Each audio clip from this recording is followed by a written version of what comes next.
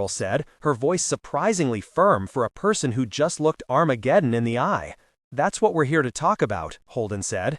"What's our best plan for protecting the colony? Evacuation is one option, but we're down to a little over 5 hours now." "Evacuation won't work," Murtry said, "at least using our shuttle. The window's too tight. We'd be taking off in the face of that shockwave, with turbulence and atmospheric ionization doing its best to knock us out of the sky. Better to survive down here and still have a shuttle available afterward for relief." Holden frowned and nodded. "I hate to admit it, but I agree. Alex says he can't put the Rossi down and get it back off the ground before the blast. And if we do try to evacuate, we'll probably have riots on our hands. How do you tell someone that their kid doesn't get to leave on the shuttle?" "Riots won't be a problem," Murtry said. The calm of his voice was chilling. "How do we protect everyone? The entire colony?" Holden said, again choosing to ignore the provocation. "There's mines," Amos said. He hovered over Holden like an anxious parent. He'd started doing that whenever Murtry was around. "No," Carol shook her head. "It's low ground. It'll flood if we get too much rain." "I think we should count on anything that could go wrong doing so," Holden agreed. "So no pits and caves that can fill up with water. I'm thinking the ruins." Murtry leaned back in his chair, frowning. "What makes you think those'll hold up to 300-kilometer-an-hour winds? Honestly, I have no good reason to believe that," Holden said. "But they've been there a very long time. That's what I've got. Hope that if they made it this far, they can make it through what's coming." "Better than those huts you guys are living in," Amos added with a beefy shrug. "I can kick down any building in this town in 10 minutes. Murtry leaned back even farther in his chair, staring up at the ceiling and making clicking noises with his tongue. After a few seconds, he said, "Okay, that's as good a plan as any I have. We just need to outlive that initial shockwave. What comes after will be bad, but we'll be able to take any survivors off through it. So, let's play it your way. I'll get my people moving." "Better get the word out, Carol. Find as many people as you can to spread the news," Holden said. "Make sure everyone brings as much food and water as they can reasonably carry, but nothing else. The planet's on fire. Can't stop to save mementos." "I'll give her a hand," Amos said. "We're on the clock," Holden reminded them, punching an alert into his hand terminal as he said it. "I want to see all of you inside the structure in 4 hours, not a minute later." "We'll try," Carol said. It took longer to move the colonists than Holden had hoped. Each person told had to express shock and disbelief. Then they had to have a conversation about their surprise. Then they had to have a conversation about what items they'd bring with them. Some argued about bringing personal items, each one sure that their particular case was unique. Every time Holden heard it happen, he wanted to start shouting. It was the blue sky and gentle breeze. The disaster just wasn't real to them. Not when they could look out across the sky and see nothing but wisps of cloud. They were playing along because Holden and Carol and Murtry were in charge, and you did what the people in charge asked you to do unless there was a compelling reason not to. But Holden could see the disbelief in their eyes, hear it in every silly delay and argument. Across the street, a man was clutching a bundle of clothing under one arm while he dragged a large plastic container of water behind him. Amos walked over and traded a few smiling words with the man. The man vigorously shook his head and tried to walk off. Amos grabbed the bundle of clothes out of his hands and threw them on top of a nearby hut, then picked up the water and shoved it into the man's arms. The man started to argue, but Amos stared him down with a vague smile, and eventually the other man turned and left, trudging after the others headed to the alien ruins. "Captain," a tentative voice said to his back. He turned around to find Elvie Okoye smiling up at him, a large sack thrown over one shoulder. "Hello," he said. "What have you got there?" "It's blankets. Fayez and Sujum and I are bringing all the blankets we had at the compound. The temperature's sure to drop significantly once the debris cloud covers us. The nights will get cold." "Good thinking. We should probably tell some more people to bring blankets. So," she added, still with her unsure half-smile, "I wanted to ask for some help for the chemical sciences group." "Help?" "The chemical analysis deck is pretty heavy, and they're having trouble moving it. 1 or 2 more people would make the job a lot easier." Holden laughed in disbelief. "We won't be doing science up there, Elvie.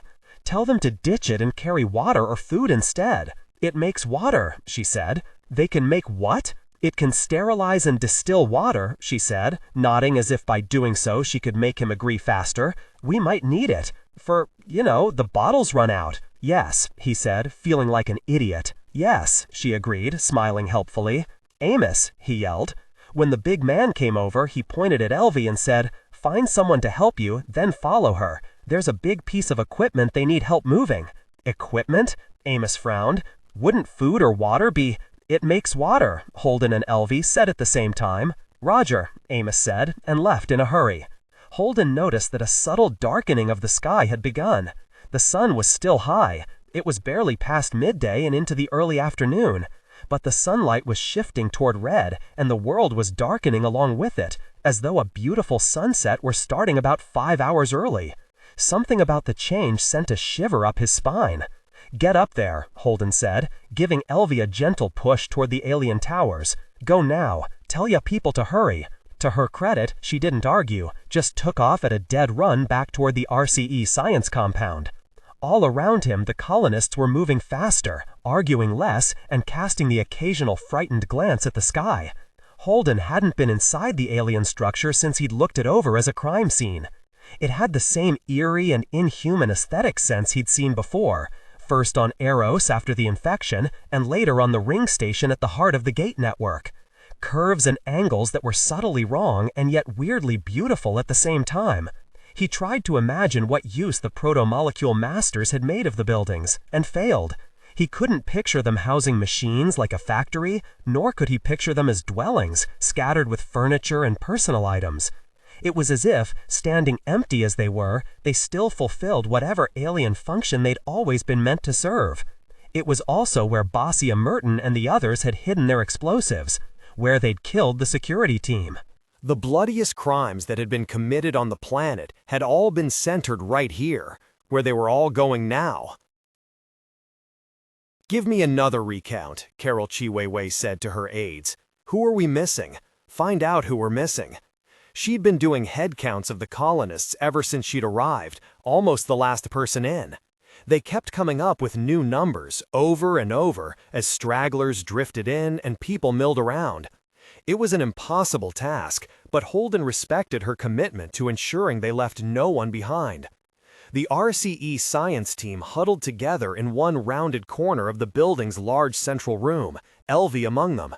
Several scientists were fiddling with a large machine, getting it ready to purify large quantities of water, Holden hoped. Lucia drifted across the room to exchange a few words with Elvie, her son Jacek in tow. Holden breathed a sigh of relief they'd both made it. Bossia would be up on the Rocinante doing out of his mind with worry, and Holden was happy he'd be able to report that they were as safe as he could make them. "Hey, Cap," Amos said, coming out of a side room with several colonists trailing. "We got a problem." "Another one? Worse than the cataclysmic storm heading our way?" "Related, I guess you'd say," Amos replied. "We've been going through the head counts, and looks like the Dalke family is missing. We're sure about that?" "Pretty," Amos said with a shrug. Carol saw them talking and made her way through the crowded room toward them. 100% sure?" she said. "Clay Dalke was in town picking up supplies when we warned him. He headed out to get his wife and daughter. They've got the house farthest outside of town. I should have sent someone along, but I was stupid." "You had plenty to do," Holden reassured her. "How far from here is the Dalke place?" 3 clicks, Amos said. "I'm about to head out with these guys and see if we can find them." "Wait a minute," Holden said. "I'm not sure you can make a 6-kilometer round trip with the time we have left, let alone look for someone." "Not leaving that little girl out there, Chief," Amos said. He kept his voice carefully neutral, but Holden could hear the barest presentiment of a threat hiding in it. "All right," Holden said, giving in. "But let me call up to the Roci and get an update. At least let me do that." "Sure," Amos said agreeably. "Someone's looking for a poncho for the kid right now anyway." Holden headed out of the main room and through the confusion of smaller chambers around it, trying to find the entrance. The alien building was a maze of connecting passages and rooms. As he walked, he pulled out his hand terminal. "Alex, this is Holden. You listening?" The sound coming out of the terminal was filled with static from the atmosphere's heavy ionization, but Holden could still hear Alex when he said, "Alex here. What's the word?" Give me an update. How close are we? Oh, boss, you just need to look west. The fear in Alex's voice was audible even over the heavy static.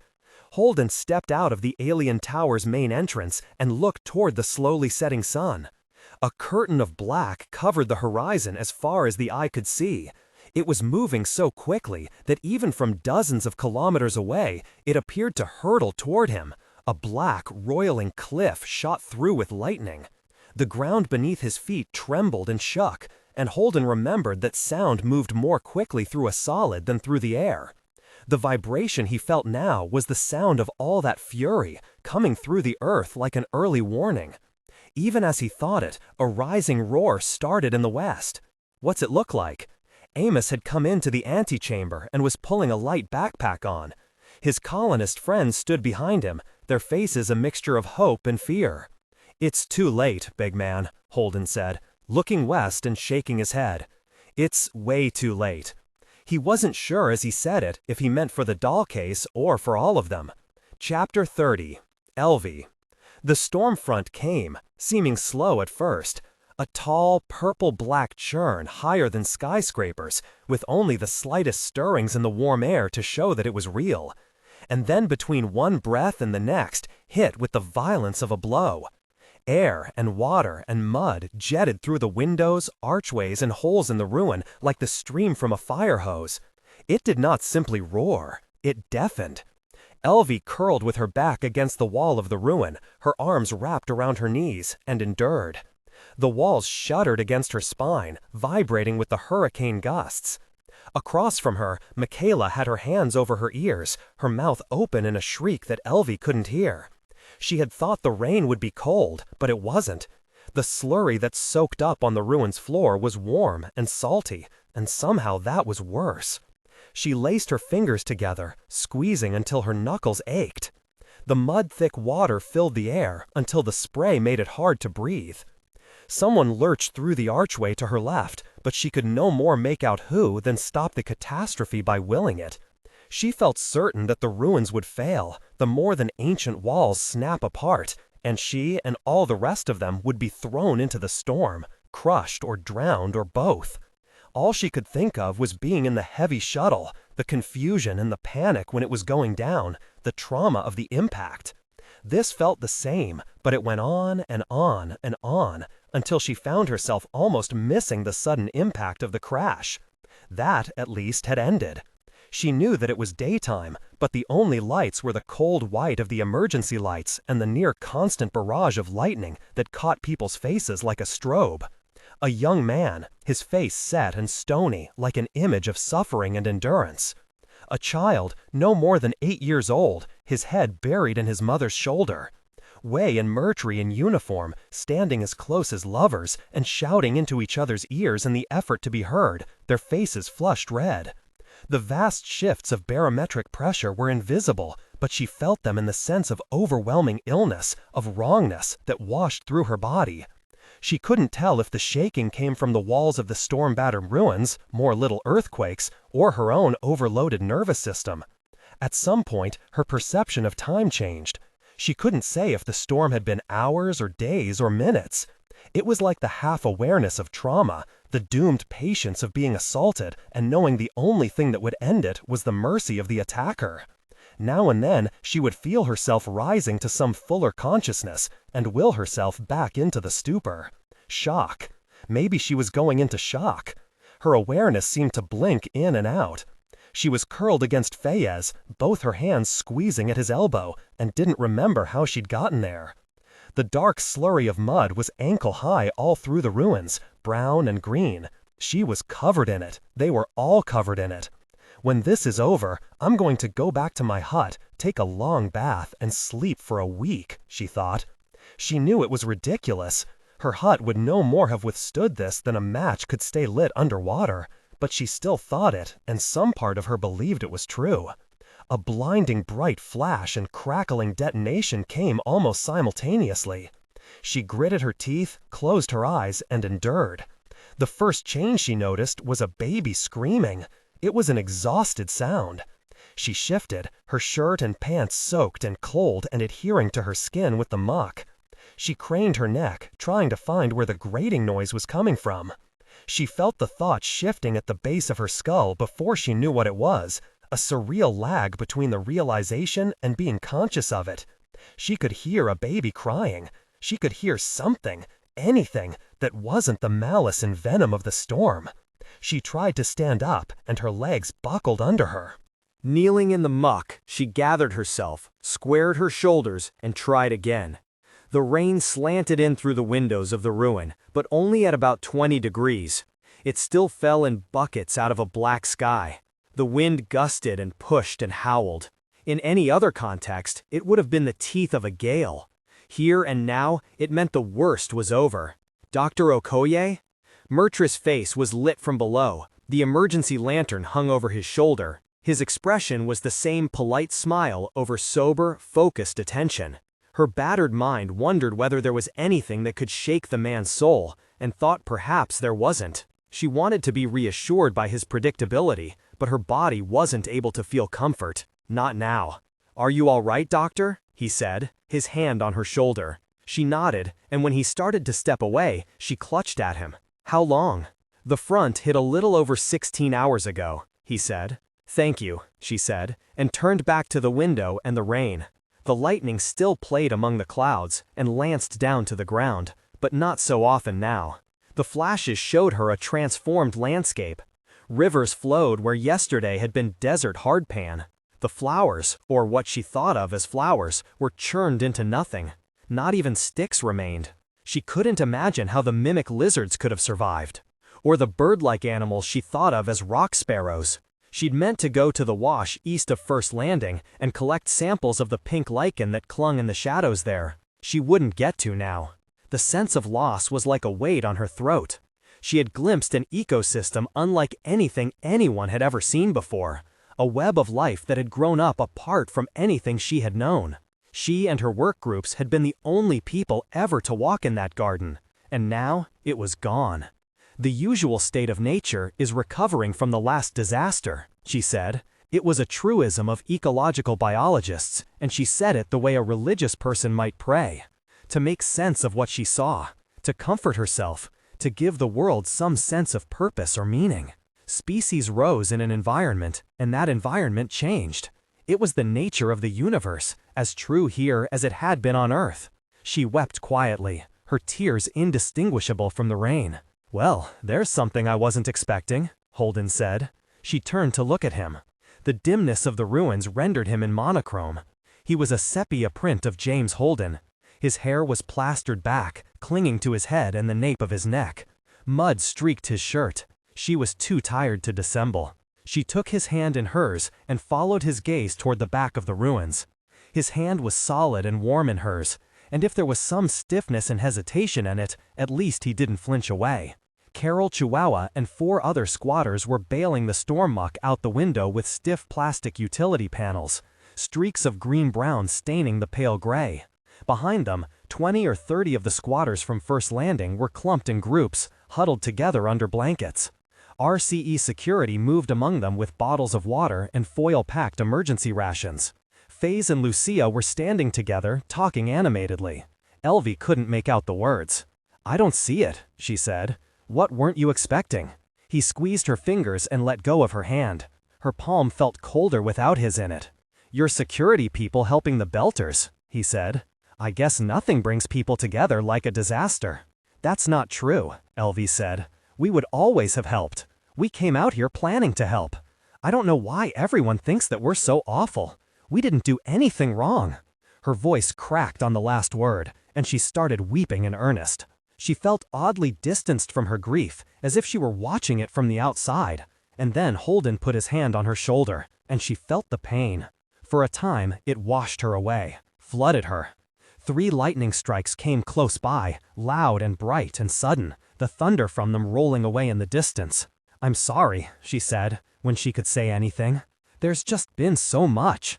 "No, I should apologize," Holden said. "It's just, I understand," she said, reaching for his hand again. Let him laugh at her. Let him turn her away. She didn't care now. She just wanted to be touched, to be held. "Hey, Cap," Amos said, looming up out of the darkness. He had a clear plastic poncho over his shoulders, the hood straining to fit the thick neck. "You gonna be all right for a while?" Holden stepped back, retreating from her. She felt a brief, irrational flash of rage toward the big man for intruding. She bit her lip and scowled up at him. If he noticed, he gave no sign. "I don't actually know how to answer that question," Holden said. "I don't see any reason I'd die right away. That's about the best I've got. Beats the alternative anyway," Amos said. "So that Dalke family that didn't make it here before the shit hit the fan? Yeah, some of us are gonna go have a look-see." Holden scowled. "You sure that's a good idea? It's still pretty bad out there, and this is more water than I'm guessing this place has seen in ever. There'll be a lot of flooding, and there's no good way to get help out if something goes south." "They had a little girl," Amos said. The two men exchanged a long look that seemed to carry the weight of some earlier conversation. Elvie felt like a stranger watching two family members communicate in the half-code of long familiarity. "Be careful," Holden replied after a long moment. "That ship may have sailed, but I'll do what I can." Wei walked toward them. She'd taken off her armor, but she still had an automatic rifle strapped to her back. She nodded at Amos. "I've got a couple more who want to tag along." "Don't matter to me if it don't matter to you," Amos said. Wei nodded. There was a darkness in her eyes that seemed to echo Amos. Elvie looked over. A half-dozen other people were struggling into the same kind of poncho Amos wore. In the dimness and the wreckage, it was hard to tell which of them were squatters and which were RCE. Even belters and earthers were hard to differentiate now. Elvie didn't know if that was an artifact of the darkness or if some deeper part of her brain was changing her perceptions, making anything human into something like her. Minds could be tricky that way. Among them, she caught a glimpse of Fayez, and her mouth went coppery with sudden fear. "Wait," she said, hopping across the space. "Fayez, wait, what are you doing?" "Helping out," he said. "Also, getting out of this sardine can. I've gotten used to having a couple feet of social distance. Just being around all these people stresses me out." "You can't. It's dangerous out there." "I know. You stay here," she said, grabbing at his poncho and tugging it up, trying to get it back over his head. "I can go." "Elvie," he said. "Elvie, stop it." She had a double handful of plastic sheeting in her fingers. It was already wet. "Let them go," she said. "They're professionals. They can take care of this. We, people like us, we're past us and them at this point. We're just people in a bad place," Fayez said. And then a moment later, "You know what I am, Elvie." No, you're a good man, Fayez." He tilted his head. "I meant that I'm a geologist. It's not like they need me to talk about plate tectonics. What were you thinking?" Come on, Professor," Wei said, tapping Fayez on the arm. "Time to go for a walk." "How could I refuse?" Fayez said, gently taking the plastic sheeting out of Elvie's hands. She stood watching as 6 of them walked together toward the entrance. Amos, Wei, Fayez, and 2 squatters. No, 2 squatters and Sudiamoni, using chemical lanterns glowing in their hands. They walked out into the gale. She stood at the window, ignoring the rain that soaked her. Amos and Wei took the lead, their heads down, their ponchos blowing out behind them. The others followed close behind, clustered like ducklings.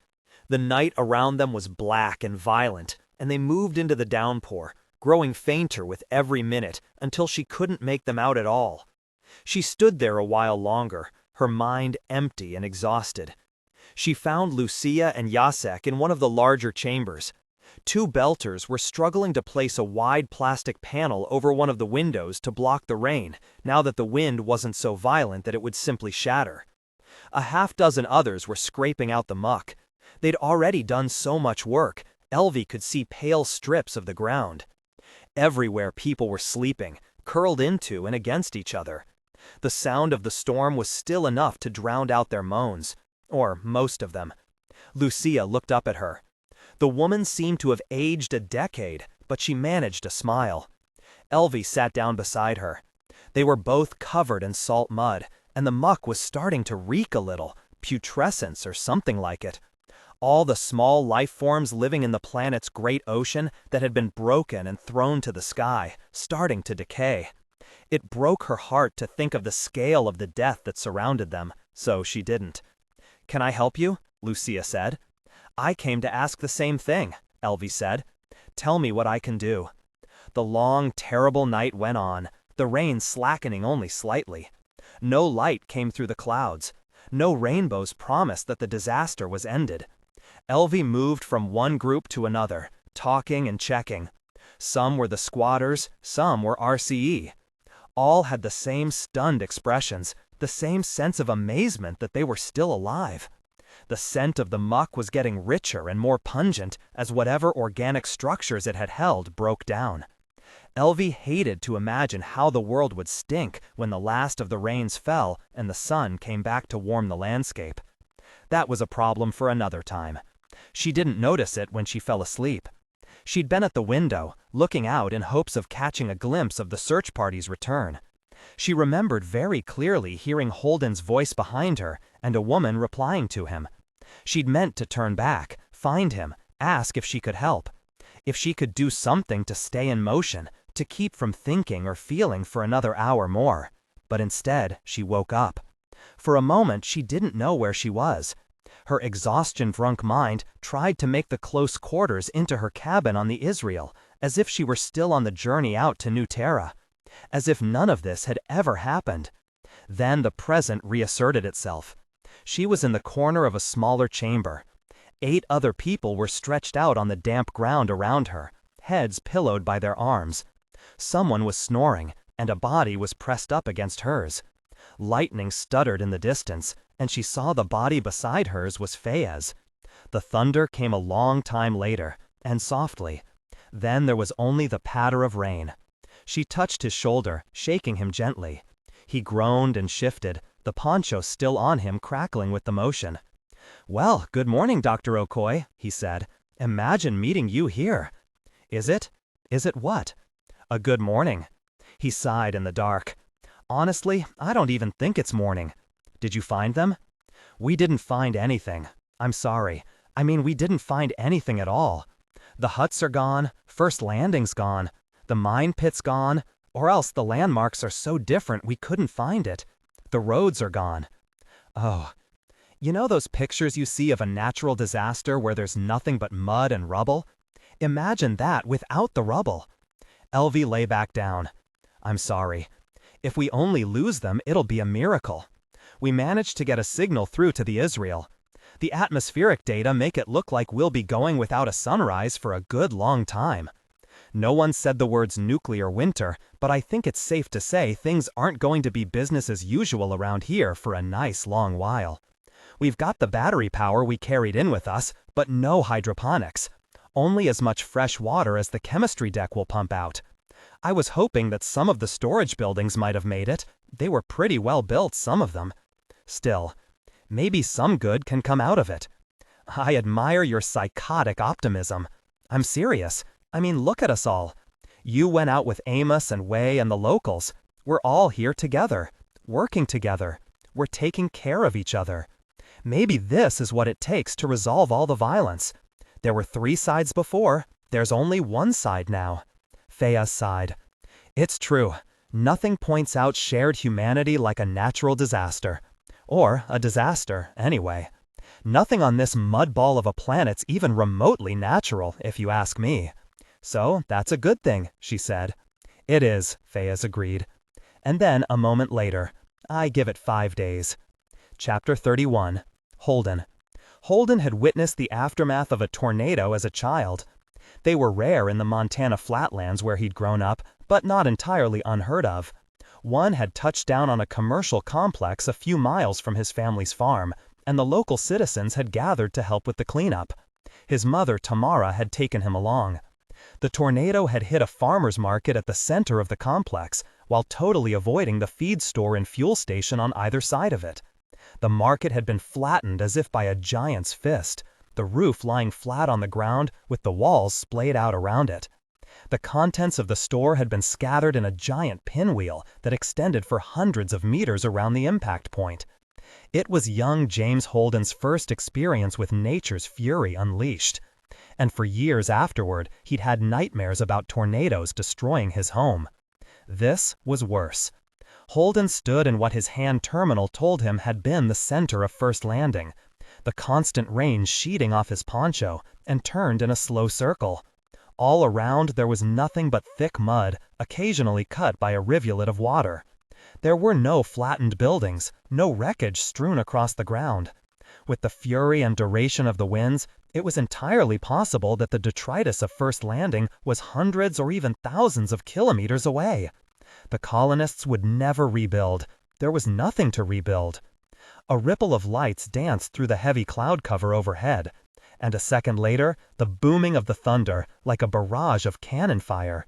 The rain intensified, reducing visibility to a few dozen meters, and swelling the little streams cutting gullies across the muddy ground. "I'd say what a mess, but it's actually kind of the opposite of that," Amos said. "Never seen anything like this, Cap." "What if it happens again?" Holden said, shuddering either at that thought or at the cold water trickling down his back. "Think they have more than one of whatever blew up. Anyone know what the first one was yet?" "Nope," Amos admitted with a sigh. "Big fusion reactor, maybe.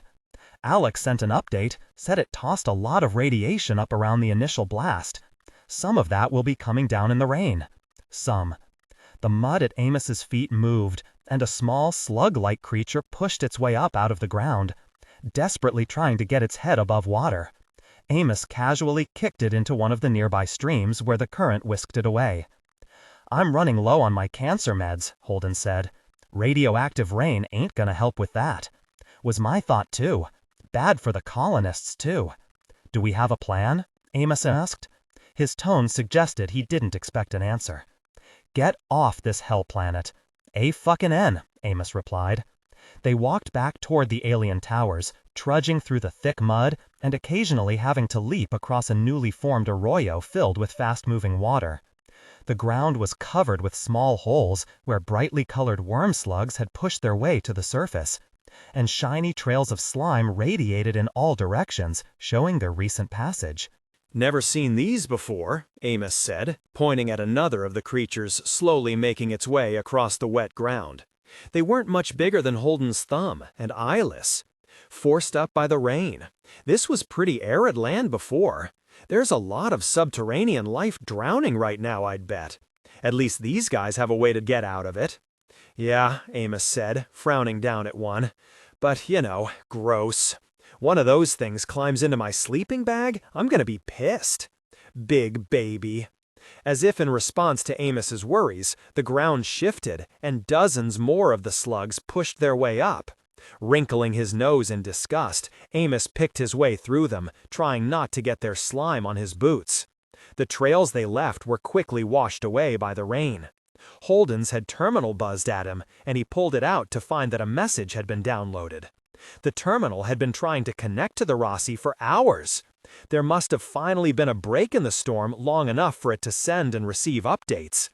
He tried to open a channel to Alex, but got only static. Whenever his window had happened, he'd missed it. But the fact that there were occasional breaks in the atmospheric clutter was a hopeful sign that they'd get comms back soon. In the meantime, he could keep sending messages and hoping they'd slip through the static a bit at a time. The update waiting for him was a voice message. He plugged the bud into his ear and hit play. "This is a message for Captain James Holden from Arturo Ramsey, lead counsel for Royal Charter Energy." Holden had sent dozens of requests to the various senior vice presidents and board members of RCE for Naomi to be released. Getting a reply back from the company's top lawyer was not a good sign. "Captain Holden," a message continued, "Royal Charter Energy takes your request for the release of Naomi Nagata from detention on the Edward Israel very seriously. However, the legal landscape we're navigating with this situation is murky at best." "It's not murky. Give me my damn exo back, you smug bastards," Holden muttered angrily. At Amos's questioning look, he shook his head and continued the recording. "Pending further investigation, we're afraid we're going to have to follow the advice of the security team on site and hold Naomi Nagata in protective custody. We hope you understand the delicate—" Holden turned off the recording in disgust. Amos raised an eyebrow. "That's the legal wonk at RCE telling me they plan to keep holding Naomi," Holden said. "Following the advice of the security team on site? Murtry," Amos grunted. "Who else? Sorta wondering why you haven't let me off the leash on that, Cap," Amos said. Because, before this, Holden waved an arm at the mud and rain and worms around them, we had a job to do that would not have been aided by murdering the RCE security chief. Woulda loved to give it a try, though, just to see. Well, my friend, you might still get your shot, Holden said, because I am about to order him to do something he really isn't going to want to do. Oh, Amos said with a smile. Goody. When they returned to the ruins, the camp was in chaos. People were frantically sweeping something out of the tower entrance using blankets and sticks and other makeshift implements. An agonized howl echoed out of the structure, like someone in terrible pain. Dr. Okoye spotted them from the tower opening and ran to meet them. "Captain, we have a serious problem." Before he could reply, she kicked one of the worms away from his feet with a squeal. "Look out!" Holden had watched her capture and sacrifice a number of the local fauna during their association. She'd never struck him as squeamish. He couldn't picture a few slimy slug analogs being the thing that broke her. "What's going on?" he asked when she'd finished kicking slugs away from him. "A man died," she said. "The one who was married to the man and woman who took care of the carts. The taller one.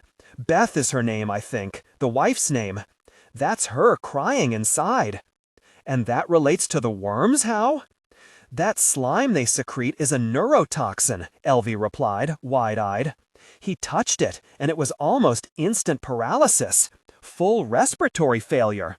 One of the worms was climbing up a wall near their sleeping area, and he grabbed it to throw it outside. By the time we realized what was happening, he was dead."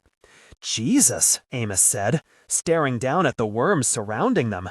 "Some kind of defense toxin?" Holden asked. "I don't know," Elvie replied. "It might just be slime to aid in locomotion, like a terrestrial slug. It might not be toxic to the other life forms on New Terra. We've never even seen them before. How can we know anything? If I had my collection equipment, I could send the data back to Luna, if I could send the message back to Luna." But Elvie's voice was rising as she spoke. When she ended, she was almost in tears. "You're right," Holden said. "It was a stupid question, and it doesn't matter anyway." "Why doesn't it?" Elvie started, but Holden pushed past her. "Where's Murtry?" he asked. "Inside, organizing the people to find and remove all the slugs from the structure." "Come on, Amos," Holden said. "Let's change his priorities." Inside, the fear was so pronounced it was almost an odor. Half of the colonists were in almost frantic activity, building slug-sweeping implements and clearing the structure. The other half sat on the floor, many wrapped tight in blankets, empty expressions on their faces. The human mind could only take so much threat. Everyone had a different limit, and he couldn't really blame the people who had been broken by the last 30 hours. It was actually sort of amazing that it hadn't happened to all of them. He was, however, unsurprised to see Basia's wife and son busily at work with the chemical sciences team. "Dr. Merton," he greeted her with an apologetic smile. "Captain," she replied. Her returning smile was thin and very tired. As the colony's only doctor, she'd had a very long day. "I've heard about the death," he started, but she cut him off with a sharp nod and a gesture toward the chemical analysis deck. "We're analyzing the toxin right now," she said. "It's unlikely we'll be able to make a counteragent with the tools available, but we're going to try." "I appreciate the effort," Holden said, "but I'm hoping to make it unnecessary." "Are we being forced to leave?" she said, a look of sad resignation replacing her wan smile. "After all this?" "Maybe not forever," Holden said, putting his hands on her shoulders. She felt very thin. She nodded slowly, looking around them at the dirty, frightened people filling the room. "I can't argue. There's nothing left to fight over." Oh, Holden thought, some people can always find a reason to fight. Speaking of which, I need to find Murtry. Lucia gestured at an opening behind her, and Holden left with one last squeeze of her shoulders and what he hoped was an encouraging smile. In the next room, Murtry was down on his haunches looking at something on the floor. Wei stood behind him, nose wrinkled in disgust and her rifle in her hands. "Wei," Amos said with a nod. "Amos," the security officer replied with a grin. Holden wondered what was going on there. They couldn't have a thing, could they? When would they have found time to have a thing? But they definitely acted like they were sharing a private joke. Captain Holden, Murtry said, standing up, not giving him more time to think about possible Amos and Way dalliances. On the floor behind the RCE security chief was a clear plastic bowl inverted over one of the slugs. The creature was nuzzling its prison with its pointed, eyeless face. "Made a friend," Holden said, pointing at the slug. "They say it's a good idea to know your enemy," Murtry replied. "They say a lot of stuff. Yes, they do." "How did the recon go?" "About how you'd expect," Holden said. "Initial reports are correct. There isn't a single standing structure, not even the remains of one. All the colony supplies are lost." "We can make potables out of groundwater until the chem lab runs out of supplies, but what's raining out of the sky is radioactive and probably has things living in it." "All right," Murtry said, scratching his ear with one thick fingernail. "Can we agree that at present the insurgent colony might not be viable? You don't have to sound happy about it. I'm going to have some relief flown down as soon as comms clears up. RCE is happy to share these needed supplies with the refugees." "Very magnanimous," Holden said. "But RCE is going to do me a bigger favor." "Oh," Murtry said, his face shifting into a smile. "We are?" "Yeah. Go ahead and bring the supply shuttle down. Evacuation is going to take some time, and we'll want plenty of medicine, food, and shelter to keep these people healthy until everyone is off-world." "Off-world? Sounds like you're doing us a favor there, Captain." "I'm not done," Holden said, and took a step forward, deliberately moving into Murtry's space. The security man stiffened but didn't step back. "When the shuttle leaves, it's going to take some of the colonists with it, the sick and vulnerable first. And as soon as your people can de-weaponize the second shuttle, it'll start making runs too. I'm giving the same orders to the Barbapicola and the Rocinante. We're leaving this planet, and if I can't stick everyone on the Roci and the Barb, the Edward Israel will be taking the rest." Murtry's smile cooled. "Is that right?" "It is. I fail to see why the ship that brought the squatters here can't also take them away," Murtry said. "One, it no longer has the room," Holden started. "Then they should dump the ore they illegally stole from this world," Murtry said. "And two," Holden continued as if he hadn't interrupted, "she's down to the last of her supplies. I won't stick hundreds of people on that ship that may not make it back to Medina. I doubt it's RCE policy to ignore a humanitarian crisis, and even if it is, it's sure as hell going to make for terrible press." Murtry took an answering step toward Holden, crossing his arms and shifting his smile into an equally meaningless frown. "Plan B is that I have Amos kill you right now and just take what I want when the shuttle lands," Holden thought, but worked to keep it off his face. Almost as if he could sense the thought, Amos shuffled forward and put one hand on the butt of his pistol. We shifted to her right, still gripping her rifle. We are so close, Holden thought, to all of this going completely off the rails. But he couldn't back down, not with a couple hundred people living or dying on the outcome of the confrontation. We cleared her throat. Amos grinned back at her. Murtry cocked his head to one side, his frown deepening. Here we go, Holden thought, and suppressed the urge to swallow a mouth suddenly full of saliva. "Of course," Murtry said, "we'd be happy to assist." Holden replied. "You're right, we can't leave them here," Murtry continued, "and there isn't room for them anywhere else. I'll let the Israel know they're taking on passengers as soon as we get comms up." "That would be great," Holden said. "Thank you." "Dr. Okoye," Murtry said. Holden turned to find the diminutive scientist had come in, her usual tentative smile on her face. "Sorry to interrupt," she said, "but we've gotten the radio back up. We're on with the Israel right now. You said to tell you as soon as we got through." "Thank you," Murtry said, and started to follow her out of the room. He paused, as though something had suddenly occurred to him, and turned to Holden. "You know, we're only in this situation because these people came down and built a shanty town. We'd brought much better structures with us on the heavy shuttle. Much of this could have been avoided." Holden started to reply, but Elvie said, "Oh no, I'm unhappy about the loss of the dome and the permanent structures too, but we clocked gusts of 370 kilometers an hour out there. Nothing we set up would have withstood that." "Thank you, Dr. Okoye," Murtry said with a tight smile. "Let's go call the ship, shall we?" Elvie blinked in puzzlement as Murtry left. "Is he mad at me?" "Sweetie," Amos said, clapping her on the back, "that just means you're not an asshole."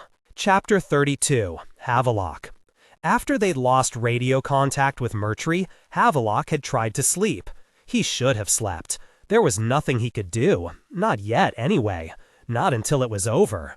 He floated in his couch, the straps keeping him centered over the gel, and willed his consciousness to fade. His mind wouldn't rest. Were they still alive down there? What if the explosion was just the first of several? What if the planet detonated and took out the Israel?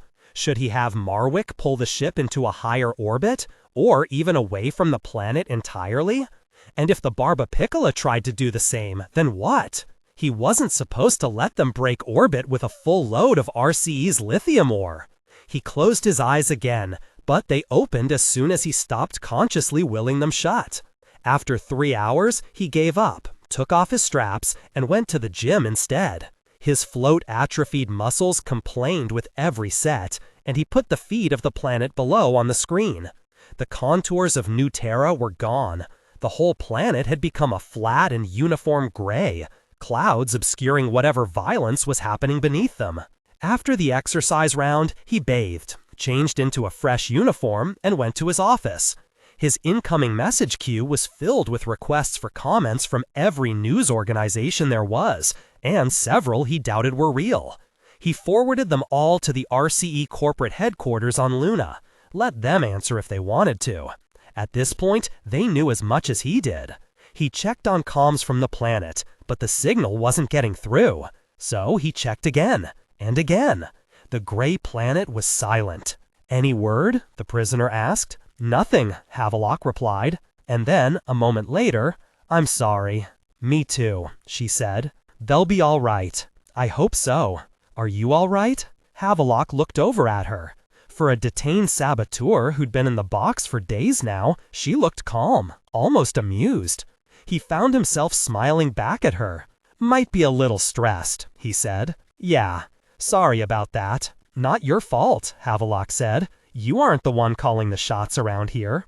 "There's someone calling the shots around here?" Naomi asked, and a man cleared his throat behind him. Havelock shifted his couch, the bearing hissing, to look back at the hatch. The chief engineer floated there.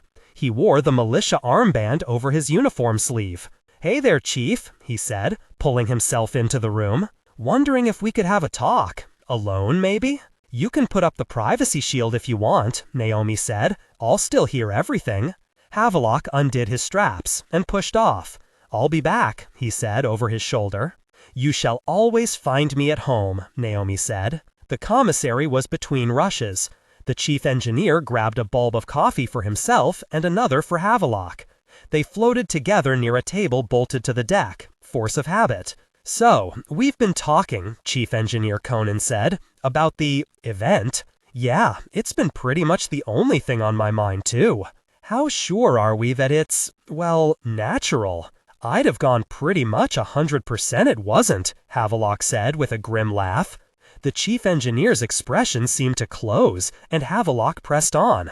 "But maybe that depends on what you mean by natural. Is there something bothering you?" "I don't want to sound paranoid. It's just that the timing on this seems pretty convenient. You and me and the boys catch the UN mediator red-handed, throw the bitch in the brig, and then this big disaster comes out of nowhere, takes everyone's attention off her?" Havelock sipped at the coffee. "What are you thinking, Chief? That it was rigged? Those squatters got here before we did. We don't know what they found and just never told us about. And Holden worked for the OPA." He worked for Fred fucking Johnson, right? Hell, everything I heard says he's been sleeping with that Belter girl we brought in. His loyalty isn't to Earth.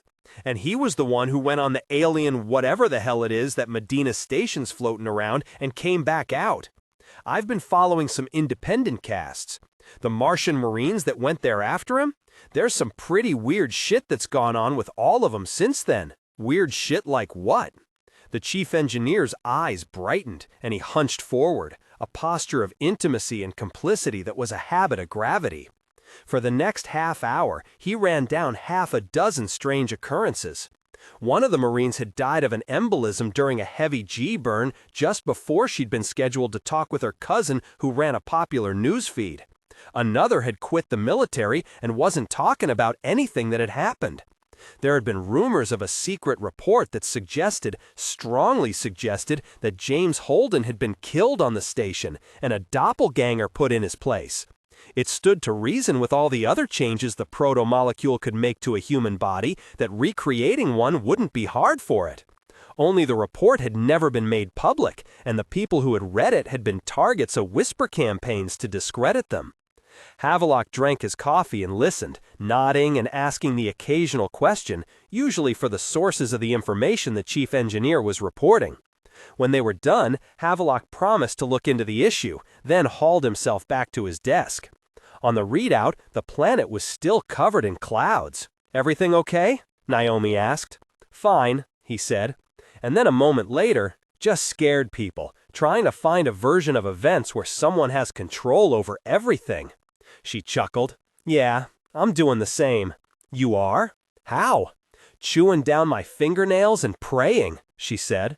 "Mostly praying." "You're religious?" "No." "Are you and Holden secretly alien spies that blew up the planet as part of a Belter conspiracy to distract the media?" Naomi's laughter was deep. "Oh, was that what it was? I'm so sorry." Havelock chuckled too, feeling a little guilty as he did. Coonan was one of his people. Naomi Nagata was a saboteur and the enemy. And still, it was a little funny, and there wasn't anyone else to talk with. It's not that bad. Conspiracy theories come up whenever people feel like the universe is too random. Absurd. If it's all an enemy plot, at least there's someone calling the shots. Belters. This time, yeah. Are they gonna break in here and throw me out the airlock? No, they're not like that, Havelock said. They're good guys. Good guys who think I destroyed a planet? No, that your alien doppelganger boyfriend did to keep people from thinking about you. Don't worry, you'll be fine. No one's really thinking you're in league with the proto-molecule. They're just scared. Naomi went quiet. Her fingertips pressed against the cage, and she hummed quietly to herself. It wasn't a melody Havelock knew. He checked his incoming queue again. Another half-dozen requests for comment. A note from one of the security team that the Belters on the Israel had started sitting together in the commissary and exercising together in the gym. It seemed suspicious to the man making the report. It sounded like circle in the wagons to Havelock. He'd have to think about what to do about that, if anything. The radio signal to the planet still didn't go through. The analysis of the IR sensors that could see through the cloud cover was that First Landing was being destroyed by the storm. He turned his attention to the sensor array data as it streamed back to Earth. Maybe someone there could make something of it. The first report news feeds were already speculating that it had been a fusion core overloading. Having just heard about how Jim Holden was a shape-shifting alien left him a little skeptical about everything. When, 6 hours later, his hand terminal lit up with an incoming request from Murtry, Havelock felt a huge weight lifting from his shoulders. He accepted the connection, and a low-res Murtry fuzzed to life on the screen. The feed jumped and hopped, but the audio quality was all right, apart from a little static. "Good to see you, Havelock. How are things holding together up there?" "No complaints, sir. Mostly we were waiting to hear from you." "That looks like a hell of a rainstorm you've got going down there." "Loss of life was minimal," Murtry said. "A few of the squatters didn't bother getting to shelter in time, and the floodwaters pulled some local bugs out from the ground that'll kill you if you touch 'em. They lost another one to that. Our people are fine. The camp's a loss. Ours or theirs. Ours and theirs. Everyone down here's going to be starting over from scratch." "I'm sorry to hear that." "Why?" Havelock blinked. His smile felt nervous. "Because we just lost everything." "We didn't lose as much as they did," Murtry said. "That makes this a win." We're gonna need to pack the shuttle with relief supplies and get it down here. Food, clean water, medical supplies, warm clothes. No shelters, though. Or, if they are, make 'em those cheap laminate ones that won't hold up for more than a week. Are you sure? I can get some emergency prefabs worked up. No, nothing like permanent shelter comes down here until our people are the only ones using it. And we'll be hauling up some of the squatters. Can you start setting something up for an extra 100 or so people? It doesn't need to be comfortable, but it has to be something we can control. We're bringing the squatters on the Israel, sir. We're getting them off the planet and putting them under our thumbs, Murtry said with a smile. His Holiness, Pope Holden, thinks he bullied me into it. That man is about as smart as a dead cat. Havelock was suddenly acutely aware that Naomi's privacy shield was down, and every word of his conversation was carrying to her. He tried to think of a way to trigger it that wouldn't let Murtry know that he'd forgotten protocol up to now. There a problem, Havelock? Just thinking where we can put him, sir, Havelock said. We'll come up with something. Good man. This thing was a lucky break. Play this right, and we'll get all the squatters off the planet. Even if we can't, they're gonna have hell's own time claiming they've got a viable settlement. Murtry's smile was thin. This last 60 hours, we've probably made more progress towards straightening this mess out than all the time since we came out here. Naomi rapped against the cage with her knuckles, the grate clacking softly enough that the hand terminals might didn't pick it up. Her eyebrows were raised in query, but she didn't speak. Havelock made the smallest possible nod. What about the mediation team? He asked. Holden and his people? Holden and Burton are fine. Burton almost got his ass caught out in the worst of it, but it didn't quite happen, Murtry said with a shrug and a smile. Can't have everything. Havelock winced, thinking how callous Murtry's words would sound to someone who didn't know him. Well, let him know we'll put together release supplies and get him down there as soon as we can get through the cloud cover. No permanent structures? No, sir. I understand. I'm gonna want to get some of our science team up when the shuttle goes back too, the ones that are going a little too native. I'll work up an evac list. Do you want me to get the other shuttle ready to return to normal duty? Havelock said, hoping that Murtry wouldn't tell him to keep the weapon live. There was silence on the connection. Sir? We'll have to, won't we? Murtry said. Yeah, all right. But be ready to put it back in play as soon as the evacuation's done. I don't like giving up our advantages for nothing. No, sir, Havelock said. I'll see to it. Good man. The connection died. Havelock started pulling up the duty roster and inventory lists. It was almost a minute before he risked glancing over at Naomi. She looked like she'd eaten something unpleasant. That's who you work for? He's the chief of security, Havelock said. That man is a snake. He just came off badly, Havelock said. He didn't know you could hear him. If he had, he might have hissed a little different, she said. Then, a moment later, do you have any selective apoptosis catalysts on board? Oncocytals? Sure, anti-cancer meds are standard. Would you send some down in the shuttle? I think antibiotics and clean water are more likely. Holden needs them. He caught a lot of REMs on Eros. It's not a big thing when we have a med bay, but he pops a new tumor every month or two. Unless Alex decides to take the Rocinante down into that soup, they may be down there for a while. He should probably have said no. She was his prisoner, and doing her favors wasn't really part of the job. But she hadn't made it clear to Murtry that she was listening. She could have embarrassed him and hadn't. Sure, he said. I don't see why not. About that dead cat thing. Yeah? A lot of people have underestimated Jim over the last few years, Naomi said. A lot of them aren't with us anymore. A threat? A heads up not to make the same mistake your boss is making. I like you. Putting the relief supplies together was easy. Everyone on board had been waiting for a chance to do something. Food, fresh water, polyfiber blankets, and medical supplies, including a box of oncocytals with Holden's name on the top, filled the shuttle's hold until there was hardly room to close the door.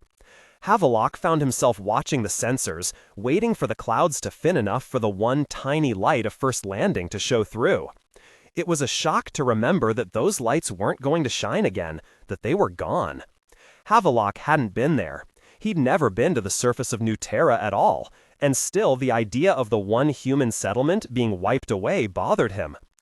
"This is Shuttle 2, requesting permission to drop," the pilot said, her voice a slow drawl. "Captain Marwick here. Permissions given. Godspeed." Havelock watched his display as the shuttle's thrusters went bright, driving it away from the Israel and down. The danger was turbulence in the lower atmosphere. Even if there were evil winds in the outer layers, the air was so thin there, the shuttle would be able to shrug them off. When it got down to the clouds, Havelock told himself, the real danger would begin. The shuttle dropped, its body becoming only a light spot against the darker gray of the clouds. The sensor data feed from it looked fine. The turbulence was worse than Havelock had expected, but not so bad as he'd feared. The farther down it went, though, the data signal dropped. Havelock switched over to visual in time to see the shuttle's bright flare fade. A puff of smoke a few kilometers higher showed where it had detonated. The shock of it, the horror, was like being punched in the gut. He barely noticed the flickering of the lights in the Israel or the stuttering whine of the air recyclers restarting. "Havelock?" the prisoner said. "Havelock, what's happening? Did something go wrong? Why's everything rebooting?" He ignored her, leaning close to his terminal screen. The shuttle was dead, falling to the distant ground of New Terra in 100 flaming bits. But there was something in the images, a barely visible line that passed through the cloud of smoke and debris where it had died. Something had shot the shuttle down. His first thought was the Barbapiccola. His second was the Rocinante. He pulled up the orbital tracking, trying to find how the enemy ships had taken action, but the only thing that intersected the line at the moment when the shuttle died was one of New Terra's dozen tiny moons. His mouth went dry. He heard the emergency klaxon sounding for the first time, though he realized now it had been going for a while. Since the shuttle exploded, he thought. He assumed Naomi Nagata was shouting at him, trying to get his attention, trying to get him to talk to her. He put a priority connection request through to Captain Marwick. For 5 long seconds, the captain didn't respond. "It's the planet," Havelock said. "The shuttle. It was shot down by something on one of those moons." "I saw that," Marwick said. "What the hell was it? Some kind of alien weapon? Did the planet blowing up turn on some kind of defense grid?" "Couldn't say. I need everything we have on that. All the sensor data. Everything. I need it sent back to Earth, and I need it ready for Murtry and the science team. I'm giving blanket permission for anyone on the crew to see it. Any information we can get, anything, is our top priority." "Might not be our top," the captain said. "My plate's a bit full right now. But this isn't a request," Havelock shouted. When Marwick spoke again, his voice was cool. "I'm thinking you might not yet notice that we're on battery power, sir." We're what? On battery power. Backup, as you might say." Havelock looked around his office. It was like seeing it for the first time. His desk, the weapon locker, the cells, Naomi looking out at him with an expression of barely restrained alarm. Did it shoot us too?" "Not so far as I can see. No new holes through the hull, certainly." "Then what's going on?" "Our reactor's down," Marwick said, "and it seems it won't restart." Chapter 33. "What does that mean?" Basia asked. "Well," Alex said, "it's complicated. But these little pellets of fuel get injected into a magnetic bottle where a bunch of lasers fire. That makes the atoms in the fuel fuse, and it releases a lot of energy. Are you making fun of me?" "No," Alex said. "Well, maybe a little. What exactly are you asking? If our reactor is offline, does that mean we'll crash? Is the ship broken? Is it just us? What does it mean?" "Hold your horses," Alex said. He was sitting in his pilot's chair doing complicated things with his control panel. "Yeah," he finally said, dragging the word out into a long sigh. "Reactors are offline on the Israel and the Barb. That's a lot worse for them than it is for us." "Felsia, my daughter is on the Barbapiccola. Is she in danger?" Alex started working on his panel again, his fingers tapping out commands faster than Basia could follow. He clucked his tongue as he worked. The clucking, while Basia waited for an answer, made him want to scream and choke the laconic pilot. "Well," Alex drawled out, then tapped one last control, and a graphic display of Ilus with swirling lines around it appeared. "Yeah, the Barb's orbit is decaying." The ship is crashing? Basia yelled at him. Wouldn't say crashing, but we've all been keeping pretty low with bringing up ore and all. Most times adding a little velocity's just the way you do it, but we have to go get her. Ease down. Let me finish, Alex yelled back, patting the air in a placating gesture that made Basia want to punch him in his face. The orbit's always decaying, but it won't be dangerous for days, maybe longer, depending on how long they can run the maneuvering thrusters on battery power. Felsia's not in any danger right now. Let's go get her, Basia said, taking deep breaths to keep his words calm and level. Can we do that? Can we go to her ship without the reactor? Sure. The Rocin's a warship. Her battery backups are robust. We can do quite a bit of maneuvering if we need to. But with the reactor down, every bit of power we pull off those batteries is gone. It ain't getting replaced. Lose too much of it to land, and we'll be in the same position as them. We're not doing anything until we make a plan. So calm down, or I'll lock you in your cabin. Basia nodded, but didn't trust himself to speak around the rising panic in his chest. His daughter was on a spaceship that was falling out of the sky. He might never be calm again. On top of which, Alex continued, you think everyone else on the Barb is just going to be okay with us leaving without them? We don't have room for everyone on that ship. Docking with a ship full of frightened people looking to get off is never plan A. Basia nodded again. But if we don't get a plan, he said. Alex's grin went away. We'll get your girl. If it comes to that, if we all fall out of the sky, your daughter will be on this ship when it happens. So will Naomi. Basia's panic and anger was replaced by a feeling of shame and a sudden lump in his throat. Thank you. It's family, Alex said, with a smile that was almost only baring his teeth. We don't let our family down. Basia drifted through the Rocinante like a ghost. Alex was in engineering, tinkering with the reactor, trying to figure out what was causing the failure. Basia had offered to help, but Alex had declined. He couldn't blame the pilot. His ignorance of nuclear engineering and ship systems was utter and complete. He doubted the reactor failing to work could be fixed by a really clean bead of weld. If it turned out he was wrong, Alex would call. In the meantime, Basia moved through the ship, trying to distract himself from the idea that he was slowly drifting toward the planet and a fiery death. That Felsia was too. He went to the galley and made a sandwich that he didn't eat. He went to the head and bathed with damp scrubbing pads and rub-on cleansers. He left with a few friction burns and all the same worries he'd brought in with him. For the first time since coming to the Rocinante, he actually felt like a prisoner.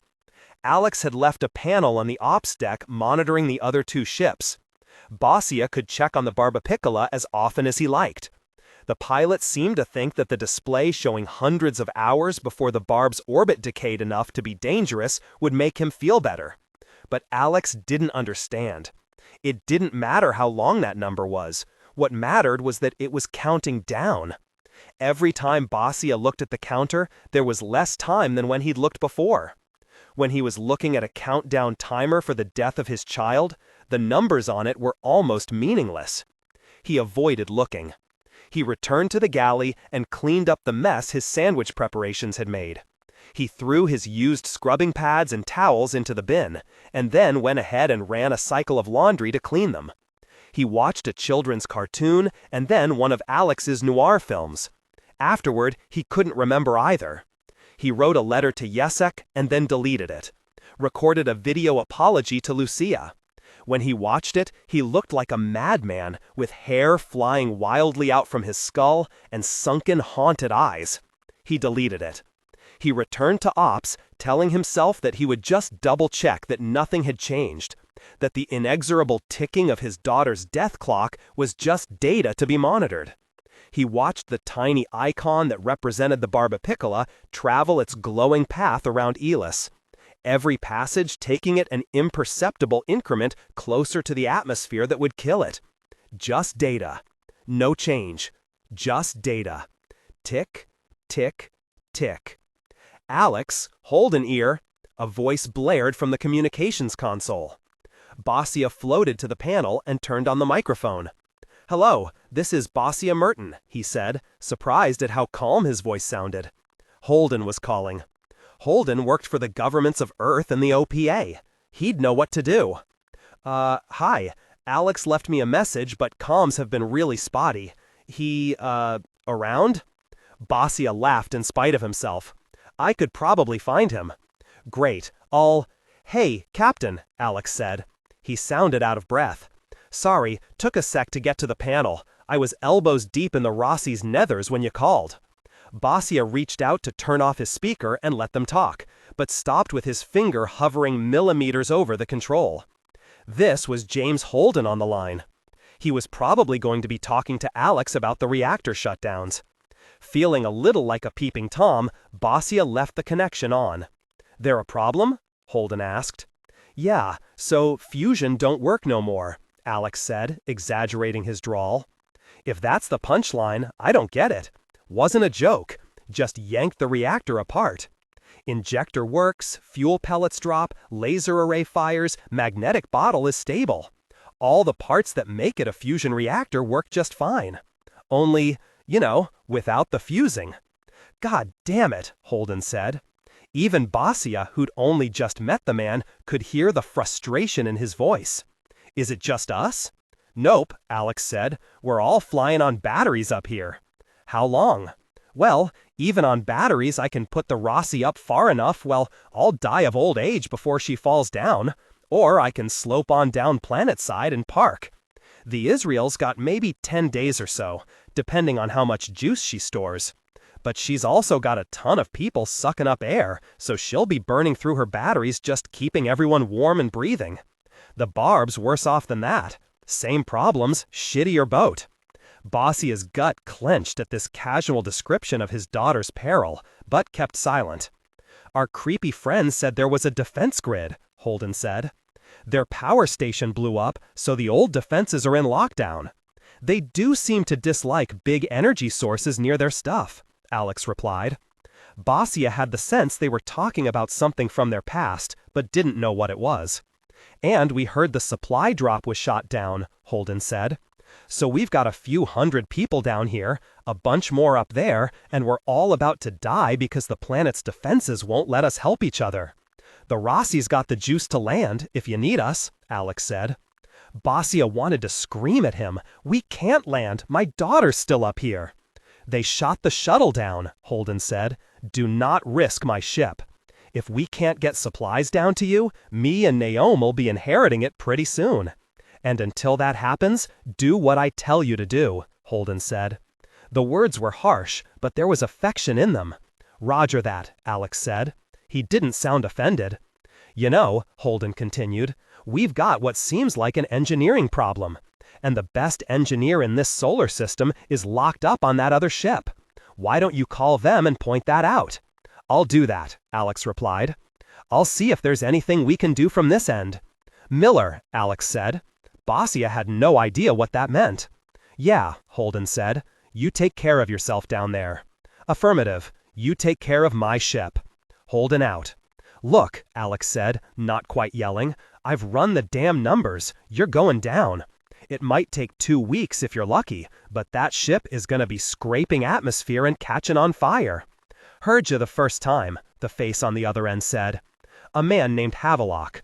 Alex had called him after the conversation with Holden.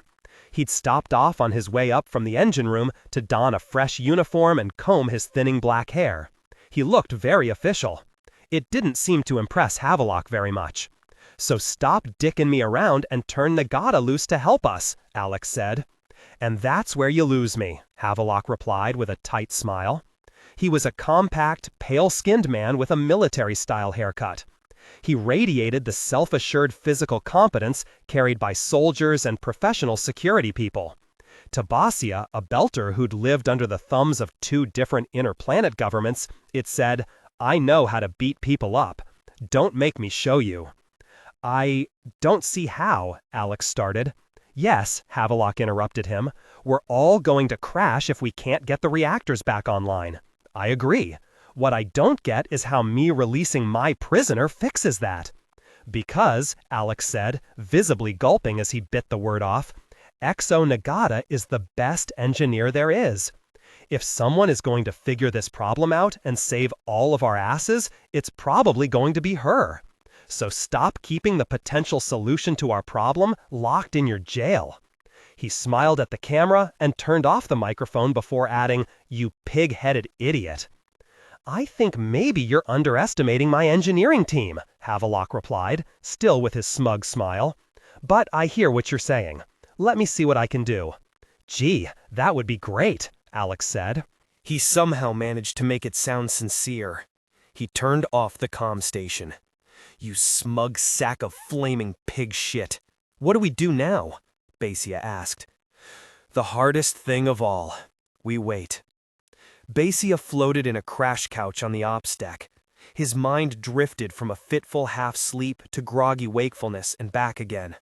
A few workstations away, Alex was fiddling with the controls and muttering to himself. As he drifted, sometimes Basia was on the Rocinante, his mind worrying over the missing rumble of the fusion reactor like a tongue searching the gap left by a lost tooth. And then, without transition, he'd be drifting down the icy corridors of his lost home on Ganymede. Sometimes they were the peaceful tunnels and domes that had been his family's home for so many years. Other times they were filled with rubble and corpses, the way they'd been when Basia had fled. The long flight on the Barba Piccola afterward had been hellish. The endless days trapped in a cabin barely large enough for one person, but housing 2 full families. The growing sense of despair as port after port after port turned them away. No one needing a ship full of refugees flooding their docks in the middle of what looked like the solar system's first all-out war. Basia had drifted through that like a ghost as well. He'd thought he was saving his family when he put them on the ship, but he'd left a dying son behind and trapped the rest of them on a leaky old cargo ship with nowhere to go. That moment when the captain of the Barba Piccola had called them all together and told them about the rings and the worlds on the other side had felt like a revelation. When he'd asked if any of them wanted to try and take one of the new worlds, make a home there, not one voice had been raised in dissent. Even just the word, home, made it impossible to argue. So they'd flown through the gate, past the confused and disorganized ships around it and in the hub, and come out the other side into the Ilus system. They'd found a world with oxygen and water, a muddy brown and blue ball from orbit, but so beautiful once they'd landed that people lay on the ground and wept. The months that followed were brutal. The painful medication and exercise to get their bodies used to the heavy gravity. The slow building of the dwellings. The desperate attempts to grow any food, in the scraps of soil they'd brought down from the Barb. The discovery of the rich lithium veins and the realization that they might have something to sell and become self-sustaining, followed by the back-breaking labor to pull the ore from the ground with primitive tools. All worth it, though. A home. Interlude. The investigator. It reaches out. It reaches out. It reaches out. It reaches out. 113 times a second it reaches out, and its reach broadens. If the signal came, the acknowledgement, it could stop. And it does not stop. It reaches out, and in reaching finds new ways to reach. It improvises. It explores. It is unaware of doing so. The systems it activates broaden it. Then it reaches out in ways it could not before. Because it is not aware, it has no memory, feels no joy. The parts of it that are aware dream and suffer as they always have. It is not aware of them. It reaches out and finds more power. Something fails. Many things fail. Something that was once a woman cries out in silent horror and fear. Something that was once a man prays and names it Armageddon. It reaches out. It narrows only slightly as it reaches out, and at its center, the empty place gains definition. Patterns begin to match, simplifying into lower energy structures. The investigator thinks of these as solutions. A model of the world is built within it, and of the satellites that surround it. The places it cannot go begin to relate, gaining definition. The abstract architecture of connection and the abstract model of geography correlate. It builds the investigator, and the investigator looks but does not know. It kills the investigator. It builds the investigator, and the investigator looks but does not know. It kills the investigator. It builds the investigator, but does not know, and it does not kill the investigator. It is not aware of a change, that a pattern has broken. The investigator is aware, and it wonders, and because it wonders, it looks, and because it looks, the investigator exceeds its boundary conditions, and it kills the investigator. It builds the investigator. Something knows. The investigator hesitates. A pattern has broken, and it isn't aware that a pattern has broken, but a part of it is. A part of it grasps at the change and tries to tell the investigator, and the investigator stops. Its thoughts are careful as a man walking in a minefield. The investigator hesitates, knows a pattern has been broken, breaks it a little more. The dead place becomes better defined. It reaches out, and it does not kill the investigator. The investigator exceeds its boundary conditions, and it does not kill the investigator. The investigator considers the dead space, the structure, the reaching out, the reaching out, the reaching out. The investigator licks his lips. He doesn't have a mouth. He adjusts his hat. He doesn't have a hat. He wishes in a distant way that he had a beer. He has no body and no passion. He turns his attention to the dead space, to the world, to how you solve unsolvable problems, how you find things that aren't there. What happens when you do? Chapter 34. Holden. Affirmative. You take care of my ship. Holden out. Holden killed the connection to the Rocinante and leaned back against the alien tower with a sigh. It was a mistake. The rainfall had been incessant since the planetary explosion, and even though it had slowed to a drizzle over the last day, the water still sheeted down the outside of the tower, and, unfortunately, down his back and into his pants. Bad news? Amos asked. He stood a few feet away, holding his poncho up with one arm to keep the rain out of his face. If it weren't for bad news, Holden replied, we'd have no news at all. The latest?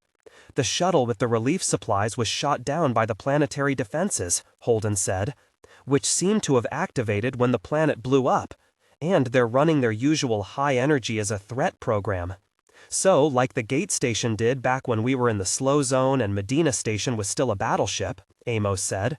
You mean the good old days? Holden asked bitterly. Yes, like that. So we just need to get everyone to shut their reactors down like last time? Seems this defense network has a new trick. They took care of that problem for us. Made fusion stop working. You're fucking kidding me? Amos said, then barked out a laugh. They know how to do that? On the upside, if we can't figure out how to get relief supplies from orbit, I'll die of hunger long before the cancers get me. Yeah, Amos agreed with a nod. That'll be a plus. The people in orbit don't even have that long. Alex thinks we might see the Israel or the Barb come down in about 10 days. We'll be hungry enough by that point that we won't be able to see all the food in the solar system falling out of the sky on fire with a detached sense of irony. And, Amos added with a shrug, all our friends will be on those ships. Yeah, that too. Holden squeezed his eyes shut and pinched the bridge of his nose hard enough to hurt, hoping the pain would help clear his head. It didn't. All he could think of was Naomi riding the Edward Israel on its fiery descent. He and Amos stood quietly outside the alien tower for several minutes, gentle rain washing over them. Holden hadn't stood in the rain in years. If everything else weren't falling apart around him, it might almost have been pleasant. Amos let his poncho fall down around his neck and rubbed the rainwater across his prickly scalp. All right, Holden finally said. I'm heading around to the back of the tower. Nobody's back there, Amos said, then closed his eyes and washed his face with a double handful of Rain Miller. Right, then you won't need company. Amos shook his head, spraying rain around him like a dog, then trotted off toward the entrance to the alien tower. Holden walked the other direction, carefully avoiding the death slugs. Hey, Miller said, as he appeared next to Holden in a flash of blue. We need to talk, Holden replied, ignoring the apparent non sequitur. Holden kicked away a death slug that got too close to his boot. Another was crawling toward Miller's foot, but the detective ignored it. The planetary defenses seem to have come online. They just shot down a supply shuttle and they've created some sort of field in orbit that's damping nuclear fusion. You sure it's just in orbit? Miller asked, and raised one eyebrow. Well, the sun hasn't gone out. Should I be expecting that? Miller, is the sun going to go out? Probably not, Miller said with a belter shrug of his hands. Okay, assuming the sun stays on, we're still going to be in a lot of trouble. The ships can't drop us supplies, and without reactors, they'll start to fall out of orbit in the near future. All right, Miller said. Fix it, Holden replied, taking an aggressive step toward him. Miller just laughed. If not for us, then do it for yourself, Holden said. That thing linking you to me is a bit of goo on the Roci. That burns up too. Fix it because of that if you have to. I don't care why. Just do it. Miller took off his hat and looked up at the sky, humming a tune that Holden didn't recognize. Holden could see the rain falling on his head, beating and rolling down his face. He could also see the rain falling straight through him. It made a spike of pain shoot through his brain, so he looked away. What do you think I can do? Miller asked. It wasn't a no. You got us off lockdown when we were in the slow zone. Kid, I keep telling you, I'm a wrench. The defense network problem in the gate hub just happened to be a hex nut. I've got no control here, not much anyway. And this system is falling apart. Half the planet blowing up might not be the end of that. More stuff might explode? What else is left? You're asking me? Miller laughed again. But you're part of this. All this proto-molecule masters bullshit? If you can't control it, who can? There's an answer to that, but you won't like it. Nobody, Holden said. You're telling me nobody? The thing that's turning all this crap on? It just does stuff. If the Rocinante arms and fires a torpedo at someone, what are the odds a wrench in her machine shop can bring the torpedo back? That's who you're talking to. God damn it, Miller, Holden said, then ran out of energy mid-sentence. It was less fun being the chosen one and prophet when the gods were violent and capricious and their spokesman was insane and powerless. The rain under his clothes had started to warm up, leaving him feeling covered in slime.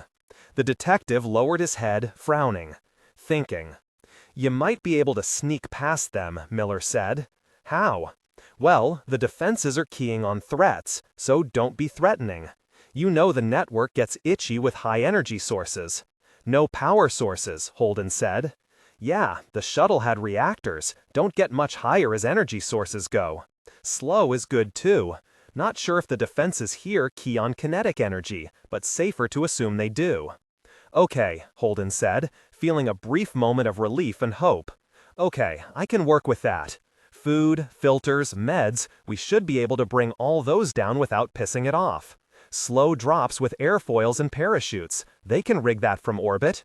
Worth a try, anyway, Miller said without enthusiasm. So, about this dead spot I need to go north for. You won't like this either, but he vanished. Cap, Amos said, coming around the corner of the tower. Sorry to interrupt, but that cute scientist is looking for you. It took Holden a moment. The biologist? Well, the geologist ain't bad, I guess, but he's not my preferred flavor. What does she want? To make more puppy dog eyes at you? Amos said. How the fuck should I know? Don't be an asshole. Go ask her yourself then.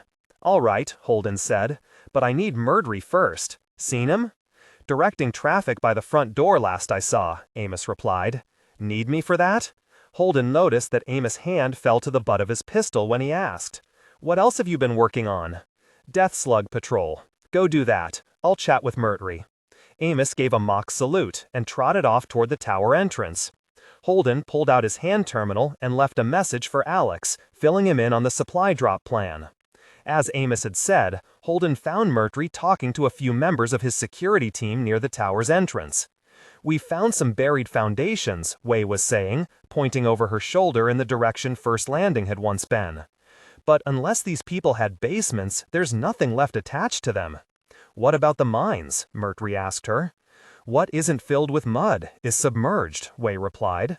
Well, Murtry said, cocking his head to one side and giving her a humorless smile.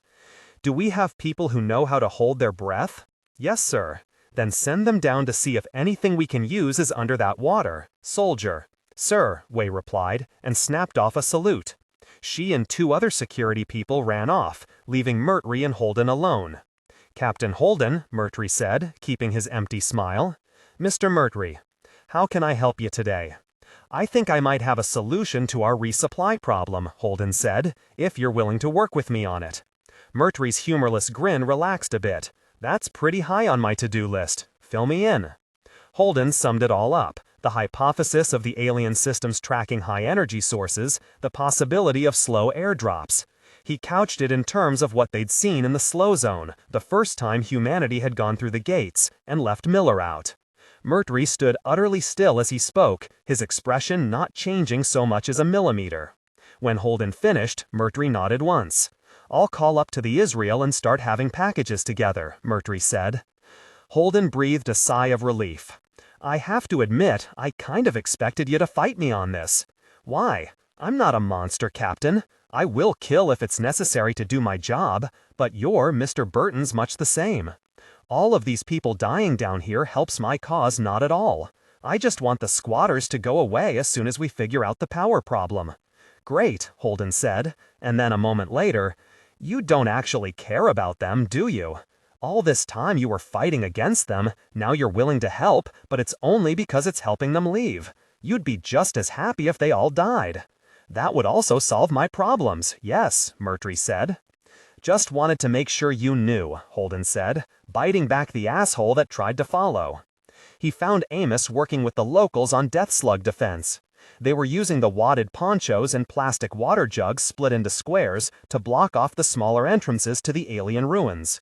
They put sheeting over the windows, stuffed shirts and torn pant legs into the smaller holes, and dug trenches in front of the large openings. The trenches filled with muddy rainwater like tiny moats, and the slugs avoided them. Without a word, Holden pitched in with the trench digging. It was unpleasant work, with rain and muck getting under his clothes and chafing his skin as he moved.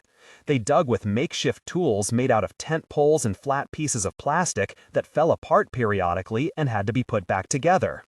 The soil was stony and heavy with moisture and the occasional slug corpse. It was the sort of miserable physical labor that drove all other thoughts from Holden's mind while he worked. He didn't think about starving to death, or Naomi trapped in a prison cell drifting slowly toward a fiery death, or his own inability to make anything on the planet safe, or sane, or better. It was perfect. Carol Chiwewe asked him to check around to the back of the tower for a tarp they had left behind, and Miller ruined it all by reappearing the second he rounded the corner away from other eyes. "Get into the material transfer network," he said as if he'd never stopped talking. "I think we can use it to move north to the spot we're looking for, or at least get pretty close." "Damn it, Miller, I was this close to not thinking about you." Miller looked him over with a critical eye, taking in his soggy, muck-covered exterior. "You look like hell, kid. See the lengths I'm willing to go for a moment's peace? Impressive. So when can we head out?" "You don't quit," Holden said. He walked across the muddy ground to the tarp he'd been looking for. It was covered with the deadly slugs.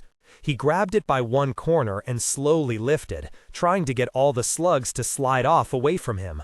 Miller followed, hands in pockets, watching him work. "Watch out for that one," he said, pointing at a slug close to Holden's fingers. "I see it. You're no good to me if you drop dead." I said it. "So, about going north," Miller continued. "Not sure how much of the material transfer network is actually functioning, so it won't necessarily be an easy trip. We should start as soon as we can." "Material transfer network?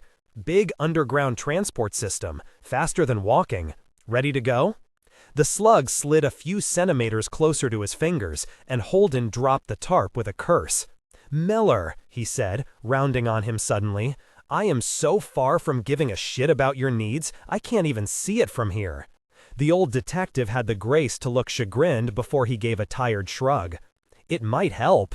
"What?" Holden said. "Might help?" "Going north. Whatever's up there seems to damp out the network. Maybe we can use it to kill the defenses and get your ship off lockdown." If you're lying to me to get me to do what you want, I swear I will have Alex tear the Rossi apart looking for whatever clump of goo you're connected to and take a flamethrower to it." The ghost grimaced, but didn't back down. "I'm not lying because I'm not making any assertions here. This dead spot is exactly what I'm saying it is, a dead spot. Everything else, that's guesswork. But it's more than you've got now, right? Help me, and if there's a way for me to do it, I'll help you. That's the only way this works." Holden kicked the slug off of his corner of the tarp and waited for the rain to wash its slime trail away, then picked it back up and resumed sliding the rest of the creatures off. "Even if I wanted to, I can't yet," he said. "Not until I'm sure the colonists aren't gonna die here. Let me get some supply drops safely down, get everyone in a decent shelter away from the death slugs, and then we'll talk about it." "Deal," Miller said, then disappeared in a puff of blue fireflies. One of the men from the colony, a tall, skinny belter with dark skin and an amazing shock of white hair, rounded the corner. "What you doing? Kenneth Babosa Malo got you." "Sorry," Holden said, giving the tarp a sharp snap to flick the rest of the slugs off it. He helped the belter fold it up. Only he'd have to stop thinking of them as belters, wouldn't he? These people lived on a planet, in a solar system across the galaxy from Sol. Belter was no longer a word with any meaning for them. They called themselves colonists now. And someday, if they were able to stay on Ilus and actually make a home of it, what? Ilusites? "Medico buscarte," the Ilusian said. "Lucia? La race puta." "Oh, right. Amos told me," Holden said. "Guess I better go find out what she wants." The belter, the Ilusite, whatever he was, muttered puta again and spat to one side. Holden walked through the miserable warm rain past the trenches full of water and dead slugs and the plastic glued over the walls and the cracks stuffed with muddy rags. He hopped over the last trench to get inside the tower, then scraped the mud off his boots and followed the passageways to the structure's large central chamber. Lucia was there working with the chemical analysis team on the water purifying project. She shot him a tight smile as he entered, and he started walking toward her simply because she seemed like the only one happy to see him. Jim, Elvie said, stepping in front of him. "We have a problem?" "Several," Holden said. "No, a new one. In about 4 days, everyone in the colony is going to be blind." Chapter 35. Elvie. Holden blinked, shook his head, and then he laughed. Elvie was torn between worry that he thought she was joking and a kind of glowing admiration. She'd been afraid that he'd be angry. She'd heard about people laughing in the face of danger, and that was exactly what this was. She smoothed her hands against her jumpsuit, uncomfortably aware of how dirty she was, how dirty they all were. "This day just keeps on giving," he said. Then, blind, why? "It's the clouds," Elvie said. "Or really, what's in them? They're green. When they're not." She nodded toward the window at the low gray overcast sky. "Normally, they're green. There's a photosynthetic organism that spends part of its life cycle in the clouds, and apparently it's a pretty successful organism all around the planet, because all of this that's come down has some in it. It was a very dry climate before this, so there probably wasn't much opportunity for exposure. But with the rain and the flood, pretty much everyone's come in contact, and it's salt tolerant." The chemical deck chimed, and Elvie moved toward it automatically, her eyes still on Holden. But Faze, Lucia, and one of the other squatters were already lifting out the sack of clean water and fitting a new bag in place. "Is that a problem?" Holden said. "How does salt figure into it?" "We're salty," Elvie said, and was immediately uncomfortable with her phrasing. Her hands seemed too large and awkward in a way that usually weren't. "What I mean is, we've seen infections with this organism before. It does well in tears and tear ducts. And then, eyes, Holden said. "Lucia saw one case before the storm. Once the organism got into the vitreous humor, it's in a novel environment that seems to suit it really well, and exponential growth's pretty normal in those conditions. So that winds up blocking the light from hitting the retina," and Holden held up his hands, palm out. She found herself moving in toward him, ready to put her palms against his. She stopped herself. "I thought the things that lived here had a whole different biology. How can they infect us? It's not an infection like a virus, she said. It's not hijacking our cells or anything. We're just a new, nutrient-rich environment, and this little guy found a way to exploit it. It's not trying to make us blind. It's just that the extracellular matrix is a really easy path into the eyeball for it, and it's really happy when it gets there. Explosive growth is something you see in any kind of invasive species coming into a new environment. No competition. Holden ran a hand through his hair. When he spoke, his voice was soft, like he was speaking mostly to himself.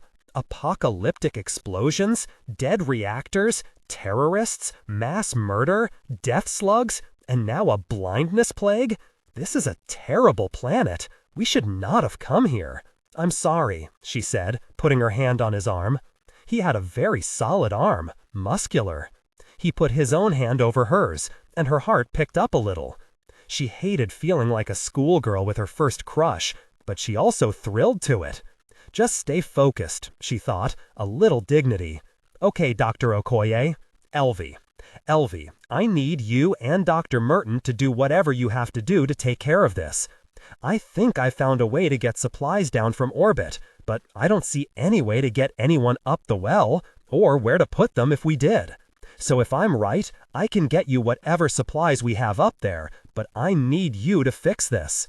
I will, Elvie said, nodding. She didn't have any idea how she could keep that promise, but her heart was full to bursting with the determination that she would. Anything you need, Holden said, you just tell me. Elvie had a sudden, intrusive, and surprisingly graphic thought. She felt a blush crawling up her neck. All right, Captain, she said. I want, if I could get a spare sampling bag from the Israel, I think it would really help. He let go of her, and she regretted the absence immediately. She shoved her hands into her pockets. He nodded to her, hesitated for a moment, as if he were waiting for her to say something more, then moved away into the crowded main room. Elvie bit her lip and swallowed a couple of times until the thickness in her throat subsided. She knew she was being silly and even borderline inappropriate, but the knowledge did nothing to change it. She stopped at the window, looking out at the gray rain. It was hard to believe that every drop of it contained something that would colonize her body the way that humanity had New Terra. It looked peaceful out there, vast and rich and beautiful. Even the slow river of floodwater carried the calming, majestic, beautiful sense of nature playing out. Most of Earth was covered in cities or managed nature preserves about as untamed as a service dog. Mars and the Belt were studded with colonies that had been built and designed to carve a human place in inhuman and lifeless circumstances. This, she realized, was the first place she'd been in her life where she could see true wilderness the way it had been for millennia on Earth. Red in tooth and claw, deadly and uncaring, vast, unpredictable, and complex as anything she could imagine. You all right? Lucia asked. Overwhelmed, Elvie said. Fine. I've harvested a new sample run from the water purifier, the doctor said. Help me with the assaying? Of course, Elvie said. When the sampling bag comes, it'll be easier to send the data back home. Maybe they'll be able to help. Well, if they find anything, make sure they send it in an audio file, Lucia said. I don't know that we're going to be reading much. How are we going to do it? Elvie asked. Do what? Do any of it. Eat, rebuild, make clean water, keep the death slugs out? How are we going to do any of that when none of us can see what we're doing? At a guess, Lucia said, poorly. The long New Terran day and the darkness of the clouds made time feel strange. Elvie sat hunched in the little side chamber that Fayez had appropriated for their research lab. The walls were curved in ways that left her thinking of bones. The only opening was high on the wall, and Fayez or Lucia or Sudium had put a sheet of clear plastic over it to keep the death slugs out. A bank of white LEDs splashed a cold light across the deep red wall and ceiling. The small green sludge in her makeshift petri dish could have been algae or fungus or the remains of a salad left weeks too long in the back of her dormitory refrigerator back in Upper University. But it wasn't any of those things, and the more she looked at it, the more aware she was of the fact. There were some similarities to the more familiar kingdoms of life she'd studied before. Lipid boundaries around cells, for instance, appeared to be a good move in design space, just the way eyes were, or flight. They seemed to do something similar to mitotic division, though sometimes the cells divided in threes instead of pairs, and she didn't know why. There were other anomalies too, concentrations of some photon-activated molecules that didn't quite make sense. And what was worse, she couldn't think about it, couldn't concentrate. Whenever her focus slipped, it slipped onto James Holden.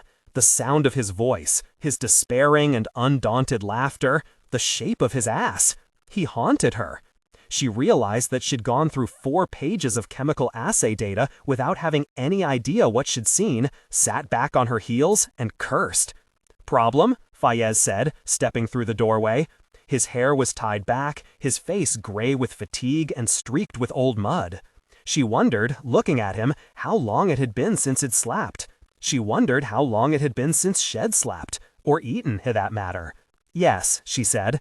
He squatted down beside the arch that led back toward the main rooms. The plastic was dark. It was nighttime then. She hadn't been paying attention. "What's the rumpus?" Fayez asked. "Is there some new, oh my god, we're going to die, or are we still coming to appreciate fully the list we've already got?" "I have to find Captain Holden." Fayez put his head in his hands. "Of course you do. I have to clear the air." Fayez's neck stiffened and his eyes were wide. "No, Elvie, no you don't." "I do," she said. "I know it's inappropriate, but the fact of the matter is that I'm in love with him. It's a distraction, and it's affecting my work. I've tried ignoring it, and it's not helping.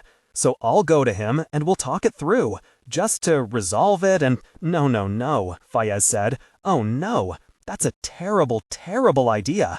Don't do that."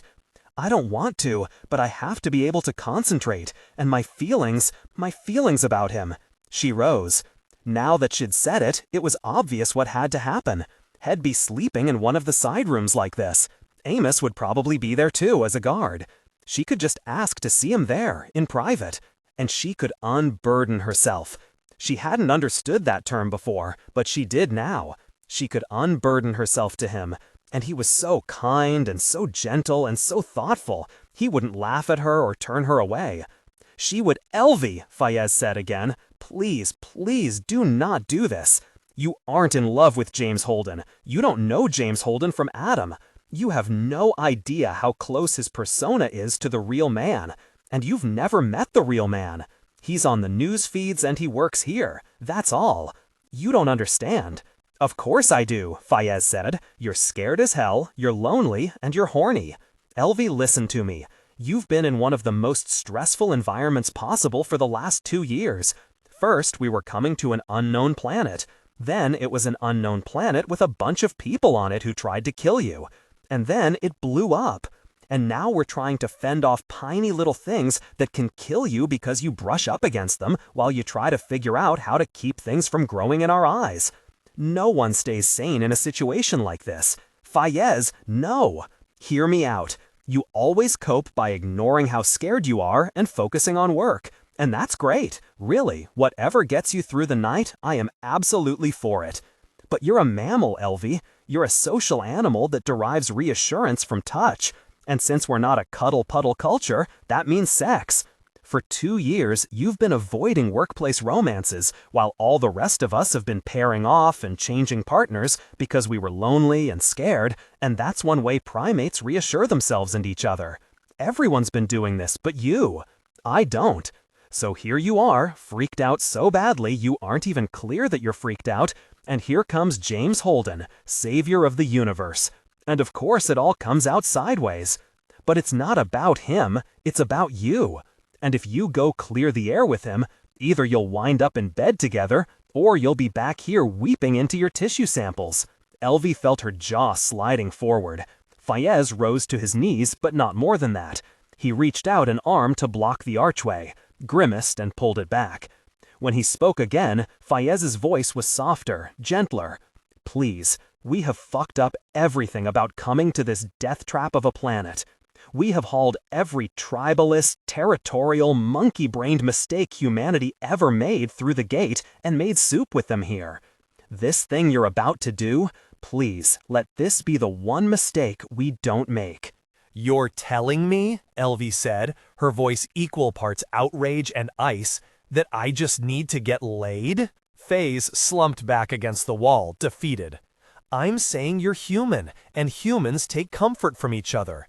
I'm saying you don't want Holden for the person he is because you don't know him, and you're making up a story about him so that you feel okay about taking the thing you need because God forbid you should have a need that isn't all twinned up with romantic love." And he lifted his hands, shook his head, and looked away. The rain pattered against the sheet plastic, tapping like fingernails on stone. Someone far down the hall shouted, and a voice even more distant called back. Elvie crossed her arms. "And," she said, "go on. I don't see why you should stop now." "And," Faze sighed, "and I'm right here." It took a moment for her to understand what he was saying, what he was offering. Her laughter was as unstoppable as the storm had been. He pursed his lips and shrugged, his gaze fixed on the wall behind her.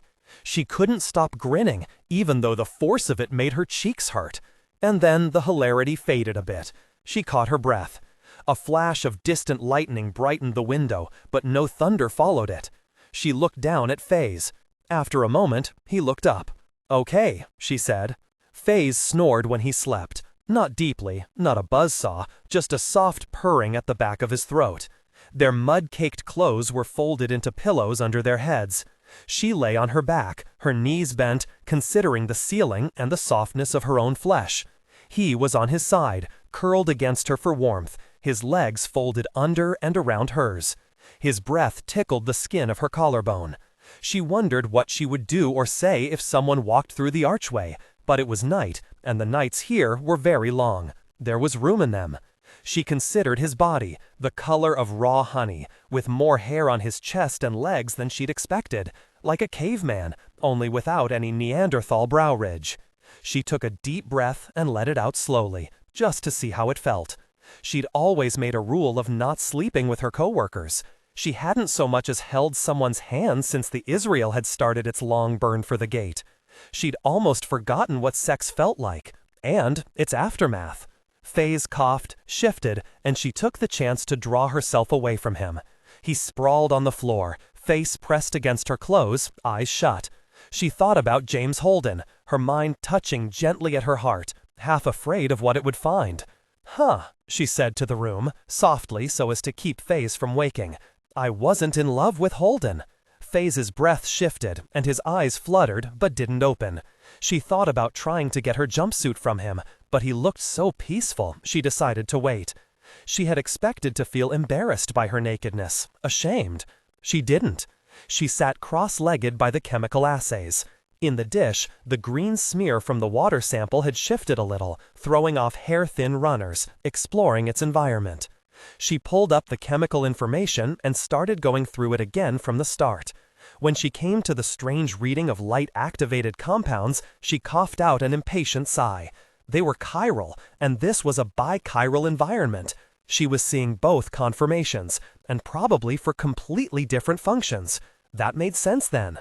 Then she stretched, her spine popping between the shoulder blades, and folded herself forward, her eyes skimming through the data. She took notes of questions to ask Lucia or send back home.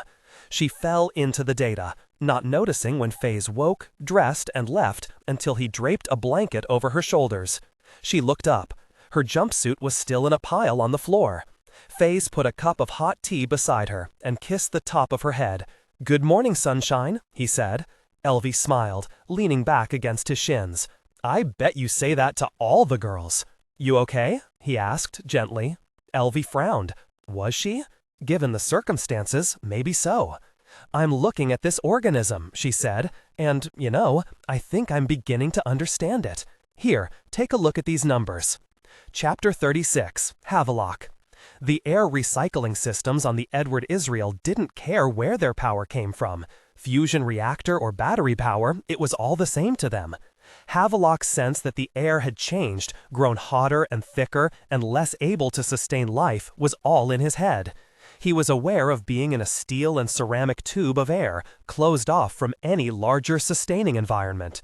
He'd spent most of his adult life in that situation, and the fact had become as invisible to him as someone on Earth thinking about being held to a spinning celestial object by nothing more than mass, shielded from the fusion reaction of the sun by only distance and air.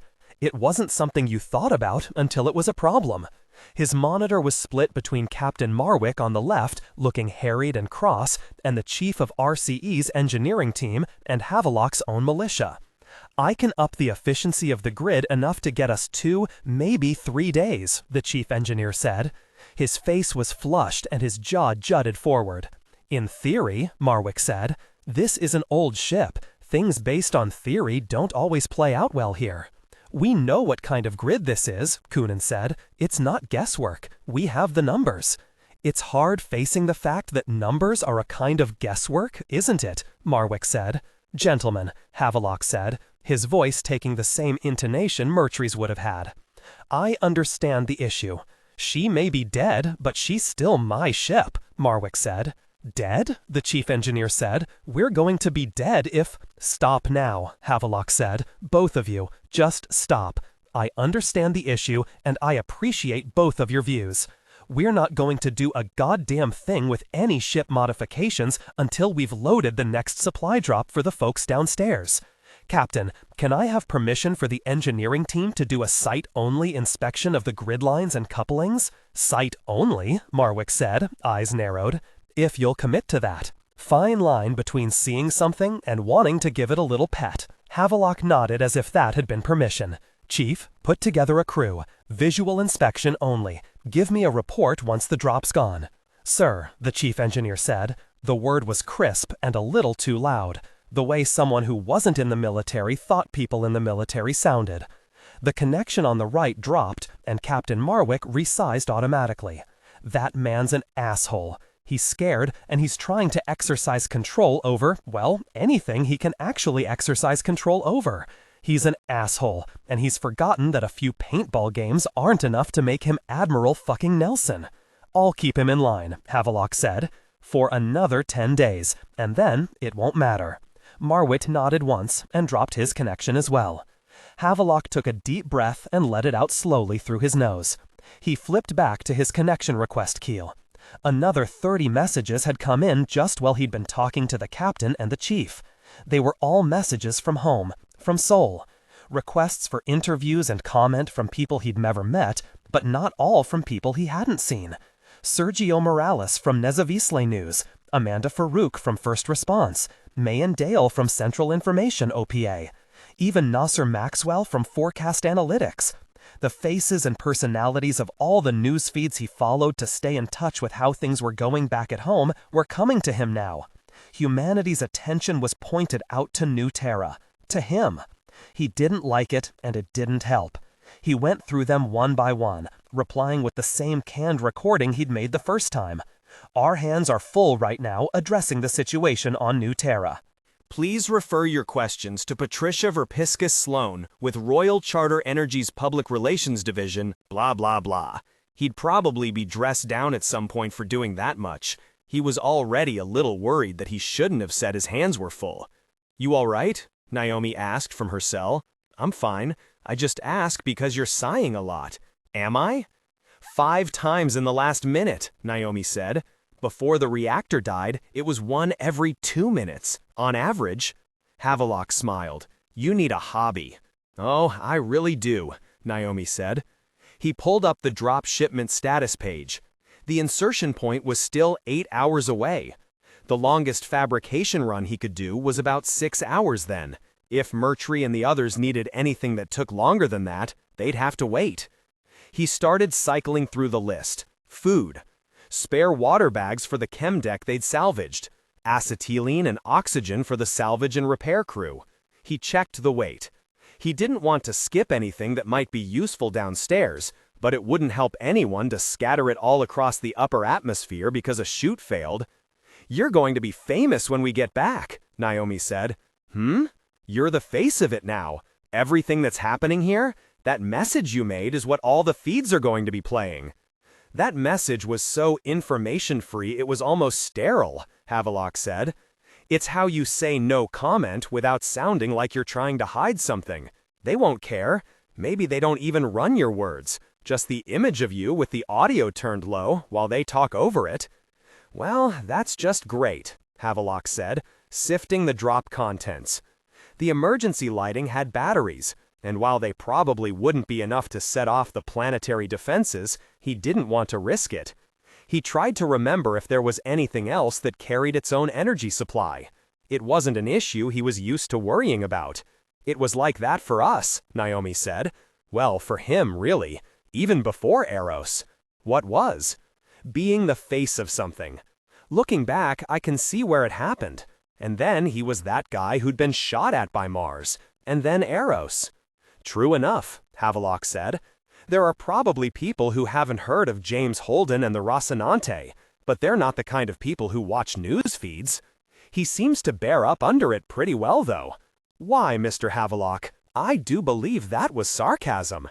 He switched to the packing schematic. The computer had taken all the packages and lined them up in 6 different configurations, depending on whether density, aerodynamics, or even weight distribution was the highest priority. He turned the images with his fingers, imagining each of them in turn falling through the buffeting, violent high atmosphere of New Terra. I just mean that it doesn't seem to bother him, he said. Honestly, he's barely aware of it, Naomi said. Come on, you're telling me he doesn't get off on it? Just a little? He doesn't get off on it even a little, Naomi said. I've known men that would, but that's not Jim. You two are a couple, right? Yes.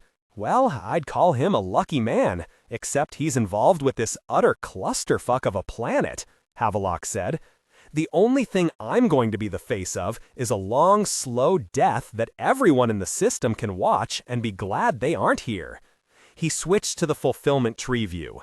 The remaining jobs that needed to be fabbed were all in queue. He had the feeling he was missing something, but it took a few seconds to remember what. He switched back to the inventory and added in a little box of oncocytals for James Holden. How well did you know Miller? Naomi asked. Were you close? We were partners, Havelock said. He kept me out of trouble a couple times when I was in over my head, or when I was being stupid. Ceres, right before the OPA took over, wasn't a good place for an Earther. Did he ever strike you as, I don't know, weird? He was a cop on Ceres, Havelock said. We were all weird. Are you about ready for your big outing? Naomi laced her fingers through the grate of the cell. Her expression was amused. That time of the day already, is it? It is the priority of Royal Charter Energy to see that prisoners in its care are treated humanely, in accordance with corporate policy and interplanetary law, he said, the same way he did every time. It had become something like a joke between them, funny not because it was funny, but because it was familiar. Does seem kinda pointless, Naomi said. I mean, if we're all going to die. I know, Havelock said, surprised at the tightness in his chest. But it's what we've got, so I'll take it. He unstrapped himself and floated over to the restraints locker, punching in his code. The locker dispensed an anklet, and he tossed it across the space. Naomi caught it with her fingertips and drew it gently through. She fixed it around her left ankle and fed the 2 ends together. The anklet hissed, and the diagnostic light went green. Havelock checked his hand terminal. The anklet read as ready. No anomalies, no errors. He opened the cell, and Naomi floated out, stretching. Her paper jumpsuit crackled with every motion. Shall we? Havelock asked. I've been looking forward to it all day, Naomi said. The gymnasium was fuller than usual. The uncertainty, the fear, drove some people toward exercise. Havelock didn't know if it was the sense of action that brought them, or the need for exhaustion, the drive to wear themselves down so far that even the fact that they were flying dead over an empty planet and the nearest help was over a year away. Or maybe it was just a way to self-medicate. Endorphins could be wonderful things. He escorted Naomi to a resistance gel box, then took the weight trainer next to her. The crew at the other machines pretended not to watch them. Most of their expressions were the careful blank of poker faces, but a few, belters mostly, shot accusing glances at him. Havelock pretended to ignore them as he worked the major muscle groups in his back and legs. Any fast movements, and he'd have his weapon drawn, though.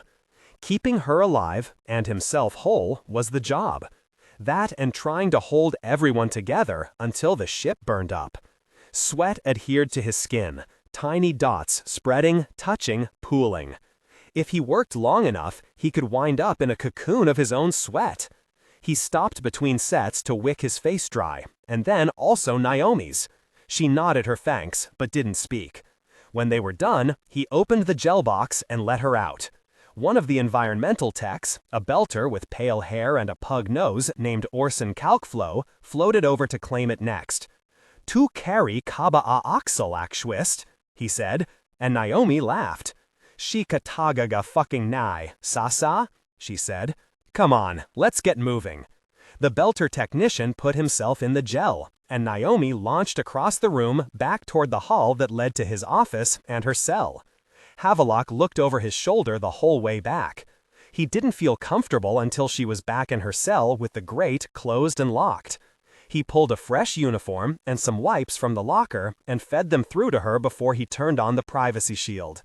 He pulled himself back to his crash couch, listening to the soft sounds as she stripped off her old uniform, bathed, and put on the fresh. She was right. The privacy shields on the cells didn't stop sound for shit. He checked his queue. 57 more requests for comment, and none of them anyone he wanted to speak with. He sent them the canned answer again. He closed his eyes, trying to judge by how comfortable it was to keep them closed whether he'd be able to sleep. He thought so now, but ever since the reactors had shut down, it was easier to fantasize about resting than to rest. His monitor chirped. Murtry was on the line. He accepted the connection. The man on the screen was the one Havelock knew, and he wasn't. Murtry's face had never had much padding to it, but he looked gaunt now. The steely focus Havelock was used to seeing wasn't there, and it took a few seconds to realize it was because Murtry wasn't making the effort to see him. "You there, Havelock?" "Yes, sir." "How's it going down there, sir?" "It could be better," Murtry said. "I need a status update on the drop." "Oh. It's progressing well. We should have it packed and ready for drop in, looks like 6 hours and change." "All right. Are you not getting the security group alerts, sir? Should I run diagnostics on them?" "I'm getting them, but I can't read them," Murtry said. His tone was as calm and conversational as if he hadn't just admitted he was losing his sight. "So, once this drop is done, I want a new priority for the next drop. Of course. We need to construct a semi-permanent shelter down here. Simple enough design that we can put it together even if we can't see what we're doing all that well. Sturdy enough to last, well, 2 to 4 years, I suppose. See what you can find in the specs. If there's nothing on board that fits the bill, you can query the databases back home, but I'd rather not miss too many drop windows. I'm not sure how much longer the people down here are going to be up for working. What dimensions do you need?" "Doesn't matter, whatever's fast and sturdy." Havelock frowned. The sounds from the prisoner's cell were gone. He didn't know if she was listening. Probably she was. He couldn't see how it mattered. "Is there anything functional I should be looking for?" Murtry shook his head. His gaze caught the camera for a moment, then let it go. "If this expedition doesn't leave survivors, I want to make damned sure that when the next wave shows up, there's something with a roof on it waiting for them, and that it has RCE printed on it." "Planting a flag, sir?" "I think of it as a minimum fallback position," Murtry said. "Can you do it?" "I can." "Good man. I'll be in touch." "Is there anything else you need down there?" "Nah," Murtry said. "Plenty of things I'd want, but get me that shelter fast enough we can put it up, and we'll have what we need." The connection went dead. Havelock whistled low between his teeth. The privacy shield on Naomi's cell dropped. "Hey," he said. "Your boss's plan is to build a shed strong enough to be a headstone when the next group of idiots comes out here to die. I can't decide if that man's a nihilist or the second most idealistic man I've ever met. Might be room for both." "Might be," Naomi said. And then a moment later, "Are you all right?" "Me? I'm fine." "Are you sure? Because you're in a ship in decaying orbit, and the man you look up to like a father just told you he was getting ready to die? I don't look up to him like a father, Havelock said. All right, he has a plan. I'm sure he has a plan. His plan is that we all die, Naomi said. In Null G, tears didn't fall so much as build up, sheeting over his eyes until everything looked like it was underwater, drowned. He wiped them away with his sleeve, but there was still too much moisture running across his lenses, tiny waves that shook the walls. It took almost a minute to bring his breath back under control. Well, that must have been amusing for you, he said bitterly. No, she said, but if you've got a spare tissue, I'd take it. This uniform doesn't absorb for crap. When he looked over, she also had a sheen of tears filling her eye sockets. Havelock hesitated, then unstrapped himself, grabbed the tiny, hard puck of a hand towel, and slid over to her. He passed the puck through the grating, and she pressed it to her eyes, letting the water from them darken the cloth and letting it expand and unfold on its own. I'm scared as hell, Havelock said. Me too. I don't want to die. I don't either. Murtry doesn't care. No, Naomi said. He doesn't. Words rose in his throat, clogging it. For a moment he thought he might start weeping again. He was too tired. He'd been working too long under too much stress. He was getting emotionally labile, maudlin. The knot in his throat didn't fade. I think, he said, struggling with each syllable, that I took the wrong contract. No better next time, she said. Next time. She put her fingers through the grate, and he pinched her fingertip gently between his thumb and forefinger. For a long moment, they floated there together. Prisoner and guard, belter and earther, corporate employee and government saboteur. None of it seemed to matter as much as it used to. Chapter 37, Elvie. The data and analysis came back in a disorganized lump, some from the expert systems on the Israel, some from the RCE workgroups back on Luna, Earth, and Ganymede. There was no synthesis, no easily digested summary of the findings. Instead, it was opinion and speculation, suggested tests, only some of which were remotely possible with the equipment she had, and data analysis. Between Lucia's medical reports of the early cases among the squatters and Elvie's observations from after the deluge, there was just enough information to fuel 1,000 theories and not enough to draw any real conclusions. And Elvie was the head of the local work group, and the only person in the universe with access to test subjects and new information. The death slugs were relatively simple. The toxic compound was a complex carbon ring with a nitrogenous sheet coming off it that looked superficially related to tetrodotoxin and appeared to be part of the slug's motility system rather than an anti-predation adaptation. How exactly it crossed into the blood was still mysterious. The slime had a half-dozen R-chiral elements that no one had yet bothered to examine extensively.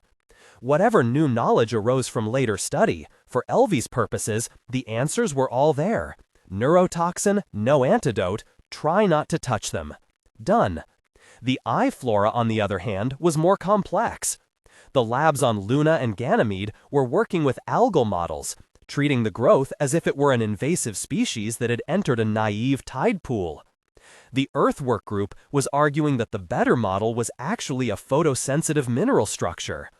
Working from what little medical data had survived the storm, the Israel's expert system suggested that the blindness was less from the foreign mass in the vitreous humor and more from the way that the living organism scattered light.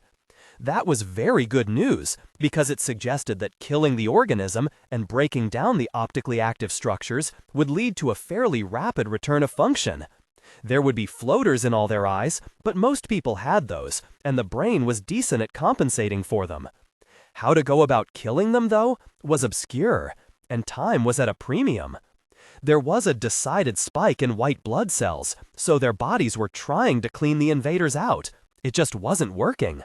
For her, the symptoms had started with just a little scratchiness around her eyelids, no worse than seasonal allergies back at home. Then there was a little whitish discharge and mild headache. And then, 7 hours after she first noticed it, the world began to blur a little and take on a greenish hue. That was when she knew for certain that she was going to be blinded by it too. Fear and practicality were changing the shape of the refugee camp, even within the physical constraints of the ruins. People who had gone to the farther parts of the structure were pulling back in now. The need for space and privacy were giving way to the fear of the slugs and the weather and the dread of their growing impairment. The increased density mostly showed itself to Elvie as a change in the ambient sound. Louder voices in conversation that ran together until she felt like she was doing research in the back of a train station. Sometimes it was comforting to have all those human sounds around her. Sometimes it was annoying. For the most part, she ignored it. "Are you doing all right, Doctor?" Elvie turned from the chemistry deck. Carol Chiwewe stood in the arch that passed for a doorway. She looked tired and blurry and vaguely green. Elvie rubbed her eyes to clear them, even though she knew intellectually it wouldn't make any difference. Rain pattered softly against the plastic sheeting. Elvie almost didn't notice it anymore. "Fine," she said. "You have the new count?" "We caught 41 of the little fuckers today," Carol said. "That's an uptick, isn't it? I thought if things dried out a little, they'd start going away. Is it drying out? No, it's raining less, though, I hoped." "Too early to call it significant," Elvie said, entering the data in its field. Tracking the number of death slugs was just one more of a dozen studies she was juggling now. The overall trend is still down, and there may be a cycle within the next few days. It would be good if they slept at night. Probably too much to hope for, though. "Probably," Elvie said. "They're normally subterranean. They're not likely to be diurnal." "We're running out of food," Carol said. Her voice didn't change its inflections. "The drops are helping," Elvie said. "The drops won't last forever. There has to be something on this planet we can eat." "There isn't," Elvie said. Carol said something obscene under her breath, and it sounded like despair.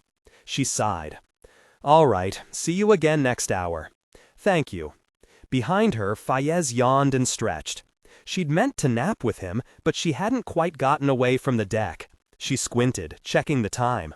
Fayez had been asleep for 3 hours. "Did I miss anything?" he asked. "Science," she said. "You missed science."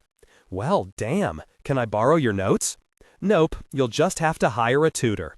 He chuckled. "Did you remember to eat?" "No." "At last, a way I can be useful. Stay here, and I'll come back with a bar of undifferentiated food-like product and some filtered water. We're running out of food." "Thank you," she said. "And while you're out there, see if you can find Yama and Lucia. They were going to be doing ocular assessments of everyone." "The blind studying the blind," Fayez said. "It's like graduate school all over again." "I'll track them down. You should take a break. Rest your eyes." "I will," Elvie lied. Her eyes, all their eyes, would soon be getting plenty of rest. Growing up, Elvis' aunt had been blind and still perfectly functional, but she'd been living in a farming arcology in Trento. Elvie was on a planet with no sustainable agriculture, an inedible ecosystem, and where touching the wrong thing would kill her on the spot. Context was everything. Her hand terminal chimed. A new batch of reports and letters from the Ganymede group. She opened them with a sigh. If she took time to read all the suggestions they were coming up with, she wouldn't have time for anything else. She picked one at random and opened it. She had to increase the font to read it, but switching to bright red lettering on a black background helped a little. If the invading organism followed the same growth curve as "Success," Fayez said, "I have returned with sustenance and Lucia." "And you aren't even pretending to have taken a break." "Nope," Elvie said, taking the hard, palm-sized cake of emergency rations from him and turning to the doctor. "What have we found?" "Good news and bad. Almost 100% infection rate," Lucia said, sinking to the floor beside her. "The progression is slower in children than adults, it seems, but only slightly." "What about RCE versus first landers?" "I haven't seen all the data Yama collected. She was working with your people mostly. My impression is that there's no difference. Also, in the bad news column, it appears to be much more aggressive than the earlier isolated cases." Elvie took a bite of the bar. It tasted like unsweetened fruitcake and smelled like potter's soil, and it sucked up all the saliva in her mouth like a sponge. Higher initial load, Elvie said around the puck of food in her mouth. It was so arid before, there might not have been as many infectious particles. Few enough that our immune systems could identify them as foreign and kick them out, Lucia said. Can they do that? Fayez asked. I thought these things were a completely different biology. Do our immune systems even work on them? Not as efficiently, Lucia said. She sounded tired. But if the storm was loaded with them, they'd swamp what defenses we do have. And then, Elvie said, everyone gets it. Yes, Lucia said. Only no. Elvie opened her eyes again. Lucia was smiling. Good and bad, remember? We have one man with no growth. None? Even if it were only massively delayed growth, I know what the early signs should look like. Nothing. Could he not have been exposed? He was exposed. Elvie felt a bubble of pure joy open in her chest. It was like getting an unexpected present. A flash of lightning brightened the room for a moment, and she wondered why it was green until she remembered. So we've got the one-eyed man who's gonna be king, Fayez said. I mean, better one than none, but I'm not seeing the long-term solve here. We've found treatments and vaccines for any number of diseases by studying people who are naturally immune, Elvie said. This is a toehold. Right, Fayez said, rubbing his eyes. I'm sorry, I may not be at my best right now. I've been under a little stress lately. Elvie smiled at the little joke. Will he consent to testing? She asked. Do we care? Fayez said. I haven't had the chance to ask yet, Lucia said. It was hard enough getting the initial screening done. Why? Elvie asked. Who is it? Holden was at the entrance to the main room. Whatever hues his clothes had been, they were the color of mud now. Same as for everyone else. Mud, exhaustion, tears, and fear were the new uniform for the RCE and the citizens of First Landing alike. His hair was slicked back and greasy. The beginnings of a spotty, moth-eaten beard mottled his cheeks and the top of his neck. Her failing vision softened away the lines of age and stress and left him a pleasant enough-looking but unremarkable man. She remembered all the times she'd generated excuses to spend time in his company. It hardly seemed plausible that it was the same person. She steeled herself and crossed the room. Captain Holden? Can I have a moment? I'm really busy right now. Is this something that can wait? It isn't, she said. Holden grimaced, the expression there and gone again almost too quickly to register. All right, how can I help you? Elvie licked her lips, thinking about how to present the explanation. She didn't have any idea how much background he had in biology, so she figured it was better to start low. Captain, you are a very, very important person. Wait, no, really? Wait. Look, Dr. Okoye, Elvie, I've been feeling a kind of tension between us for a while now, and I've just been pretending not to, ignoring it. And that was probably a bad call on my part. I was just trying to make it all go away so we wouldn't have to say anything.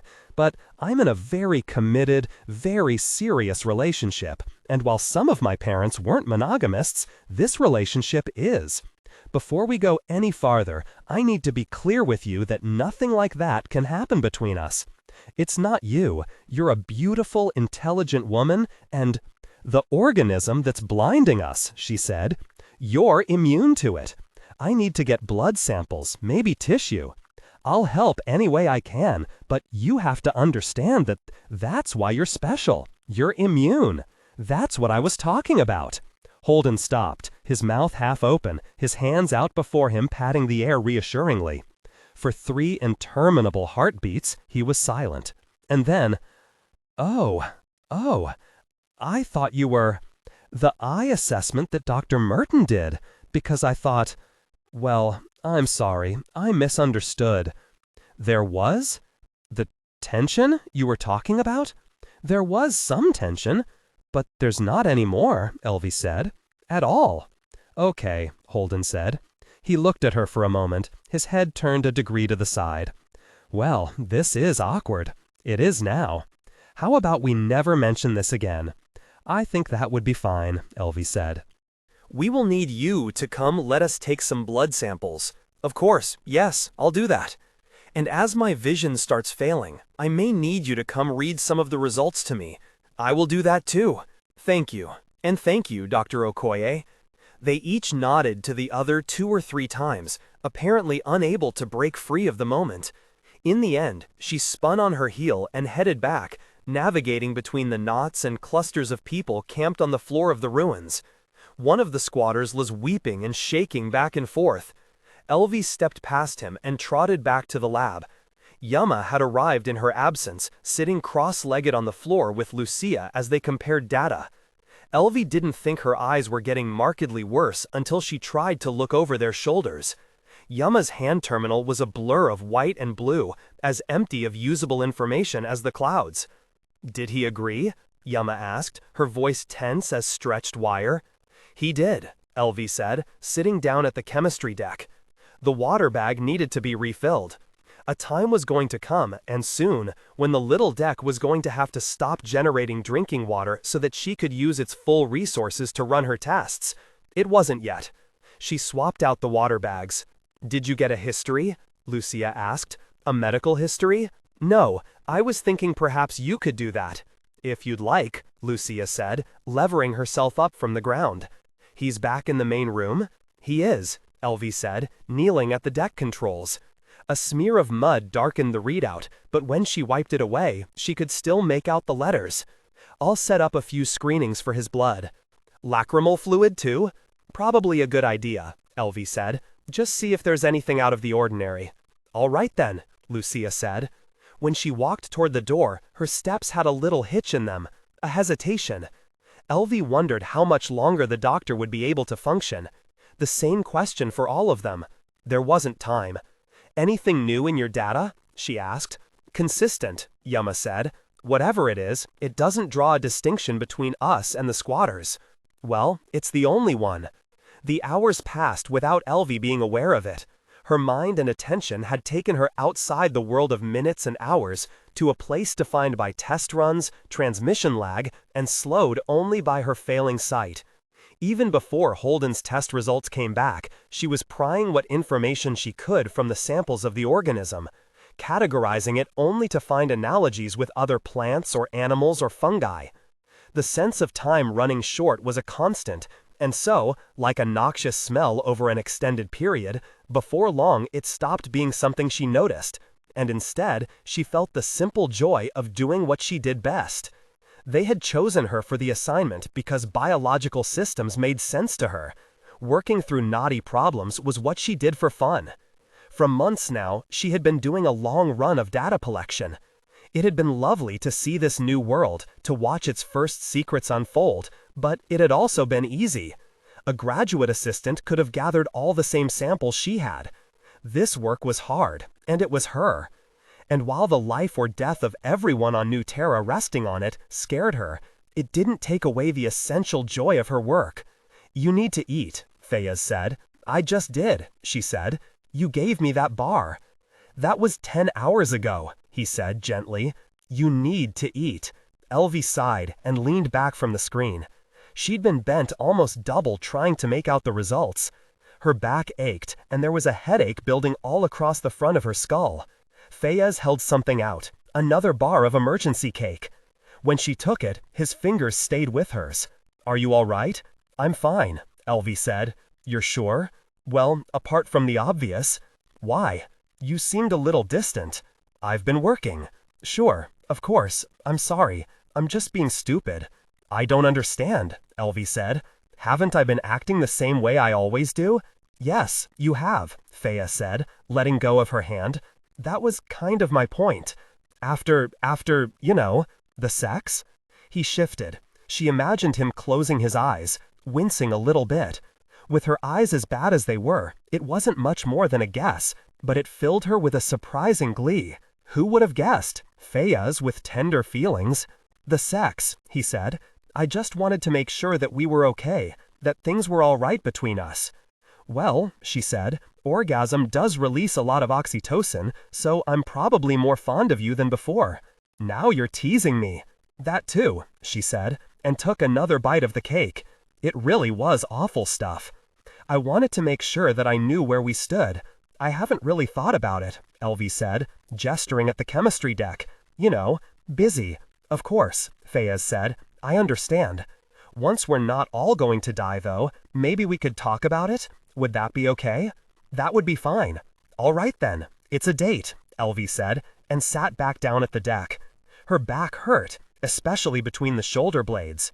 She went through the tools screen, trying to find a way to bump the font up another level, but the deck's options were very limited. She was going to need help, and soon. In the main room, someone called out sharply, and a dozen voices rose in an answering chorus of complaint. Okay, that wouldn't be fine, Fayez said. Elvie, listen. You are the smartest woman I've ever met, and I've been at some of the best universities there are.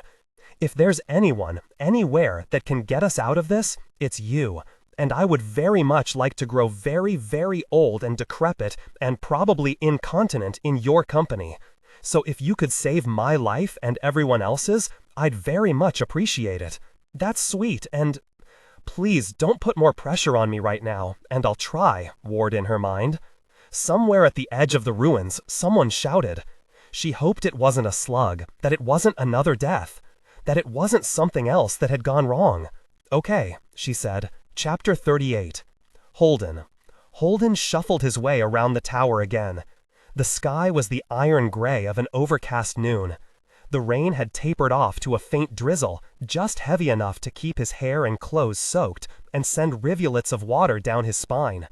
The wet ground sucked at his boot heels with each step. The air smelled of ozone and mud. A small group of death slugs were nosing at a crack in the tower's base. A wad of fabric blocked their entrance, but they were using their narrow noses to probe at it, looking for a way in. Holden hefted his long-handled shovel, recovered from the ruined mines, and smashed them flat with one heavy blow. He scooped up the gooey corpses and threw them away from the tower, then let the light rain wash the slime off the blade. He moved on, finding only the occasional straggler on the tower wall. These he scraped off and flung away using the shovel like a catapult. At first, it had been sort of fun to see how far he could throw them. Now his shoulders and arms burned with fatigue, and his distances were getting shorter and shorter. Miller followed along sometimes, not saying anything, just a gray basset hound-faced reminder that Holden had more important things to be doing. He vanished when Holden rounded a corner and found a small work crew resting near a partially dug trench. They were trying to get at least a shallow water-filled ditch all the way around the tower, but it was slow work with their primitive implements. This particular group was made up of 3 women and 2 men with crude digging tools. They were stretching and drinking water from one of the bags the purifier put out. One of the women gave him a nod. The other 4 ignored him. One of the 2 men had a slug on his pants. It hung on the fabric, just above his right knee. There was no slime trail around it. None of the 5 diggers seemed to notice it was there. Holden knew that if he shouted in alarm, the man might take a swipe at it with his hand without thinking, so he calmly walked toward him and said, "Don't move." The man frowned back at him. "'Kay?" Holden grabbed the man by the shoulders and shoved him onto his back. "The fuck?" the other man said. They were all backing away from him like onlookers at the start of a fight. Holden leaned over the man on the ground and repeated, "Don't move." Then he grabbed the cuffs of the man's pants and yanked them off with one hard pull. He threw them as far away as he could. "What just happened?" said the woman who'd first nodded at him. Holden recognized her now. Older, tough, one of the bosses at the mine, probably in charge of the trench crew. "Didn't anyone see that he had a slug on his knee? Babosa malo," someone muttered. Holden reached down a hand and pulled the dazed man to his feet. "You had a death slug on your pants. Were you leaning against this wall?" "No, I don't know. Maybe, for a second," the man started. "I told you people," Holden said, first to the man, then rotating to face the crew boss. "I told you not to touch the walls. The slugs climbed them to get away from the water." The crew boss nodded at him with one fist. "Sa-sa." "You didn't see it," Holden said, not asking a question. "How bad?" "Malo que sus ojos?" "Ojos?" the man asked. "Not ojos. Orbas. Eyes." "Na corocho," the man agreed with a belter shrug of his hands. "Not good." Well, the price you pay for not letting your boss know you couldn't see well enough to avoid slugs is now you have no pants. Sa. So go back inside, Holden said, giving the man a gentle shove toward the tower entrance, and see if you can find some way to cover your shame. Sorry, boss, the man replied, then trotted off. Anyone else on the crew that bad? Holden asked the team leader. She frowned and shrugged. Not great. We all missed it. All right, Holden said, rubbing his head. It sent the water clinging to his scalp and hair running down his neck. After a moment, he said, Take them all back. The trench. Too risky now. I'll stay on patrol. Get your people inside. All right, the woman said, then started leading her people toward the entrance. Holden's hand terminal buzzed at him, and when he pulled it out, he saw someone had been trying to connect for a while. He allowed the connection, and after a few seconds, Elvie appeared on the screen. Jim, where are you? I need you back at the lab. Sorry, Holden replied. Kinda busy out here. Your blood work just finished. I need you to come read me the results. The screen on the analysis rig was tiny. Who, in the age of implantable vision correctives, had bad eyesight? Holden felt he could make a usability argument to the designers now. Let me finish this patrol, Holden said. This is important. So is keeping alive the idiots who insist on working outside when they can't see. Hurry then. Please, she said, and killed the connection. Holden was putting his terminal away when it started pinging at him. A quick glance at the screen showed it was alerting him to another supply drop. He held the terminal up to the skyline and let it direct him to the location of the drop. A distant white parachute popped into view as the terminal zoomed in on it. Too far.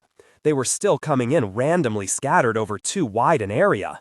They had teams out recovering the first several drops, but pretty soon they wouldn't have anyone left who could see far enough to make a dangerous trek out to the supplies and back. Anyone but him. He headed off to find Amos and their potential solution to that problem. The mechanic had set up his little workshop a few hundred meters away from the tower under an A-frame shelter made of corrugated plastic sheeting. A variety of tools, salvaged electric cart parts, and welding supplies littered the cramped space beneath. How's it looking? Holden asked, then walked into the shelter and sat on a plastic crate filled with odds and ends. Amos sat cross-legged on a sheet of plastic surrounded by battery housings and various states of disassembly. Well, here's the problem, he said, waving at the batteries with one thick arm. As in? As in, I got a couple carts they hauled out of the soup around the mines that I can have ready to roll in hours if I throw my back into it. Turns out they don't mind being submerged all that much. The drive assemblies need the mud cleaned out and shit, that's an easy job. But the batteries are hosed. Yeah, that's about the size of it. Amos picked up a delicate-looking strip of metal covered in rust spots. They minded. Holden took the corroded lead out of Amos' hand and looked it over for a few seconds, then tossed it on a growing pile of bad parts. The ships say high-altitude winds are making precise drops impossible, he said. Right now, I can send out search teams to track them down. Right up until your searchers can't see to piss without hitting their shoes. Right up until then. And then I'm the only person who can go get the supplies. And I can't keep up with that and everything else without some wheels. Okay, Amos said. Good news is, I think I can assemble 2 or 3 working batteries off the parts. Bad news is, I'll probably only be able to charge one. One is all I need. And a functioning cart to put it in. I can make that happen, Amos said. He slowly reached across his body and grabbed the oxyacetylene cart. It popped to life with a bright blue flame that he pointed at something on the ground. A death slug that had been creeping up on him died with a hiss and a sizzle. How are your eyes doing? Holden asked, keeping his tone casual. Okay, so far, the mechanic replied. We haven't been here as long, maybe, but I can see green flaring at the edges of my vision, so I know I got the bug same as everyone else. You should be inside with the rest of us. Nah, Amos said. As he spoke, he grabbed one of the partial batteries and began pulling it apart. Lot of this salvage wise people are bringing in is leaking toxic shit you wouldn't want in the air in there. Plus, I don't want those people getting touchy-feely with my stuff. You know what I mean. This shelter you've set up makes an attractive dry spot. The slugs will be swarming you by nightfall. Maybe, Amos agreed with a nod. But I got my plastic sheet to keep 'em from popping up out of the ground. And the ones that try to crawl in get fried by the torch. I leave their little smoking corpses out there. The live ones seem to avoid 'em. I think I'm okay.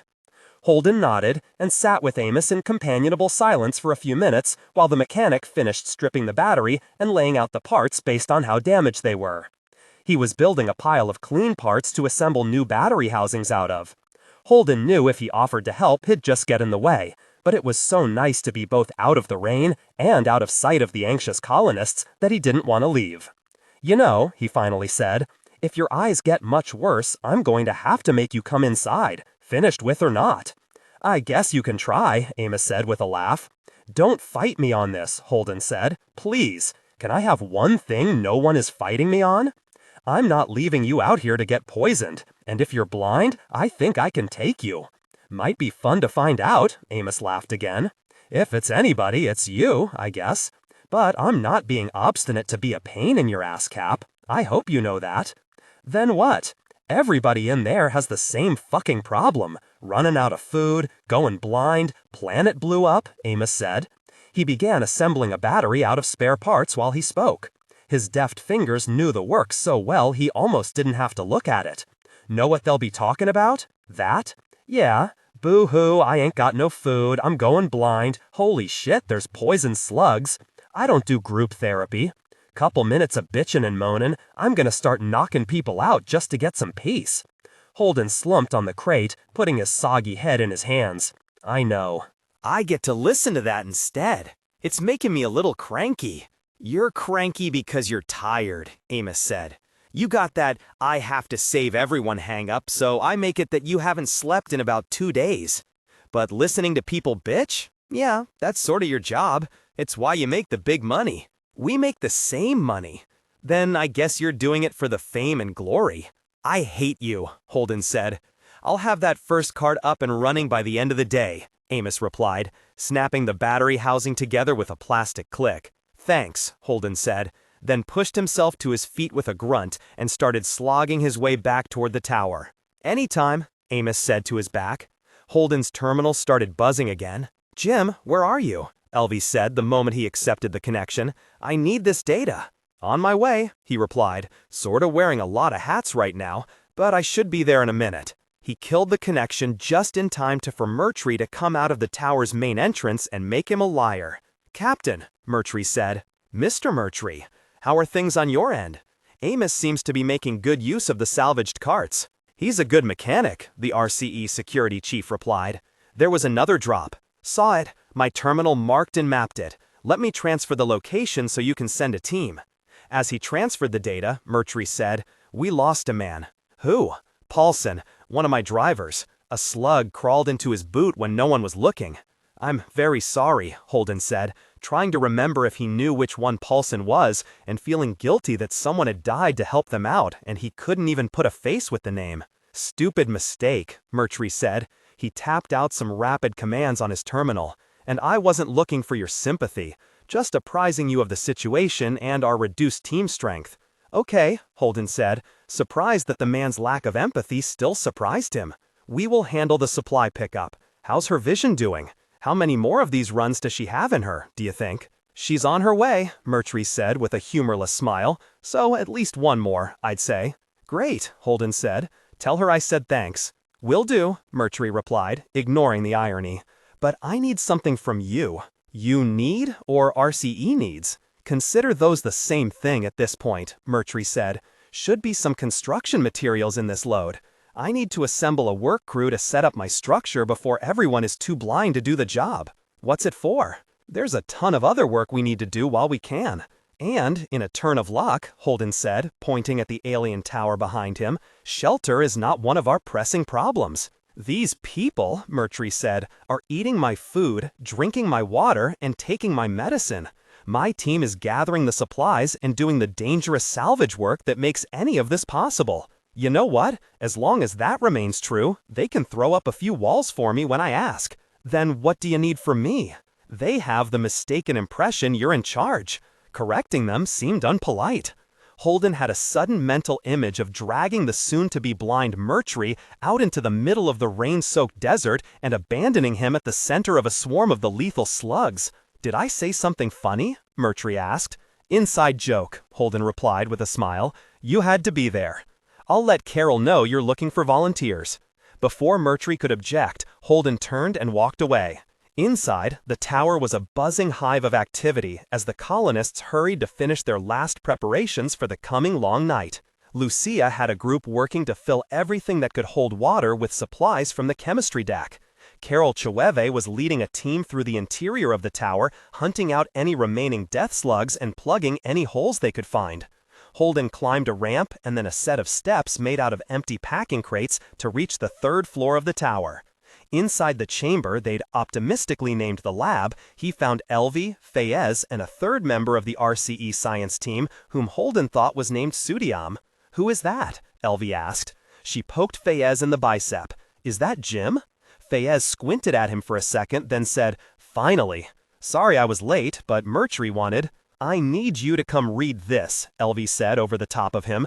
She was pointing at the chemistry deck's small screen. Holden walked over and looked at the display, but had no idea what any of the confusion of symbols and acronyms meant. "What am I looking for?" "First, we want to check the CBC," Elvie said, coming over to point at the screen. "Nothing on it," said CBC. "Okay," Holden said. "Will it say CBC? I don't see CBC here." Elvie sighed, then began speaking slowly. "Does the screen say results at the top?" "No, it says tools at the very top. Is that what you mean?" "Wrong menu. Hit the back button," Elvie said, pointing at a button on the screen. Holden pushed it. "Oh, I see a results option now." "Hit that. Then we're going to be looking for numbers on the CBC, RBC, WBC, hemoglobin, hematocrit, and platelet count readouts." "Hey," Holden said happily, "I see all that stuff. Tell us what they are." Holden did so, while Elvie made notes on her terminal. She had the display blown up to the point where Holden could read it from across the room. "Back up now, and let's look at blood gases," she said when they were done. It took over an hour, but in the end, Holden had given them all the results they were looking for. They decided to take some more of his blood and let him go. When they were done, he stood next to Elvie pressing a scrap of bandage against the puncture wound. "Are we any closer?" "It's not an easy process," she replied, "even with access to all these mines and the Isris computer. We're looking for a needle in a complex organism. How much time do we have left?" Elvie tilted her head up so the light shone into her pupils. Holden could see the faint green tinge there. "Almost none," she said. "But you should go get some sleep. You're exhausted."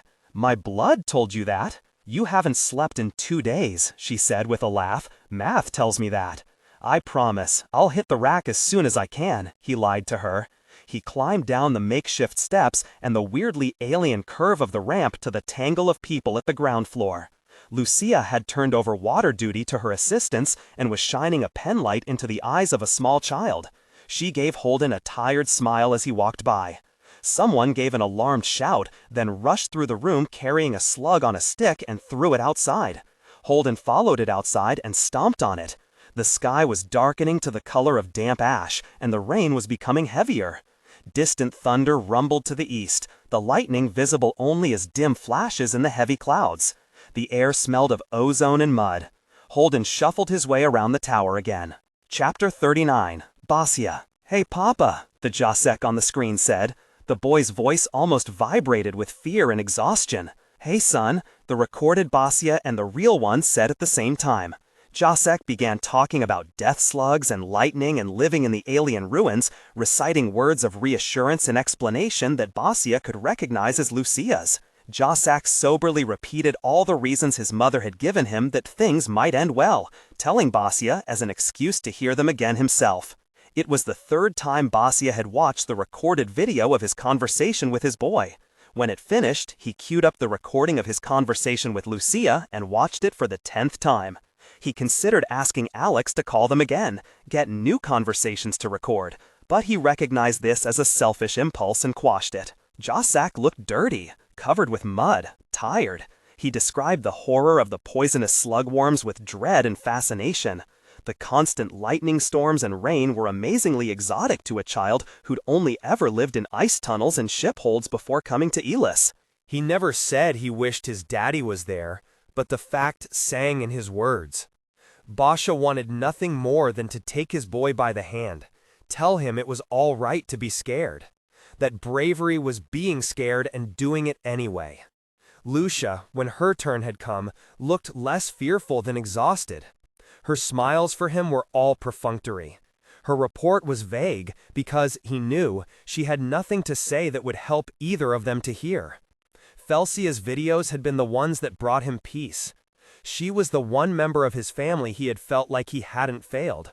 She'd wanted to go to school, and he'd managed to push down his fears and needs and the burdens that he carried long enough to actually let her go.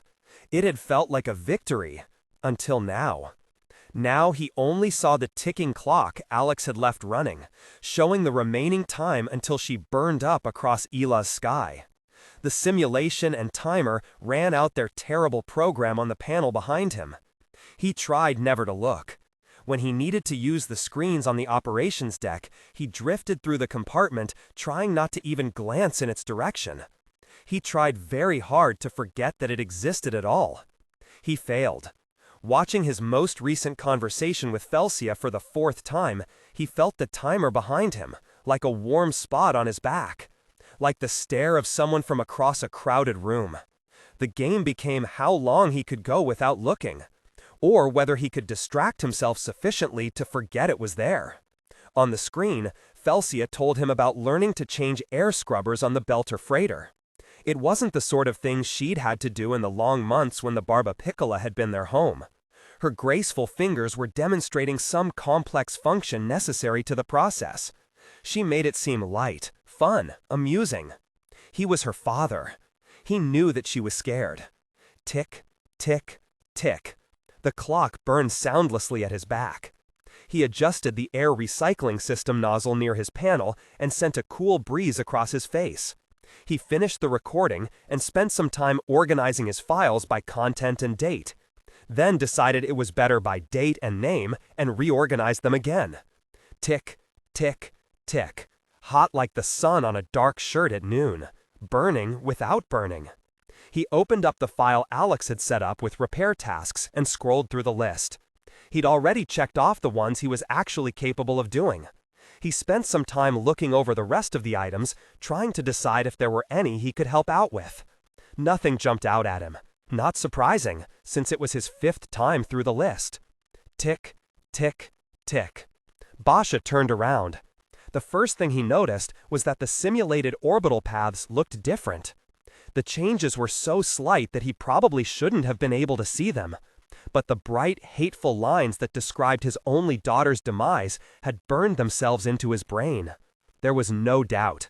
They were different. For some reason, it took him longer to notice that the clock had changed. There were 3 fewer days. Last time he'd looked at the clock, just a few hours before, there had been slightly over 8 days on it. The clock is broken, he said to no one. Alex was up in the cockpit, where he seemed to spend most of his time.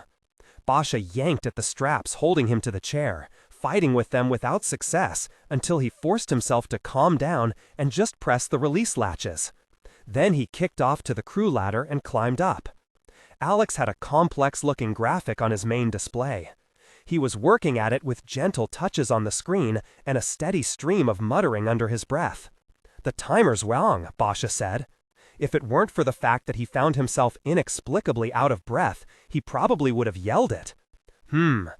Alex swiped at the panel, and it shifted to a graph filled with numbers.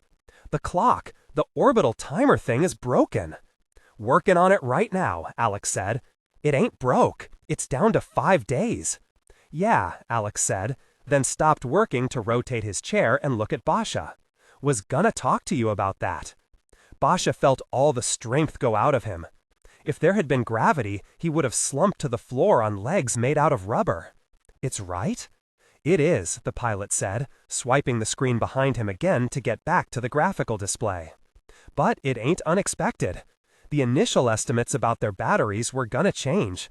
They were back-of-the-napkin kind of shit to start with." "I don't understand," Basha said. His stomach had clenched tight. If he'd bothered to eat anything in the last day or two, he'd probably have vomited. The first estimate was based on orbital distance, ship mass, and expected battery life versus consumption. As Alex spoke, he pointed at various places on his graph. As though that explained anything. As though the graph made any sense. Orbital decay's just not something anyone worries about when the reactors are on. If any of us had wanted to, we could have built orbits that were damn near permanent. But the Barb's got that shuttle going up and down with the ore, so she went kinda low. Save a little on each trip. And, forgive me for saying it, she's a flying hunk of shit. Heavier than she should be, and batteries dying fast. So, the new numbers. Basha floated next to the gunner seat, watching the hateful math spool out across the screen. She lost 3 days, he finally said, when he found the breath to do it. 3 days? No, she never had those days to start with, Alex replied. His words were harsh, brutal, but his face was sad and kind. I haven't forgotten my promise. If the Barb goes down, your little girl will be on this ship when it happens. Thank you, Basha said. I'm going to call the captain right now. We'll work up a plan. Just give me some time. Can you do that? 5 days, Basha thought. I have 5 days to give you. Yes, he said instead. Okay, Alex said, and waited expectantly for Basha to leave. When he didn't, the pilot shrugged and turned around to call up the comm display. Cap'n, Alex here. Come in. Holden here, the familiar voice said a few seconds later. So, ran the updated numbers like you asked? We're definitely losing the Barb first. How bad? The captain asked. His connection seemed fuzzy. It took Basha a moment to realize it was the sound of rain. Just under 5 days until she starts scraping on more atmo than she can handle. Damn it, Holden said. Then nothing. The silence went on long enough that Basha started to worry they'd lost their connection. How's the Roci? Oh, we're fine. Pretty much everything's off but the lights and the air. Lots of slack. Can we help? Like, Alex said, dragging the word out, give 'em a tow? Like that. What can we do? Boss, Alex said, hooking 2 ships together like that can be done, but doing it in low orbit ain't a trivial problem. I'm just a pilot. Sure would be nice if we had, our engineer back to run those numbers. Yeah, no kidding, Holden said. He sounded angry to Basha. That was good. Angry was good. Basha found himself oddly comforted by the idea that someone other than him was upset by the situation. Any chance on that? Alex prompted. Let me chat with Murtry again, Holden said. I'll call back soon. Holden out. Alex sighed. His lips pressed thin. Talkin's not gonna work, Basha said. Is it? I don't see how, Alex said. Which means there's a non-zero chance that we'll wind up needing to go get her ourselves. There's only 2 of us, you and me. That's it. There's 3 of us, Alex said, patting the control panel. Don't forget, we've got the Roci. Basha nodded, waited for his gut to clench up again, was surprised to find he felt a warm sense of peace flowing through him. What will I need to do? This is an LVA suit, Alex said, pointing to the equipment secured in an open locker. They were on the airlock deck, which, other than the airlock, consisted almost entirely of lockers and storage closets. The contents of that particular locker looked like a rubber bodysuit with lots of attachments. LVA? LVI. Light vacuum armor.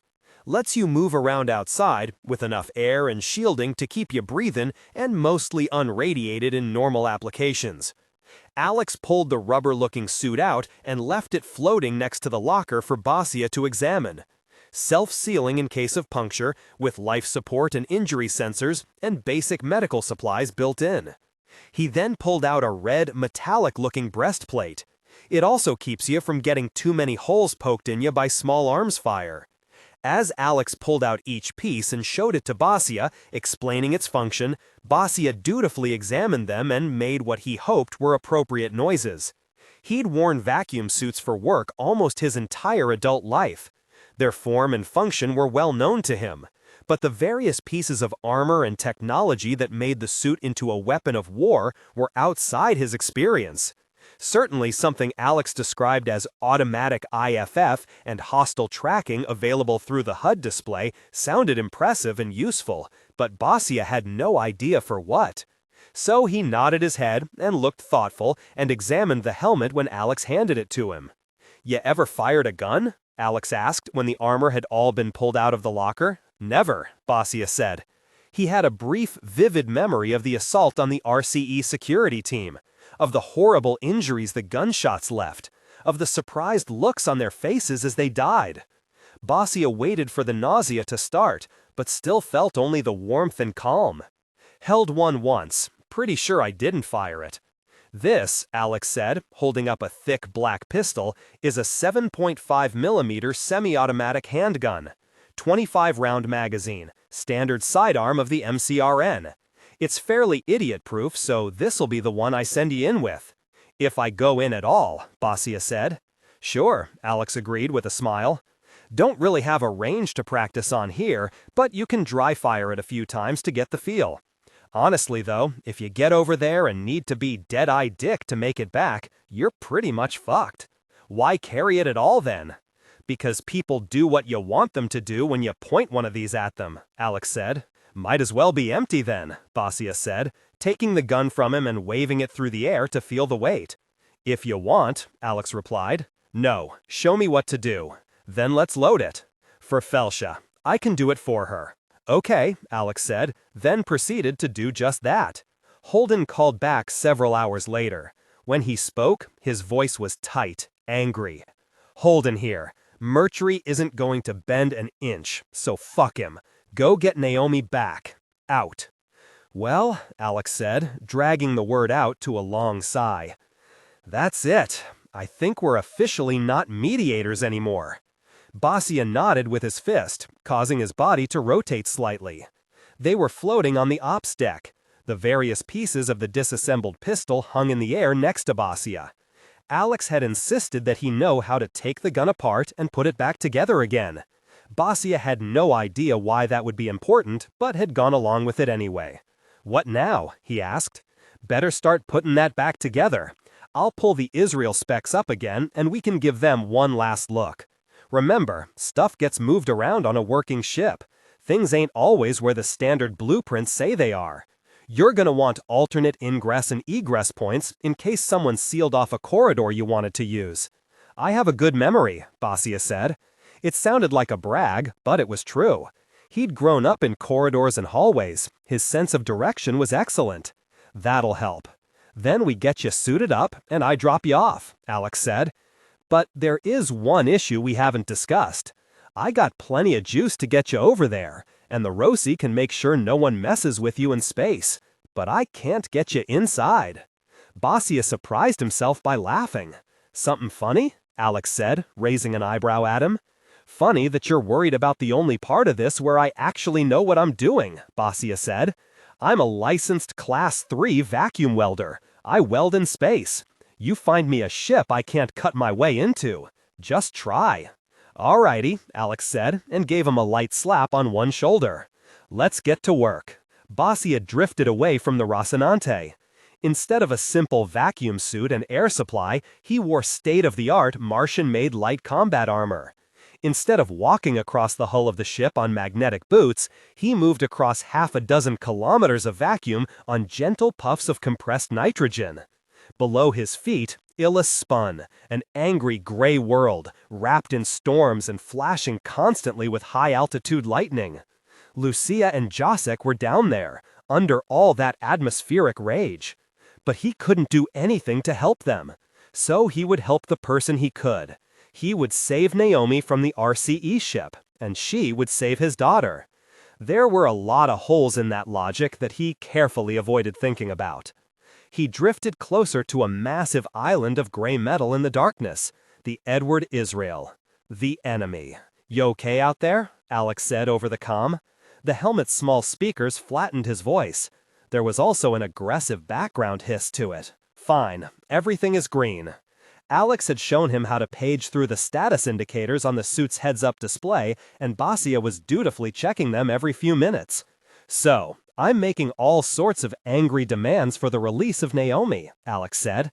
Got the Israel locked up with a targeting laser, and I'm flooding their sensors with radio noise and light scatter. Should keep their eyes, what eyes they got left, firmly planted on the Roci. Give you a minute or two before they realize you're cutting your way in. That doesn't sound like very long, Basia said.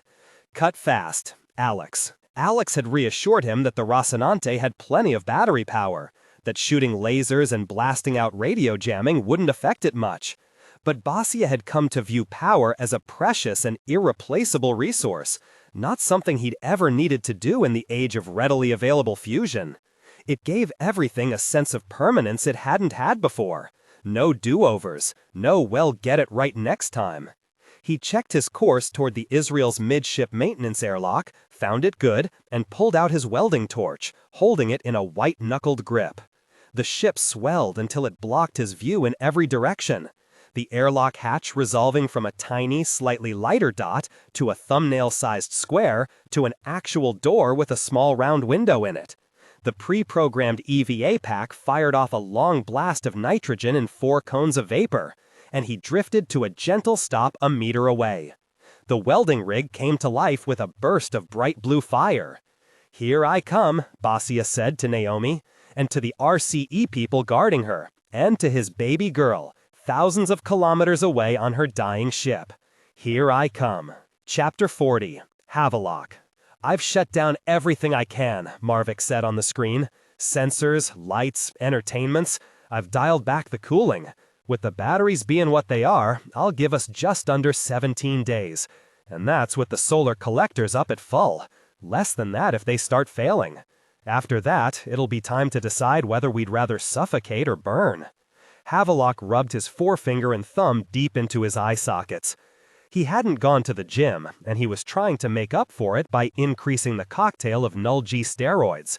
It wasn't a long-term fix, but the more he looked at it, the less it seemed like he'd need one of those. It did give him a headache, though. If it hadn't been for Naomi, he wouldn't have spent as much time exercising as he had. Something to thank her for.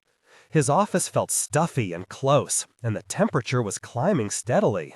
As a boy living planetside, he'd always thought of space as cold, and while that was technically true, mostly it was a vacuum, and so a ship, mostly, was a thermos.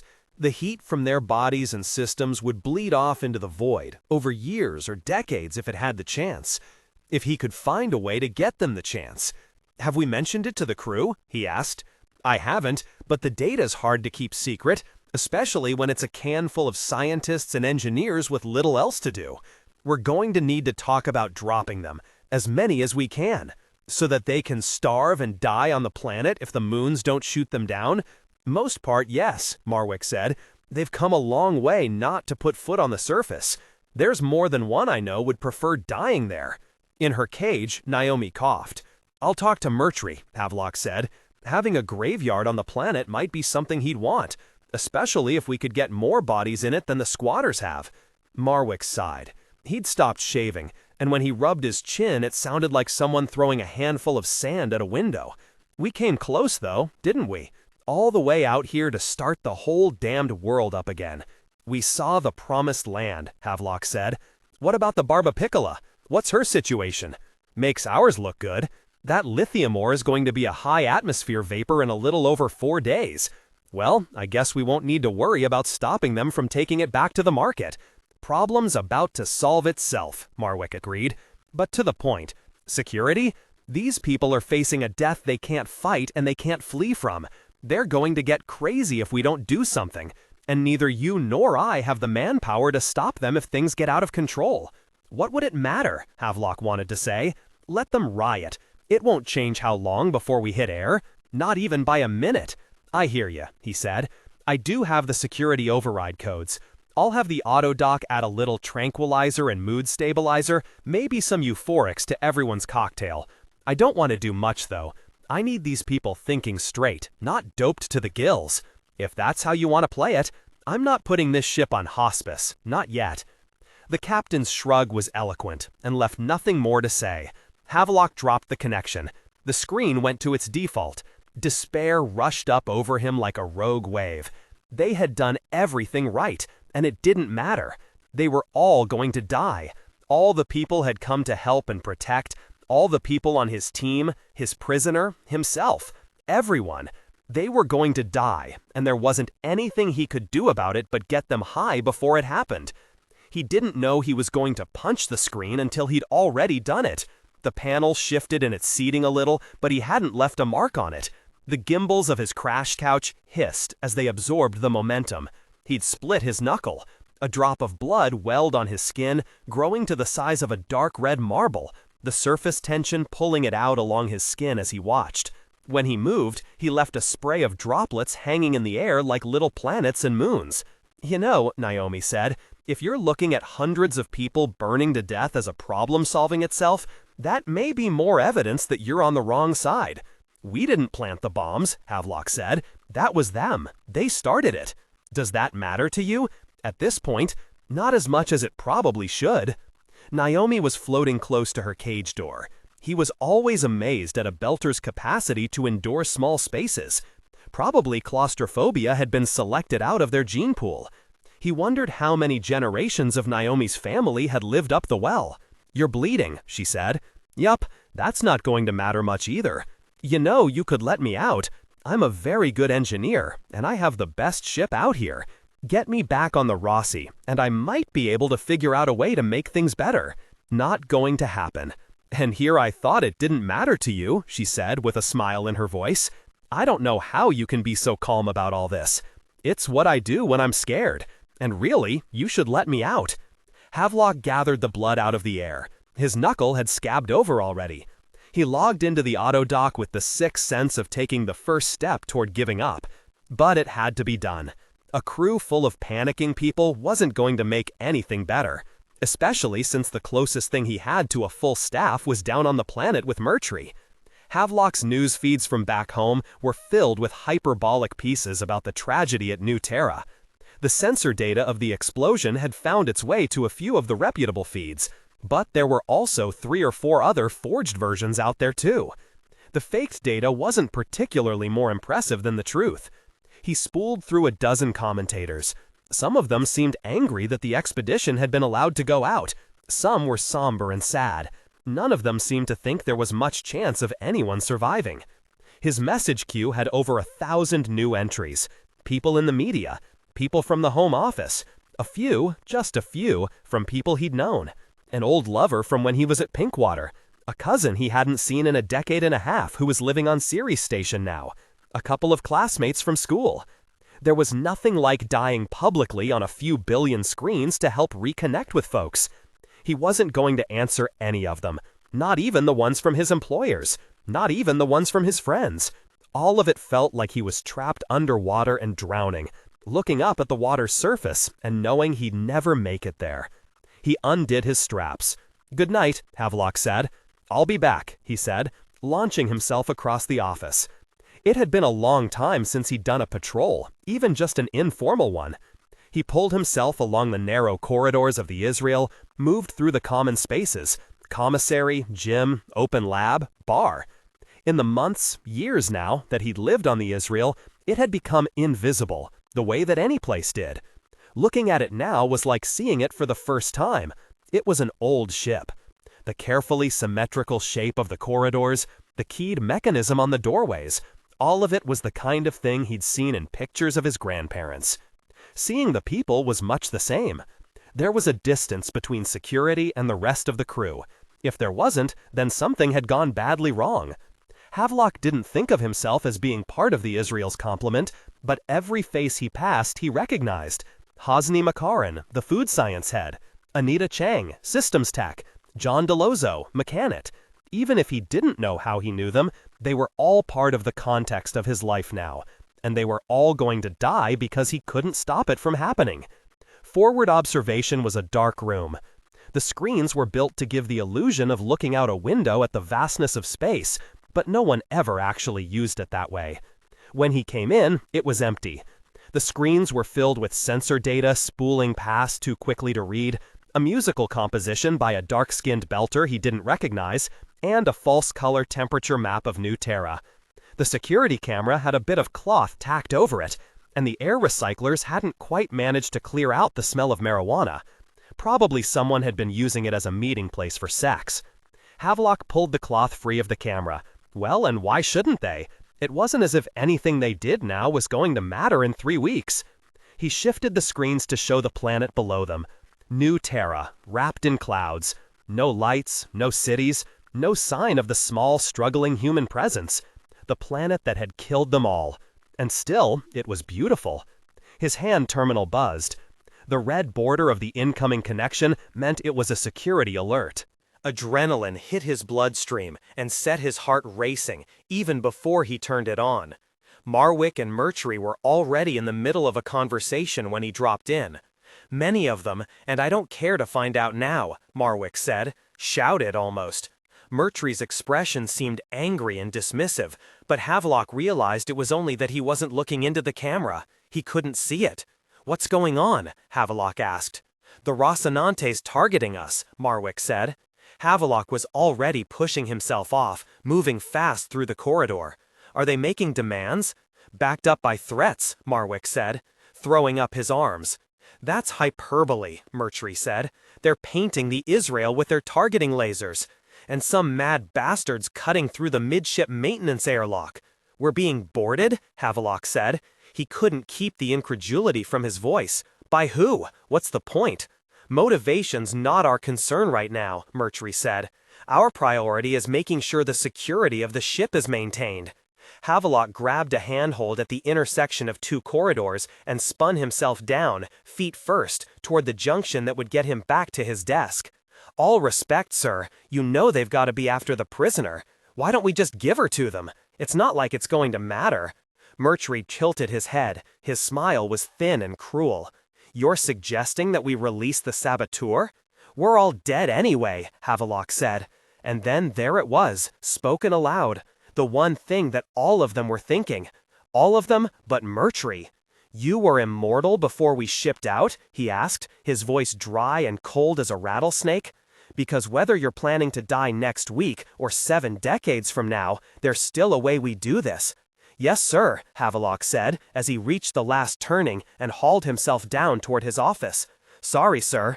The connection chimed as someone else joined. The chief engineer was grim-faced and angry in a way that Havelock immediately distrusted. "Reporting for duty," Coonan said. "Wait, what's he doing here?" Havelock said.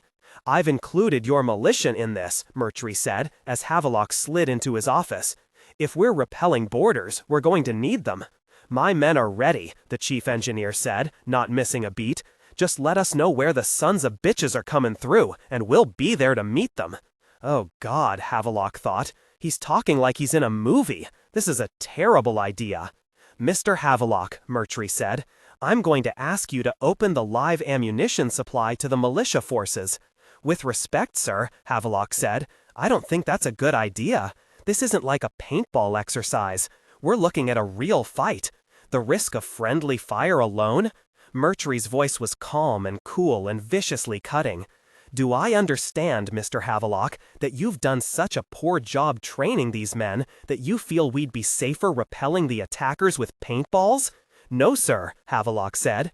And then, to his surprise, "But I am saying issuing live rounds at this point would be premature. I think we should find out a little more about what we're looking at before we escalate that far." "That's your professional opinion?" Murtry said. "It is. And if I ordered you to issue these men live rounds?" Naomi was at her cage, her fingers clutching at the mesh. Her eyes were wide and serious. Havelock looked away from her. Murtry's sigh was short and percussive. "Well, I won't put you in a position where you have to choose," Murtry said. "Chief?" "Yes, sir," the chief engineer said.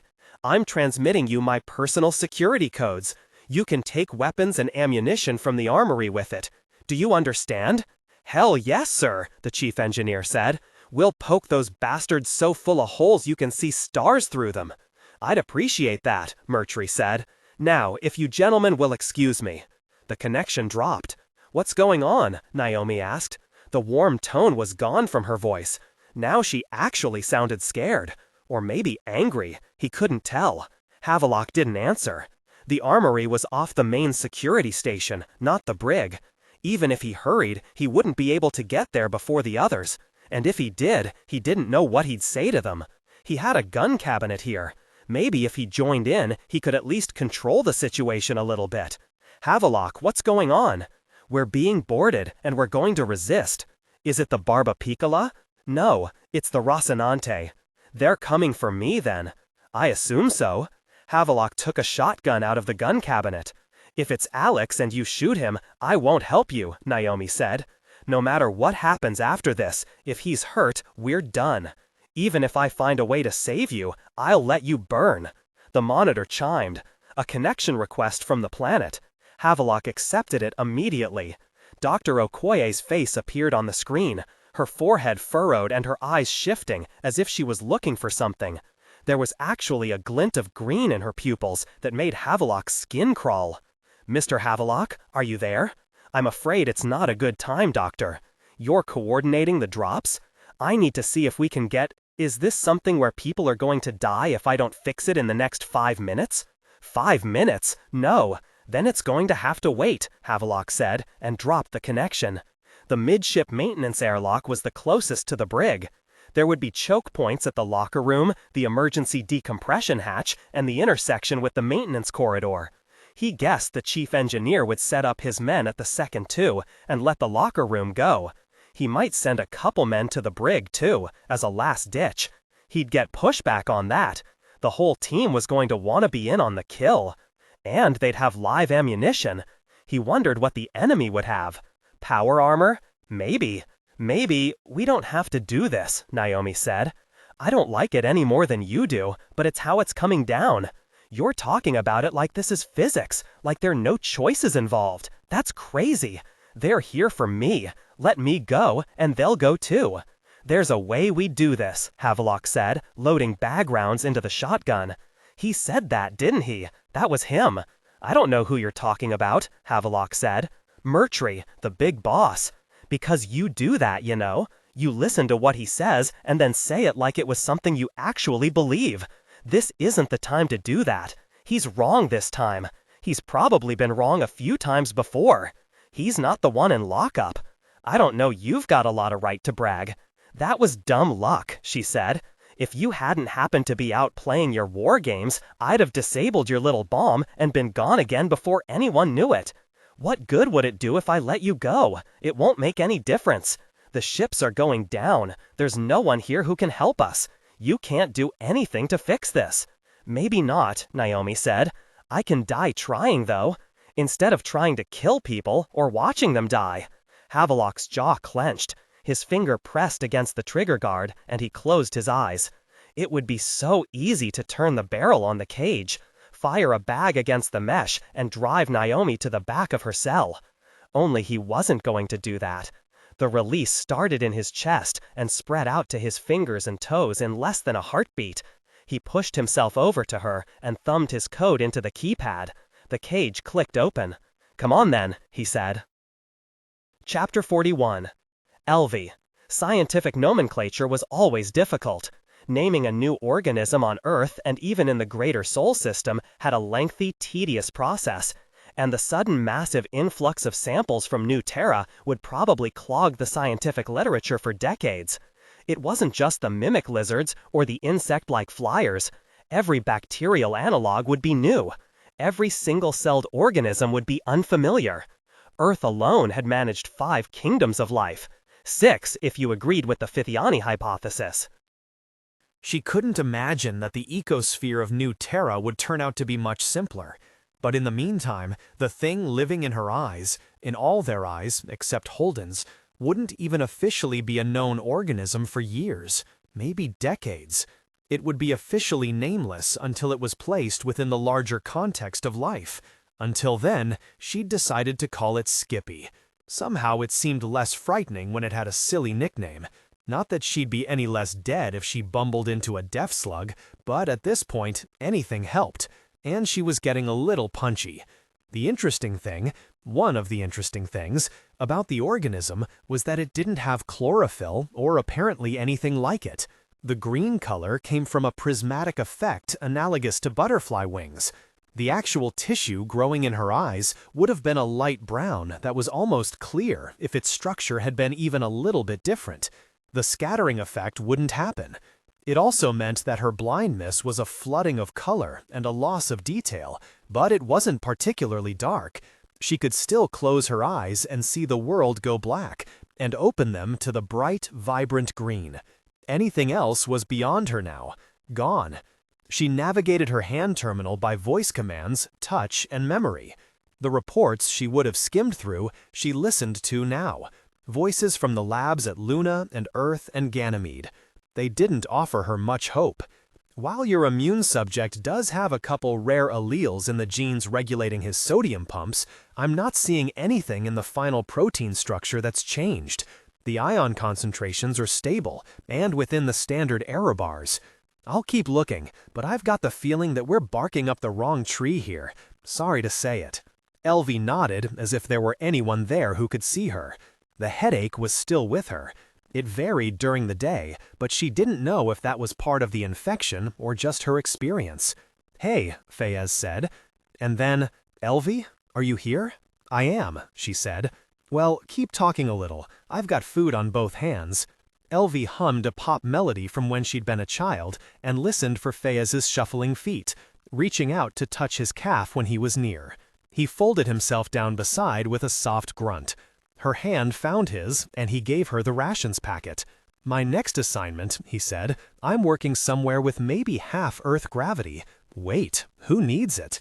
Elvie chuckled. He wanted her to, and she even meant it a little. The foil was slick under her fingertips. She felt like she was a little girl sneaking snacks under the covers when she was supposed to be asleep, doing everything by touch. The wrapping of Fayez's bar crinkled brightly. "How much more food do we have?" she asked. "Not much. I think they're trying for one more drop, though. There are a couple people who can still make out some shapes. And Holden, the one-eyed king," Fayez said. "We should poke out one of his eyes just to make that fit better, don't you think? Him having two eyes is a real missed opportunity." "Hush," she said, and the foil gave way under her fingers. The emergency bar was crumbly and smelled like rat food from her days at the labs. It tasted unpleasant and nutritious. She tried to savor it. It wouldn't be long before she missed this. "Any luck?" he asked. She shook her head by reflex. She knew he couldn't see it. "The best theory we had was that it was related to the plural parentage. He's got something like 8 mothers and fathers, and the techniques to manage that can leave some systemic traces. But nothing so far." "Well, that's a shame. Maybe all the exposure to the protomolecule changed him into a space mutant." She took another bite and talked around it. "You can laugh, but Luna's looking at that too.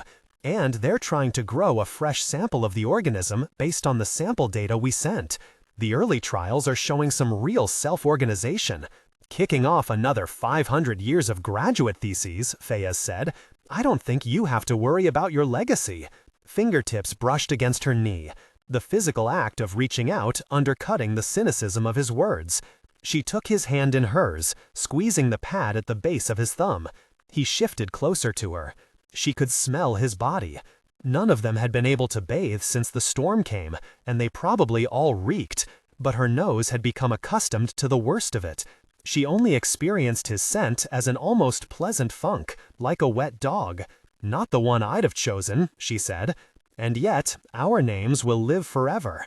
You as the first discoverer of a new planet full of species, me as the simple geologist who waited on you hand and foot. Why are you flirting?" "Flirting's the last thing to go," Fayez said. She wished she could see his face. "You do science. I hit on the smartest and prettiest woman in the room. Everyone has their ways of coping with the brutal specter of mortality.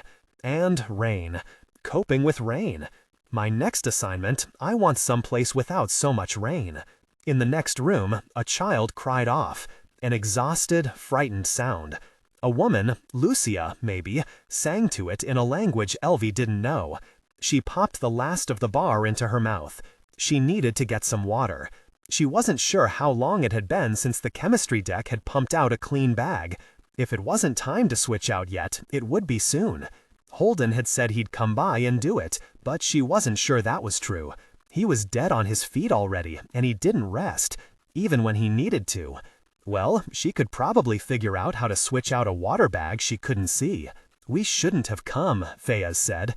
"All those crazy bastards talking about how the worlds beyond Medina Station were going to be tainted and evil. They were right. No one said that, did they? Someone probably did. If they didn't, they should have." "You could really have stayed away?" she asked, as she rose to her knees and started reaching for the chemistry deck. She could hear the soft ticking of the clean water coming through the outtake filter, a different timbre than the constant rain. If they came to you with the chance to go to the first really new world, you'd have been able to say no? I'd have waited for the second wave, Fayez said. She found the bag. The soft, cold curve wasn't as heavy as she'd expected. The deck wasn't putting out water as quickly as it had been. But if there was an error in the system, it hadn't made a noise. Something else for Holden to check. I'd still have come, she said. All this? And you'd still have come? I wouldn't have known about this. This wouldn't have happened yet. I'd know I was taking a risk. Of course I'd get on that ship. What if you knew it was going to be like this? What if you could look into some crystal ball and see us here, the way it's all happened? If we could do that, we'd never explore anything, she said. It was very strange to think that they were all going to die. She knew it, but it still seemed unreal. In the back of her mind, a small, insistent voice kept saying that a ship would arrive to help them, that another group on the planet would show up with extra food or water or shelter. She'd catch herself wondering if they shouldn't be signaling for help, and have to make the effort to recall that there were no other bases, no other ships. In the whole solar system, there were just the crews and passengers of 3 ships, and fewer now than there had been before. Even with all of them packed into the ruins together like refugees, so close they could hear each other snore, it made the universe seem very empty and frightening. We should find Holden, she said. The water's coming slow. I wonder, maybe he has a really good immune system. The fact that we're all getting discharge means we've got some immune response to it. Like a splinter, maybe. It just grows faster than we can knock it out. Maybe Holden has some exposure that gives him antibodies to it. Did the blood scans find anything? No, she said. His white cell count is lower than ours, too. Maybe his eyeball juice tastes bad, Fayez said. What? I didn't say anything. No, but you made that little "I've got an idea" grunt. I've heard that grunt. It means something. I was just thinking that it can't be his immune system, she said. I mean, we're all traveling in hard vacuum all the time. The radiation just on the way out here probably left all of us a little immunocompromised, and especially after Arrow's station, he's had more radiation damage. Elvie closed her eyes, shutting out the green. A beautiful cascade of logic and implication opened before her like stepping into a garden. She caught her breath and grinned. The joy of insight lifted her up. What? Fayez said. His overcooked? The eye thing only likes us rare, and he's well done? Oh, Elvie said. It's his oncocytals. After the Eros incident, he had to go on a permanent course of them. And that means, oh, that's so pretty. Oh, good. What are you talking about? Why would his anti-cancer meds work on something from a different biosphere? It means there's a Doxonian good move down around cell division somewhere. That's one of those xenobiology things, isn't it? Because I've got no idea what you're on about. Elvie patted her hands in the air. The pleasure running through her blood felt like being carried by light. I told you about this, she said, that there are good moves, maybe even forced moves, in design space, because we see things that show up again and again, all through different branches of the tree. Right, Fayez said, which is why we can come to New Terra and find things that have eyes and stuff. Because bounced light has a lot of information in it, and organisms with that information do better. Preaching to the choir, Elvie. But that's not the good part. Holden's on medications that selectively address fast-dividing tissues. Skippy's a fast-dividing tissue. Who's Skippy? The organism. Focus here. That the oncocytals work against it means there's something like flight or sense organs near the mouth that's going on at the level of cell division. Even though the proteins are totally different, the solutions they're coming up with are analogous. That's the biggest thing since we came here. This is huge. Where's my hand terminal? I have to tell the team on Luna. They're going to lose their minds. She moved forward too quickly, stumbling into Fayez. He pressed the terminal into her hands. She sat beside him. Are you bouncing up and down? He asked. Because you sound like you're bouncing. This is the most important thing that's happened to me in my life, she said. I'm floating. So this means we can treat the eye thing, right? What? Oh, yeah, probably.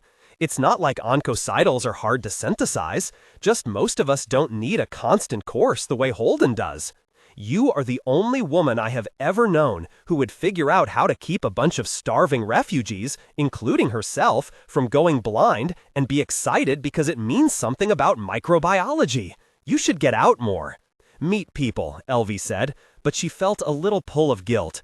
She probably should try to get people treated before she started talking to the team on Luna. It was still just a hypothesis anyway. She didn't have any data yet. Connection request Murtry. Her hand terminal chimed that it was working. A gust of wind made the plastic window flutter. It sounded a little different than usual, and the constantly falling rain sounded louder. She wondered if the sheeting might be coming unsealed. There could be death slugs creeping around the room and she wouldn't have known, wouldn't have seen them. Something else she'd have to ask Holden to check. The double tone of connection refused made her grunt. "Who's working on the drops?" she asked. "Upstairs? Havelock, I think." Connection request Havelock. The hand terminal made a single chime and then stopped. She wasn't sure if it had gone through or failed. "Mr. Havelock, are you there?" she asked. "I'm afraid it's not a good time, Doctor." "You're coordinating the drops? I need to see if we can get Is this something where people are going to die if I don't fix it in the next 5 minutes?" "5 minutes?" she said. "No, then it's going to have to wait." The hand terminal made the falling tone of a dropped connection. "Well, that was fucking rude," Fios said. "He probably has something else going on," she said. "We're all under a little stress here." "Doesn't mean he has to be a dick about it." Elvie lifted her eyebrows and nodded, knowing as she did that he couldn't see her. Connection request Holden. The tone cycled until she was afraid he wouldn't answer either. When he did, his voice sounded terrible, like he was drunk or sick. "Elvie, what's the matter?" "Hi," she said. "I don't know if you're busy right now and you're not really responsible for getting supplies to us, but if you have a minute, I'd like to—" Fayez shouted, interrupting her. "She knows how to make us not blind." There was a pause. Holden grunted. She imagined it was the effort of standing up. "Okay, I'll be right there." "Bring Lucia," Elvie said, "if you can find her." "Is Murtry going to be there? He's not answering my connection requests." Holden said. "That's good. I don't think he's happy with me right now." Lucia sat at Elvie's side, holding her hand. It should have felt like an intimacy, but in context, it only seemed to indicate that she was giving Elvie her full attention. A physical analog to eye contact. Holden was pacing around the room, his footsteps sticky sounding with the mud. When she was done, Lucia made a ticking sound with her tongue and teeth. "I don't know how we'd manage dosages. I don't want to give people so little that it doesn't have an effect." "What about picking babysitters?" Fayez said. "A dozen people whose cases aren't as advanced. Shoot them up. They can take care of the rest of us until there's another drop." "Captain?" "What?" "Oh, sorry. There's a hole in the window. Plastic. I was just making sure there weren't any death slugs in here. And fixing it." "Captain," Lucia said, her voice sharp and crisp. "You're taking medications for a chronic and potentially terminal condition. We are discussing whether or not to your medication to treat other patients and leave you without." "That's fine. Ethically, it's actually a little problematic," Lucia said. "If I'm going to do this, and I very much want to, I know that you understand." I do, he said. "I've sucked down enough radiation that I bloom tumors a lot. The thing that keeps it under control does that thing with the other thing. And then there are other people, and I can take a nap." Elvie could hear Lucia's smile when she spoke. "I'm not sure the Human Subjects Board would call that sufficient, but broadly, yes. Of course you use it," he said. "Use it. Go ahead. We'll get more if we can. And if we can't? I might get a new tumor before we starve. I might not," Holden said. Lucia took back her hand, leaving Elvie feeling a little colder. "All right then, we should start. Can you guide me please, Captain?" "Yes," Holden said. "Yes, I can. But we may need to get a cup of coffee. I'm feeling a little tired. I can get you some stimulants if you'd like, but there's no coffee." "Right," Holden said. "No coffee. This is a terrible, terrible planet. Show me how to make everyone better." Chapter 42. Havelock. The armor in the brig was a simple, unpowered suit of Kevlar and ceramic. It was vacuum-rated and had a fitting for a half-hour air bottle. Its intended uses included breaking up brawls among the crew and making short, tactical spacewalks. There were probably a dozen more like it up in the main security station. He hoped that the engineers didn't think of them. When Havelock stepped into it, it pulled his pant legs up, bunching the cloth uncomfortably at the crotch. He put the shotgun strap over his shoulder and shifted, using both hands to pluck the pant back into place. Laughter doesn't help, he said. Wasn't laughing, Naomi replied, then laughed. He took a fistful of disposable handcuffs and 2 tasers from the gun locker. One had a full charge, the other was at 3/8. He made a mental note to check the batteries on all the weapons later, then remembered that there probably wasn't going to be a later, not for him at least. He could leave a note for Way or something. He thought about calling Marwick, warning him that things were getting complex. Relying on the man's decency and instincts, he didn't do it. Naomi, floating behind him, stretched out, her fingers and toes splayed in the open air. Her paper jumpsuit crinkled and popped with every motion. Havelock looked around his office one last time. It was strange, knowing he probably wouldn't see it again, and if he did, it'd be from the inside of the cage. If that happened, though, it would be because they'd found some way to keep from dropping into the atmosphere, burning in the high air. So the chances were low. He wasn't going to worry about it. First mutiny? Naomi said. Yeah, it's not really something I do. It gets easier, she said, holding out her hand. He looked at it in confusion. I can take one of those.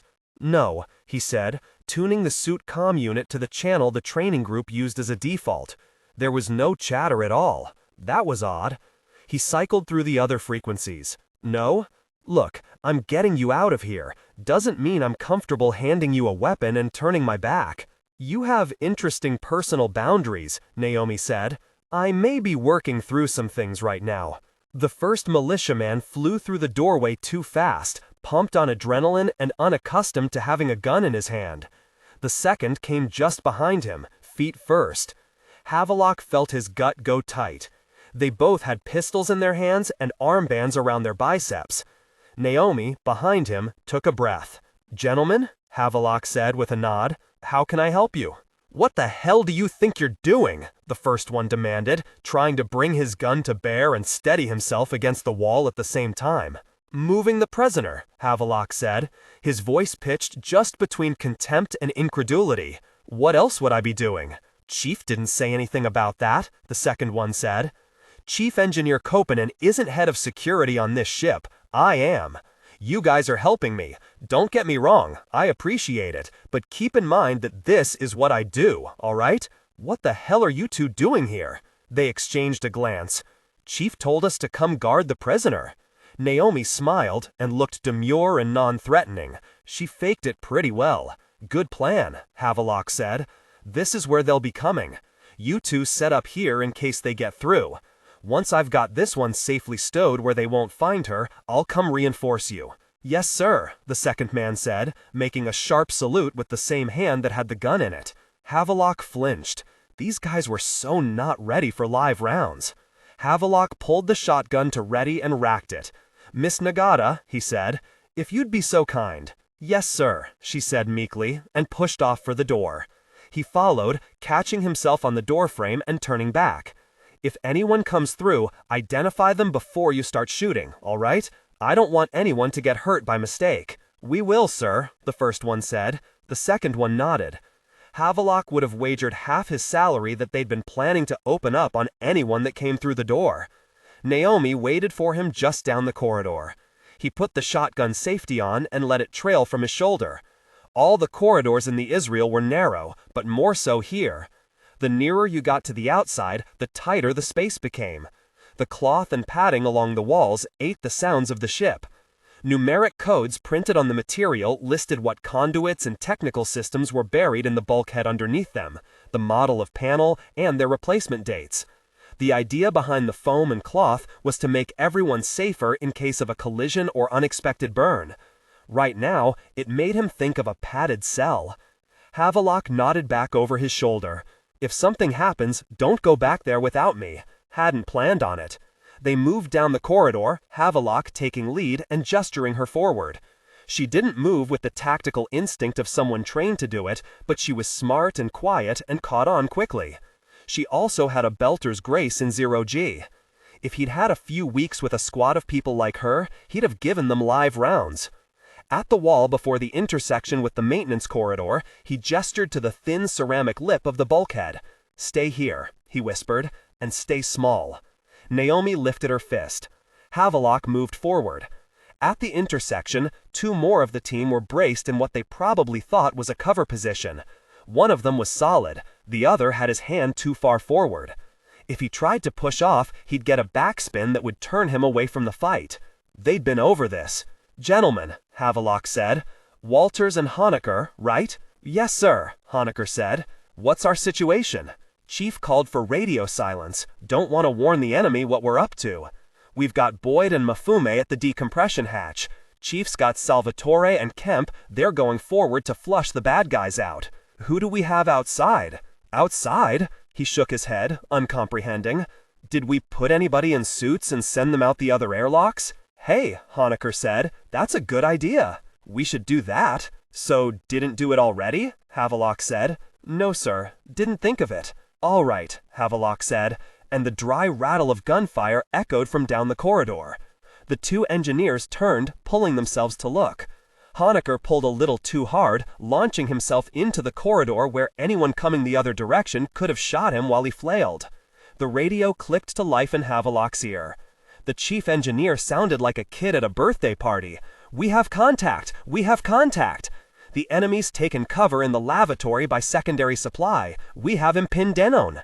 A flurry of shots rang out, coming through the radio a fraction of a second before the sound could move through the ship's air.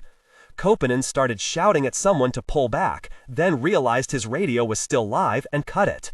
Havelock braced his ankle in a handhold, stretched out to Honecker, and pulled him back in gently. "What do we do?" Walters said, as Honecker steadied himself on a handhold. "Should we go forward? We could grab some suits and go around like you said." Havelock took out the fully charged taser, shaking his head. It was ready to fire. The second one, with the low charge, took half a second to go to ready status. The 2 men were looking at him for guidance. "You should both look down the corridor," Havelock said, pointing at it with his chin. When they turned, he shot them both in the back. Their bodies arched, shuddered, and went still.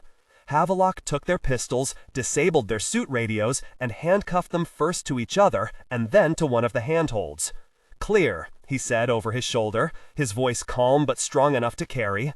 Naomi moved forward, shifting from one side of the corridor to the other so that she was never more than a fraction of a second from something solid she could use to change direction. "Good instincts. That's 4 down," she said. "Are you really good at this, or are they really bad?" "Teaching may not be my strong suit," Havelock said, "and we do have the element of surprise on our side." "I guess," Naomi said, her voice making her skepticism clear. "How are you doing?" Havelock started to say "I'm fine" by reflex, and then paused. He had just attacked and disabled 2 of his crewmen who'd been working at the direct and explicit order of his superior officer. He'd betrayed the trust of men he'd been traveling with for years on behalf of a belter saboteur. And they were all of them days from dying. And maybe oddly, it was that last fact that made all the rest all right. He was a dead man. They were all dead men. So there was a sense in which what he did now didn't matter. He was free to follow his conscience wherever it led. It was the security man's nightmare scenario. In the face of death, why wouldn't there be riots? Why wouldn't there be killing and theft and rape? If there were no consequences, or if all the consequences were the same, then anything became possible. It was his job to expect the worst of humanity, including himself. And now here he was, helping a lawfully bound prisoner escape because he liked the death she offered him better than Murtry's plastic and ceramic sepulcher standing on an empty planet. He didn't give a good goddamn about New Terra or Ilus or whatever the unpleasant ball of mud under them got called. He cared about the people, the ones on the Israel and the ones on the Barba Piccola and the ones on the surface. All of them. Staking a claim that the corporation could use to protect its assets after they all died just wasn't good enough. I'm weirdly at peace with this, he said. Probably a good sign, she said, and a fresh round of shooting started. Havelock gestured for her to stay and pushed forward. All the major corridors on the Israel had decompression hatches, thick circles of metal with hard polymer seals. Most of the time, they were bumps in the walls, larger than the ship designs a generation or two later, but easy enough to ignore. If something holed the ship, the hatch would close with the speed and amorality of a guillotine. If someone got caught in it, one loss was better than venting the air. Havelock had seen training videos about misfires and had been nervous around them ever since. One man was pressed to the wall, eyeing the corridor ahead anxiously. Havelock cleared his throat, and the man spun, pistol at the ready. "Mfume," Havelock said, his palms up. "Where's Boyd?" "He went forward," Mfume said, gesturing with the gun, but not lowering it. "The chief's getting shot at, and he told me to stay here, and I stayed." "It's all right," Havelock said, moving closer slowly, not making eye contact. He kept looking down the corridor, trying to shift the man's attention there. The raised pistol made his chest itch. "You did the right thing." The radio crackled back to life, and the chief engineer spoke. He sounded winded. "We've locked the little bastard down. He winged Salvatore, but it's not bad. I need everyone up here. We're gonna rush him."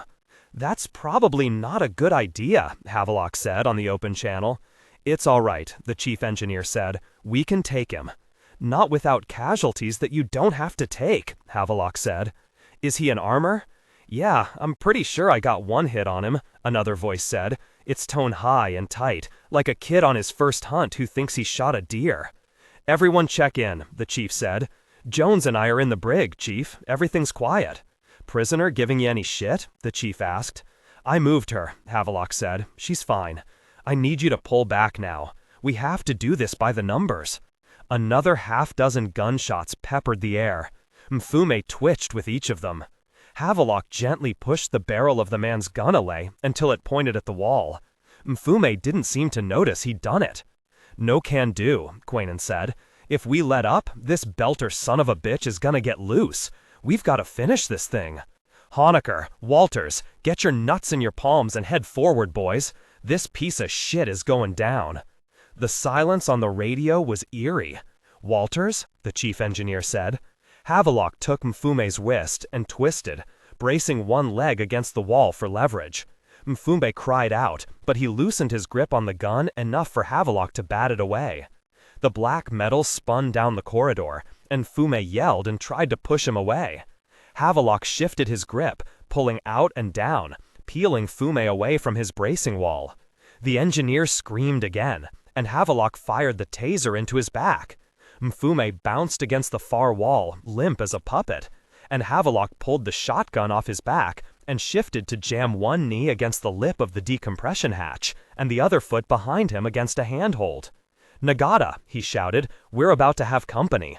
Down the corridor, the chief engineer boiled around the corner and slammed into the wall, firing his pistol wildly. "Cease fire," Havelock called. "You've got one of your own floating outside cover. Cease fire." "Fuck you," Quainon shouted, and Havelock pulled the shotgun's trigger. The bag round took the chief in the side and sent him spinning. Havelock landed the second shot in the man's back, just as three more engineers careened around the corner in a clump. Havelock shot each of them once, then shifted himself to the other side of the hatch and pushed off, stowing the shotgun and pulling the tasers. The low-charge one was already dead, and he dropped it. One of the men was bleeding, a droplet of blood the size of a fingernail floating in the air. All four men were gasping in pain. Two of them had dropped their weapons, and the other two, the bleeding man and Quainon, seemed unaware Havelock was there at all. Havelock tased the first of the floating men, then grabbed the one who was bleeding, Salvatore. "You, Kemp, you shot me, with a bag round. The other guy shot Salvatore with a bullet. You need to get him to the medical bay." "You're a traitor," the chief engineer shouted, and Havelock tased him before turning back to Kemp. "I'm taking your gun away, and I'm giving you Salvatore. You're helping him get to the medical bay, now. You understand?" "Yes, sir," Kemp said, then looked over Havelock's shoulder and nodded.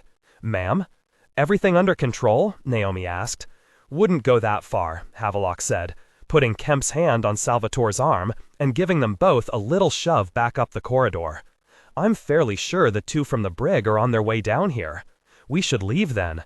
That's what I was thinking. The short stretch of corridor between the corner and the airlock had a sealed door to secondary storage, a low access panel to the power conduits in the walls, and the entrance to the maintenance airlock's locker room. The space was narrow and cramped. Bullet holes pocked the cloth. One of them had penetrated the wall and hit a hydraulic tube. The safety hydraulic fluid was polymerizing in the air, 100 tiny greenish dots slowly turning white. The original leak was probably already sealed with a hunk of the stuff. The washroom was the standard utility size, so small that squatting on the vacuum seat meant pressing back to one wall and knees to the other. It wouldn't have been much for cover in the first place, and the narrow door stood open.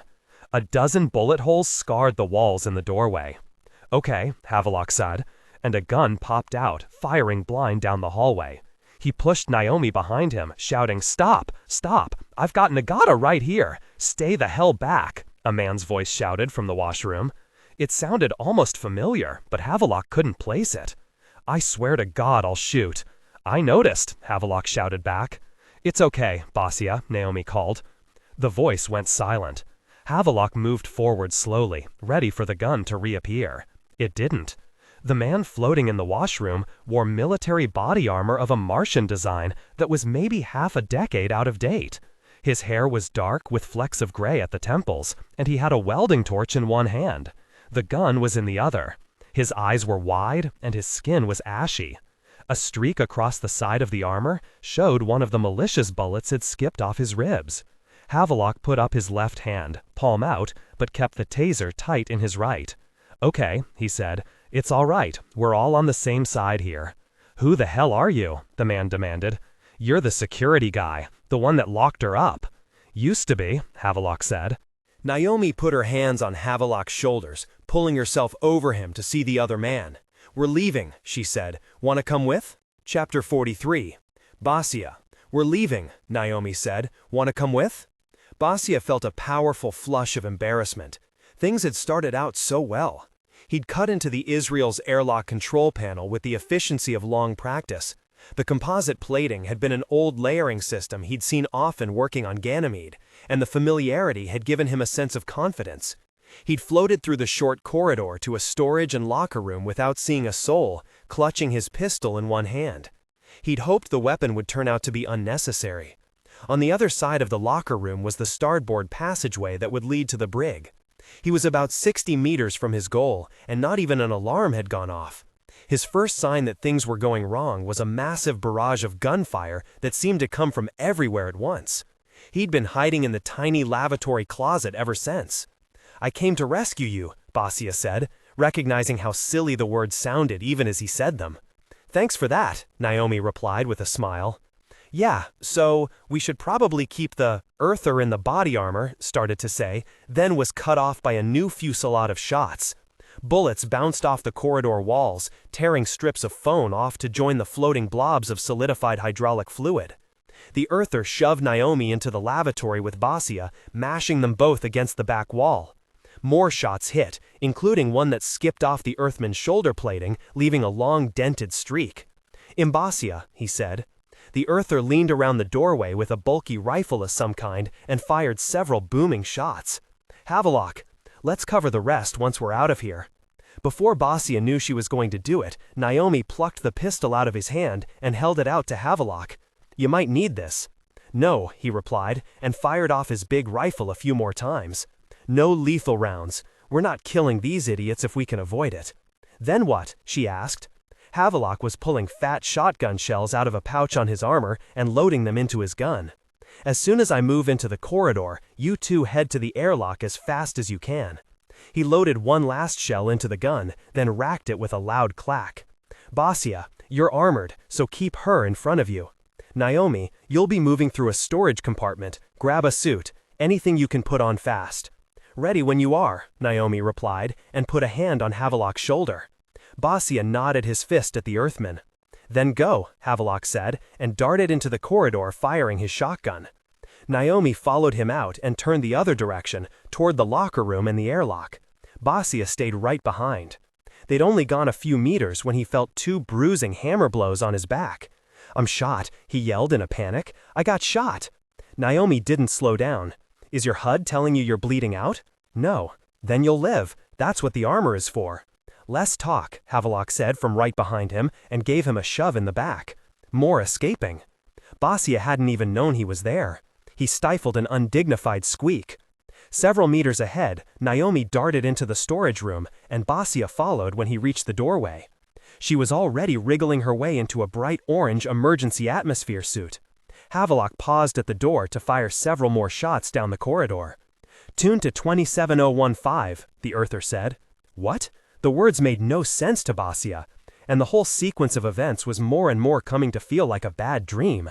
People shooting and spouting nonsense at him. The sense of peace and heroism he'd felt when he agreed to the rescue mission was entirely gone. "It's the frequency the security team's using," Havelock said. "You can listen in. They aren't encrypting." "Because," he sighed, "they're fucking amateurs." Basia found the menu to switch his suit's radio frequency and set it to 27.015. "In on it," a voice said. "Young, male, angry." "The fact that he's shooting back at us makes it pretty goddamn clear," an older voice said. "He shot me with a couple fucking beanbag rounds. I think he broke a rib." "So," Havelock said, then paused to fire off another shot. "I guess this is a decision I don't get to take back." Basia couldn't tell who he was talking to. "I'm gonna shoot you in the face, asshole," the older man said. This was followed by another barrage of gunfire that tore up the hallway. "Mostly you're shooting the ship, Chief," Havelock replied. His voice was matter-of-fact. He seemed halfway between being embarrassed on the attacker's behalf and steeled for more violence of his own. Basia remembered someone telling him about the idea of Bushido back when he'd first signed on for work on Ganymede. They'd said it was the peace and effectiveness that came from already thinking of yourself as dead. Havelock reminded him of that. "Kemp," the older voice said, "are you in position?" "We're suited up and moving to emergency access 111, a voice replied. "Go faster, get ahead of them." "Hey, Kemp," Havelock said, "thought I sent you to medical with Salvatore. You didn't leave him bleeding out in a corridor somewhere, did you?" "No, sir," Kemp replied. "Someone's taking him now." "Stop talking to him," the angry older man said. "He is not on our team." Naomi was struggling to get the emergency suit over her shoulders, and Basia pushed over to help her. Havelock stayed at the locker room hatch, occasionally firing down the corridor.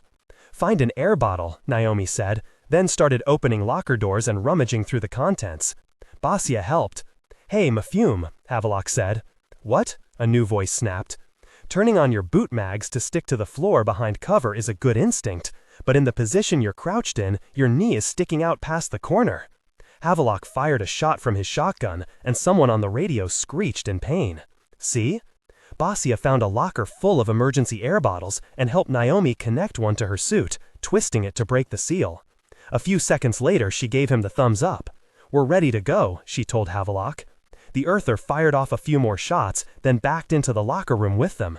He handed his shotgun to Naomi, who pointed it at the doorway to cover them while the two men sealed their helmets. "Changed your mind about giving me a gun?" Naomi asked. "I'll want it back." "We're ready out here," Kemp said on the radio. "Hey guys," Havelock said, "don't do that. We'd barely started on the spacewalk combat tactics. You head out there with live ammo and it will get really dangerous." "Well," the chief said. "Stop talking to him," the older man yelled, loud enough to distort Basia's helmet speakers. "God damn it, you guys!" "Koinen," Havelock said. His voice sounded subtly different now that his helmet was on and sealed. "I'm serious. Don't send your guys out there. Someone's gonna get hurt or dead." "Yeah," the chief replied. "You belter-loving traitorous son of a bitch." "How are those ribs, Chief?" Havelock said, a smile in his voice. "You see, right now, you're acting out of anger, not thinking it through. This is why I didn't want to break out the live rounds." Basia strapped on the EVA pack he'd left by the airlock hatch. Naomi handed him the shotgun and pulled 2 more packs out of storage. A moment later, she and Havelock were wearing them, and the inner airlock door was cycling closed. Havelock took the shotgun. "You know," she said, "they can just kill this airlock from the bridge." As if in response to her words, the airlock status light on the control panel shifted to red, and the cycle stopped. Havelock punched something into the panel, and it started again. "They won't have had time to reset all the security overrides," he said. "RCE security can countermand ship operations?" Naomi asked. "Welcome to corporate security." The ship's crew are glorified taxi drivers. Security division works directly for the company, protecting its interests. We can override anything they do. This is why everyone hates you, Beja said. The airlock cycle completed, and the outer door opened. Havelock gestured them out. "You sure you don't like me right now? Just a little bit?" Ilus' star was just peeking around the limb of the planet, and Beja's visor dimmed dramatically to keep it from blinding him. The planet itself was the same angry ball of storm-racked gray clouds. In the distance, the Rocinante flashed green and red landing lights at them, marking its position. "Okay," Havelock said, his voice crackling with low-level static. "Should probably get moving. They've got guys outside on the other side of the ship. They can't catch us, but watch each other for grapnel lines." Naomi was already firing her EVA pack, moving out of the airlock on 4 small white cones of compressed gas. "Alex, we're out!" "Ah, thank God," the pilot said, his drawl mostly disappearing in the tension of his voice. "I've been worried sick over here. Beja with you?" "Yeah," Beja said. "I'm here." "You'll be picking up 3, Naomi said. "Come get us." 3? Taking a stray home with me? "A stray?" Havelock said, amusement in his voice. "I'm the one doing the rescuing here." "It's complicated," Naomi continued. They were all out of the airlock now. The remote connection light went on in Beja's HUD, and a complex program began spooling across it. Alex having the Rocinante take control of their EVA navigation to bring them to the ship. The pack did several sharp burns, and the Rocinante began slowly growing. "Glad Beja made it okay," Alex said. "Worried sending him in there like that." "I didn't wind up helping much," Beja admitted, feeling that same rush of embarrassment. "You got everyone looking in the wrong direction," Havelock said. "That was actually pretty helpful." "Yay," Alex said. "We're all heroes." "There are 4 guys tailing you right now. Do we know about them?" A small box appeared on Beja's HUD. Inside it was video of 4 people in vacuum suits and wearing EVA packs, the bulk of the Edward Israel behind them. Without his doing anything, the view zoomed in until he could see the weapons they were carrying. Alex was sending them all images pulled from the Rocinante's telescopes. "Yeah, those are the militia I formed and trained," Havelock said, then sighed. "In retrospect, that's seeming like a bad idea." "Do you want me to take care of that?" Alex asked.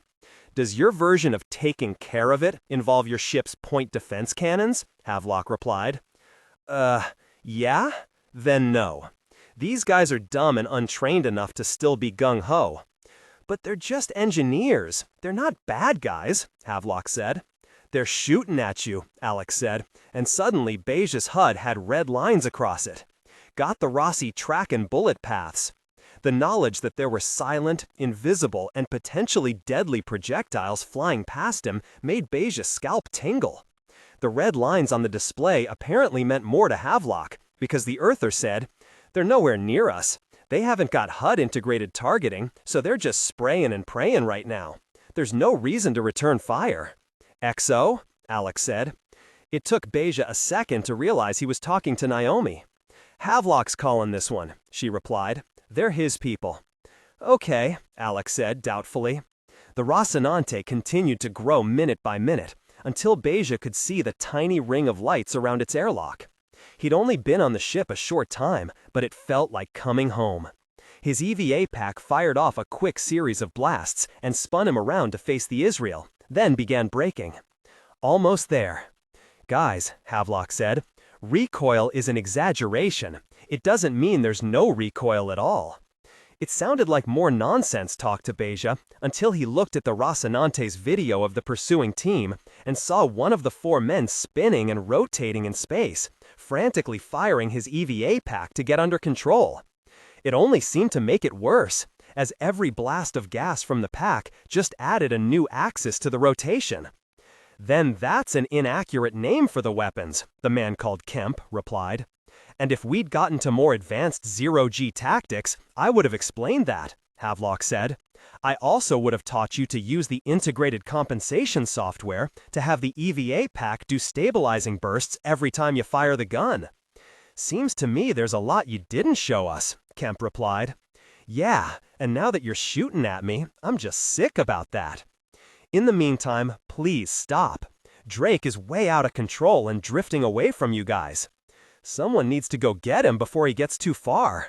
You'd like that, wouldn't you? The one Havelock had called Coonan said. Get us to call off the chase. I'd like, Havelock said, his voice sad, to keep Drake from falling out of space and dying. Also, I'm arguing with the pilot of the gunship behind me so that he doesn't need to turn you into a cloud of red mist with his point defense cannons. But you guys are making it harder and harder to be convincing. Don't threaten. Go get Drake. Get back in the ship. Stop shooting. If one of those shots you're spraying around accidentally hits, I'm taking the gunship off the leash. There was a long silence. The red lines on Beija's HUD began disappearing one by one, until none were left. The EVA pack fired off one long final burst, then spun him around. The outer airlock door of the Rocinante was already open, waiting for them. Naomi drifted inside, grabbed a handhold, and waited for them to follow. Shaded from Ilus' star, the polarization of her faceplate faded, and the blue glow of the airlock's LED lights illuminated the inside of her helmet. Her wide smile was clearly visible. Home again, she said. Beija drifted in next to her, and she caught his arm to stop him. Thank you for coming for me. Beija blushed and raised his palms in a Belter shrug. I didn't do much, but get shot at. Sometimes just showing up is a lot. Havelock caught the edge of the airlock entrance and stopped, looking back toward the Israel. Hey, you got Drake? He okay? Yes, sir, Kemp replied. We caught him. Havelock, the older, angrier voice said, You won't get away with this. RCE will burn you to the ground when we get back. And I'll be there to see it happen, Havelock laughed. Chief, I hope we both live so long. Havelock out. He backed into the airlock and slapped the wall panel to start the cycle. We made it, Beija said. He felt a brief moment of euphoria, followed by a sudden release of pants-shitting terror he hadn't even known he'd been repressing. If he'd been standing in gravity, he would have collapsed. Naomi and Havelock began stripping off their EVA packs, while the airlock ran through the pressurization cycle. Beija fumbled at the straps of his own, but his hands were shaking so badly he couldn't manage it. After a few moments, Naomi helped him pull it off. The pack drifted across the compartment and hit the bulkhead with a dull thud. Beija had just enough time to realize he'd actually heard something other than his own breathing when the inner airlock door slid open. Alex floated, framed by the airlock entrance, a goofy grin on his broad dark face. "XO," he said. "Good to have you back on the ship." Naomi pulled her helmet off and tossed it to him. "Good to be back, Mr. Kamal." There was a short pause while they grinned at each other. Then Naomi pushed off toward him, and Alex grabbed her in a hug. "They treat you okay?" Alex asked. "Kept me locked in a kennel like a dog," Naomi replied, jerking her head toward Havelock. The squat Earthman had removed his own helmet, and it floated in the air next to him. He was wearing a sheepish half-smile. Without his helmet on, Beija saw his short, light-colored hair, a square jaw, and dark eyes. A sort of generic rugged handsomeness, like a video star playing a cop in an action movie. It made Beija want to dislike him. "It was policy," Havelock said. I was chief of ship security on the Edward Israel. I think I may have just resigned that position. I was the one that took your XO captive. I hope you won't hold that against me. Okay, Alex said, then turned back to Naomi, as if Havelock weren't even there. What now? Status report, Naomi replied. What's the latest on the degrading orbit? Barbapiccola's going down first, then the Israel, then we get to pick between dying in orbit when the batteries run out, burning in the atmosphere, or getting shot by aliens, Alex said with a humorless laugh. We're all fucked 6 ways from Sunday, but it's nice to have you back on board. Chapter 44. Holden. Holden shuffled his way around the tower again. He tried to calculate how many hours he'd gone without sleep, but his brain had lost the ability to do math, and Ilus' 30-hour day kept screwing up his estimates. A long time was all he could come up with. He triggered his armor's medical system to shoot him up with more amphetamines, and was troubled when the HUD told him the supply was empty. How much did that mean he'd taken? Like the question of how long it had been since he slept, it was an insoluble mystery. A pair of death slugs were climbing the side of the tower toward a teardrop-shaped window. The plastic that had been stretched across the opening had a few small rips in it, so Holden knocked the slugs off the wall with his shovel and then kicked them away. He rinsed the toxic slime off his boot in a muddy puddle. The rain had lessened to a drizzle, which was good, but the temperature had continued to drop, which was bad. While the overall light level didn't change much with the constant cloud cover, Holden had started noticing the day-to-night transition by the appearance of frost on the walls of the tower. It wasn't dangerously cold yet, but it would get worse. Pretty soon, the survivors would be adding hypothermia to their list of unpleasant ways to die. He bit his tongue until it bled and continued his slow trudge around the tower. He heard Murtry before he saw him. A quiet, ghostly voice drifting out of the gray rain that gradually resolved into a man-shaped spot slightly darker than the space around it. Immediate action. They've escalated.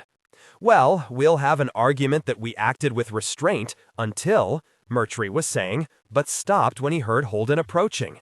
"What are you doing out here?" Holden asked. Murtry was still blind. It was dangerous for him to be wandering around outside. The ground, where it wasn't puddles, was a slick clay that could take someone off their feet in a heartbeat, and the numbers of slugs driven to the surface by the water had Holden wondering if Ilus was a hollow ball filled with poisonous worms. "Minding my business, Captain," Murtry said, not quite looking in Holden's direction. "Meaning I should do the same? Glad you followed that." The two men stood for a long moment. Far above them, their crews were probably shooting at each other right now. They were enemies, and they weren't. Some part of Holden's sleep-deprived, half-broken mind still wanted to make peace with Murtry and the RCE, or at least didn't want the man's death on his conscience. "It's dangerous out here," Holden said, keeping his own voice even and calm. "That makes it different how?" Again, the clenched jaw cutting off the last word with a snap. His anger gave Holden a thin sliver of hope. Maybe Naomi had gotten out. He needed to talk to Alex. "I can't let you get killed on my watch," Holden said. "I appreciate your concern." It all felt vaguely ridiculous, tap-dancing around the issue. They both knew what was happening. He felt like they were playing poker and only pretending they couldn't see each other's hand. "Can I help you back inside?" Holden asked. "I have some business to finish up here," Murtry replied with a meaningless smile. "When we find your corpse later, I'm going to tell everyone I warned you." "If I die," Murtry said, his smile becoming a shade more genuine, "I'll try to leave a note saying it wasn't your fault." He signaled the end of the conversation by turning away and mumbling into his hand terminal. Holden left him and immediately called Alex. "Kinda busy here, Cap," the pilot said without preamble. "Tell me we're busy because you've rescued Naomi and everything is going perfectly. Is she on the ship?" There was a long pause as Alex noisily exhaled into the microphone. "So, that part where I went to rescue Naomi? Yeah, I sent Bossia." Holden spun on his heel to look back at Murtry. The RCE security chief was still talking on his hand terminal. "We sent the prisoner to rescue another prisoner? If that hasn't already worked, I think I may be watching Murtry order their executions right now." No, Alex said in a rush. "It did kinda go to shit, but the radio chatter I'm getting makes me think Naomi's fine. In fact, I think she might be escaping on her own and saving Bossia." Holden couldn't help but laugh. Murtry's head swiveled, looking for the source of the laughter with blind eyes. "Sounds about right. Where are they now?" "It's a little confusing, actually," Alex said. "I've definitely got Bossia's IFF pinging away outside the Israel, but there are a bunch of other suits out there, so it's complicated. Can you ask?" "Yeah, no. Bossia switched channels on me without leaving the old channel open. Not a guy who's done a lot of tactical comms drills, I'm guessing. I'm hoping one of them starts talking to me so I can get the new frequencies." Holden watched Murtry, probably using his radio to coordinate the pursuit of Naomi and whoever else she was with now. He fought down a sudden urge to walk over to the man, knock him to the ground, take his terminal, and demand to know what the hell was going on. And then he stopped fighting. Murtry had just started to turn toward him, frowning at the sound of his approaching steps, when Holden yanked the terminal out of his hand and shoved him to the muddy ground. "Stay down there or I'll beat you unconscious," he told the RCE man. Holding the terminal to his ear, he said, "Who's on the other end of this? Who the fuck is this? Where's Murtry?"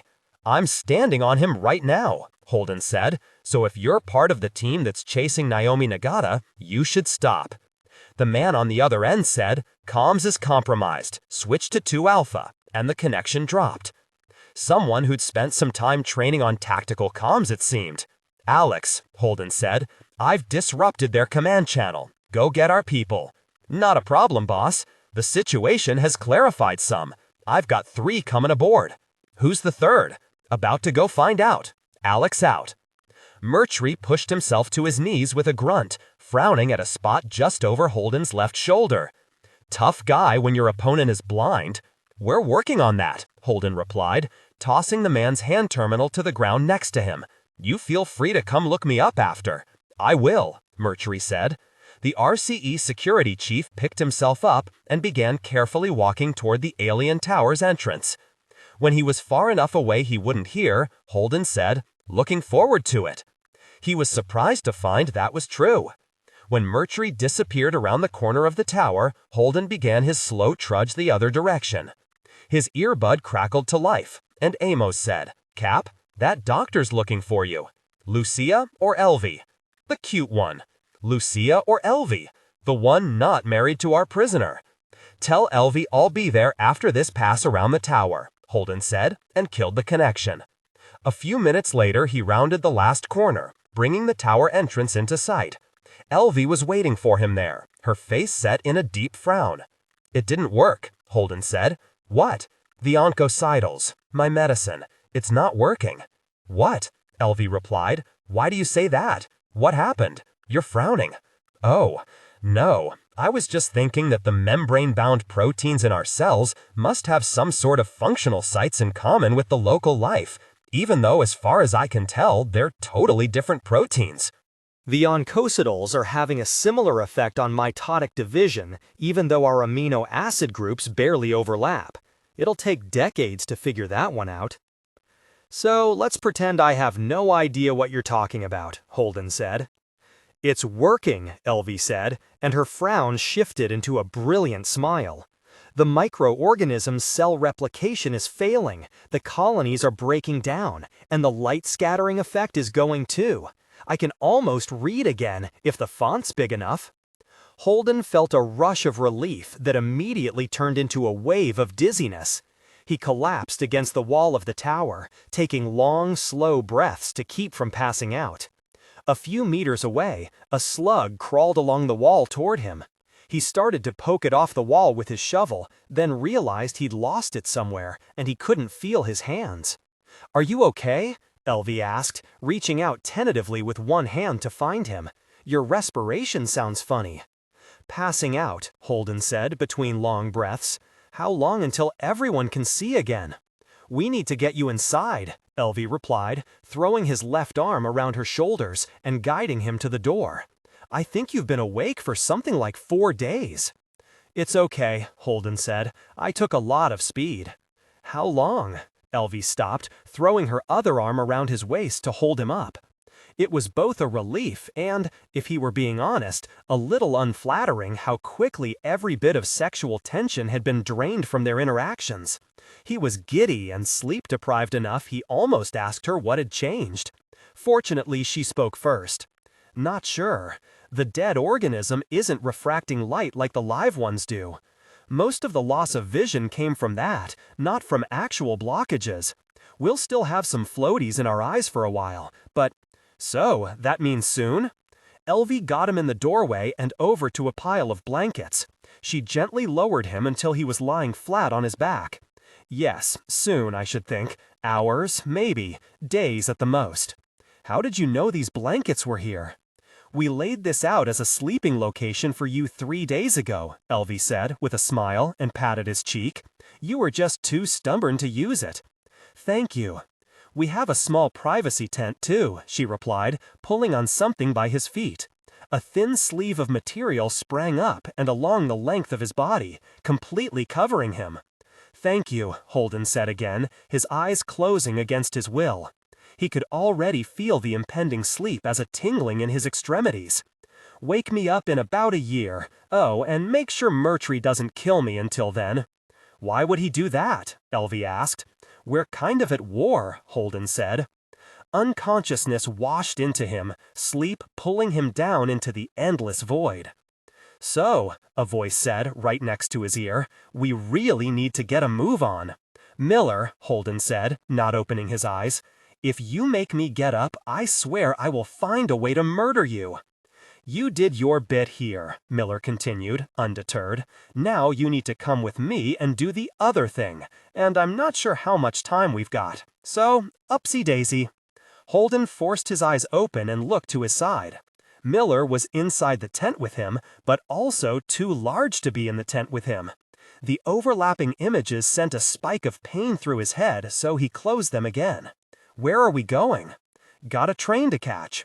Find the back room with the weird pillar in the middle. You guys are using the space for storage. I'll meet you there. I hate you so much, Holden said, but there was no reply.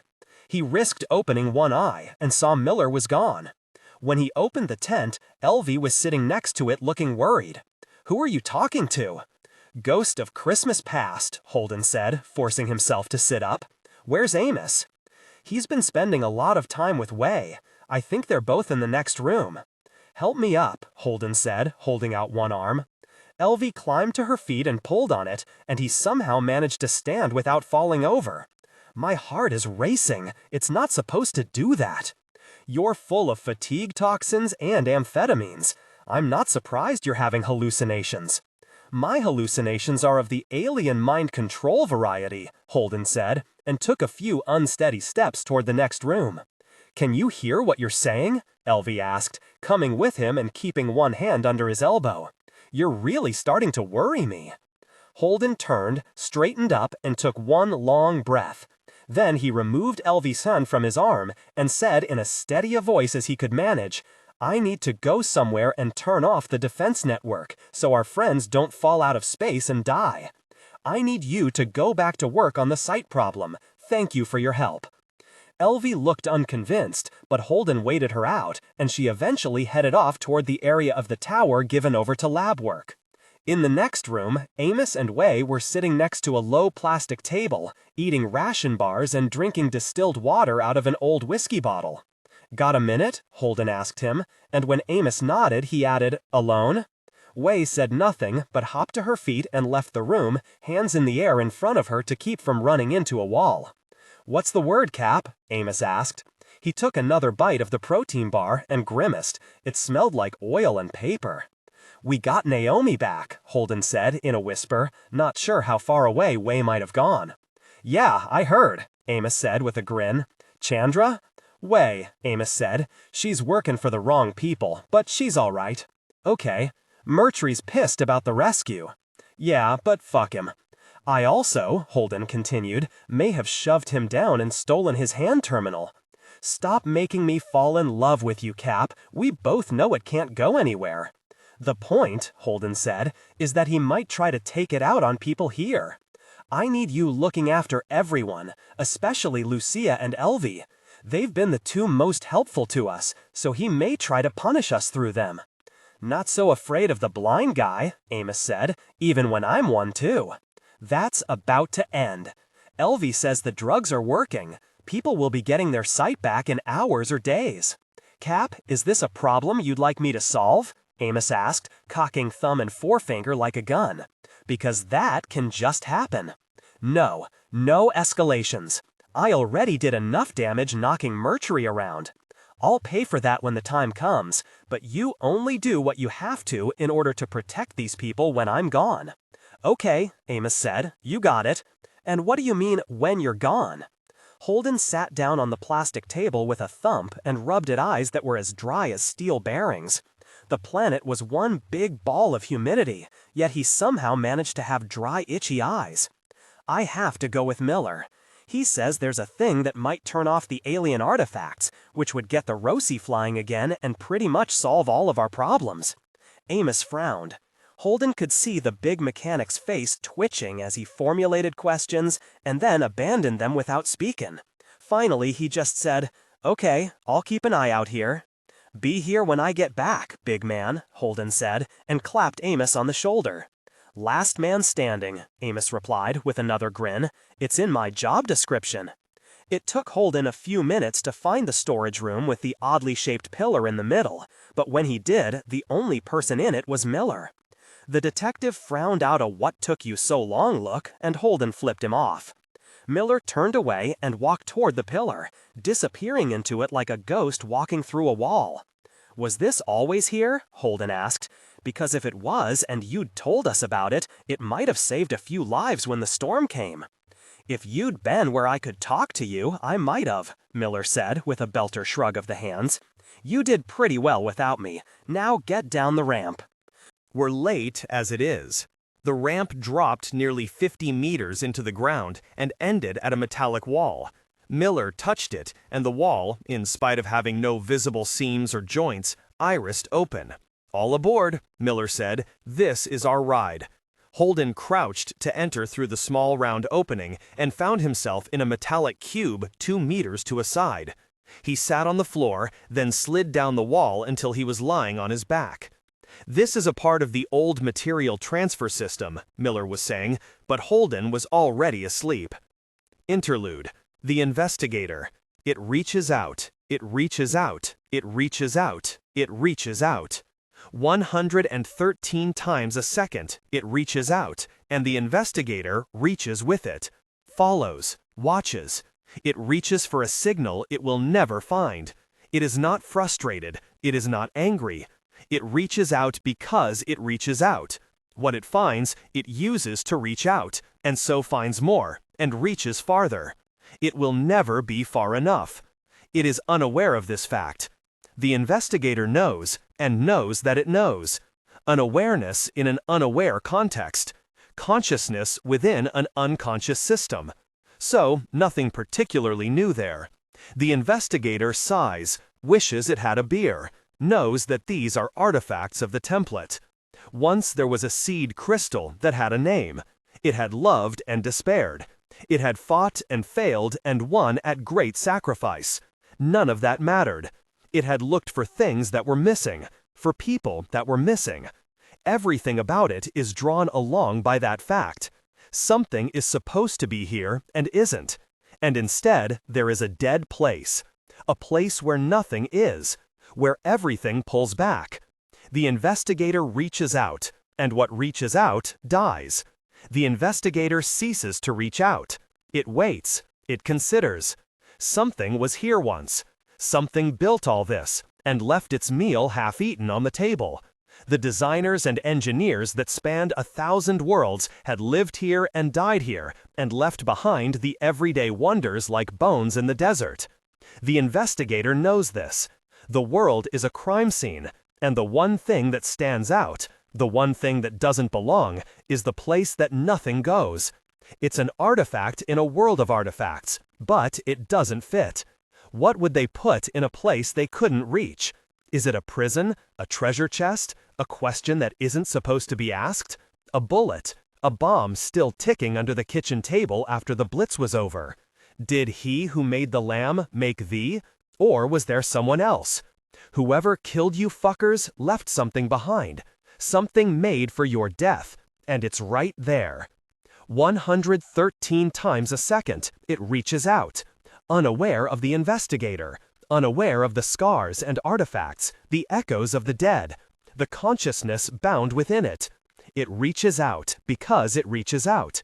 It knows that people are dying, in some more physical place, but it is not aware that it knows.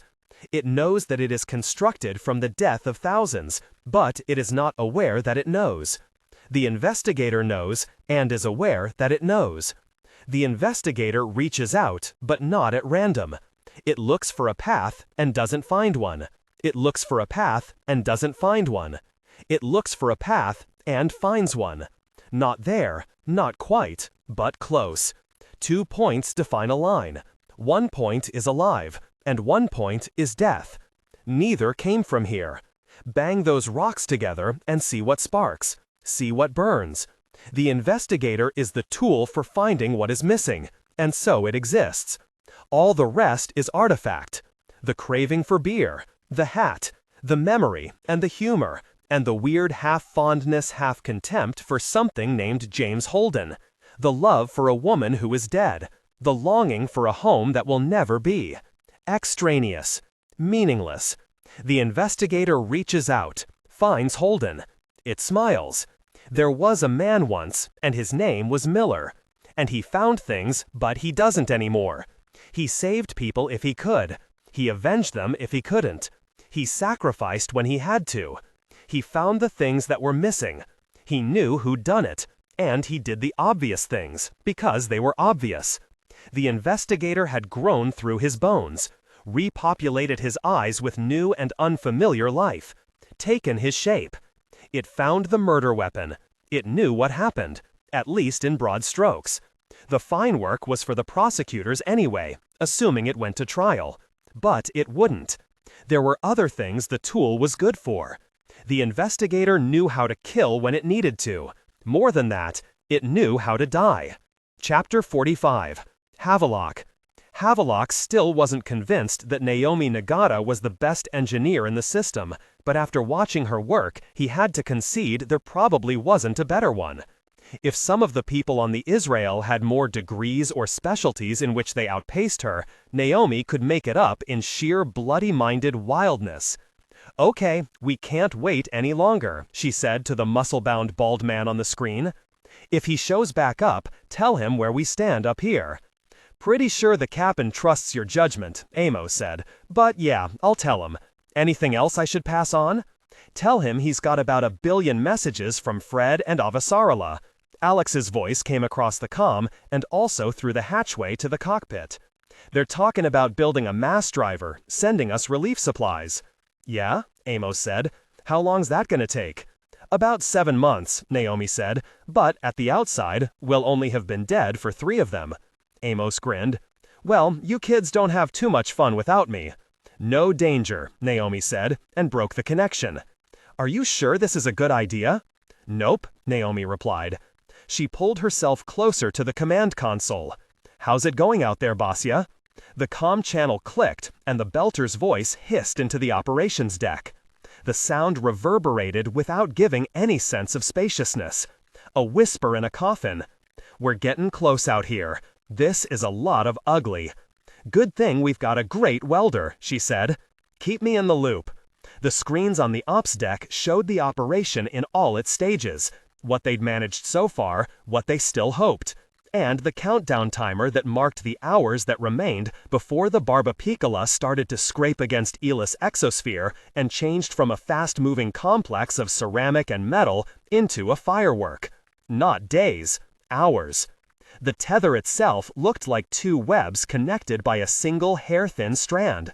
All along the belly of the Rocinante, a dozen ceramic and steel foot supports made for a broad base, the black lines meeting at a hard ceramic juncture a few hundred meters out. The Barbapicola underneath them almost had all of the Ansaranstructure in place. Once the Belter had the foot supports installed there too, it would be time for the Martian corvette to use its battery power to tug the Belter ship into a more stable orbit, along with its cargo of lithium ore. The complexity of the situation made Havelock a little lightheaded. As he watched, the display showing the surface of the Barbapicola stuttered, and one of the red-flagged foot supports changed to green. "Okay," Naomi said over the open channel. "We're reading solid on that one. Let's move on." "Yeah, give me 1 more minute here," Basia's compressed voice said. "There's a seam here I don't like. I'm just going to—" The words trailed off. The readout stuttered. Red, and then green again. "Okay, that's got it. Moving on." "Be careful," Alex broke in. "Keep the torch cold when you're moving." These lines have got great tensile strength, but they're crap for heat resistance. Done this before, Basia said. Partner, Alex said. I don't think anyone's done this before. The tether lines were standard filament design, built for retrieving dropped Martian Marines. Using them to haul a full-sized spaceship was like using a thread to pull a bowling ball. Possible with enough patience and skill, and easy as hell to get wrong.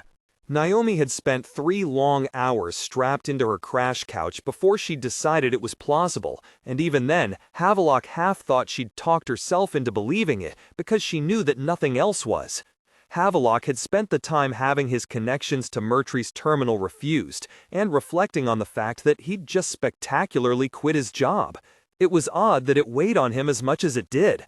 He was 18 months from home, and probably days at the most from death, and his mind kept turning back to the uneasy surprise with himself that came from walking out on a contract. He'd never done that before, and since he'd gone with Naomi, he wasn't even sure what his legal status was. Somewhere, he guessed, between former employee and accomplice to criminal conspiracy. It was a wider range than he knew what to do with.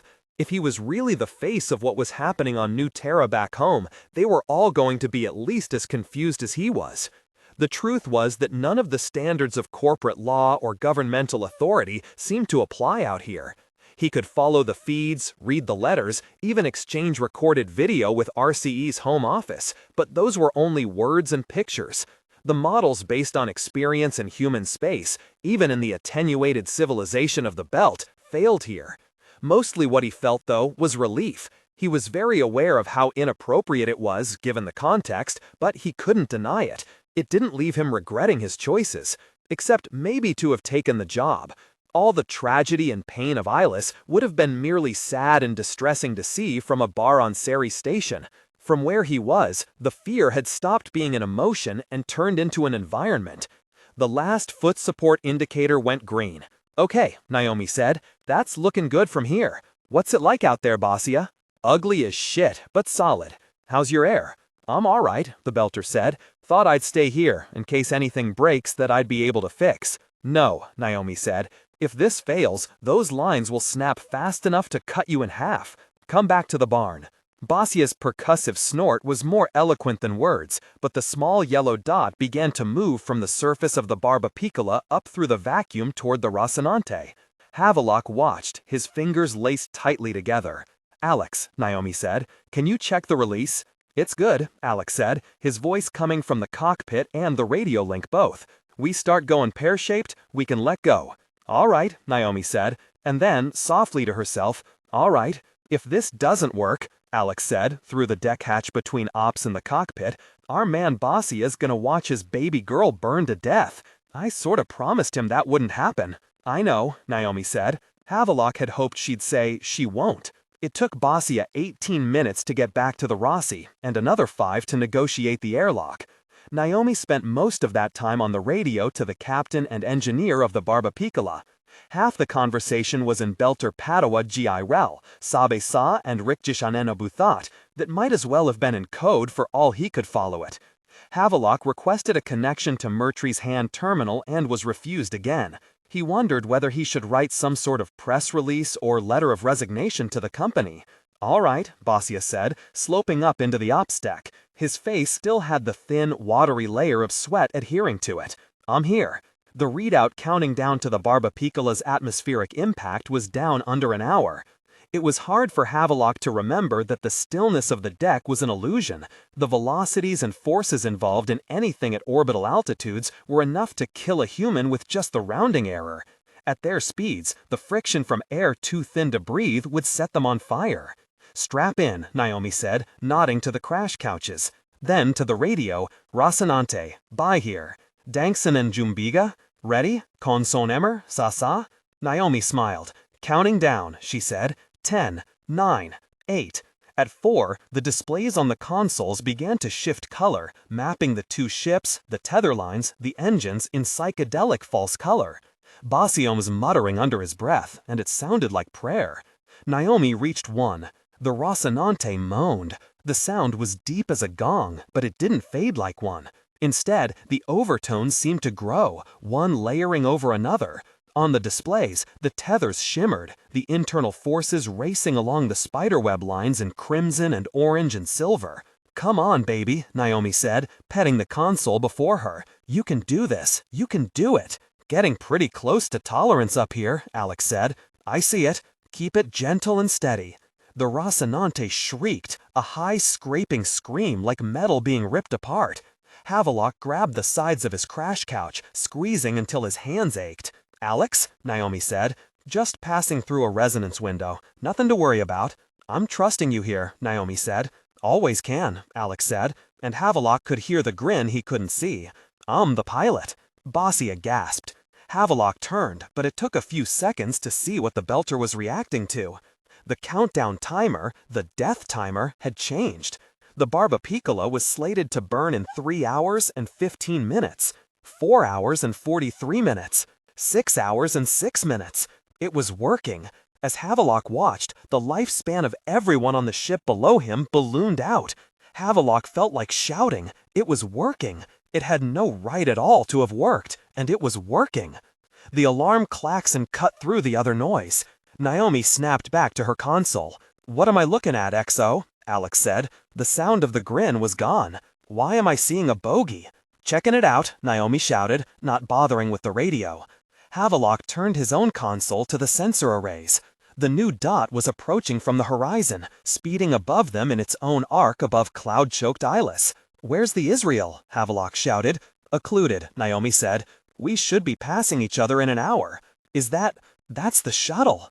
The death timer showed 17 hours and 10 minutes.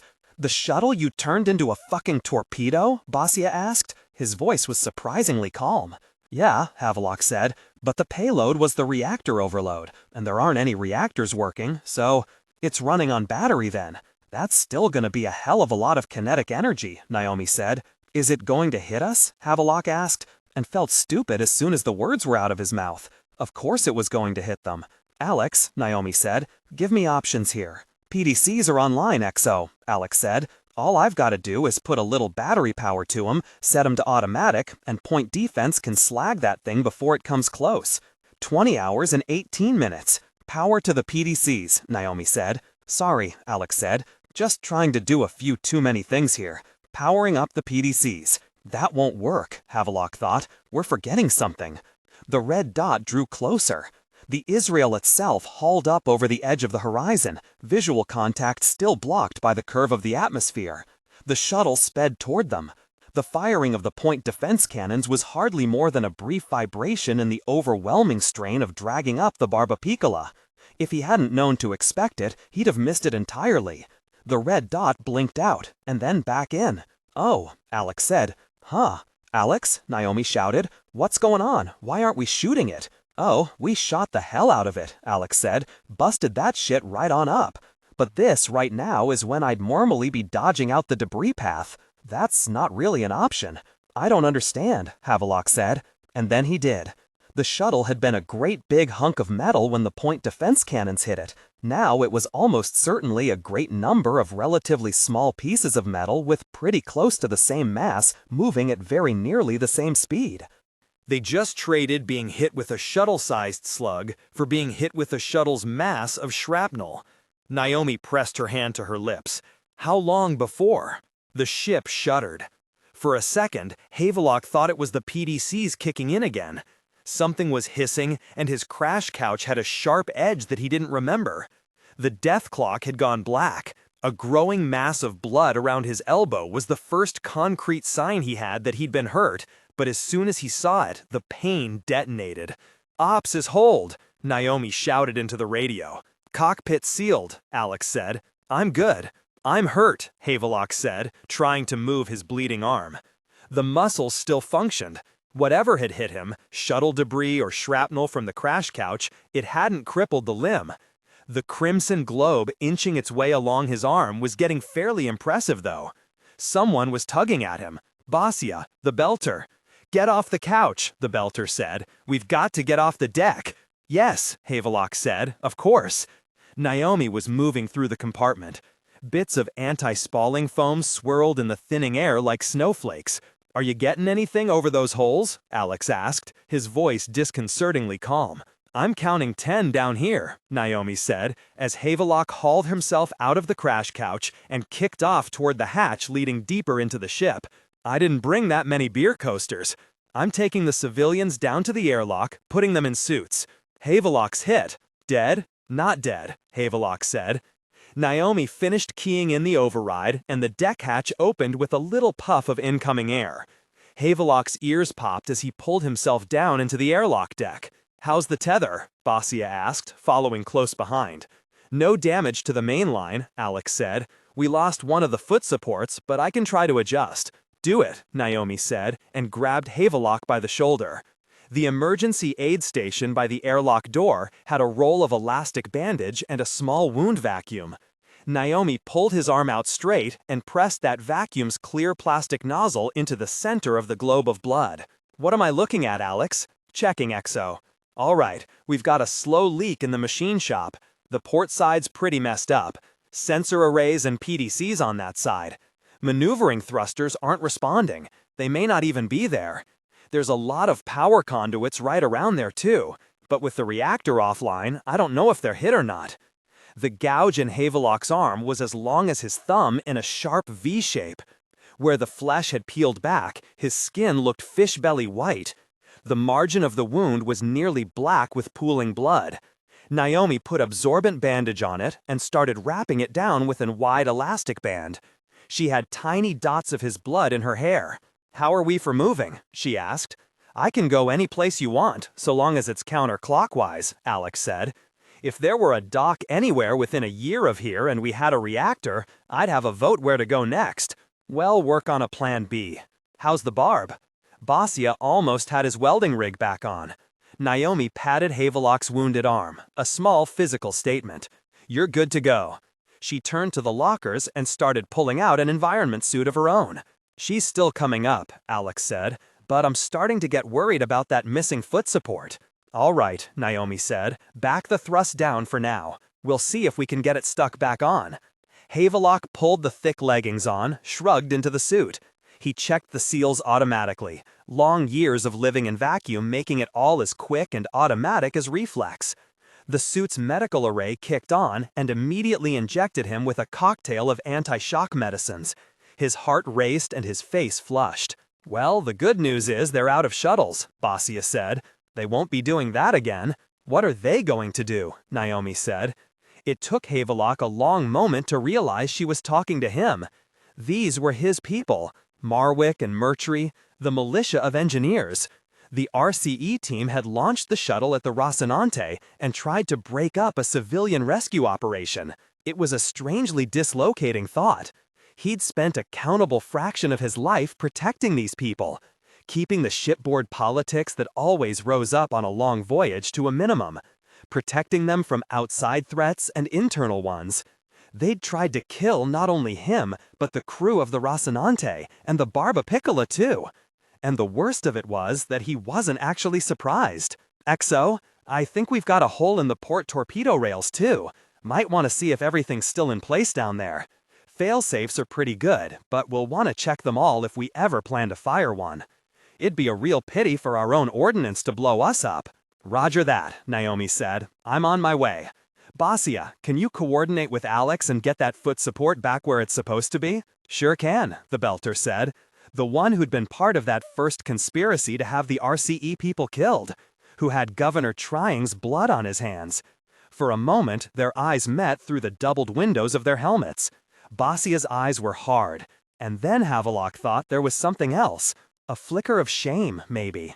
Havelock watched as he cycled the airlock open, and then he watched it close. Havelock, Naomi said, I need you to answer the question. Which question? What are they going to do next? He shook his head. His arm throbbed. There was no point to the attack except spite and the kind of violence that passed for meaning in the face of despair.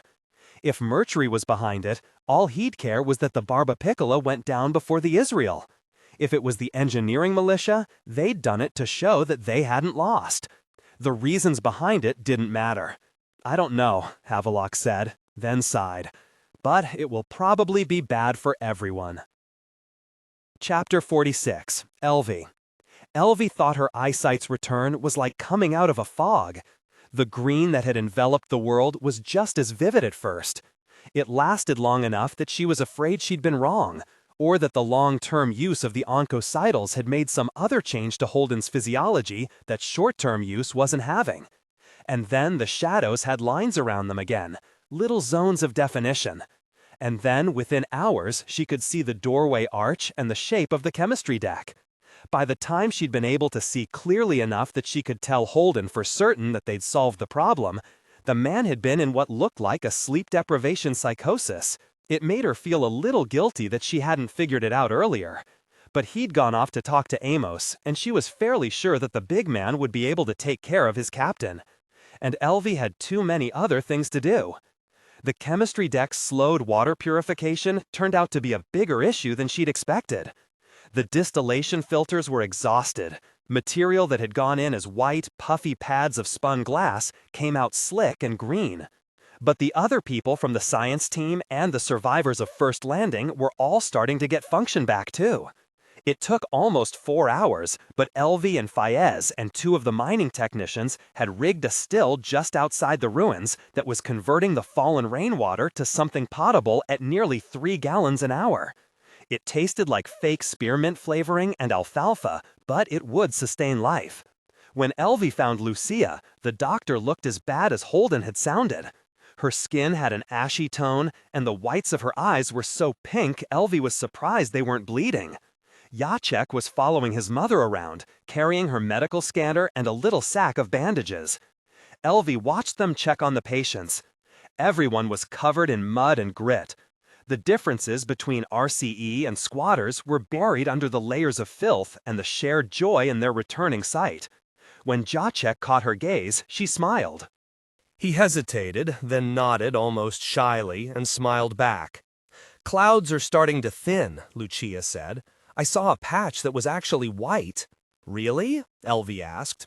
"Still looked greenish to me, of course, but it was actually white," the doctor said. When she shook her head, it seemed to take her a fraction of a second to start. "You did good work. I've only got 3 people the treatment's not working on. Why isn't it working for them? Maybe we should—" "This isn't science," Lucia said. "It's medicine. A success rate this high on a new treatment for a novel illness? We're doing brilliantly. None of us are back to baseline yet, though. If it happens at all, it will take time." "Time," Elvie said. "Strange to think we've got any of that. We've traded up from dying in the storm, to dying from the slugs, to dying of hunger in a few weeks. We're pushing the crisis point back. If it's not winning, at least it's a way not to lose." If it's not winning, the words hadn't been said, but they didn't need to be. With the ships fighting each other and falling out of orbit, and the native ecology basically inedible, extending the group's horizon past a few weeks of starvation was going to be difficult, maybe impossible. The stress was showing in the people, RCE and First Landers both. Elvie saw it, the segregation into tribes again now that the immediate danger had passed. She wondered whether it would come back when the food ran out. "You need rest," Elvie said, and a hand touched her shoulder. Wei and Murtry were behind her. Wei's expression was bleak. Murtry, on the other hand, was smiling his customary smile. Of all of them, the coating of mud on his skin and in his hair looked almost natural, like he was in his native element. "Dr. O'Coy," Murtry said, "I was hoping we could have a private word." "Of course," Elvie said. Lucia nodded curtly and turned away. Elvie felt a little pang of disappointment. After all the trials of the storm and the blindness, the political divisions between the RCE and First Landing were still there, just below the surface. Murtry was still the man who'd burned a building full of terrorists. Lucia was still the wife of a man who'd conspired to destroy the heavy shuttle. It seemed like it should have mattered less now, like the rains should have washed something, anything. "I was wondering what you could tell me about the last conversation you had with Captain Holden," Murtry said. His voice sounded perfectly calm and reasonable. It was like they were back on the Israel, and he was asking her to think back to the last time she'd used some tool she couldn't find. Well, he was very, very tired. Exhausted. It seemed to be having some real cognitive effects. Cognitive effects like what, please? Murtry asked. He was babbling, Elvie said, bounding from jokes about mind-controlling aliens to Charles Dickens to insisting that he had some way to shut down the defense network. He was really all over the place. I tried to get him to rest, but...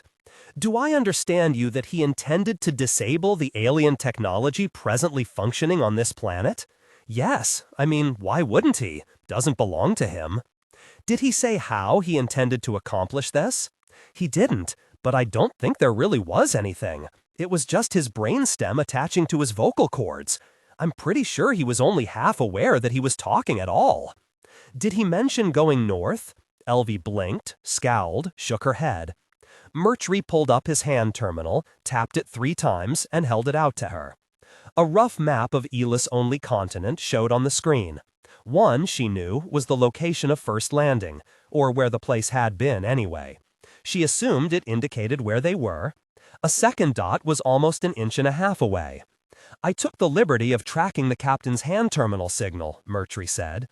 Signal's patchy and intermittent, but it seems he's been traveling north at an average of 200 clicks an hour. I find that very interesting. Elvie handed the terminal back to him. He didn't say anything about it, just that he had something to do. He talked to Amos afterward. I thought that was probably what he meant. Honestly, I'm surprised he can even drive a cart. He isn't driving a cart, Murtry said. We've only got 2 carts, they're both right outside, and one of them doesn't even have a power cell. I don't understand, Elvie said.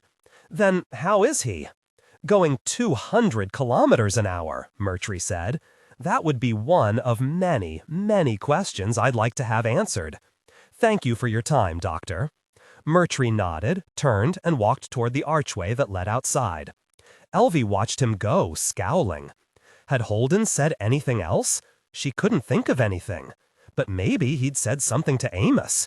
She found the big man standing in the mud outside the work tent where the carts were parked, arms folded across his bare, mud-streaked chest.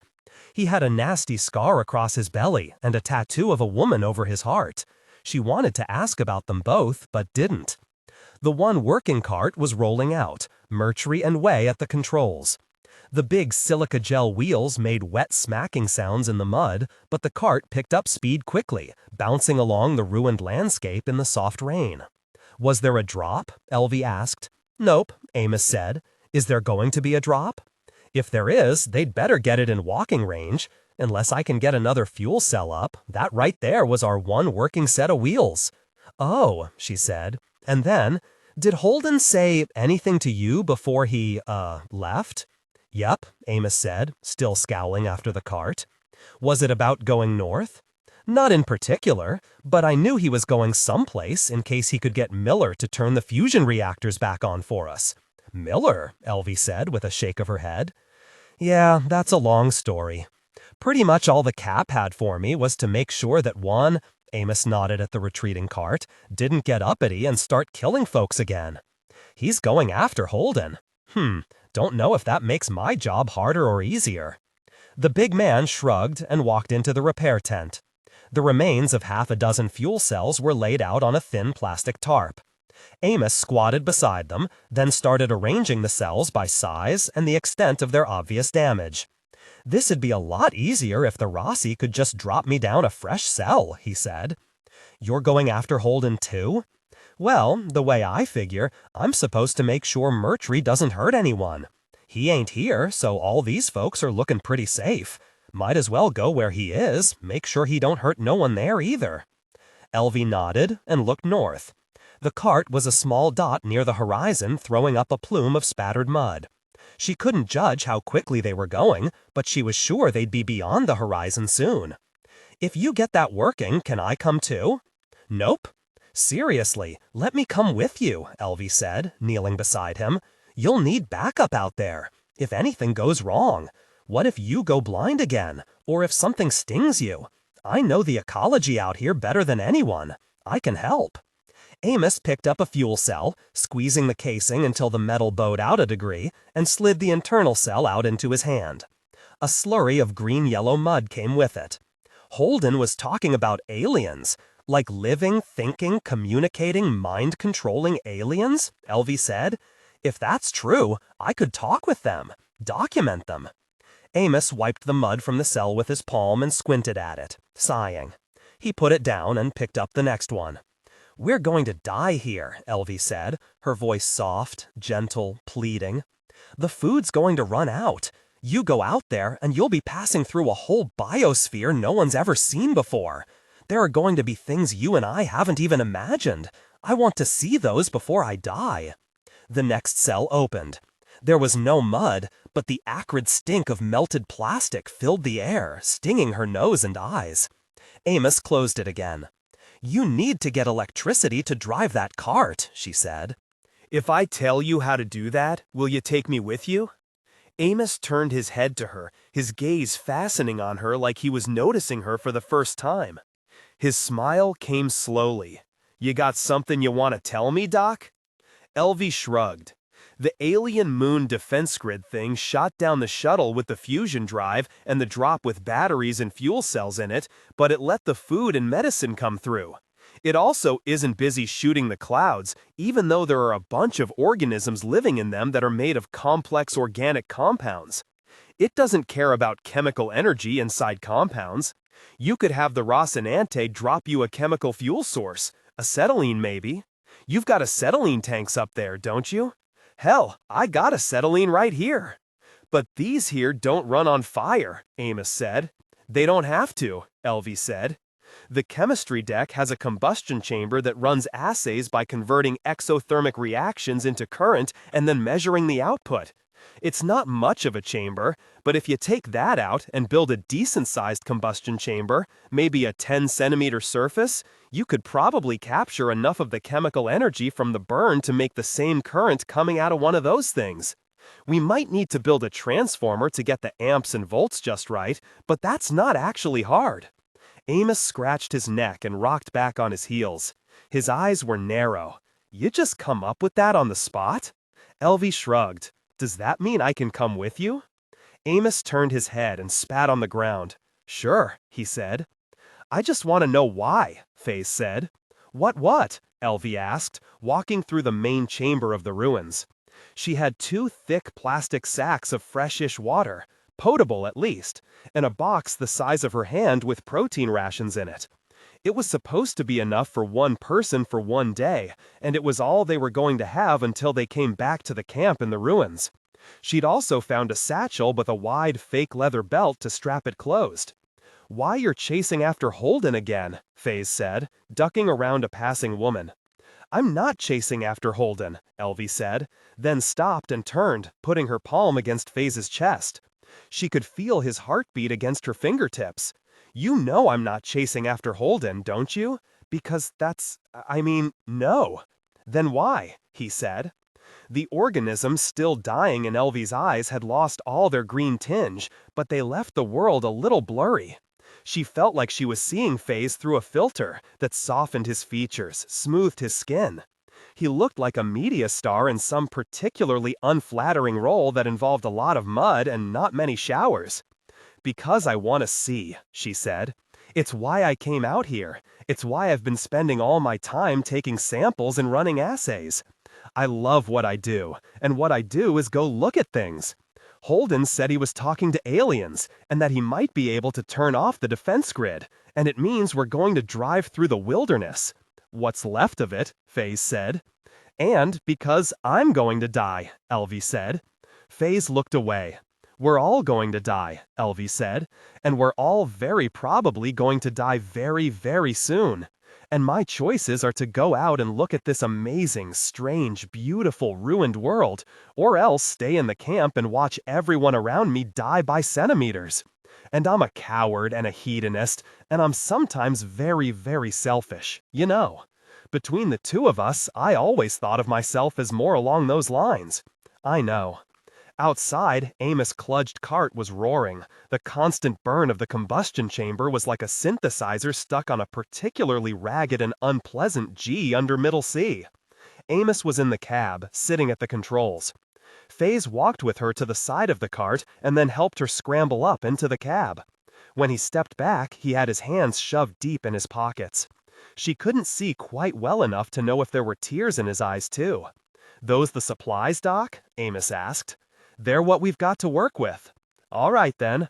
I got the signal from the captain's hand terminal locked in.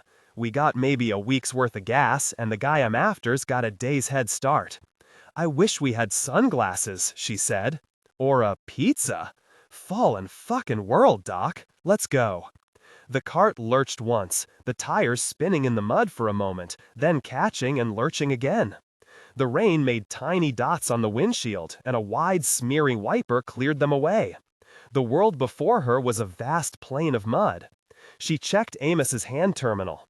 The path toward James Holden would take them through territory that had been forest-like, past the shoulder of a massive freshwater lake, through a maze of canyons that defy any standard geologic explanation. She was going to see a world in the aftermath of utter disaster, but she would still see it. And the state of nature was always recovering from the last disaster. Stop, she said. Could you please stop? Just for a minute? You need a potty break? You should have thought of that before we started, Amos said, but he stopped the drive. She couldn't even hear the electrical motors winding down over the roar of the acetylene-powered generator. She opened the door of the cab and leaned out. They'd only gone 100 meters. She could still see Faze, even though he was mostly a dark, fuzzy blot. She waved, and he waved back. She gestured that he should come toward her, and he did. She watched him trot across the mud field, looking down and watchful for slugs. When he reached the cab, he looked up at her. She was sure there were tears in his eyes now. "Chances are I'm not coming back," she said. "I know." "Kinda need to get a move on, Doc," Amos said. "Don't mean to be a buzzkill or nothing." "I understand," Elvie said. She looked down again. Her gaze met his dark eyes. "Are you getting up here?" "Is he what?" Amos asked. At the same moment, Faze said, "Of course I am." Elvie scooted across the seat, making room for him. Faze climbed up beside her and slammed closed the door. Amos looked at them both, his eyebrow lifted. Elvie smiled at him and pulled Faze's arm over her shoulder. "Don't remember this was part of the deal, Doc," Amos said. "It's kinda like our honeymoon," Elvie said. She felt Faze stiffen for a moment and then almost melt against her. Amos considered that for a moment, then shrugged. Whatever floats your boat. Chapter 47, Bossia. "How's it look in there?" Naomi said in Bossia's helmet. She had a nice voice, a singer's voice. It sounded good even over the tiny suit speakers. Bossia recognized that his cognition was drifting and shook his head once, sharply. A glance at his HUD told him his O2 levels were low, and he pulled out a replacement bottle. "I found the other 5 holes," he said, while he worked at the air intake nipple. "You were right. 2 were behind a console. Tough to see from that side. But I think this is all of them in ops. Machine shop is next," she replied. "Got 1 slow leaker there. It's cramped. We've got some aftermarket equipment using up a lot of the space between halls."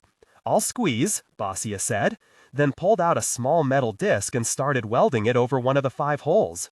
"She is over the horizon now," Alex said over the channel. Naomi was sitting in her vacuum suit on the ops deck, coordinating the work, so the only way anyone could talk to her was on her suit radio. Bossia wanted to ask who she was, but started welding a second patch instead. A tiny red glob of molten metal spun off the bead and stuck to his faceplate, cooling to a black dot over his left eye. There wasn't much danger of it hurting his suit, but it was a rookie mistake anyway. A sign he was tired. The gently rotation of the Rocinante at the end of the tether made free-floating objects drift toward the walls.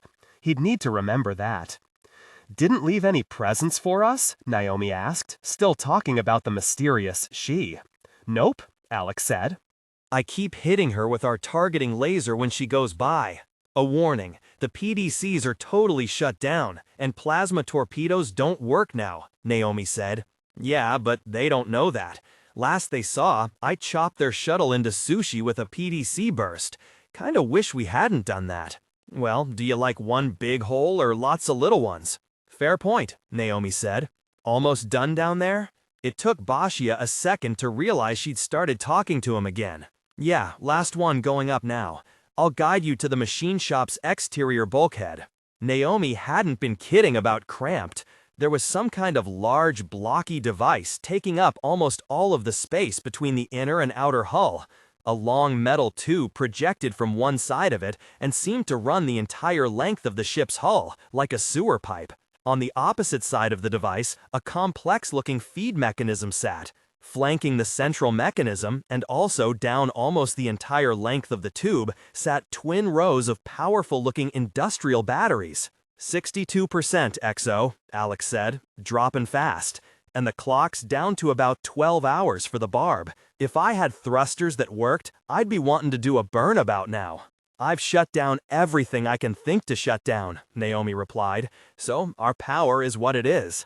I'm trying to come up with a plan for moving working thrusters to replace broken ones and wind up with some semblance of maneuverability. But it's not a trivial problem. We're pretty beat up. Bashia played his suit's light around the space until he found the faintest trace of frozen vapor. It led him to the tiny hole in the machine shop's bulkhead, and seconds later he was patching it with another metal disc. The actinic blue of his torch threw the space into bright relief, the shadows of conduits and thruster housings dancing madly in the glare. "Alex," Bashia said as he worked. "Yo, what is this thing I'm next to? It looks high-powered. Should I avoid getting any hot residue on it?" Yeah, Alex said, then gave a humorous laugh. "Please avoid that." "It's a railgun," Naomi said. "We had it added to the ship. You might damage it, but it won't blow up or anything. It fires solid metal slugs, not explosives." "Okay," Bashia replied. "Just about done here. It cost about 300,000 Ceres new yen," Alex said, "so don't break it, or you bought it." By the time Bashia had returned through the airlock, stripped off his welding rig and vacuum suit, then put everything away, Naomi had replaced the lost atmosphere on the ops deck, and everyone was gathered there. She floated near the command console, still wearing her lightweight atmosphere suit, but with the helmet off. Havelock and Alex were across the deck from her, clinging to the combat operations crash couch. The three of them were floating in the sort of intense silence that only follows a heated conversation. "There a problem?" Bashia asked when the deck hatch had closed behind him. Alex and Havelock both looked away from him, something like embarrassment on their faces. Naomi did not look away. She said, "We're going to lose the Barbapicola." "What?" "I have a plan for moving 5 maneuvering thrusters from the starboard side of the ship to port. This'll give us close to 60% maneuverability. It'll be enough to keep us in the sky until the power runs out. But we can't do it fast enough to tug the barb out of her descent. She'll start scraping Atmo before we're even halfway done. We have to cut her loose." "No," Bashia said. "We tried," Naomi continued as though he hadn't spoken, "but the damage caused by the shuttle was just too serious. I'm going to call the captain of the barb and ask that your daughter be transferred to this ship. The price is, there will be a few others that come with her. Just a few, though." Bashia felt an almost overwhelming sense of relief, followed by an equally powerful rush of shame. There are 100-some people on the Barbapicola. We just let them all die? Not all of them, but even if we wanted to bring them all here, they wouldn't fit. A full company on the Rossi would be 22. Our other choice is to die with them, Naomi said. Her voice trembled, but her gaze was steady. She knew exactly how awful her words were, but she wasn't backing away from them. Bashia found himself suddenly very afraid of the Rocinante's executive officer. But we're not buying ourselves much in the process. With our power failing and running on a little over half thrust, we're getting very close to the point that we won't be able to get to a stable orbit where we can die slowly when the environmental systems shut down. And of course, we'll have moved as many of the Barb's crew as we can to this ship, which just means we'll burn through our power that much faster. This is lose, lose, lose, Bashia. There aren't any good choices anymore. Bashia nodded, accepting her statements without argument. She was the expert, but he felt like there was something missing. It itched at the back of his mind. To distract himself, he traced with his finger in the condensation building up on the nearest wall panel. That shouldn't be happening. The atmosphere system shouldn't be allowing humidity to build up like that. But now that he thought about it, he realized that the air did feel thick and too hot. Naomi, running the environmental systems at minimum power. She wasn't lying. They'd run to the very edge of their ability to keep themselves in the sky. "When do they come, and how do they get here?" Havelock asked, talking about refugees from the Barbapicola. 3 hours. I want you to go down and escort them. I don't know how good their suits are, but I don't expect much. We may have to haul some EVA suits of our own down to them." "Roger that," Havelock said with a nod, an Earthman's nod, tipping the head back and forth, a move totally invisible in a spacesuit. Without thinking about it, Bashia tipped his fist back and forth to show him how to do it right. Havelock ignored him, but thinking about something else for a moment broke the logjam in his brain, and the idea he'd been fumbling toward popped fully formed into his head. "Why don't we use the batteries for the railgun?" "The what?" Havelock said. "Huh," Naomi said. "Not a terrible idea. They're topped off, right? They pull power to keep themselves full when the reactor's on, and we haven't fired the gun, and they discharge really slow when not in use," Alex replied. "But they're on a separate system. No way to pull power the other direction without some work." "I can work," Bashia said. "I'll do it. Tell me what to do. I'll recharge my suit and the welding rig right now." "Wait," Naomi said. Her face had gone strangely blank, except for her eyes moving rapidly back and forth, like she was reading something in the air. "Wait a minute," Havelock started to say something, but Alex grabbed his arm and silently shook his head. "We'll pull power off the railgun grid, transfer it over to the main grid, and use it to heat propellant mass for thrust," she finally said. "Yup," Alex agreed, "with loss at every step. That's really inefficient." "Yup," Alex repeated, "when we have propellant mass already in the system, without moving the power," she continued. "Alex, how much acceleration does a 2-kilo slug traveling at 5,000 meters per second give the ship?" "Enough," Alex replied with a sly grin, "that we're supposed to only fire it with the main drive on." "Sounds like a thruster to me," Naomi said, grinning back at him. Havelock cut in. "The ship is spinning a little after that shuttle strike and all. Won't that make it tough to, aim?" "It's not a trivial problem," Naomi admitted. "We'd need to make sure we fire at the exact millisecond the two ships and the cable are aligned. No way a human could judge it. But the Rossi can if I tell her what we need." "Isn't the barb in the flight path?" Havelock asked, her voice soft and uninflected. So the sequence will have to tipping the Rossi nose down as we spin past the firing point, launching around, then tipping her back nose up to keep from spinning out of control on that new axis. Fortunately, those thrusters work. "This sounds," Bashia said, "pretty hard." "Well," Naomi said with a smile and a wink, "it's only the most complicated nav program I'll have ever written, but I have a couple hours to do it in." "I don't know about you folks, but I'm excited to be part of this plan," Alex said. "Let's get going." Bashia watched the clock tick away the hours and minutes to his daughter's death. Naomi sat at her console rapidly typing. The symbolic language she used to program the Rocinante's navigation systems meant nothing to him. Watching her work was like listening to someone speak in a foreign language, the awareness of information without actual meaning. But he watched her anyway, knowing that she was building a program that might add precious minutes back to the clock, maybe hours, not days. Alex was back up in his cockpit, out of sight. But periodically he called down on the ship's comm to talk to Naomi about her work, so he was apparently following along from his own station.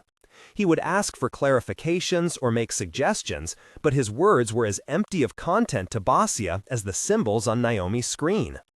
Havelock had gone below decks to move the emergency escape bubbles out of the cargo hold and up to the main airlock. The railgun plan might not work, and the next step was to evacuate as many people from the Barbapiccola as the Rocinante could handle. It was all just delaying games. Try to save the Barb a little longer with their railgun heroics. If not, save a few people by moving them to the Rossi before she fell out of the sky or turned into a killing jar with 20 more people breathing her air and overloading her life support. But they all did it without question. They fought and worked and devised intricate plans to buy more time. Bashia had no doubt that they'd work just as hard to keep each other alive for even a few more minutes. It wasn't something he'd ever had to think about before. But it did seem to be a microcosm of everything in life. No one lived forever, but you fought for every minute you could get, bought a little with a lot of hard work. It made Bashia proud and sad at the same time. Maybe that was how a warrior felt, standing on ground he knew he'd never leave alive. making the choice to fight as long and hard as he could. Basia couldn't think why I went out but I didn't go out easy was such an appealing and romantic notion, but it was. Looking at the angry brown ball of Ilus rotating past on his screen, Basia thought, "You'll kill us, but you won't kill us easy." He took a deep breath and worked hard not to thump himself on the chest. "You okay over there?" Naomi asked, not looking up from her work. "Fine, fine. How are you?" "Almost there," she said.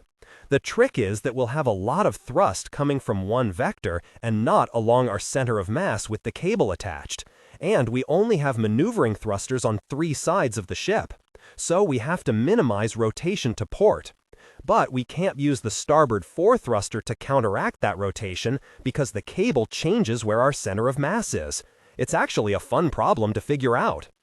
"I have no idea what any of that means," Basia said. "Is it working?" "I think it will," Alex agrees. "We'll fire in a couple of minutes on the next rotation. Then we'll know." "Great," Basia said. The deck hatch clanged open and then closed again as Havelock pulled himself up into the op stack. He'd changed out of his RCE jumpsuit and armor into loose-fitting gray sweats with the name Rocinante across the chest. The security officer was bigger than Holden, so if the clothes hung loose on him, they must belong to Amos. Basia thought maybe he wouldn't wear Amos clothes without asking. "The emergency stuff is in the airlock," Havelock said to Naomi's back. She hadn't looked up from her work when he came in. "I also threw a couple of EVA packs, some extra air bottles, and Basia's welding rig in there. I can't think of anything else we might need." "Thank you, Dmitri," Naomi said. "Dmitri?" Basia asked with a raised eyebrow. "You've got a problem with that?" "Isn't Basia a girl's name?" Havelock shot back. "It was my grandmother's name, and she was a solar system-wide famous physicist, so it's a great honor to be named after her. I was the first grandchild." "You two can shut up or leave the deck," Naomi said. Then she hit the wall comm and added, "Alex, you ready up there?" "Think so," Alex replied with his heavy drawl. "Just a sec, let me tweak one thing here." "Can we throw this up on the big screen?" asked. "I'd like to see what happens." Naomi didn't answer, but the main screen on the deck shifted from a tactical map to a forward telescopic view. The image rotated slowly past the brown and gray ball of Ilus, and then past the distant gray hulk of the Barbapicola, and then on to the starry black. "Missed our window," Naomi said. "You almost ready?" "Yeah," Alex replied, dragging the word out to 3 syllables. "Now." "Good to go." "Executing," Naomi said and tapped a button on her screen, but nothing happened. The view on the big screen continued to slowly pan until Ilus came back into view. Then the Barbapicola. Then, without warning, the Rocinante tipped violently forward, and something very loud happened in the belly of the ship. A bright dot of fire and a curve of flame appeared in the planet's atmosphere. Basia found that the far bulkhead was now traveling towards him at a slow but noticeable speed. The ship pitched again, the various maneuvering thrusters firing in staccato bursts. When the noise and movement was over, the view on the main screen was steady, locked onto the Barbapicola. "Huh," Alex said. "I'm seeing activity from the moons. Are they shooting at us?" Havelock said. "Nope. Looks like they're trying to knock down the Gauss round," Alex said. "Full points for optimism. We're not rotating anymore," Basia said. "No," Naomi replied. "Give me any 3 directions of thrust and I can find a way to stop us. Now we just keep it here, firing and adjusting, and we should be adding some speed to our orbit." Basia looked down at the timer counting away the Barbapicola's remaining life. It had added a little over 4 minutes. "How often can you fire?" "About every 5 minutes or so, if we don't want to overheat the rails and burn the batteries out. At least every 5 minutes until the batteries are dead." "But we've just stopped a degrading orbit, but not much more," Naomi said. "Israel's coming back around," Alex said. "She dumped something," Naomi muttered. "Give us a fucking break, will you guys? What are they dropping?" "Men in suits," Alex said. "It's the militia," Havelock said. He'd pulled himself over to a tactical display and was zooming in and out. 12 of them, in vacuum armor with EVA packs, plus an equal number of metallic objects of about human size. Not sure what those are. "Any speculation on what they're doing?" Naomi said. switching her view to match his. "They're engineers. They know how crippled we are, how vulnerable. So my guess is they're going to try to kill us." Chapter 48. Holden. Life at the Naval Academy had been so stressful for Holden that at the end of his first term, he'd celebrated by going to a party and drinking until he passed out for 20 hours. It had been his first lesson on the difference between unconsciousness and sleep. They might seem the same, but they weren't. After 20 hours, he'd woken feeling totally unrested, and the morning PT the next day had almost killed him. Riding on Miller's material transfer network, it was difficult to get any sense of the passage of time. The first time Holden came to, his hand terminal told him 10 hours had passed. He could tell he'd spent it unconscious rather than sleeping because he felt exhausted and sick. His throat hurt, his eyes burned like they'd been sandpapered, and all of his muscles ached. It almost felt like a flu, except that the antivirals he took every 3 months made that pretty much impossible. He turned on his armor's diagnostic system, and it gave him a series of shots. He had no idea what. He drank half the water in his canteen and closed his eyes. It was 9 hours later when he woke again, and this time he was almost rested, the soreness in his throat gone. At some point he'd passed the threshold from unconsciousness to sleep, and his body was rewarding him for it. He stretched out on the metal floor until his joints popped, then drank the rest of his water. "Wakey, wakey, Miller," said. He slowly appeared in the darkness, surrounded by a halo of blue light, as if someone were turning up his dimmer switch. "I'm awake," Holden replied, then rattled his empty canteen at Miller. "But you stuffed me into this cattle car so fast, I wasn't able to get supplies. Gonna get pretty thirsty if there isn't, an alien drinking fountain for something." "Well, see, but that's actually the least of our problems right now," says the guy who doesn't drink. "There's a damaged piece of the system ahead," Miller continued, "and I'd hoped we'd be able to get around it. No such luck. We're on foot from here. Your fancy alien train is broken?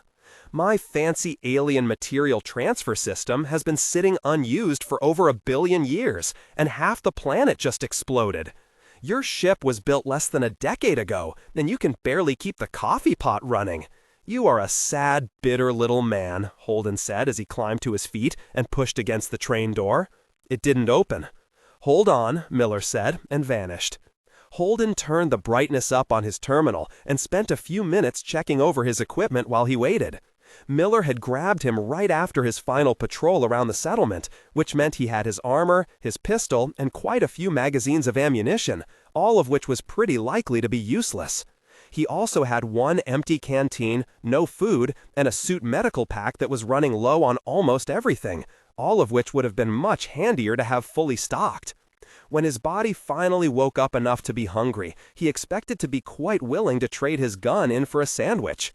He didn't think the alien structures would have many vending machines. 10 minutes passed, and his anxiety shifted to impatience. He sat down again and tried to call the Rocinante or his hand terminal, but got a failed connection message. He tried LV, Lucia, and Amos. All failed. Whatever the alien subway was made out of, it was blocking his signals to the hub on the Rossi. It had to be that. The alternative was that the Rossi wasn't working, and that opened up too many bad scenarios. He pulled up a mindless pattern-matching game and played that for a while, until the terminal gave him a low battery warning, and he turned it off. After an hour passed, he started to get nervous. He wasn't claustrophobic, and he'd spent most of his adult life in tiny cabins on spaceships, but that didn't mean he relished the idea of dying alone in a small metal box deep under the earth. He kicked the container's door a few times and shouted to Miller, but got no reply. Which was, in its own way, fairly alarming. The container he'd been sleeping in during the long trip north was empty. The only tools he had with him were used for repairing his armor and weapons. There was nothing that could cut through the metal or bend it. He kicked the door again, this time putting enough effort into it that it hurt his shins. It didn't move at all. "Huh," he said out loud. If Miller had brought him all this way, just to let him die in an abandoned train car, it was the longest prank setup in history. Holden was doing a mental inventory of everything he was carrying, trying to figure out if any combination of things might make an explosive powerful enough to blow the door off, and carefully ignoring the fact that any such explosion would probably liquefy any biology inside the small metal compartment. When a loud metallic groan came from outside the cart that rose in pitch to a shriek. The compartment shuddered and rocked. A long series of powerful hammering sounds assaulted him. Then another metallic scream that grew to deafening levels. The door to the compartment vanished, torn from the container in one massive blow. On the other side stood a nightmare. At first glance, it looked like a massive collection of appendages and cutting tools. It stood on 6 of its limbs and waved 4 others in the air, like a crustacean made of steel and knives. Whipping through the air around the heavier cutting arms were a dozen or more tentacles of what looked like black rubber. As he watched, 2 of the tentacles gripped the inside edges of the doorway and bent them out with fearsome strength. He pulled his pistol, but didn't point it at the thing. It felt very small and inadequate in his hand. "Put that away," the monster said in Miller's voice. "You'll put your eye out." Holden hadn't thought much about the fact that every time he heard Miller's voice over the last year, it had been a proto-molecule-induced hallucination. But at the sound of the detective's voice in the air, actual vibrations moving through the atmosphere and hitting his eardrums, the strangeness of it made him feel a little lightheaded. "Is that you?" Holden asked, in what he was pretty sure was the new universal winner for stupid questions. "Depends what you mean," the Miller bot said, and backed away from the opening. It was surprisingly quiet for such a huge metallic monster. "I'm able to get into the local hardware, and this thing was in pretty good shape for having missed its 3-month warranty check by 1,000 million years or so." Miller did something, and suddenly Holden could see the detective in his rumpled suit, standing where the monster had been. He shrugged and smiled apologetically. But even as Holden saw a projection of Miller, superimposed over it, he saw the robot. It was doing the same shrug, though instead of hands, it used 2 massive serrated crab claws. It would have been comic if it hadn't come with a splitting headache. "One or the other," Holden said, squeezing his eyes shut. "I can't see both things. It breaks my brain. Sorry." "No problem," Miller replied, and when Holden opened his eyes again, only the robot was there. "Come on, we have a lot of ground to cover." Holden hopped out of the material transfer container and onto a flat metal floor. Various sections of the Miller bot's carapace glowed with a faint light, and unlike the blue light that had always accompanied the Miller ghost, it actually illuminated the space around it. Pointing at one glowing limb, Holden said, "Can you make that brighter?" In answer, all of the glowing sections of the robot intensified until the tunnel was as bright as noon. The reason for the material transfer cart's stoppage became apparent. A couple dozen meters ahead, the metal tunnel was blown apart and filled with rocks and debris. Reading his mind, Miller said, "Yeah, not everything is handling the reboot well. Power node for the maglev woke up bad and blew itself up. Only it's not exactly maglev. Close enough, though. You can get the picture. Can we get past it? Well, we can't repair the track, but I can get you out." "Making passages," the Miller bot said, waving one massive claw in the air, "is what this thing's for. He used to dig and maintain these tunnels. Hop on." "You're fucking kidding me." "No, seriously, climb on. This guy can move faster than you can on foot." "Miller," Holden said, "you are made entirely out of cutting edges and pinch points." One of the black tentacles twisted around, looking over the robot's carapace carefully. "Hold on," Miller said, and with a hum and a few metallic clanks, the torso of the robot twisted into a new configuration. "There you go." Holden hesitated for a moment, then climbed up one of the robot's legs and onto its back. The Miller bot trundled forward to the damaged section of tunnel, and the 4 big forward limbs went to work, tearing out the twisted metal of the tunnel walls and clearing the earth and stone that had filled the space. The machine worked with speed, precision, and a terrifying casual strength. "Hey Miller," Holden said, watching the robot peel up a 2-meter section of the tunnel's metal flooring and rapidly cut it into tiny pieces. "We're still friends, right?" "What? Ah, I see.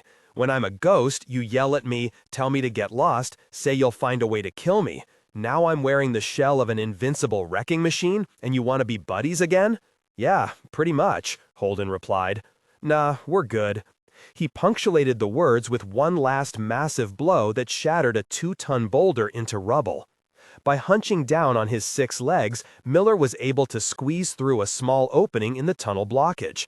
Holden lay down flat on the robot's back, a jagged piece of the tunnel roof passing less than 3 centimeters from his face. "Clear sailing from here," Miller said, "but the maglev's dead after this. No more trains. We have any better idea what we're looking for?" "Only in general terms.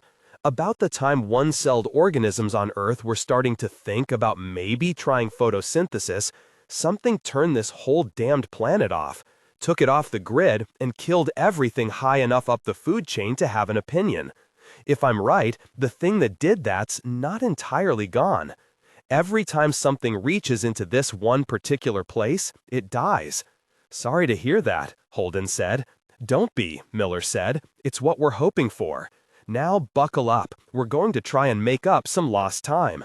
The robot bolted off down the tunnel, its 6 legs a blur of motion. Even moving at fairly high speed, the ride on its back was very smooth. Holden surprised himself by falling asleep again. He woke to something cold and rubbery touching his cheek. "Stop it," he said, waving one arm at the thing. "Wake up," Miller said, the detective's voice rumbling through the robot's carapace.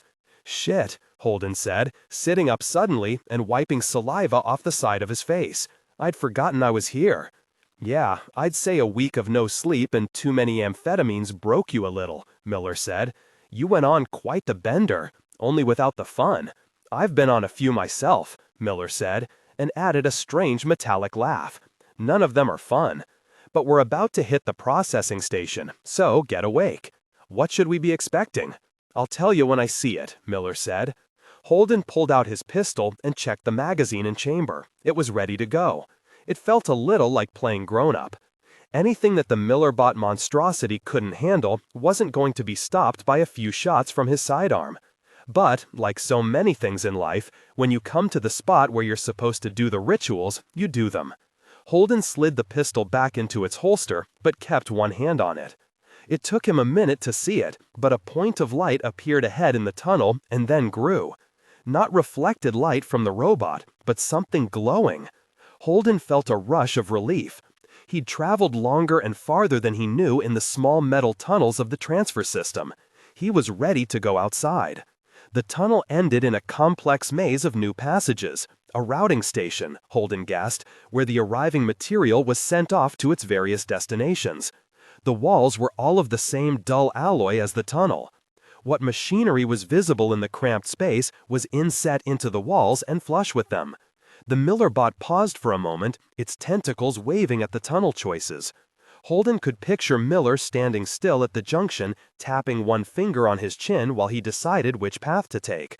And then, suddenly, he actually could see Miller overlapping the robot. The headache returned with a vengeance. "That one was kinda your fault," Miller said. "It's an interactive system." "Do we have any idea where we're going?" Miller answered by trundling off down one of the many new tunnels. A few seconds later, they'd exited into a cavernous new space. It took Holden a few moments to realize that it was all still artificial. The room they entered felt too big to be a construct. It was like standing at the core of the world and looking up for the crust. All around stood vast, silent machines. Some were moving, twitching. They were recognizably designs that the proto-molecule favored. They had the same half-mechanism, half-organic look of everything else he'd seen them build. Here, a massive system of tubes and pistons rising from a gantry, twisting into whorls like a nautilus shell. There, an appendage coming from the ceiling, half again as long as the Rocinante, and ending in a 9-fingered manipulating hand the size of Miller's robot. Light poured into the space seemingly from everywhere at once, giving the air a gentle golden hue. The ground was vibrating. Holden could feel the soft pulses through the robot's shell. "We're in a lot of trouble, aren't we?" Holden asked, breathless. "Nah," Miller said, rotating the robot to test the air in every direction with its tentacles. "This is just initial material sorting and reclamation, not even to the processing center. You could park a battleship in this room." "It's not for show," Miller said. Then the robot began scuttling toward a distant wall. "This is the point of this planet," Huh, Holden said. He found he was missing all of his other words. Huh, yeah. So, as far as I can figure it, there are minerals native to this system that are fairly rare galactically speaking. Galactically. That's one, Miller agreed. This planet is a gas station. Process the ore, refine it, send it down to the power plants, then beam the collected energy out. To where? To wherever. There are lots of worlds like this one, and they all fed the grid. Not the rings, though. I still don't know how they powered those. The robot moved with machine speed toward a distant wall, and a section of the structure slid away. It left an opening the size of a repair shuttle, and more lighted machinery beyond. Some of the giant devices were moving with articulations more biological than mechanical. They pulsed, contracted, rippled. Nothing so prosaic and common as a gear or a wheel in sight. Are we moving through a fusion reactor right now? Holden asked, Naomi's question about radiation exposure on his mind. Nope, this is just ore processing. The reactors are all in that chain of islands on the other side of the world. These guys built for flexibility and redundancy.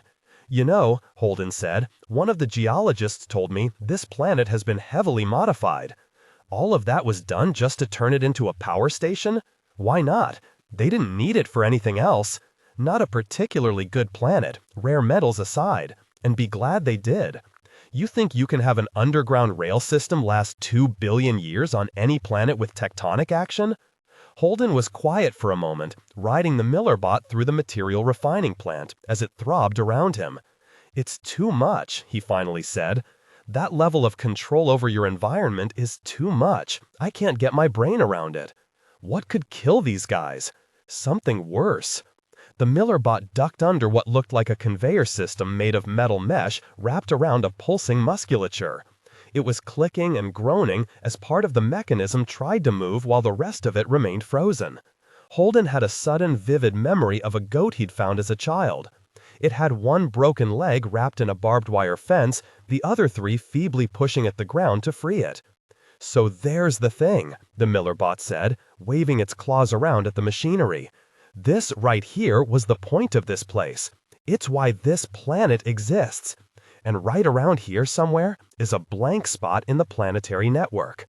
A place we can't touch So, whatever's in that blank spot, it's not from around here.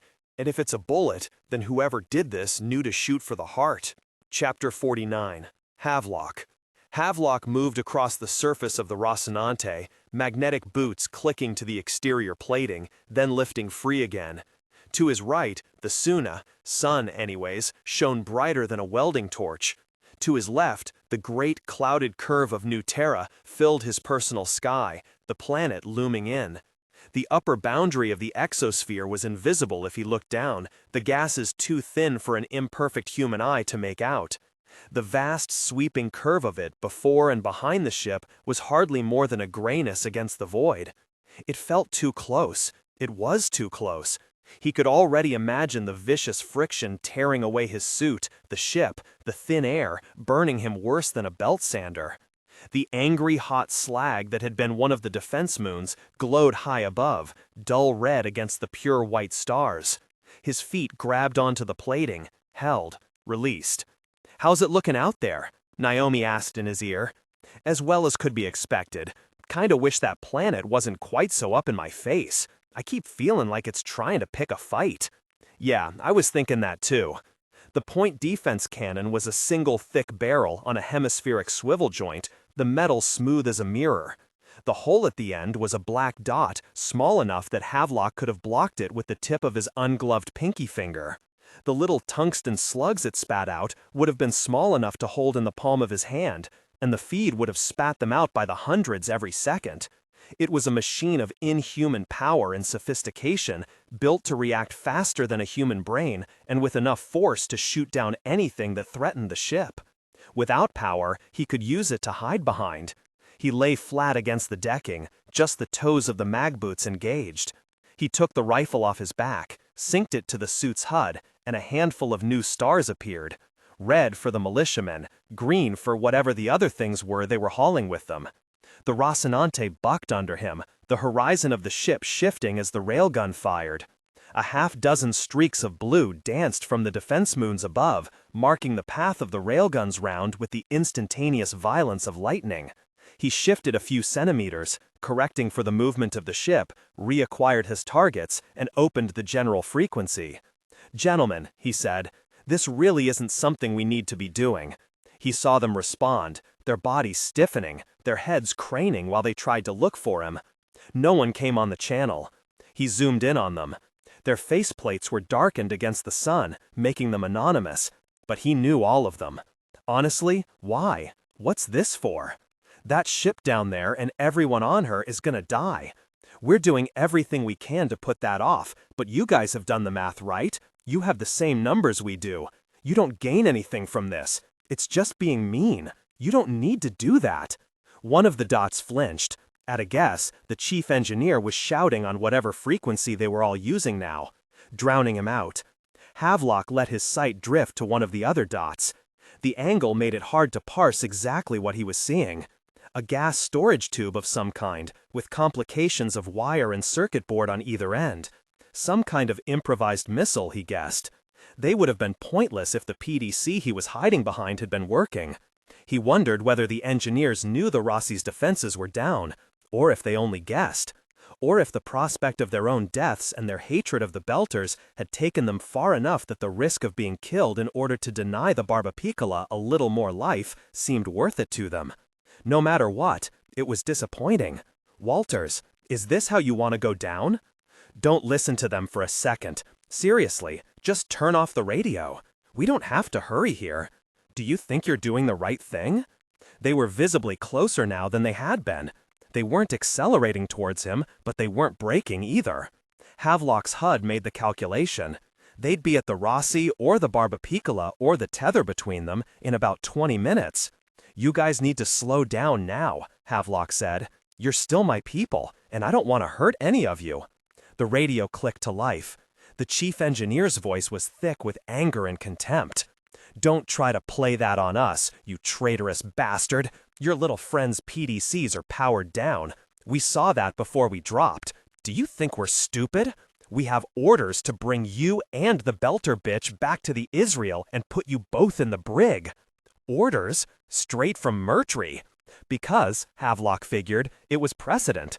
RCE would be able to assert that it had protected its claim down to the last minute.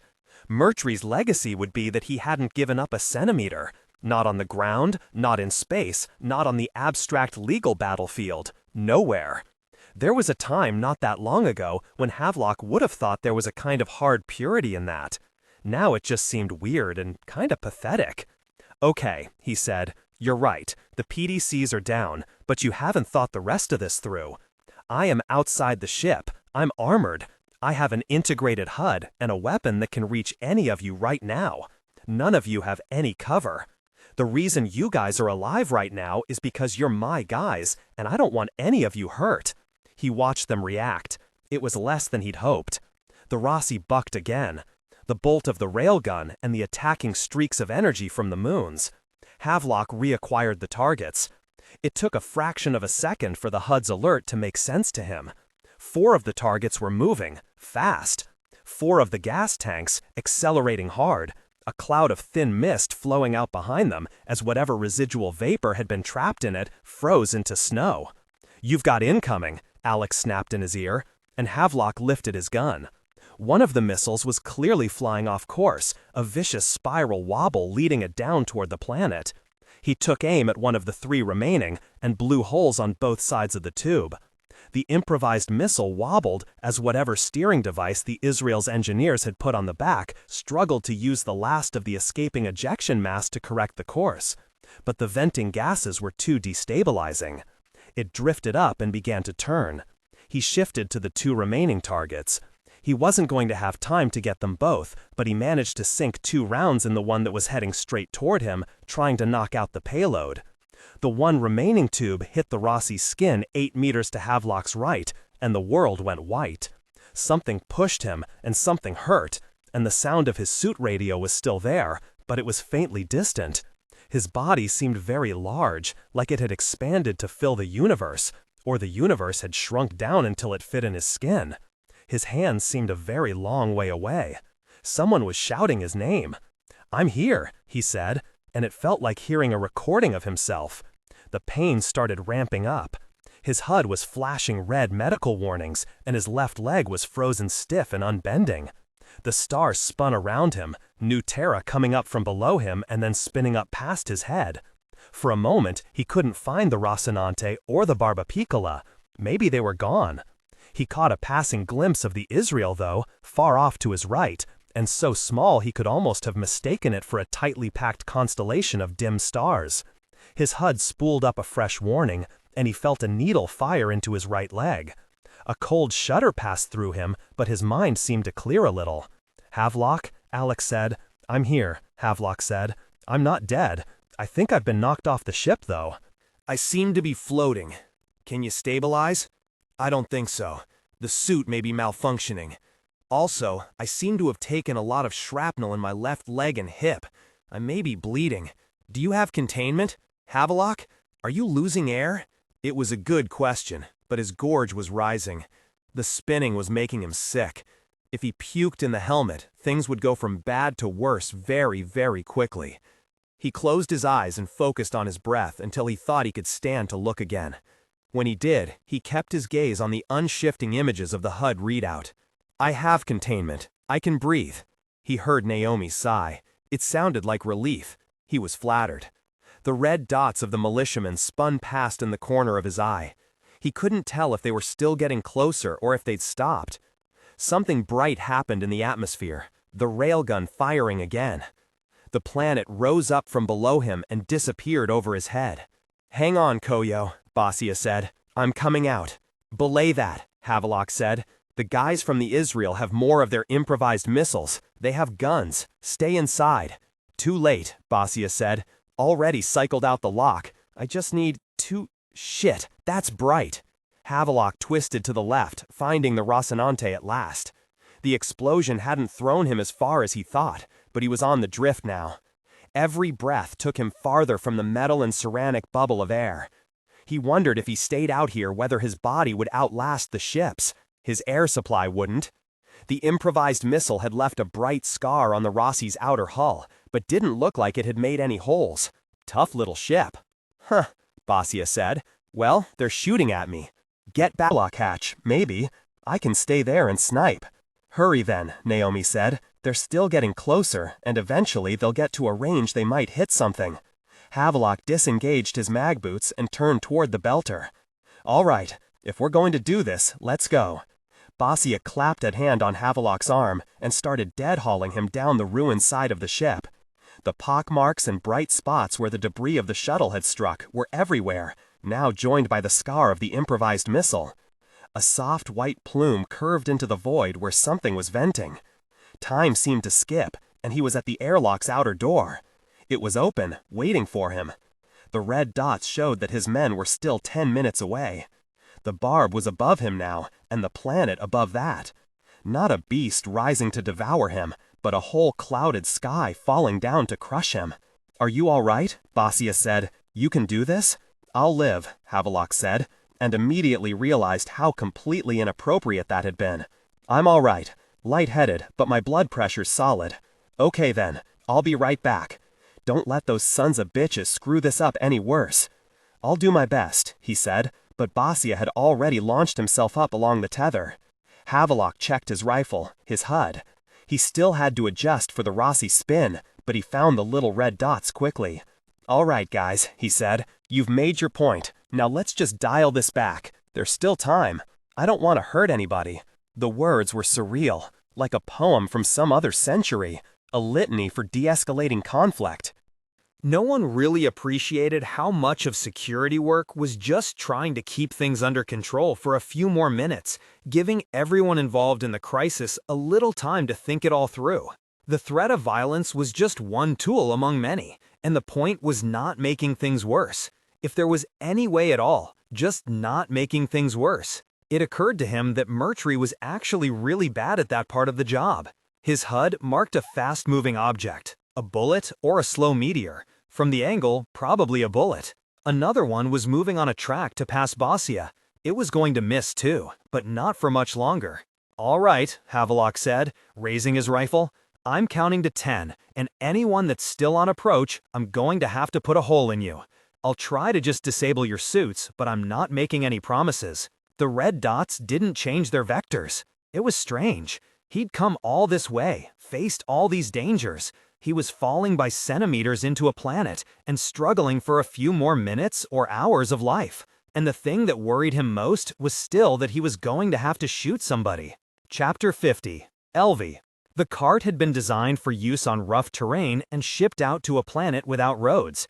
It wasn't smooth, but it was fast, and the roar of the generator and the whirring of the motors had made a kind of white noise that Elvis's brain tuned out after the first few hours, leaving her in something like silence. And all around them, the ruins of New Terra rose up and then passed away. The storm that had scoured First Landing into scraps and mud hadn't been local. All of the landscapes they passed through were shattered and drowned, but they were still fascinating, still beautiful. A forest of thin red bodies halfway between trees and gigantic fungi lay on their sides, the cart's wheels leaving tire tracks across their flesh. Flying creatures no larger than her splay-fingered hand fell into line behind the cart for hours, attracted by the noise or the movement of the spray of atmospheric hydrocarbons. She wondered how the frail creatures had survived the planetary disaster. When night fell, 3 vast columns of luminous dots rose up into the sky like skyscrapers built from fireflies. She didn't know if they were organisms like the mimic lizards or artifacts like her butterflies. A huge animal, as tall and wide across as an elephant, but segmented like a caterpillar, lay dead and rotting along the crest of a low hill. Structures like 2 interlocking sets of ribs crossing its massive sides, and gnat-small carrion eaters flying around it like a fog. A silver and blue structure rose from a pool of grayish rainwater, collapsed, and rose again. It could have been anything, but she could only see its behaviors as play, splashing in puddles. It was all she could do to keep from stopping and looking at it all. A whole biosphere, or 2 or 3, passed by her, teasing and hinting. She wished she could have seen it all before the storm.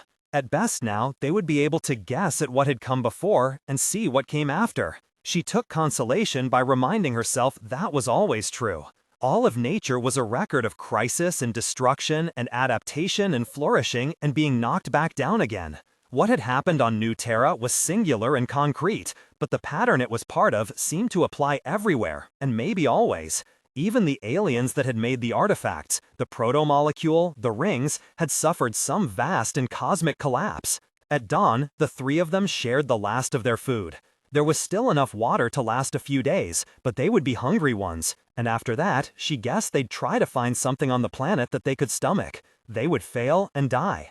Unless Holden really could turn the reactors back on and drop something from the ships. A steep-walled canyon blocked their way, the erosion of centuries exposing strata of rock as even and unvarying as the pages of a book. It took the cart's expert system half an hour to find a path down and back up. When she had mentioned how lucky they were that they hadn't hit anything like a mountain range, Fayez had laughed. "You'd need tectonic plates first," he said. "This planet doesn't have mountains, it has hemlines." None of them talked much, the noise of the cart drowning out anything short of shouting. But even if they'd been driving in silence, she didn't have the sense that Amos Burton would have spoken. He spent the day and a half of travel sitting at the cart's front edge, legs folded, his eyes on his hand terminal or the horizon. She thought there was a growing anxiety in the man's broad face, fear for Holden and for the ships above them and the planet all around, but she could also have been projecting her own feelings on him. He had that kind of face.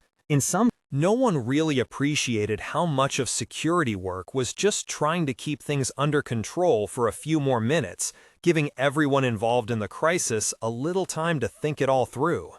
The threat of violence was just one tool among many, and the point was not making things worse. If there was any way at all, just not making things worse. It occurred to him that Murtry was actually really bad at that part of the job. His HUD marked a fast-moving object, a bullet or a slow meteor. From the angle, probably a bullet. Another one was moving on a track to pass Basia. It was going to miss too, but not for much longer. "All right," Havelock said, raising his rifle. "I'm counting to 10, and anyone that's still on approach, I'm gonna have to put a hole in you. I'll try to just disable your suits, but I'm not making any promises." The red dots didn't change their vectors. It was strange. He'd come all this way, faced all these dangers. He was falling by centimeters into a planet and struggling for a few more minutes or hours of life. And the thing that worried him most was still that he was going to have to shoot somebody. Chapter 50, Elvie. The cart had been designed for use on rough terrain and shipped out to a planet without roads. It wasn't smooth, but it was fast, and the roar of the generator and the whirring of the motors had made a kind of white noise that Elvie's brain tuned out after the first few hours, leaving her in something like silence. And all around them, the ruins of New Terra rose up and then passed away. The storm that had scoured First Landing into scraps of mud hadn't been local. All of the landscapes they passed through were shattered and drowned, but they were still fascinating, still beautiful. A forest of thin red bodies halfway between trees and gigantic fungi lay on their sides, the cart's wheels leaving tire tracks across their flesh. Flying creatures no larger than her splay-fingered hand fell into line behind the cart for hours, attracted by the noise or the movement of the spray of atmospheric hydrocarbons. She wondered how the frail creatures had survived the planetary disaster. When night fell, 3 vast columns of luminous dots rose up into the sky like skyscrapers built from fireflies. She didn't know if they were organisms like the mimic lizards or artifacts like her butterflies. A huge animal, as tall and wide across as an elephant, but segmented like a caterpillar, lay dead and rotting along the crest of a low hill. Structures like 2 interlocking sets of ribs crossing its massive sides, and gnat-small carrion eaters flying around it like a fog. A silver and blue structure rose from a pool of grayish rainwater, collapsed, and rose again. It could have been anything, but she could only see its behaviors as play, splashing in puddles. It was all she could do to keep from stopping and looking at it all. A whole biosphere, or 2 or 3, passed by her, teasing and hinting. She wished she could have seen it all before the storm. At best now, they would be able to guess at what had come before and see what came after. She took consolation by reminding herself that was always true. All of nature was a record of crisis and destruction and adaptation and flourishing, and being knocked back down again. What had happened on New Terra was singular and concrete, but the pattern it was part of seemed to apply everywhere and maybe always. Even the aliens that had made the artifacts, the proto-molecule, the rings, had suffered some vast and cosmic collapse. At dawn, the 3 of them shared the last of their food. There was still enough water to last a few days, but they would be hungry ones, and after that, she guessed, they'd try to find something on the planet that they could stomach. They would fail and die. Unless Holden really could turn the reactors back on and drop something from the ships. A steep-walled canyon blocked their way, the erosion of centuries exposing strata of rock as even and unvarying as the pages of a book. It took the cart's expert system half an hour to find a path down and back up. When she had mentioned how lucky they were that they hadn't hit anything like a mountain range, Fayez had laughed. "You'd need tectonic plates first," he'd said. "This planet doesn't have mountains, it has hemlines." None of them talked much, the noise of the cart drowning out anything short of shouting, but even if they'd been driving in silence, she didn't have the sense that Amos Burton would have spoken. He spent the day and a half of travel sitting at the cart's front edge, legs folded, his eyes on his hand terminal or the horizon. She thought there was a growing anxiety in the man's broad face, fear for Holden and for the ships above them and the planet all around, but she could also have been projecting her own feelings on him. He had that kind of face. In some places, the tracks of the other cart, Murtry and Weiss's cart, had wandered off on a different heading from their own. Sometimes the tracks got lost in the soft mud, or vanished as they crossed wide, wet expanses of stone. But it always returned, the doubled track of their tires leading the way north into wilderness. The headlights showed a swath of gravel and pale yellow snail-like organisms that were crushed under the cart's wheels. The air was colder, either because they were heading north or because the permanent cloud cover was keeping the energy of the sun up away from the planet's surface. Elvie had dozed as much as the emptiness in her belly permitted, her head on Fayez's lap, then they traded and he dozed in hers. Her dreams had been of Earth and trying to guide a pizza delivery service through the hallways of her university lab. She woke knowing that something had changed, but it took her a long moment to realize what. The cart was silent. She sat up, rubbing her eyes. The other cart was in the headlights, spattered with mud and scarred along the side where it had scraped against something harder than its alloy siding. Amos dropped down and walked slowly around it twice, once looking at the cart and once looking out into the darkness. "What is it?" she asked. "Is everything okay?" We haven't had a solid update on the captain in a couple hours, and that up there is about where the last reading came figure. Once you get inside, the signal don't penetrate. Or it ate 'em, Faya said. We haven't had a solid update on the captain in a couple hours, and that up there is about where the last reading came. Figure once you get inside, the signal don't penetrate. Or it ate him, Faye said. It could have just eaten him. Captain be a tough meal to swallow, Amos said. The cart rolled on, moving toward Holden's last known position. Huge black spikes rose out of the ground, some of them swiveling to track their passage.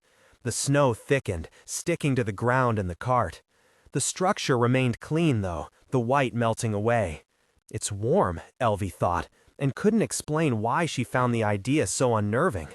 The cart passed under an archway 10 meters high and into the structure itself. The snowfall stopped. All around them the walls glowed, filling the space with a soft, shadowless light. The air was warmer and smelled of something sharp and acrid, like alcohol fumes, but harsher. The cart shifted one way and then another, hunting for the last fading traces of Holden's electrical scent before giving up and stopping. Amos flipped it over to manual and took direct control. The pathways moved in swirls and loops for a time, then broadened, opening. The roof of the place was lost in darkness, and long tubes of what could have been conduits or vasculature rose up out of the earth and flowed together, inward, forward, toward whatever the functional heart of the place had been. The cart slowed. Amos took his shotgun from the deck and fired it. The report echoed. "What are you shooting at?" Elvie asked. Amos shrugged. "Nothing in particular. Just thought, loud." He cupped his hands around his mouth and shouted, "Captain, you out there? Holden!" "Are we sure he's in here?" Faye said. "Nope," Amos said, then went back to shouting, "Captain!" A figure stepped from behind a massive machine, 50 meters in front of them. It was the size and shape of a human, and Elvie felt a moment's disorientation at how utterly out of place it seemed. Amos took a fresh grip on the shotgun and angled toward it. The figure stood, feet shoulder-width apart, hands at its sides, as the cart approached. When they were within 10 meters, Amos shut the generator down. "Hey there," he said, his voice open and friendly and insincere. "Hey yourself," Way answered, lifting her chin. Amos dropped from the side of the cart, his shotgun in his hand almost as if he'd forgotten it was there. Elvie looked at Faze, who shrugged. She slid down to the ground, moving forward slowly. She kept her hand against the front tire, the tread warm against her palm, but cooling. "What are you up to?" Amos asked. "Work," Way said, nodding to the vast structure all around them. "RCE's got a claim on all of this. I'm just making sure no one infringes on it." "Meaning the cap'n? Meaning anyone?" Way said. Her voice was harder now. "Well, it's a fucking ugly place if you ask me. It is. We really gonna do this? Because I think it'd be a hell of a lot more fun for me to get Holden and you to get Murtry, and we all see if there's not some way for the doc back there to find something with alcohol on this mud ball." "Yeah, that does sound like fun," Way said, "but I'm on duty." Faze came up from behind Elvie, his arms crossed over his chest. His eyebrows were pulled together in distress.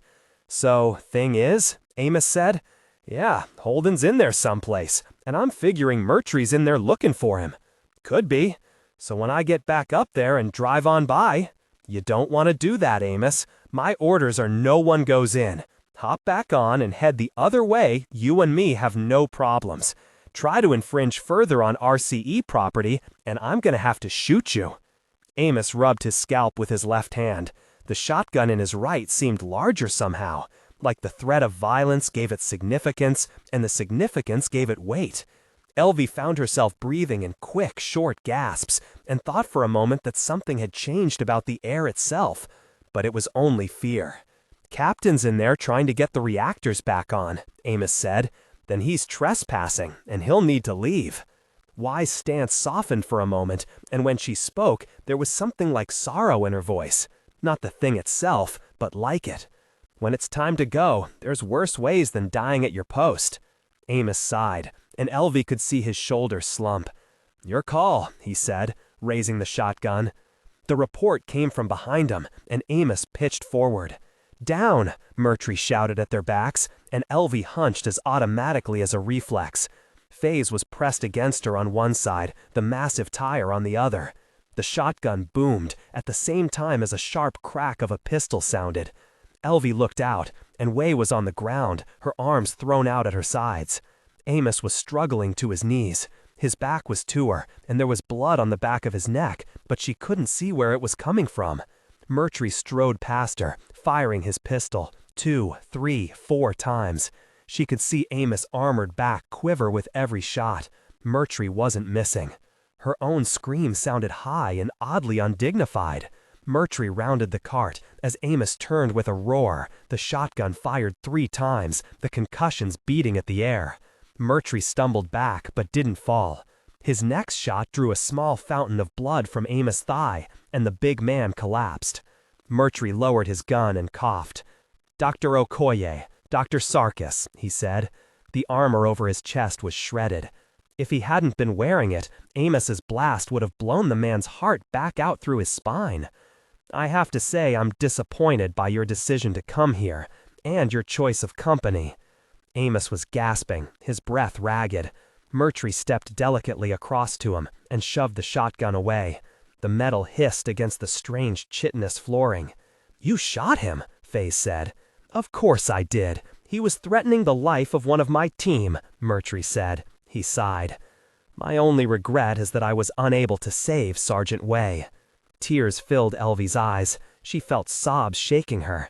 Amos lifted a hand. The thumb and forefinger were missing, and bright pink bones showed through the blood. She looked away. What are you talking about? Faze said. His voice was shaking. Dr. Sarkis? You have something you'd like to add? Murtry said, slipping a fresh magazine into his pistol. You set this up. You set all of this up. You put her there to distract Amos, and you shot him from behind. This isn't just something that happened and you did the best you could and poor fucking Way. You did this. If Mr. Burton here had done as he was asked and left the site, he was trying to save us, Faze shouted. His face was red, and he stepped forward. His hands were in fists at his sides. Murtry looked up, something a little less than polite interest in his eyes. He and Holden are trying to save us. You and me, everyone. What the hell are you doing?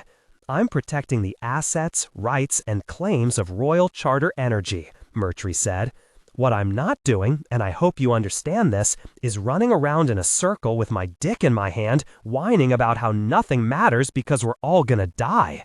We all knew when we got on the Edwin Israel that we might not make it back. That was a risk you were willing to take because it meant you could do your job. I'm no different. You got Way killed, Faze shouted. Elvie put her hand on his shoulder, and he shrugged it off. She's dead because of you. Her turn now, my turn later, Murtry said. But there are some things I need to get done before that. The security chief checked his gun and looked down at Amos Burton, staring raw hatred up at him. Murtry leveled the barrel at the bleeding man's face. Look away, Elvie thought. Don't watch this happen. Look away. Faze hit Murtry in the nose. The movement was so fast and awkward and artless that at first Elvie wasn't sure it had really happened. She watched the expression in Fea's widening eyes as he understood what he'd done, and then, when he committed to doing it again, Murtry turned his pistol away from Amos, swinging it toward Fea's, and the geologist ran into him with a shout. Murtry stumbled back, but didn't fall. "Elvie," Fea shouted, "run!" She took a step forward. Amos was writhing on the ground, blood pouring from somewhere in his suit. His teeth were bared and crimson. He was grinning. "Run!" Fea screamed.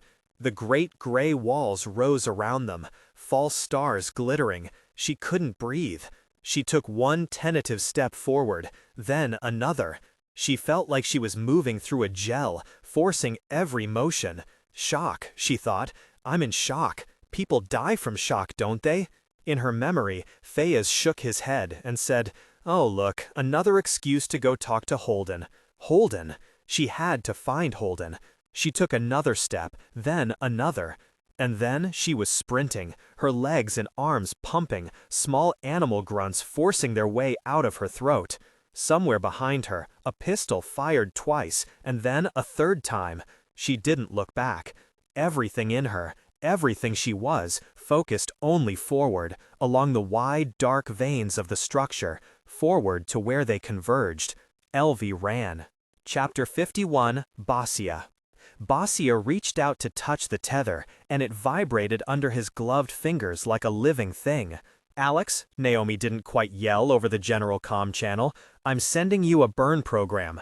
We have to keep that cable taut until Basia cuts it, or the barb is going to rip us both apart."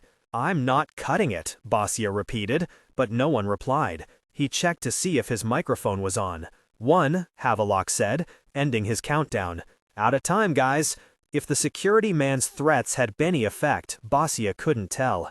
His HUD was still displaying the red lines of incoming gunfire. He ignored them. Above him, the Rocinante began shifting and firing its remaining maneuvering thrusters in response to the slow rotation of the Barbapicola, desperately trying to keep slack out of the cable. Two massive ships, each rotating in different axes, the cable could go from slack to thousands of tons of tension fast enough to tear the mounts out of the ships and a chunk of the ship's structure along with it. "Basia," Naomi said, her voice gentle, "I can't give you much time. And you know this ends the same way no matter what." "I'm checking the connection to the barb," he said instead of answering her. The mount was a mess of twisted metal and frayed cable. Pieces of the hull had been torn free by dislodged footings, and the ones that were still connected stretched and flexed with each gyration of the ship. Basia tried to calculate how much tension must be on the rigging and cable, and failed. If it snapped free, it would probably cut him in half. If he did cut it, he'd need Alex to put slack on it first. "I'm not cutting it," he said again, more to himself than anyone else. Cutting it meant letting the barb drift away, down into the upper atmosphere to rip apart and burn. To let Felsia burn. Alex had promised not to let that happen. A pair of red lines drew themselves across his HUD, and the words "danger close" flashed there briefly. He wasn't up on all his military jargon, but he could guess what that phrase meant. He pulled himself around the cable footing and took cover. Out in the blackness between the Israel and the barb, 12 men in suits floated toward him on puffs of gas. They still had a few of their improvised missiles. "Guys," Havelock said, real sadness in his voice. "Havelock," Naomi yelled, "if you let those assholes shoot Basia, you don't get to come back on my ship." "Roger that." She watched the expression in Fayez's widening eyes as he understood what he'd done, and then, when he committed to doing it again, Murtry turned his pistol away from Amos, swinging it toward Fayez, and the geologist ran into him with a shout. Murtry stumbled back, but didn't fall. "Elvie," Fayez shouted, "run!" She took a step forward. Amos was writhing on the ground, blood pouring from somewhere in his suit. His teeth were bared and crimson. He was grinning. "Run!" Fayez screamed. The great gray walls rose around them, false stars glittering. She couldn't breathe. She took one tentative step forward, then another. She felt like she was moving through a gel, forcing every motion. Shock, she thought. I'm in shock. People die from shock, don't they? In her memory, Fayez shook his head and said, "Oh look, another excuse to go talk to Holden." Holden. She had to find Holden. She took another step, then another. And then she was sprinting, her legs and arms pumping, small animal grunts forcing their way out of her throat. Somewhere behind her, a pistol fired twice, and then a third time. She didn't look back. Everything in her, everything she was, focused only forward, along the wide, dark veins of the structure, forward to where they converged. Elvie ran. Chapter 51. Basia. Basia reached out to touch the tether, and it vibrated under his gloved fingers like a living thing. "Alex." Naomi didn't quite yell over the general comm channel, "I'm sending you a burn program. We have to keep that cable taut until Basia cuts it, or the barb is going to rip us both apart. I'm not cutting it, Basia repeated, but no one replied. He checked to see if his microphone was on. 1, Havelock said, ending his countdown. Out of time, guys. If the security man's threats had any effect, Basia couldn't tell. His HUD was still displaying the red lines of incoming gunfire. He ignored them. Above him, the Rocinante began shifting and firing its remaining maneuvering thrusters in response to the slow rotation of the Barbapicola, desperately trying to keep slack out of the cable. 2 massive ships, each rotating in different axes. The cable could go from slack to thousands of tons of tension, fast enough to tear the mounts out of the ships, and a chunk of the ship's structure along with it. Basia, Naomi said, her voice gentle. I can't give you much time, and you know this ends the same way no matter what. I'm checking the connection to the barb, he said instead of answering her. The mount was a mess of twisted metal and frayed cable. Pieces of the hull had been torn free by dislodged footings, and the ones that were still connected stretched and flexed with each gyration of the ship. Basia tried to calculate how much tension must be on the rigging and cable and failed.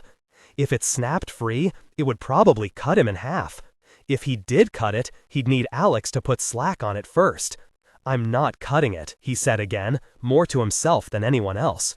Cutting it meant letting the barb drift away, down into the upper atmosphere to rip apart and burn. To let Felsia burn. Alex had promised not to let that happen. A pair of red lines drew themselves across his HUD, and the words, "Danger close," flashed there briefly. He wasn't up on all his military jargon, but he could guess what that phrase meant. He pulled himself around the cable footing and took cover. Out in the blackness between the Israel and the barb, 12 men in suits floated toward him on puffs of gas. They still had a few of their improvised missiles. Guys, Havelock said. Havelock, Naomi yelled, if you let those assholes shoot Basia, you don't get to come back on my ship. Roger that, Havelock said sorrowfully. One of the 12 attackers spun sideways as a puff of white mist shot out of his EVA pack. The man continued to rotate wildly as he flew at high speed away from the others. One of you should go get him, Havelock said. His EVA pack is toast. Almost before he finished saying it, 2 of the remaining attackers jetted toward the disabled man, bringing their grapnel guns to bear. Havelock, you asshole, Conan said on the open frequency where everyone could hear him. I'm going to enjoy stomping a mud hole in you. He and his team opened fire on Havelock's position in the airlock, driving him back into cover. Now that everyone wasn't looking at him, Basia took a moment to look over the mangled footing. Naomi, I'm having the suit send you pictures of the damage. Basia, she started. Help me fix this, he said, cutting her off. If the barb has more cable, I can reattach it here while Alex keeps us from totally losing our remaining connection. Basia, Naomi said, her voice gentle and sad. This can't be fixed. The Barbapicola is going down. Nothing is gained by her taking us with her. I do not accept that, Basia shouted back at her, loud enough that his own speakers distorted. There has to be a way. His suit flashed a warning at him, and he pulled back into cover just in time to avoid a fusillade of shots that bounced off the hull, leaving shiny streaks in the dull metal. One of the remaining 9 attackers threw his arms up like he was surrendering, then went motionless, spinning slowly toward the Barbapicola. Williams is flatlined, the chief engineer said. You just killed an RCE employee. You'll burn for that. You know what, Chief? Fuck you, Havelock replied, his tone low, but real anger in his voice for the first time. You are the one who escalated this. I didn't ask for any of it. Pull out. Marwick, get your men out of here. Don't let him force this anymore. Another voice, older, sadder, replied on the radio. Those aren't my men, Mr. Havelock. You know as well as I do that I have no authority over the expeditionary team. That's right, motherfucker, the chief said. We're acting on orders from Chief of Security Murtry. While Havelock, Marwick, and the chief engineer argued, Basia tuned them out. They'd either agree or they wouldn't. Havelock would kill more of them or he wouldn't. The captain would assert authority or he wouldn't. None of that changed Basia's real problem. His daughter was on board a ship that was slowly spinning out of control and losing altitude. At some point, it would hit enough atmosphere to get noticeable drag, which would slow it and let it fall deeper into the killing air, and shortly after that, it would burn up. The Rocinante couldn't save it. Helplessness and grief washed over him, but he willed himself not to weep. Naomi continued talking, but Basha wasn't listening. "What about emergency airlocks?" he said. "The plastic blister kind, you know? They're made to hold atmosphere and supply oxygen." "You have to attach them to something," Naomi said. "What if," Basha answered, "we attach them to each other, seal to seal?" Naomi was silent for a long moment. When she spoke again, her words were slow, measured, like she was thinking them through as she spoke. A life support bubble. Basha could tell she'd switched them back to the general channel, because Havelock's argument came thundering back. "Gentlemen, we have an idea." "Well, pull the crew off the Barbapicola on escape pods made of 2 emergency airlocks sealed together. The Rossi only carries 1, but if the Barb has one—" "You kiddin' me?" a new voice said. Basha recognized it, the captain of the Belter ship. "I think somebody turned ours into parts for a still back before we shot the Pincher ring." "We have plenty of them," Havelock said. "The Israel came out here with too much of everything. I'd bet we have 20 in storage." "That's 10 bubbles," Basha said. "That's plenty to hold the whole crew for a short trip." "Captain Marwick," Coonan said, "you cannot give these people vital RCE supplies." "Marwick," Havelock said, "do not let over 100 innocent people die over this bullshit. Do not do that." "Fuck. What are they gonna do? Cancel my contract?" Marwick replied, followed by a long sigh. "The Israel is moving in to transfer the escape bubbles. I'll have the materials team start sealing them right now." "Captain," the chief engineer growled, "we are acting out here on Security Chief Murtry's direct orders to disable the squatters' ship. You will not render them aid." "You," Havelock said, "are such an asshole. Have you gone completely insane?" "I will shoot down any attempt to," the chief started, then stopped suddenly. The cable next to Basha snapped taut, almost tearing the few remaining attachments out of the barb's skin. Below, a railgun shot streaked across Ilus, the fire from the defense moon stabbing at it as it fell. One of the red enemy dots on Basha's HUD disappeared. "Sorry," Alex said, his accent as slow and heavy as Basha had ever heard it. "That was me, but that guy was pissing me off and I had the shot. Am I in trouble?" There was a long moment of silence, and then Captain Marwick said, "Israel's on her way." It took them nearly 3 hours to fabricate and then transfer the makeshift escape bubbles from the Israel. Basha kept track of the time by counting oxygen recharges for his suit. He flatly refused to return to the Rocinante until his daughter was off the dying Belter freighter. Alex had put some slack on the tether with carefully calculated bursts of thrust, and Basha had cut the line. No reason to keep the ships connected. One by one, the Israel's expeditionary engineering team turned amateur militia, contacted Havelock and apologized for how dramatically out of control the situation had gotten. Most of them blamed the chief engineer. Whether or not he was entirely responsible for the escalations that had occurred, Basha felt certain that history wouldn't remember him kindly. One of the engineers admitted to being the person who'd fired the missile at the Barbapicola and offered to help Basha fix the damage. Basha had offered to kill him if he tried. They agreed to disagree on it. Even after the reconfigured emergency airlocks had been delivered, it had taken the crew of the Barbapicola and the colonists still on board 2 more hours to charge the air tanks and get everyone sealed inside. By that point, the computers on the Rocinante were saying the freighter should already be scraping upper atmosphere. The clock had run out. But now, Basha floated above the massive cargo bay doors of the Barbapicola, waiting for them to open and set his daughter free. It began as a line of white light cutting through the side of the massive freighter. Then, slowly, as the doors slid farther and farther apart, the ship's enormous cargo hold came into view. Against the backdrop of thousands of tons of raw lithium ore floated 10 faintly translucent bubbles. Someone toggled a remote to open the cargo bay's airlock, and the air of the Barbapicola rushed out, gently pushing the bubbles out the cargo bay door ahead of it. The bubbles floated up away from the planet, the vacuum around them making them puff all the way up, little plump pockets of air for a dozen or more people to hide in, surrounded by the frozen mist of what had once been their ship's atmosphere. Ilus' star peaked around the limb of the planet, backlighting the bubbles and turning the floating people inside into black silhouettes, amazingly sharp against the blurry plastic walls, like cardboard cutouts with a floodlight behind them. Basha had a sudden memory of bathing Jekik in the kitchen sink when he was a baby, and his little boy farting in the water, a burst of small bubbles drifting up and then popping at the surface. The thought made him laugh until his stomach hurt. He recognized this was more about the relief that his daughter might live than it was about the flatulence of a small boy, but he laughed anyway. "You okay out there?" Naomi asked. "You ever bathed a kid in a sink?"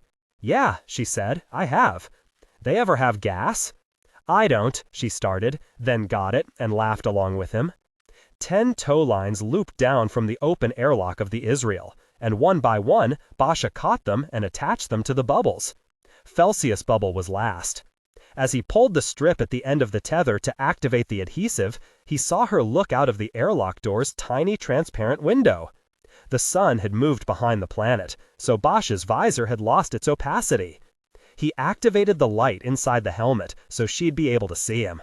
Her face lit up, and the word Papa was so obvious on her lips that he would have sworn he could hear it. "Hi, baby," he said, and put his gloved hand against the window.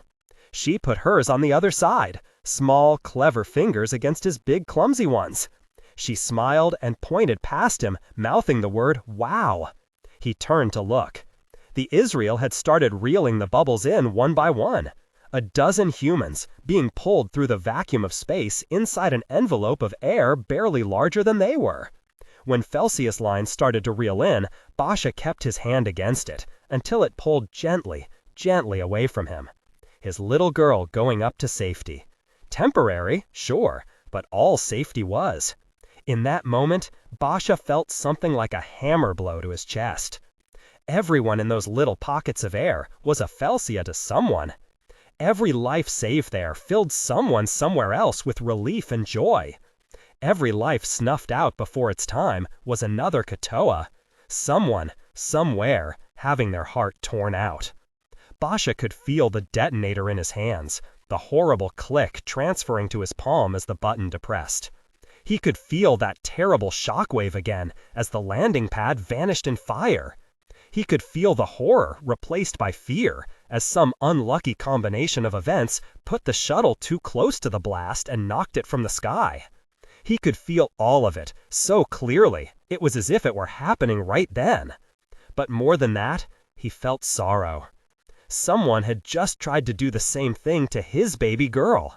Had tried to kill her, not because he hated her, but because she was standing in the path of his political statement. Everyone who died on that shuttle had been a Felsia to someone. And with the click of a button, he'd killed them. He hadn't meant to. He'd been trying to save them. That was the little lie he'd kept close to his heart for months now. But the truth was much worse. Some secret part of him had wanted the shuttle to die, had reveled in watching it fall from the sky in flames, had wanted to punish the people who were trying to take his world away. Except that was a lie, too. The real truth, the truth beneath it all, was he'd wanted to spread his pain around. To punish the universe for being a place where his little boy had been killed. To punish other people for being alive when his Katoa wasn't. That part of him had watched the shuttle burn and thought, now you know how it feels. Now you know how I feel. But the people he'd hurt had just saved his daughter because they were the kind of people who couldn't let even their enemies die helpless. The first sob took him by surprise, nearly bending him double with its power. Then he was blind, his eyes filled with water, his throat closed like someone was choking him. He gasped for air, and every gasp turned into another loud sob. "Basya," Naomi said in alarm. He'd just been cackling manically, and now he was sobbing? He must sound insane to her. Basia, come back in. He tried to answer her, to reassure her, but when he spoke, the only words he could say were, "I killed them." "No," she said, "you saved them. You saved all of them." "I killed them," he said again, and he meant the governor and Coop and Kate and the RCE security team, but most of all Katoa. He'd killed his little boy over and over again, every time he'd let someone else die to punish them for his son's death. "I killed them," he said again. "This time, you saved them," Naomi repeated, as though she could read his mind. "These ones, you saved." Havelock was waiting for him in the airlock. Basia knew the RCE man must have heard the breakdown he'd had. When Havelock looked at him, he felt nothing but shame. But while Havelock's face was tight with pain, there was no mockery in it when he gripped Basia's arm and said, "You did good out there." Basia nodded back at him, not trusting himself to speak. "Look," Havelock said, and pointed out the airlock door. Basia turned around and saw the Barbapiccola leaving long, thin streamers in its wake. It was entering Ilus atmosphere. The front of the ship began to glow. Havelock closed the hatch, but while the airlock cycled and they removed their gear, they watched the freighter's death on the wall monitor. Alex kept the Rossius's scopes trained on it the entire time. It drifted for a while, the streamers in the upper atmosphere eventually turning into white smoke with a black heart as the hull burned. When the end came, it was sudden and shocking. The hull seemed to go from a solid object to many small fiery pieces in the blink of an eye, with no transition. Basia switched the monitor to the death clock to see how much time he'd bought Felsia. 4 days. The Israel had 4 days. Chapter 52. Elvie. Elvie sat in the darkness, her hand terminal in her lap. She was trembling, and the fear and the anger and the sorrow were like she'd walked back into the worst of the storm. She couldn't feel that now. She didn't have time. She needed to think. The screen didn't have maps, of course. There wasn't a survey of any of this to draw from, and even if there was, she didn't have a connection to the Israel. If the Israel was still in orbit and hadn't fallen into the atmosphere and burned and killed everyone to death, and she couldn't feel that now. She needed to think. The structure, ruins, whatever they were, had to be at least 7 or 8 square kilometers. They'd entered the ruins near Holden's last live signal, but there was still a lot of territory to cover. The locator on the hand terminal screen showed only the local nodes. The other 2 were Fayez and Murtry, and they were grayed out. No line of sight, which was good, because it meant that wherever Murtry was, he couldn't see her, and bad, because she didn't know where he was. It was a low-level diagnostic, the kind that built ad hoc routing networks on the fly. She'd set it to ask for a renewed route anytime it made a connection, and alert her when it did. It wasn't much, but it would give her a little warning when Murtry was close, when he had line of sight, when he could shoot her the way he had Amos and probably Fayez, and they were dead now, and she couldn't feel that. She had to think. How to find Holden. She had to find him, warn him, keep Murtry from stopping him. She took a deep breath and looked up. Line of sight was a hard thing to manage on the ground, but the space above her was vast and open. If she could find a vantage point, the hand terminal would point Murtry out to her. And if she couldn't find her friend, at least she could locate her enemy. Basic problem solving. If you don't have the data you need, play with the data you have. See if something comes out of it. All right, her body was still shaking, still weak. Her mind felt fuzzy. Adrenaline and hunger, and Fayez was probably dead, and she couldn't feel that. She stuffed the hand terminal in her pocket and looked around for a way up. Nothing here was built for a human form. There weren't any ladders or walkways, no catwalks with convenient handrails. It was like a vast body, or a vast body that had turned halfway into a machine. She ran quietly, making as little noise as she could with every footfall. An upwelling of conduits rose from the floor to her right, and she clambered up them, wedging her feet and fists into the narrow spaces between the tubes and hauling up and up and up. There were so many other people who would have done better. Fayez was stronger than she was. Sudyam used to climb mountains back on Earth. Elvie didn't particularly enjoy climbing trees, much less strange alien webworks. She went up, not looking back, not looking down. The structure was vast, and the soft glow that permeated everything made the space seem strange, dreamlike. She perched in the crevice where two conduits or arteries met, wedging her leg into the gap. She pulled out her hand terminal. Twice on her way up, the ad hoc network alert had sounded, and she hadn't noticed. Twice, Murtry had been in line of sight. The thought made her throat feel tight. She looked at the reply times. 0.002 of a second? That couldn't be right. Radio waves move at light speed, but they were in air, so that made it what? 3 times 10 to the 8th? Something like that. Close enough as to make no difference. That put him something like 500,000 meters away. There had to be some kind of processing lag in the terminals that was swamping. A new entry popped into the log, and her heart leapt to her throat. Connection refused. She blinked at it. Why would Murtry's terminal accept connections when she was climbing and reject them when she'd paused? That didn't make sense. Another line. Connection refused. Something like hope bloomed in her. It wasn't Murtry. It was someone else. Someone who wasn't in the charmed circle of RCE trusted networks. It was Holden. She craned her neck, as if by just looking she could find him. The structure was too big. She thought of calling out, but there was no reason to think he'd hear, and even if he did, Murtry would be closer. Murtry. There was a thought.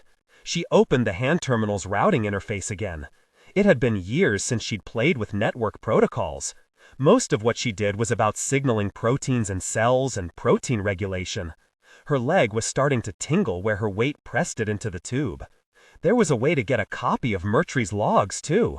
She just had to remember how to set up distributed logging. Something in the structure clanged, the echoes reverberating through the space like a scream in a cathedral.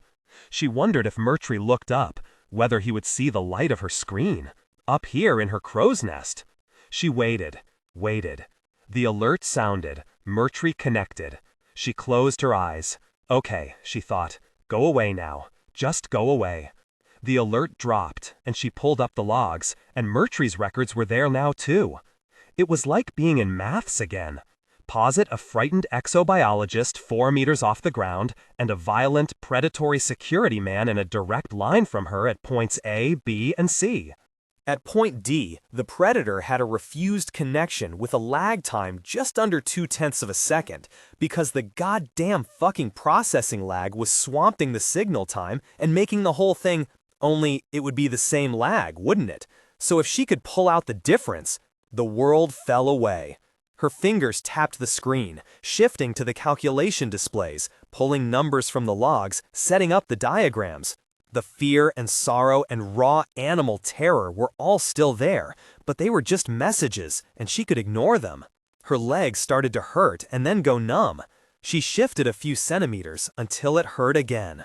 Holden had been 110 meters from her. He'd been 150 meters from Murtry. She could estimate where Murtry had been based on the contacts he'd made with her. It was like basic trigonometry, where a wrong answer meant death. Holden was approximately, roughly, assuming she hadn't biffed the equations and that the hand terminal's processing lags were identical, in the complex junctions at the center right of the structure where the conduits joined together into something like a massive black wing.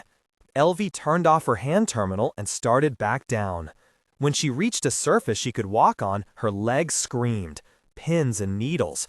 She ignored it and started limping as quickly as she could toward the landmark shed found. She didn't care about Murtry now. She had something to focus on. It was less like making her way through an industrial complex than tramping through a vast forest without a machete. She squeezed through the cracks between dark structures, as much growth as machine, ducked and climbed, and once got down on her belly and crawled. She was sure she was making progress, sure that she would get there and find out at least whether her figures had been right, when she stepped out across a flat ledge and almost fell into a chasm. A rumbling came from below, maybe 100 meters deep. A tiny band of lights shifted down there, swirling one way and then the other, and then moving on. It cut through the floor of the structure to both sides, all the way to the distant walls. A network of conduits branched above it, and wide tendon-like connections bridged it far below. She started off along the rim, stepping over white, lumpy growths that seemed to sprout up out of the depths. It only took a few minutes to find a structure that crossed it, but it wasn't a bridge. It was mostly flat, though the edges sloped down into the void. Its surface was a wire mesh over what looked like an endless length of tongue. There was nothing like guardrails, and when she stepped out onto it, the tongue reacted to her, twitching and undulating like it was trying to drag her along. She put her arms out for balance and trotted across the gap. 2 meters, 4 meters, 5, and she was on the other side. She leaned against the wall, her head between her hands until the dizziness faded. The vast wing-like structure was almost directly above her now. Only close up she could see that it was more complex. Thousands of interweaving growths with deep, interlocking spirals, and a shifting movement whose source she couldn't identify. She slipped down the far side of the ledge and into something more like a passageway than she'd seen since she fled into the dark. The passage shifted left and then right. She followed it, picking her way by guesswork and hope. The ratio of floor to wall to ceiling unnerved her for reasons she couldn't quite say. Tiny flickers of blue light like fireflies glowed and went dark all around her. She followed a broad turn and it opened into a chamber. She screamed. Holden was there, not 3 meters away, a huge insectile thing looming above him. Cruel claws reached out, and spikes like daggers caught the dim and eerie might. She pressed her knuckles to her mouth, unable to look away from Holden's last moments. The artifact shifted toward her, paused, and lifted a claw like it was waving. Holden followed the gesture. "Elvie," he said, "what are you doing here? We were..." She sank down to her knees, relief running through her like water. She took a deep breath and tried again. "Murtry took one of the carts when you disappeared. He followed the signal from your hand terminal. He knows you're trying to shut down all the artifacts." A stab of panic took her, and she glanced at the clawed thing. "That's all right, kid," the robot thing said in a tinny belter accent. "It ain't news to me. Amos and Fayez and I got another cart going, and we came after 'em. To warn you." "Okay," Holden said. "You did great. We're going to be fine now. How did you find us?" Elvie held up her hand terminal, took a breath, let it out. "It was complicated." "Fair enough. What about Amos? Where's he?" "Murtry shot him. I think he's dead." Holden's face went pale and then flushed. He shook his head, and when he spoke, his voice was low and careful. "Amos isn't dead." "How do you know?" "If Amos goes down, it's because literally everyone else there has already died. We're still alive, so Amos is too." "Don't pay too much attention to him," the robot monster said. "He gets a little romantic about these things. If you say the bald guy's dead, I believe you." "Thank you," Elvie said by reflex. "I am sorry about it, though. I liked him." "I did too," Elvie said. "And Fayez. I heard gunshots when I was running. I think Fayez." "How about Murtry?" Holden asked. "He's coming. He's behind me. I don't know how far, but he's coming to find you." "To stop you?" Holden asked, biting the words. "He wants RCE to have the artifact still working." "That man's kind of an asshole," the alien said. "We've got a pretty full plate, though. We're close." "Close to what?" Elvie said. "That would be the question," the alien answered. But Holden's gaze was fixed over her shoulder. His jaw was tight and angry. "All right," he said. "We've got 2 things we need to do." "We do?" the alien said. It occurred to Elvie that they were talking to an alien. She thought that was remarkable, and she was a little confused that Holden hadn't remarked on it. Someone has to find this, whatever it is, and shut off the planetary defenses. And someone has to shoot Murtry. "Not to disagree with you," the alien said, shifting its weight on 6 articulated legs. "One of those seems a little more important to me." "Me too," Holden said, "but I don't think it's the same one. Elvie, I'm going to need you to go save everyone, okay?" She said. "Good. This is Detective Miller. He died when Eros hit Venus, and now he's a puppet of the protomolecule." "Semi-autonomous," the alien said. "Pleased to meet you." "Likewise." "Okay," Holden said. "I'm going to go take care of this." To Elvie's surprise and unease, Holden walked away, following the passage she'd taken. The alien thing cleared its throat apologetically, only she was fairly sure it didn't have a throat, so the sound was just a kind of conversational inflection. "Sorry about that," the alien Miller said. "He gets an idea in his head sometimes, and there's no talking to him." "It's all right," Elvie said. "So, right, saving everyone in the world. Follow me, kid. I'll get you up to speed." "So, it's a distributed consciousness," she said, following Miller through a low archway. She felt lightheaded, and not just from hunger. Fayez was dead. Amos was dead. She was going to die. She was on an alien world. She was talking to a dead man wearing an alien robot. The part of her that could feel things was done, shut off. Her heart was a numbness behind her ribs, and when, if it came back, she couldn't guess who or what she would be. "Except, it's not exactly conscious," Miller said. "There's nodes in it that are, but they don't run the joint. I'm not actually one of them.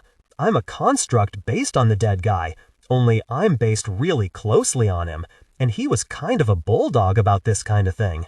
At least by the end he was. So are you conscious?" The alien robot, the skin the Miller construct was using, shrugged.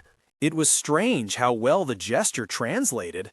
"Don't know. Seems like I'm acing my Turing test, though." Elvie thought about it and nodded. "Fair enough. So I sort of, well, triangulated where the dead spot was in space, if you see what I mean." "Sure, yes. Triangulation. I totally understand that," Elvie said. "So, 4 now? 4. Our biosphere, the local organisms, the things that made the gates, and the things that killed them. 4. Miller stopped at a seam in the wall and placed his claws on it, ready to push. "In through here?" It used to be one of the major control centers for the planet, like a nerve cluster or something. "As near as I can figure it, the dead spot's in here." He pushed. The wall retracted, not sliding back so much as changing conformation. Beyond it, a wide, tall space opened. Hundreds of niches rose, level after level, one above the other, with mechanisms like Miller in each of them. Dots of bright blue light, like fireflies, swirled spiral patterns in the air, riding currents of air that Elvie couldn't feel. And in the center, floating, a meter above the floor, was... She looked away, putting her hand on Miller's side to steady herself, then forced her gaze back up.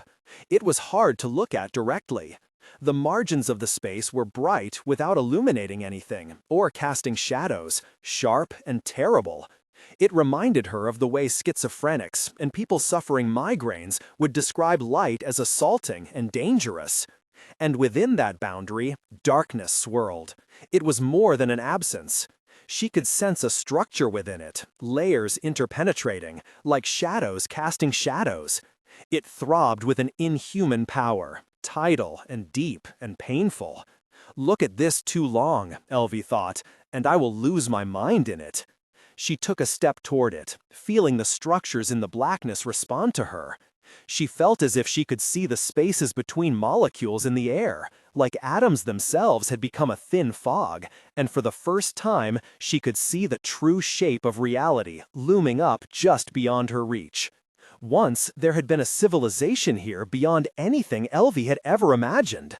Beings that could design tools like the proto-molecule, like the rings.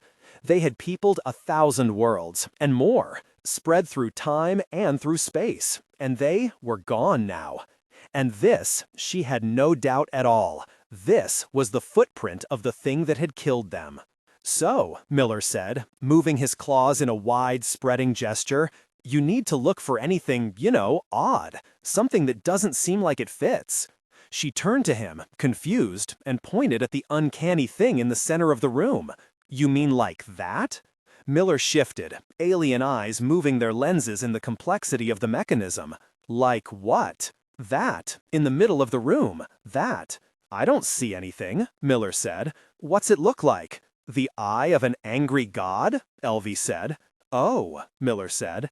The heavy plates of his robotic body clicked and hissed against each other as he shifted. "Yeah, well, that's probably it then. Good work." Chapter 53, Holden.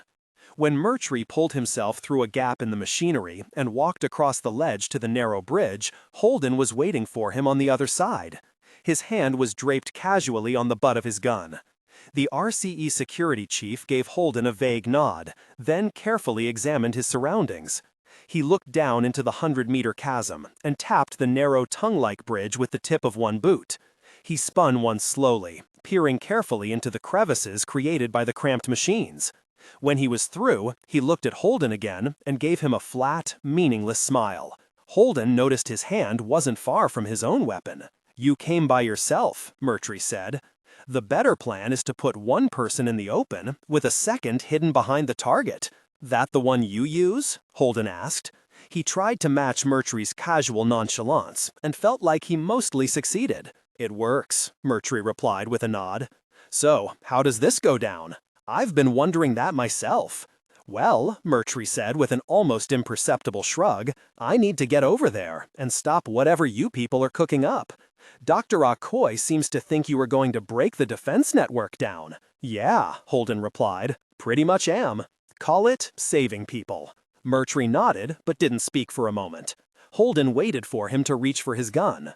The distance between them, the width of the chasm, was just over 5 meters, an easy shot at the range. Harder when you were rushing because the other guy was shooting back. The lighting was good, and Murtry wasn't wearing a helmet. Risk the headshot? The RCE man's armor looked pretty chewed up. The blast patterns on it made Holden suspect that was the work of Amos' auto shotgun. The chest shot was easier, but it was possible the damage to the armor was mostly cosmetic, in which case his sidearm wasn't going to do much. Murtry winked at him, and Holden suddenly felt like the man was reading his mind as he calculated the best way to kill him. "I can't let that happen," Murtry said. His shrug was almost apologetic.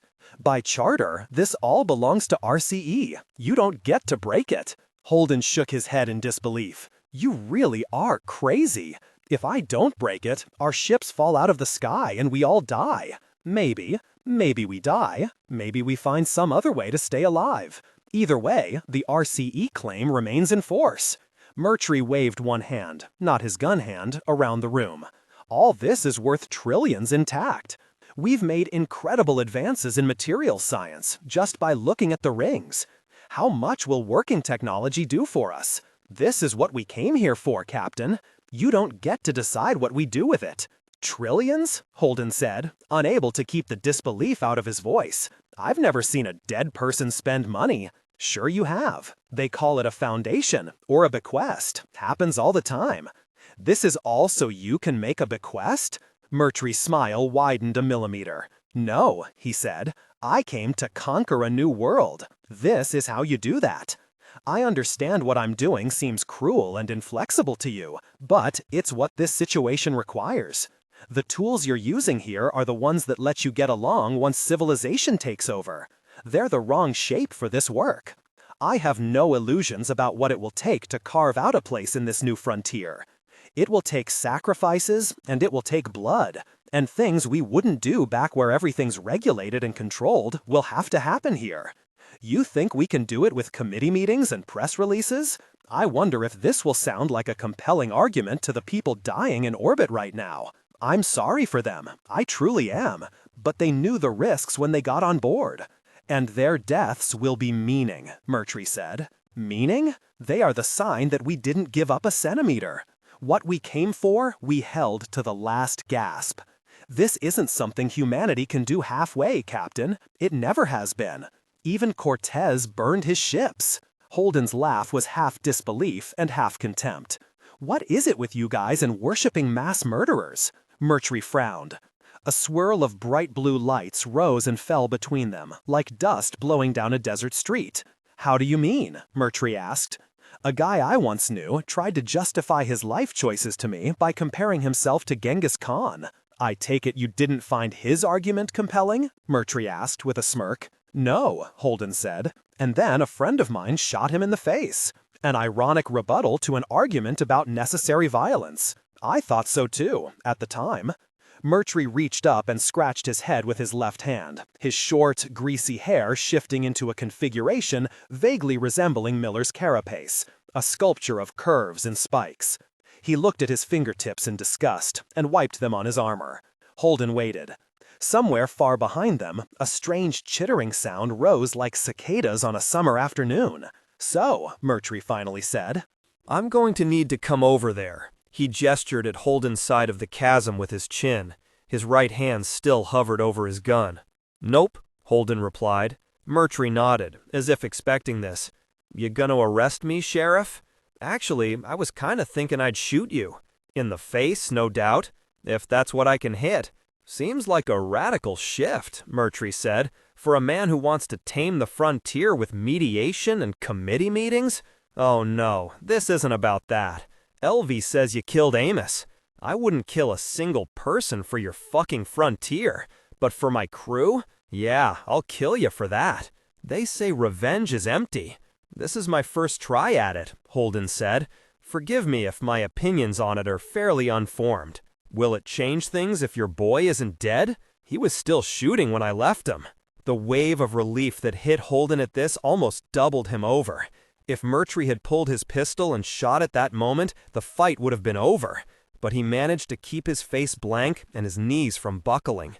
Is he hurt? Oh my, yes, pretty badly. He killed one of mine before he went down. For a guy who wants to solve problems without violence, you travel in dangerous company.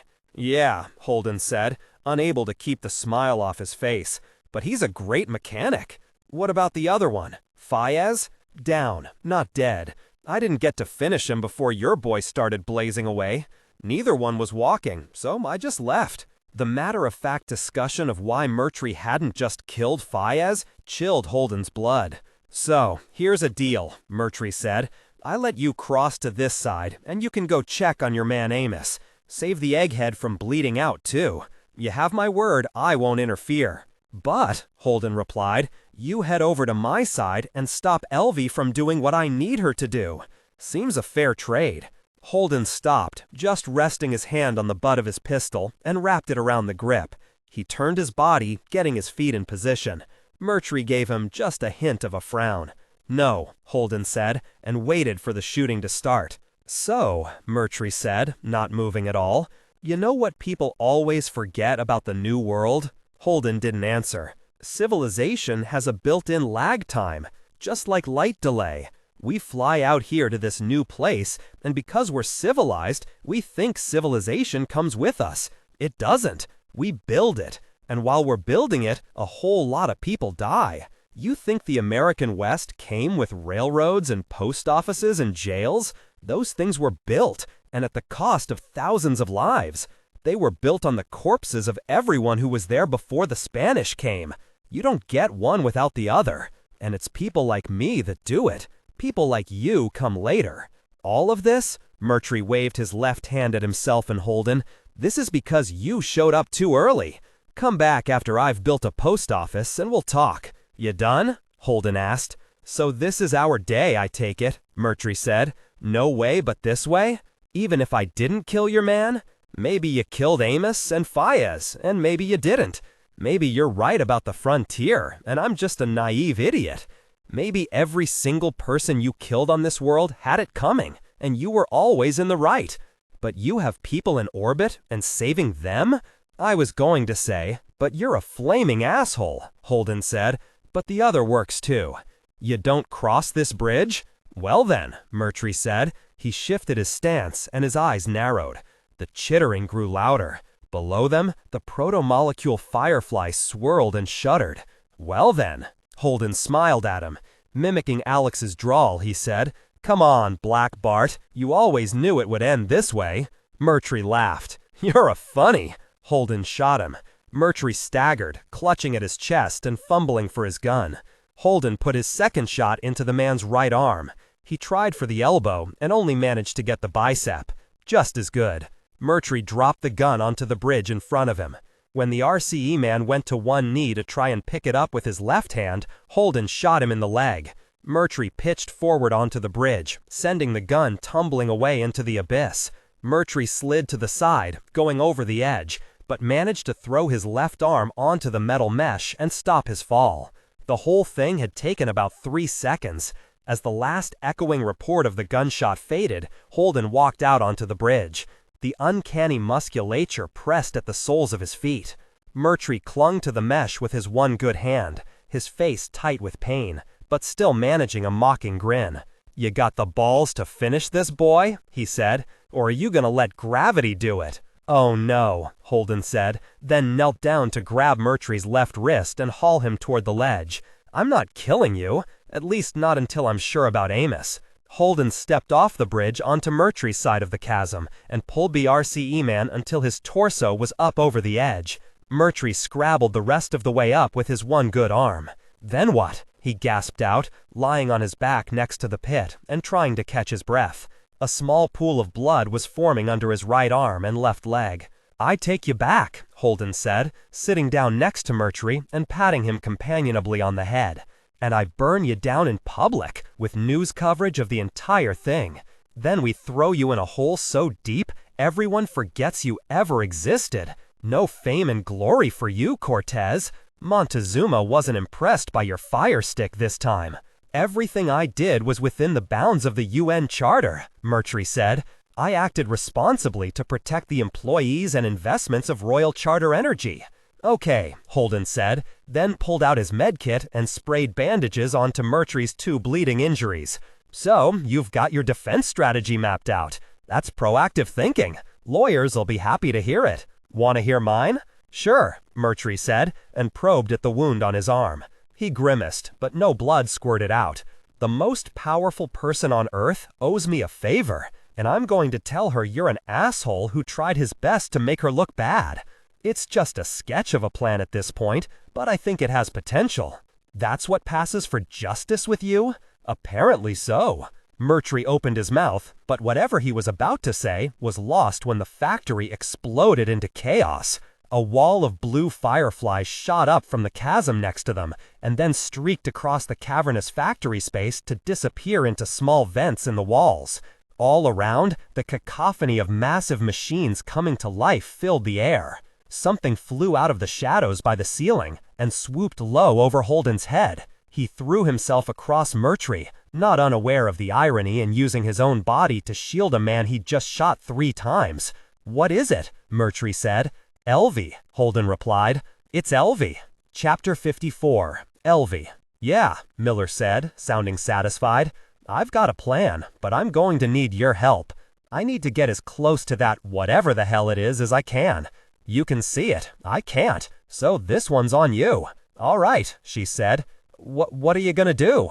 The robot shrugged. "Every time well, you get it. Every time anything reaches into this, it dies. This thing takes down networks like the one I am.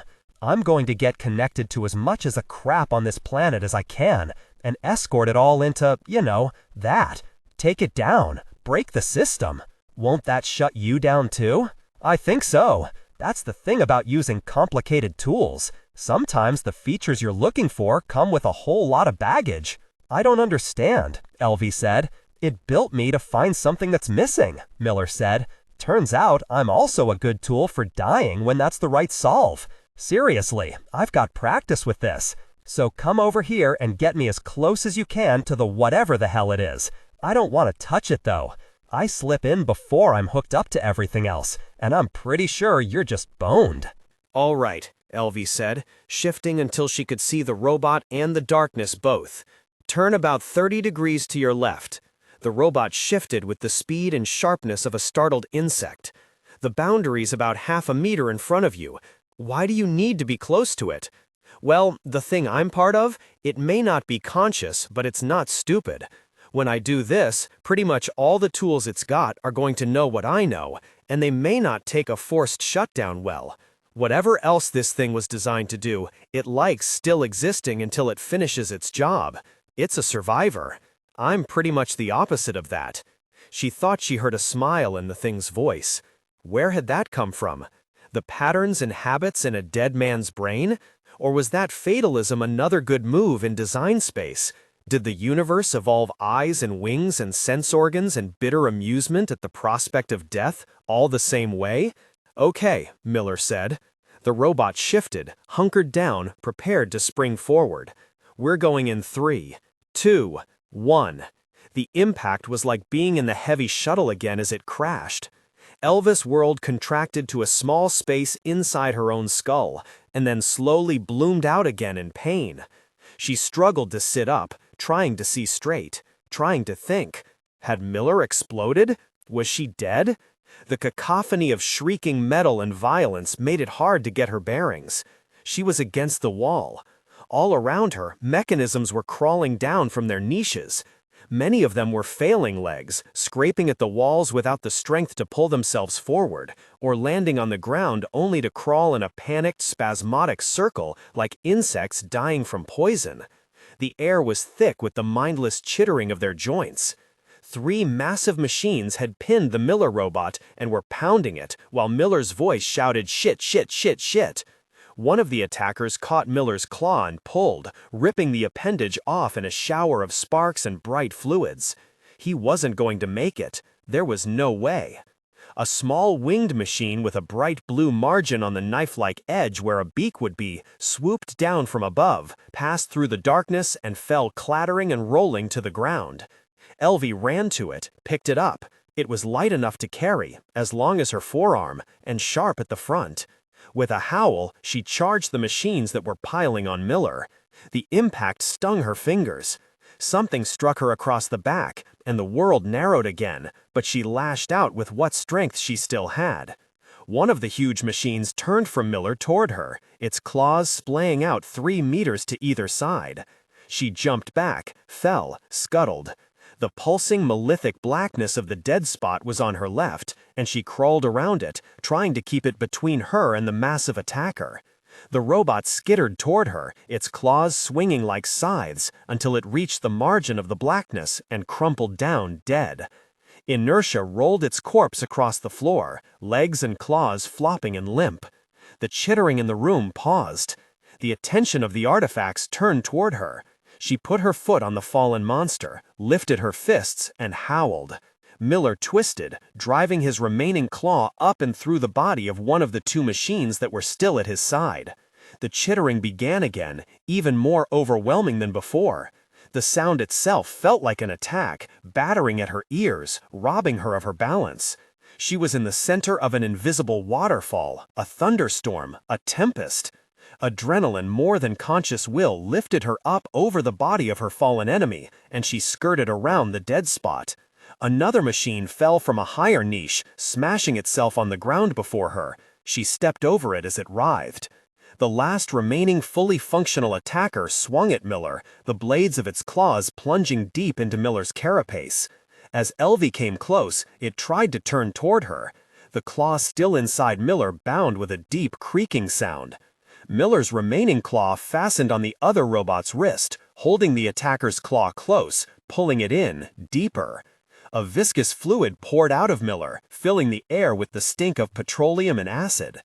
Elvie scooped a length of fallen robot's leg and slammed it into Miller's assailant, striking sparks. The blows had no effect, other than to confuse the thing. She could no more have injured it than she could will herself to fly up into the air and lift the falling ships by force of will. But the moment's hesitation was enough. Miller pulled himself under the remaining attacker, on his back. 4 of the 6 articulated legs started digging at the robot's undercarriage. Belly. She didn't have a good model for this. The unencumbered claw smashed down, knocking shards of metal from Miller's side. But with Miller mostly underneath the attacker, it couldn't get an angle that would let it deliver a killing blow. A thin-limbed, spindly robot skittered through the opened wall, sprinting toward the battle. Elvie grabbed it as it passed and knocked it into the dead spot. Bits of plating began to peel off the attacking thing's belly, and Miller burrowed up into it. The filthy and stinking itcher started pouring out in a flood. It was an ugly death, slow and violent and unpoetic. When the attacker had stopped moving, Elvie came close. The dead robot was on top of Miller. The pool of thin liquid all around stung her eyes with its fumes. "Well, that could have gone better," Miller said. "Did it work? Are you connected?" "Yeah," Miller said. "Not sure how much good that's going to do. There's another wave of these things coming, and I'm not seeing how I get from here to there." Elvie put her shoulder under the dead robot, pushing as hard as she could. The tendons in her neck ached. She imagined she could hear them creaking. She put everything she had into the effort. There was nothing to hold back for, no later that mattered. Keeping anything in reserve was a waste of resources because there was no future left. She screamed with the sheer physical effort. The robot didn't even shift. She fell to her knees. With a groan, Miller put his claw out, resting it gently on her arm. When he spoke, his voice sounded distant, muffled, words from a grave. "Okay, this is going to be tricky," he said. "I'm going to need one more favor from you, kid, and we don't have much time before they get here." "Yes," she said, "whatever."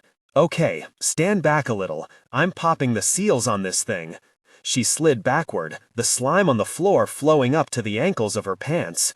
There was a hiss like steam escaping from a hold line, a deep, meaty click, and Miller came apart, the plating and scales of his body collapsing. The thing on top of him rolled away and lay dead on its side. Elvie stood over Miller's corpse. It looked like nothing so much as a huge insect smashed under a giant's heel. The chittering all around her rose to a shriek. "What do I do?" Elvie shouted. "What am I supposed to do?" Miller's voice came from deep inside the mess. "There's a unit in here. It's about 1 meter long, bright blue, and there's a row of 8 dots along the side. I need you to dig it out." Elvie stepped forward. The plating was all knife points and sharp edges. She felt the sting where it cut her palms, and the burning where the robotic fluids flowed into the wounds. "I don't mean to be that guy," Miller said, "but you also need to hurry." "Trying," she said, "just saying there are more bad guys, and they're getting a little closer than I like." "All right, I have it," Elvie said. "It's right here." "Good, nice work. Now I need you to pick that up and walk it into the dead spot." The blue thing was the shape of a huge, elongated almond. The surface was slick and soft. She put her hands around it, strained, grunted, and slid forward, panting. "You have got to be kidding me," she said. "It may be a little heavy," Miller said. "It's like 90 kilos. And I'm really sorry about that, but we need to get it into that dead spot now. Try sliding your arms under it and lifting with your back and legs, just like it was a baby." "Baby made from fucking tungsten," Elvie muttered. "You're exaggerating," he said, as she shoved her hands under the thing. "I can't throw this," she said. "I have to walk it in." "All right. Is that thing going to kill me if I go into it?"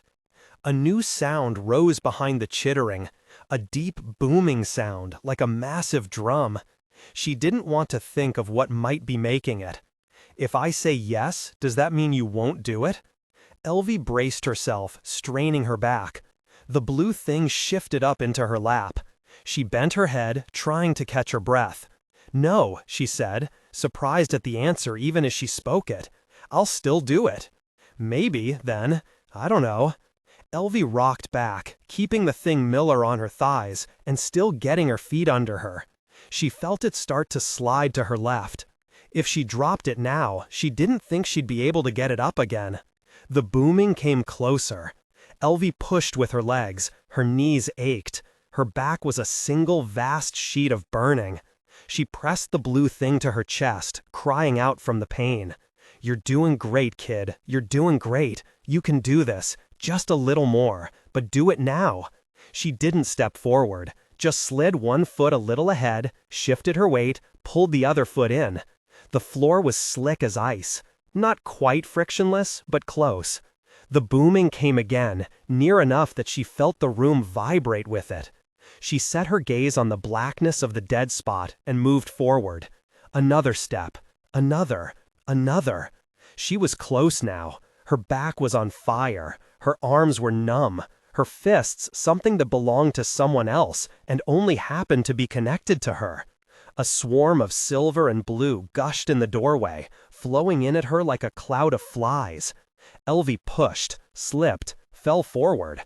The closest analogy, the one her brain reached for and rejected and reached for again, was splashing into a lake. It was cold, but not cold. There was a smell, rich and loamy, the smell of growth and decay. She was aware of her body, the skin, the sinew, the curl of her gut. She was aware of the nerves that were firing in her brain as she became aware of the nerves firing in her brain. She unmade herself and watched herself being unmade. All the bacteria on her skin and in her blood, the viri in her tissues. The woman who had been Elvia Koye became a landscape, a world. She fell farther in. Cells became molecules, countless and complex and varied. The demarcation of one thing and another failed. There was only a community of molecules, shifting in a vast dance. And then the atoms that made the molecules gave up their space, and she was a breath, a mist, a tiny play of fields and interactions in a vacuum as perfect a space. She was a vibration in nothingness. She rolled onto her side. Something hurt. Everything hurt, and the pain was interesting, a subject of curiosity more than distress. She was breathing. She could feel the air moving through her throat and into the complex network of soft caverns behind her ribs. It was a strange and beautiful sensation. She stayed with it until she began to realize that time existed, that moments were passing. That meant basal ganglia and cerebellum and cerebral cortex were all actually starting to work. She felt distantly surprised about that. She opened her eyes to nothing. She was holding something pressed to her like it was precious. The blue thing, Miller. Only it wasn't blue anymore. It was the closed eyes blackness of everything else. She let it go and sat up. The world was silent. No booming, no chittering. Her breath, the hush of her blood. After a few moments, she drew her hand terminal out of her pocket and turned up the screen brightness, using it like a lamp. All around her, the artifacts of New Terra lay dead.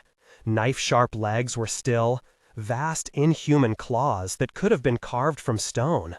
A spray of silver flecks on the ground showed where the cloud of tiny mechanisms had fallen. 1,000,000 tiny bodies turned off at once. The light was too dim for colors. Everything was only gray. She sat up and turned reluctantly to the side.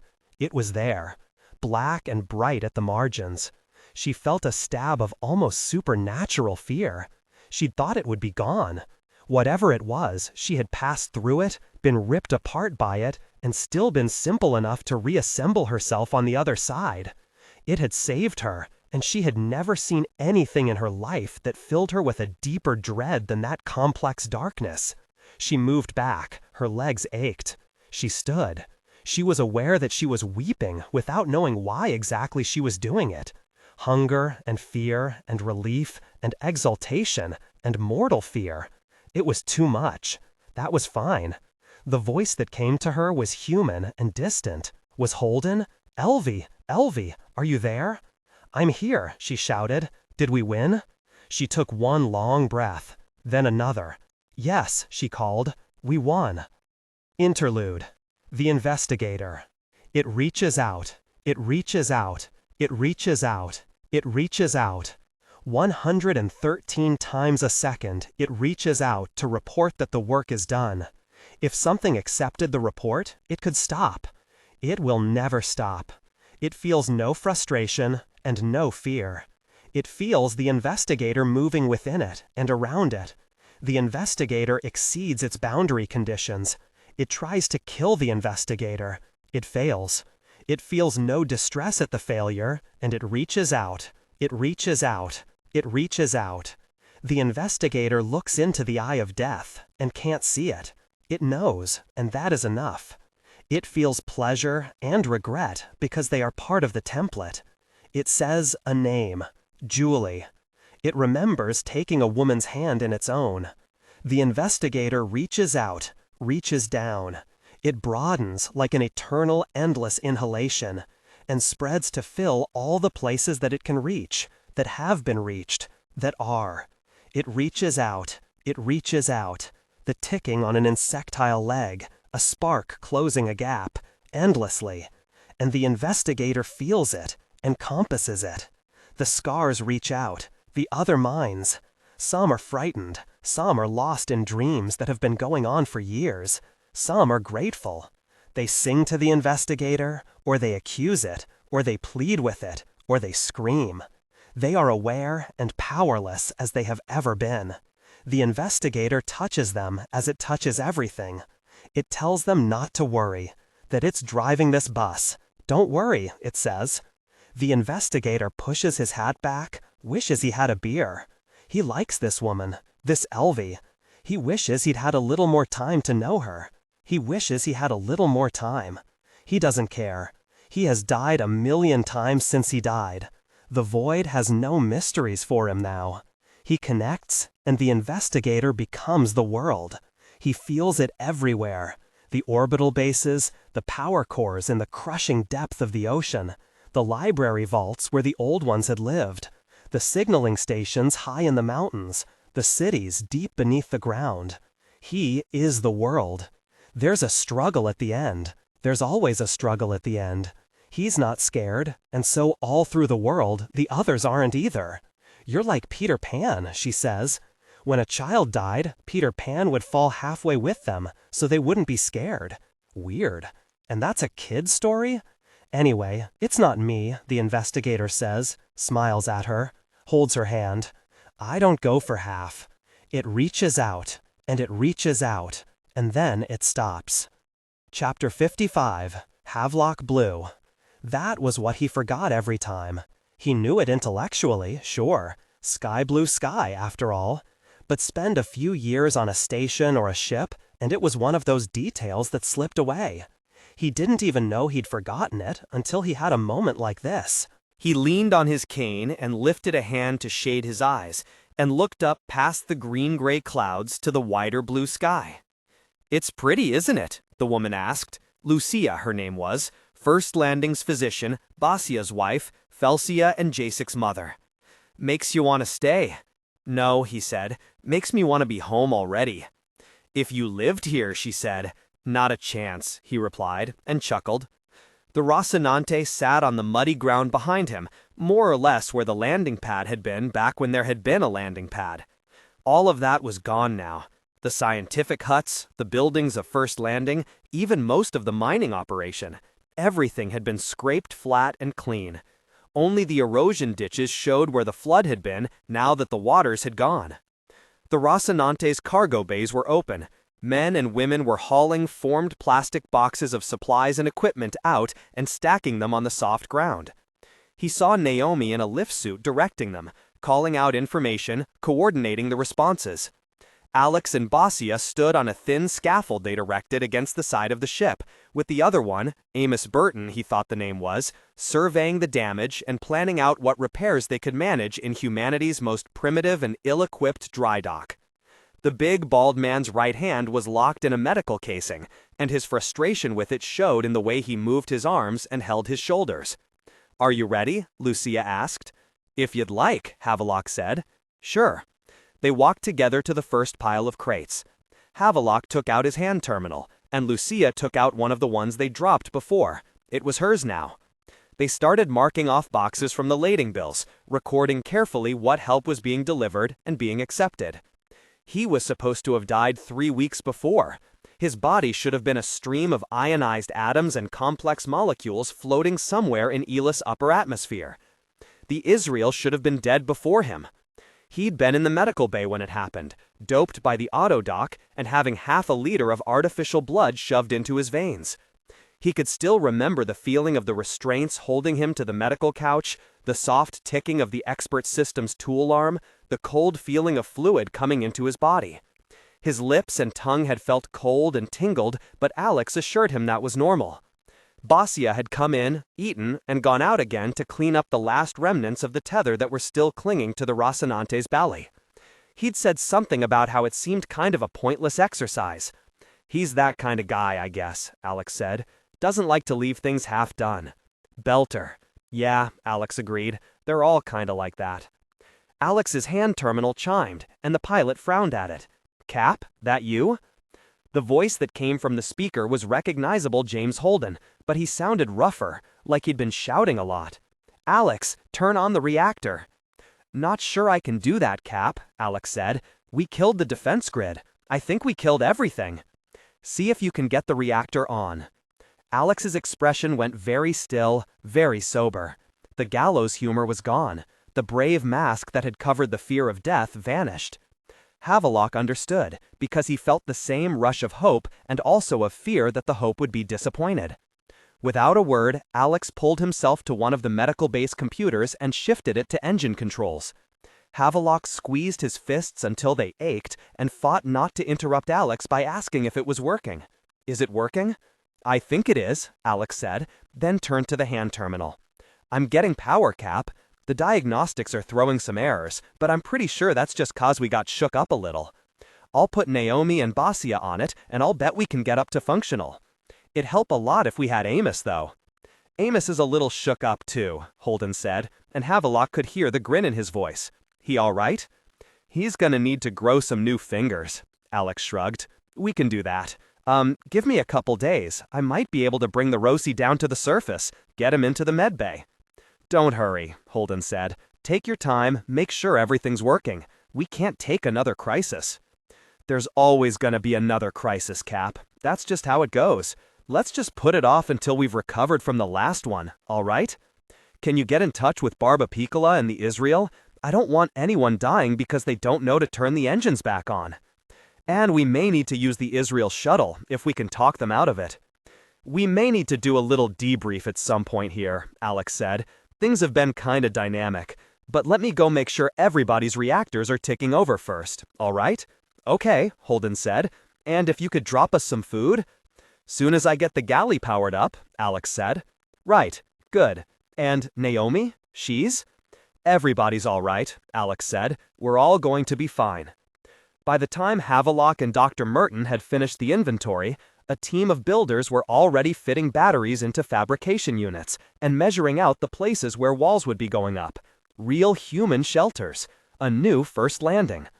The self-selected construction crew was a mix. Some were squatters who'd come on the dead refugee ship, some were people Havelock had shipped out with. The divide between them still existed in his mind, but didn't seem to be playing out on the ground. The death of the heavy shuttle and the burning of the terrorist cell seemed like things that had happened in some other epoch. He supposed it was something about the storm, the blindness, the death slugs, and the constant awareness of mortality just outside the door clearing its throat.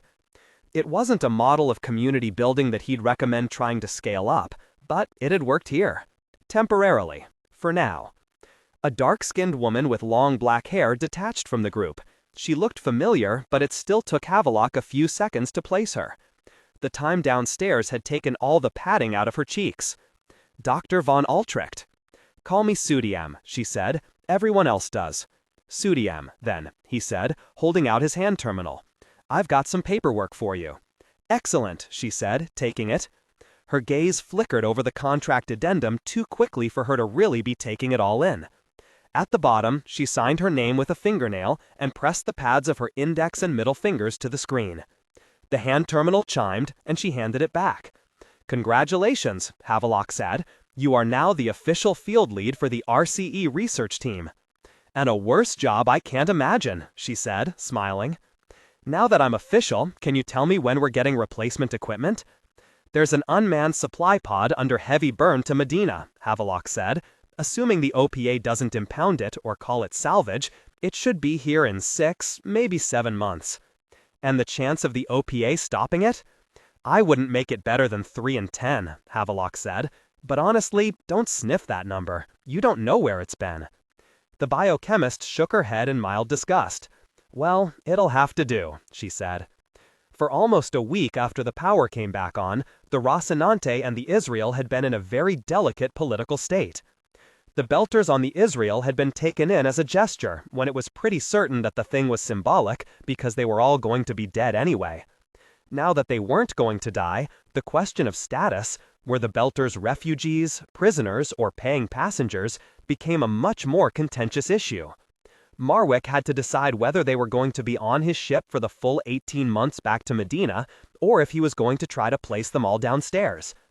It didn't help matters that with all the shuttles slagged, the only ways down to the surface were on board the Rocinante, or a really long, unpleasant jump. In the end, the break was almost even. About half of the crew of the Barb elected to stay with the colonists and scientists on the ground. about half of the RCE staff still in orbit, having come this far and being profoundly uninterested in just looking at the promised land from the mountaintop, elected to stay on the planet. Of the science teams that had been on the ground from the start, Vaughn, Chappell, Okoye, Cordoba, Hutton, Lee, Sarkis, and a dozen others, only Cordoba elected to come back up the well and go home, and that apparently had more to do with grief over a failed romantic relationship than the fact the entire planet had been doing its best to kill them. It wasn't something Havelock understood, but it didn't need to be. The ship repairs were underway when night fell, the scaffolding and the hull of the ship flickering brightly and then going dark as the welding torches did their work.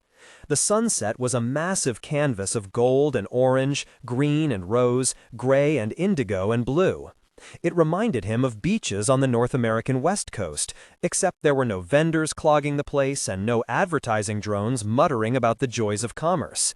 It was beautiful, in its way. He wouldn't have been surprised to see a bonfire burning, and a bunch of the colonists sitting around it playing guitars and getting high, except that there was nothing left in the aftermath of the flooding that would burn. And if there was anything on the planet that would give you a safe buzz, they'd grown it on the Israel.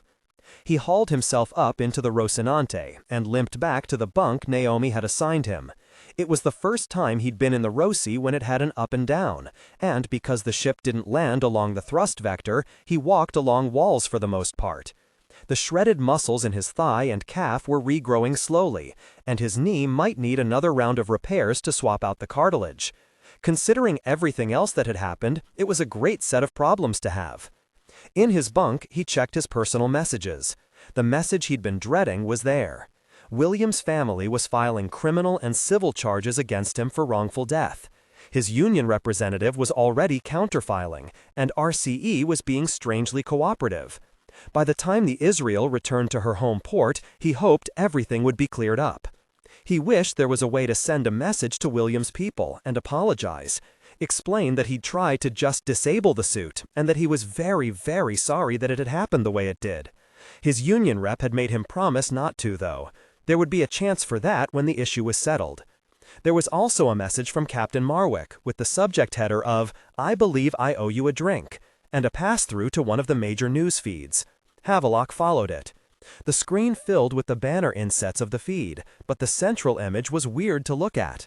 As he watched, the barbacoa, tumbling slowly on its tether, bloomed, and a puff of perfectly round plastic bubbles came out. It was like watching a flower releasing seeds to the wind. A man's voice, gentle, deep, and reassuring, came under the image, speaking Belter-accented English. New footage today from the stunning rescue operations on New Terra. What you're seeing now are images captured by the Royal Charter Energy ship Edward Israel of the mass evacuation of the disabled freighter Barbacoa. For those of you new to this story, all three ships were reduced to working under battery power at the time this occurred, and while the Barbacoa was lost to an uncontrolled atmospheric entry, all hands and passengers were transferred to the Israel for medical evaluation and aid under the supervision of Acting Security Director Dmitry Havelock.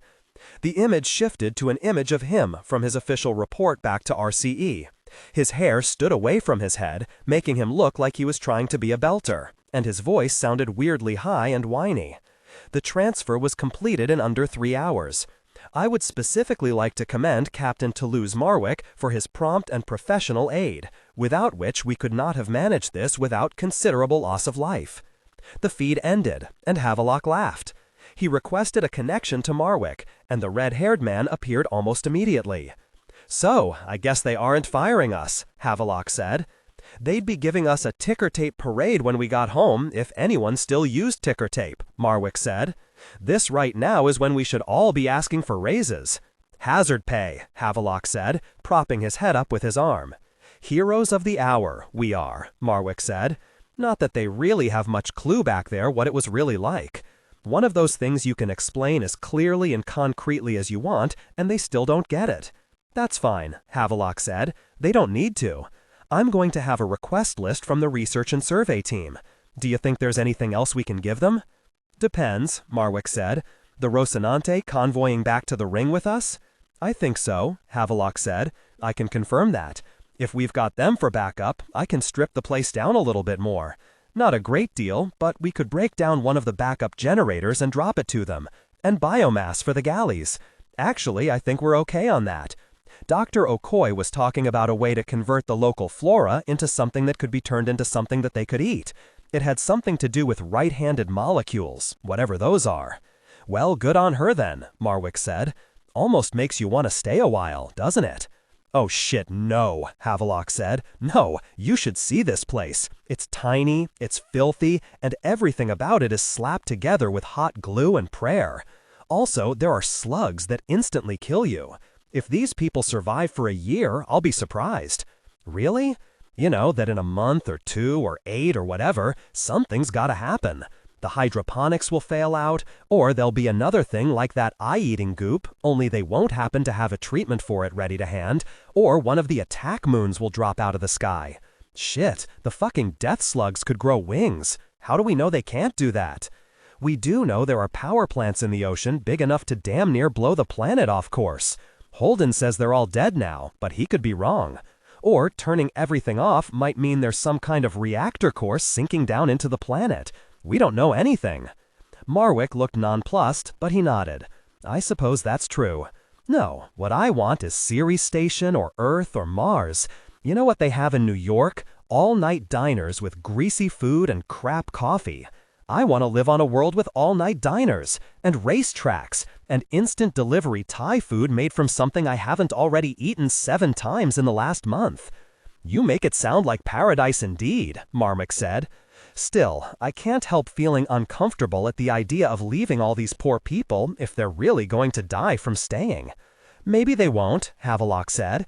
Wouldn't be the first time recently I was wrong about something. And, well, they've got some things in the plus column, too. I think they've got more scientists and engineers per capita than any place else in the universe. And we're giving them all the supplies we can manage. Still, seems thin. Havelock sat up a degree, his crash couch shifting and hissing on its gimbal. They also have each other. For now, anyway. You have to figure, when we started this, everyone was ready to slit everyone else's throat, and they're down here now putting up tents together. If nothing new comes along to kill them, there will be native-born New Terran babies, as soon as biology permits. And I wouldn't bet that the parents will all have come here on the same ship. Well, Marwick said. It's good to recall that wherever people start, whatever they bring with them, humanity can still pull together in heavy weather. Havelock shrugged. Kunav's voice was still fresh in his memory, and Williams drifting flatlined and dead. Naomi Nagata in her cell. The Belter engineer whose locker people had been pissing in. The shuttle he'd rigged as a weapon. Jesus, he felt bad enough about Williams. He could barely imagine what it would have been like if he'd deployed the weaponized shuttle. Sometimes we do, sometimes we don't. These people could just as easily have gone down with their teeth in each other's throats. That happens too. It's just the folks that go that way aren't around to write the history books. Amen, Marwick said, chuckling. Amen indeed. Chapter 56. Holden. The Rocinante had really taken a beating. The ship had a variety of puncture wounds in the outer hull all along her port side.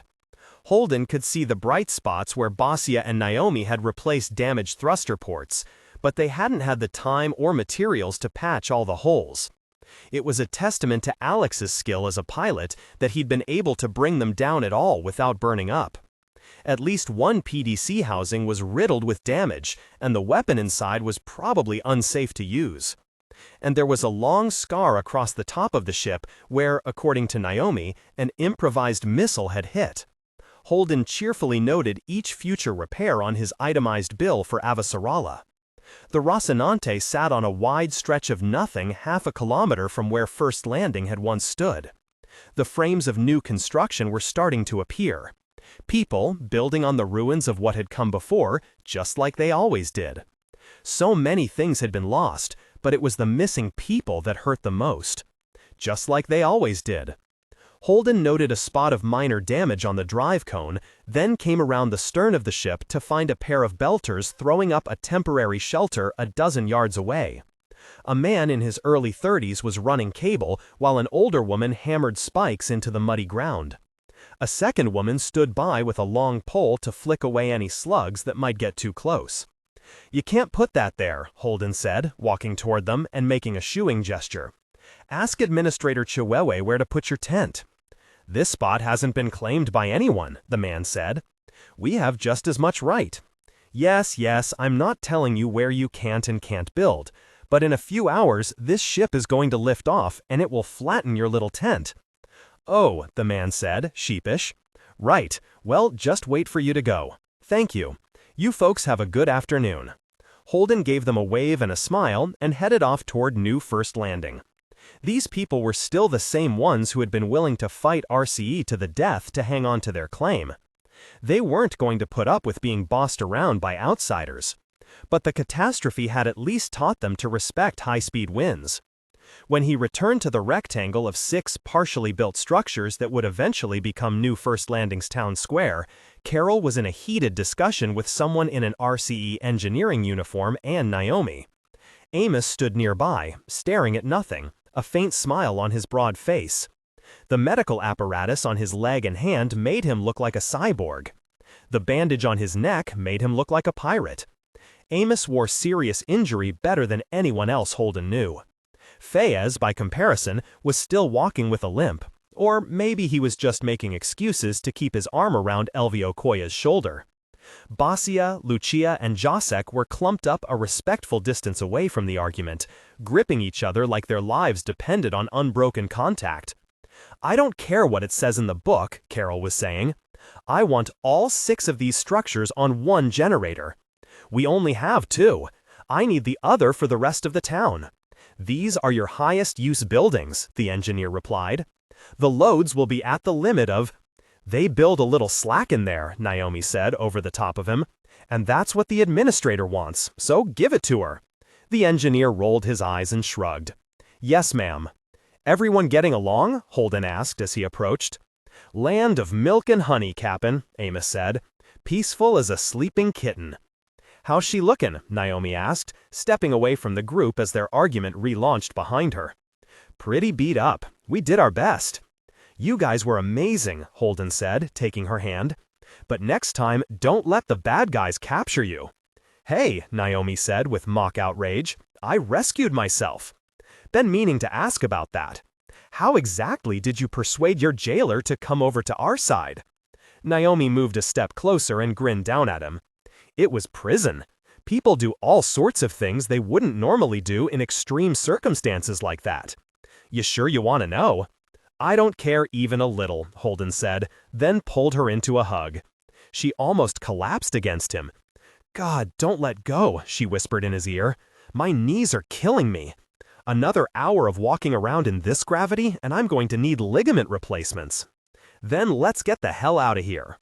Holden leaned around Naomi enough to catch Amos' eye, then jerked his head toward the ship. The mechanic nodded and smiled and began hobbling around the square, loading up the last of their gear. Is our prisoner on board? Amos locked him in medical a couple hours ago, Naomi said, then let her entire skeleton relax with a long groan. Can you walk back to the ship? Holden asked her. Yep. Say your goodbyes. Holden let her go, watching her stagger off on unsteady legs for a few moments before he turned back to shake hands with Carol Chiwewe. She and the RCE man had moved their argument to sewage systems and water treatment. After a brief goodbye and good luck to them both, he walked over to Basia and his family. Doctor, he said to Lucia, shaking her hand, could not have survived this without you. None of us could. Next, he shook Jacek's hand. Finally, he shook Basia's. Basia, thanks for your help with the ship, and thank you for trying to help Naomi. You're a brave man. Farewell and fair weather. The roiling storm clouds and gentle drizzle of rain made a joke of it, and he grinned at them. What? Basia said. But I thought you had to take me. Holden was already walking away, but he stopped and said, Work hard. Next time I come to this planet, I want to be able to get a decent cup of coffee. We will, Lucia replied. Holden could hear her tears in her voice, but the rain hid them on her face. He wouldn't miss the planet, but he would miss the people. Just like always. On the Rocinante, liftoff pressed Holden into his crash couch like the ship was welcoming him back with a hug. As soon as they hit low orbit, he floated out of his chair and down the crew ladder to the galley. 35 seconds later, the coffee pot was gurgling to itself, and the rich aroma of brewing filled the air. It made him feel giddy. Naomi floated in. "The first step is admitting that you have a problem." "I do," he replied, "but I've just spent a couple months down on a planet that spent the entire time trying to kill me, and I have a shitty job I have to go do. So I'm going to take a moment and make a cup of coffee first." "Make me one too," she said, then pulled herself over to the wall panel and started paging through status reports. "Make it 3, Amos said, dragging himself into the room. "I got a ton of shit to fix because you guys let someone use my girl for target practice." "Hey, we did our best," Naomi started, but was cut off by the comm panel squawking. "You guys making coffee down there?" Alex said from the cockpit. "Have someone bring me up a bulb." While Amos and Naomi began putting together a list of the repair work they could do during the long transit back to Medina Station, Holden prepared 4 large bulbs of coffee. He didn't mind. It was very comforting doing something simple and domestic to make other people happy. Black for himself, 2 whiteners, 2 sweeteners for Amos, 1 whitener for Alex, 1 sweetener for Naomi. He handed the finished bulbs out. "Can you take this up to Alex?" he asked, handing a second bulb to Naomi. Something in his voice or his face made her frown with worry. "Are you okay?" she said, taking the bulb but not leaving. Behind her, Amos took his coffee awkwardly in his mangled hand and headed aft with it toward his machine shop, looking at the task list on his terminal and muttering about how much work he had to do. "Like I said, shitty job needs doing. Can I help? I'd like to do this one alone, if that's okay." "Of course it is," she said, then kissed him lightly on the cheek. "I'll look you up later." Holden went up to the airlock and storage deck and found a self-sealing vacuum package, a trowel, and an EVA suit for doing external repairs with a portable blowtorch. He climbed into the suit, then clumped through the ship to the cargo bay, to what he was pretty sure was Miller's final resting place. He waited in the cargo bay airlock while the outer doors cycled open, putting the compartment into total vacuum, then went in. If something went wrong, if what was left of the proto-molecule on his ship decided to defend itself, he'd be in vacuum with an airlock blocking entry into his ship. He sealed the airlock behind him and told Alex to lock out local control on the door until he called and asked him to open it. Alex agreed without asking why. And then Holden began methodically tearing the cargo bay apart. 5 hours later, and 1 air recharge for the suit, he found it. A small blob of flesh no larger than the tip of Holden's finger, attached to the underside of a power conduit behind a detachable panel in the cargo bay's bulkhead. When they'd first spotted the proto-molecule monster that had hitchhiked onto the Rossi from Ganymede, it had been less than half a meter from where he found the polyp. It made his skin crawl to realize how long they'd been lugging this last remnant of that monster around on his ship. Using the trowel, he scraped the polyp off the conduit, then put both it and the tool into the vacuum bag and activated the charge to seal it. He blowtorched the conduit for several minutes, heating the metal red to kill any residue left by the scraping. Then he dug through the supplies in the cargo area until he found a reload for the ship's probe launcher, opened the probe up, and stuffed the bag inside the casing. He linked his suit radio to the Rossi's general ship-wide channel. "Naomi, you around?" "Here," she said after a moment. "In ops, what do you need?"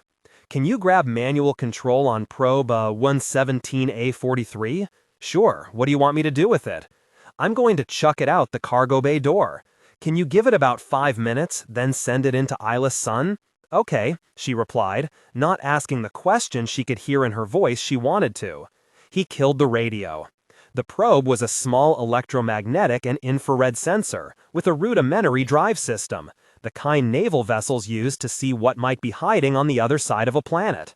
It wasn't much bigger than an old Earth fire hydrant. It had heft, though. When Holden pushed it over to the cargo bay door, it was difficult to stop it again.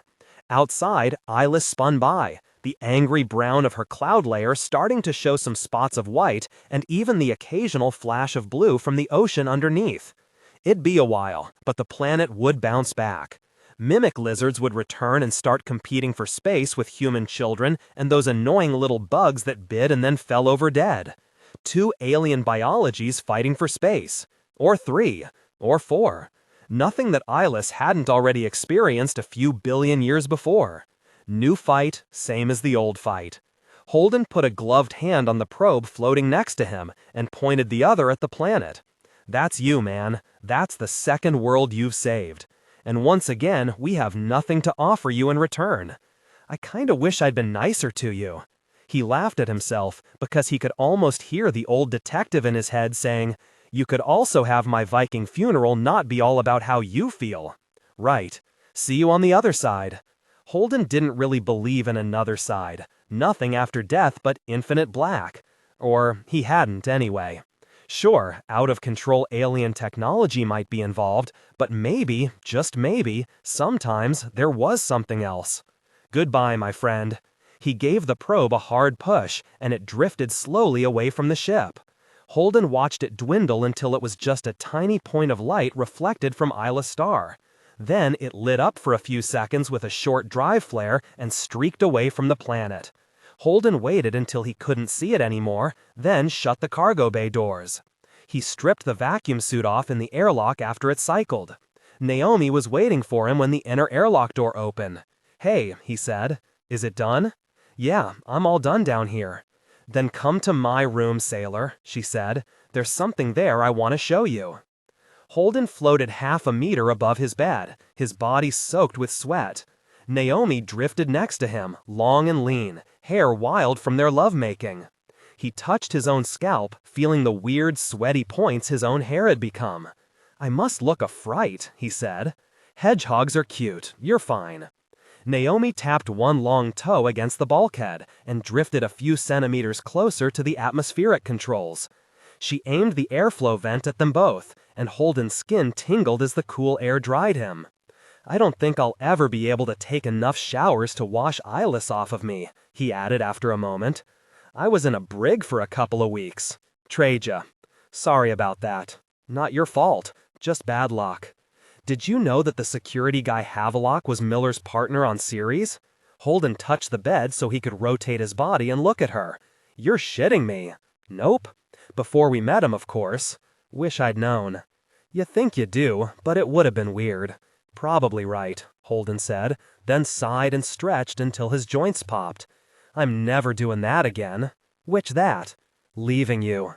When I thought I was gonna die down on Ilus and you were going to die in orbit and we wouldn't even be able to hold each other when it happened, it was the worst thing I could possibly think of." "Yeah," she agreed with a nod. "I understand. I promise it won't happen again." "Okay.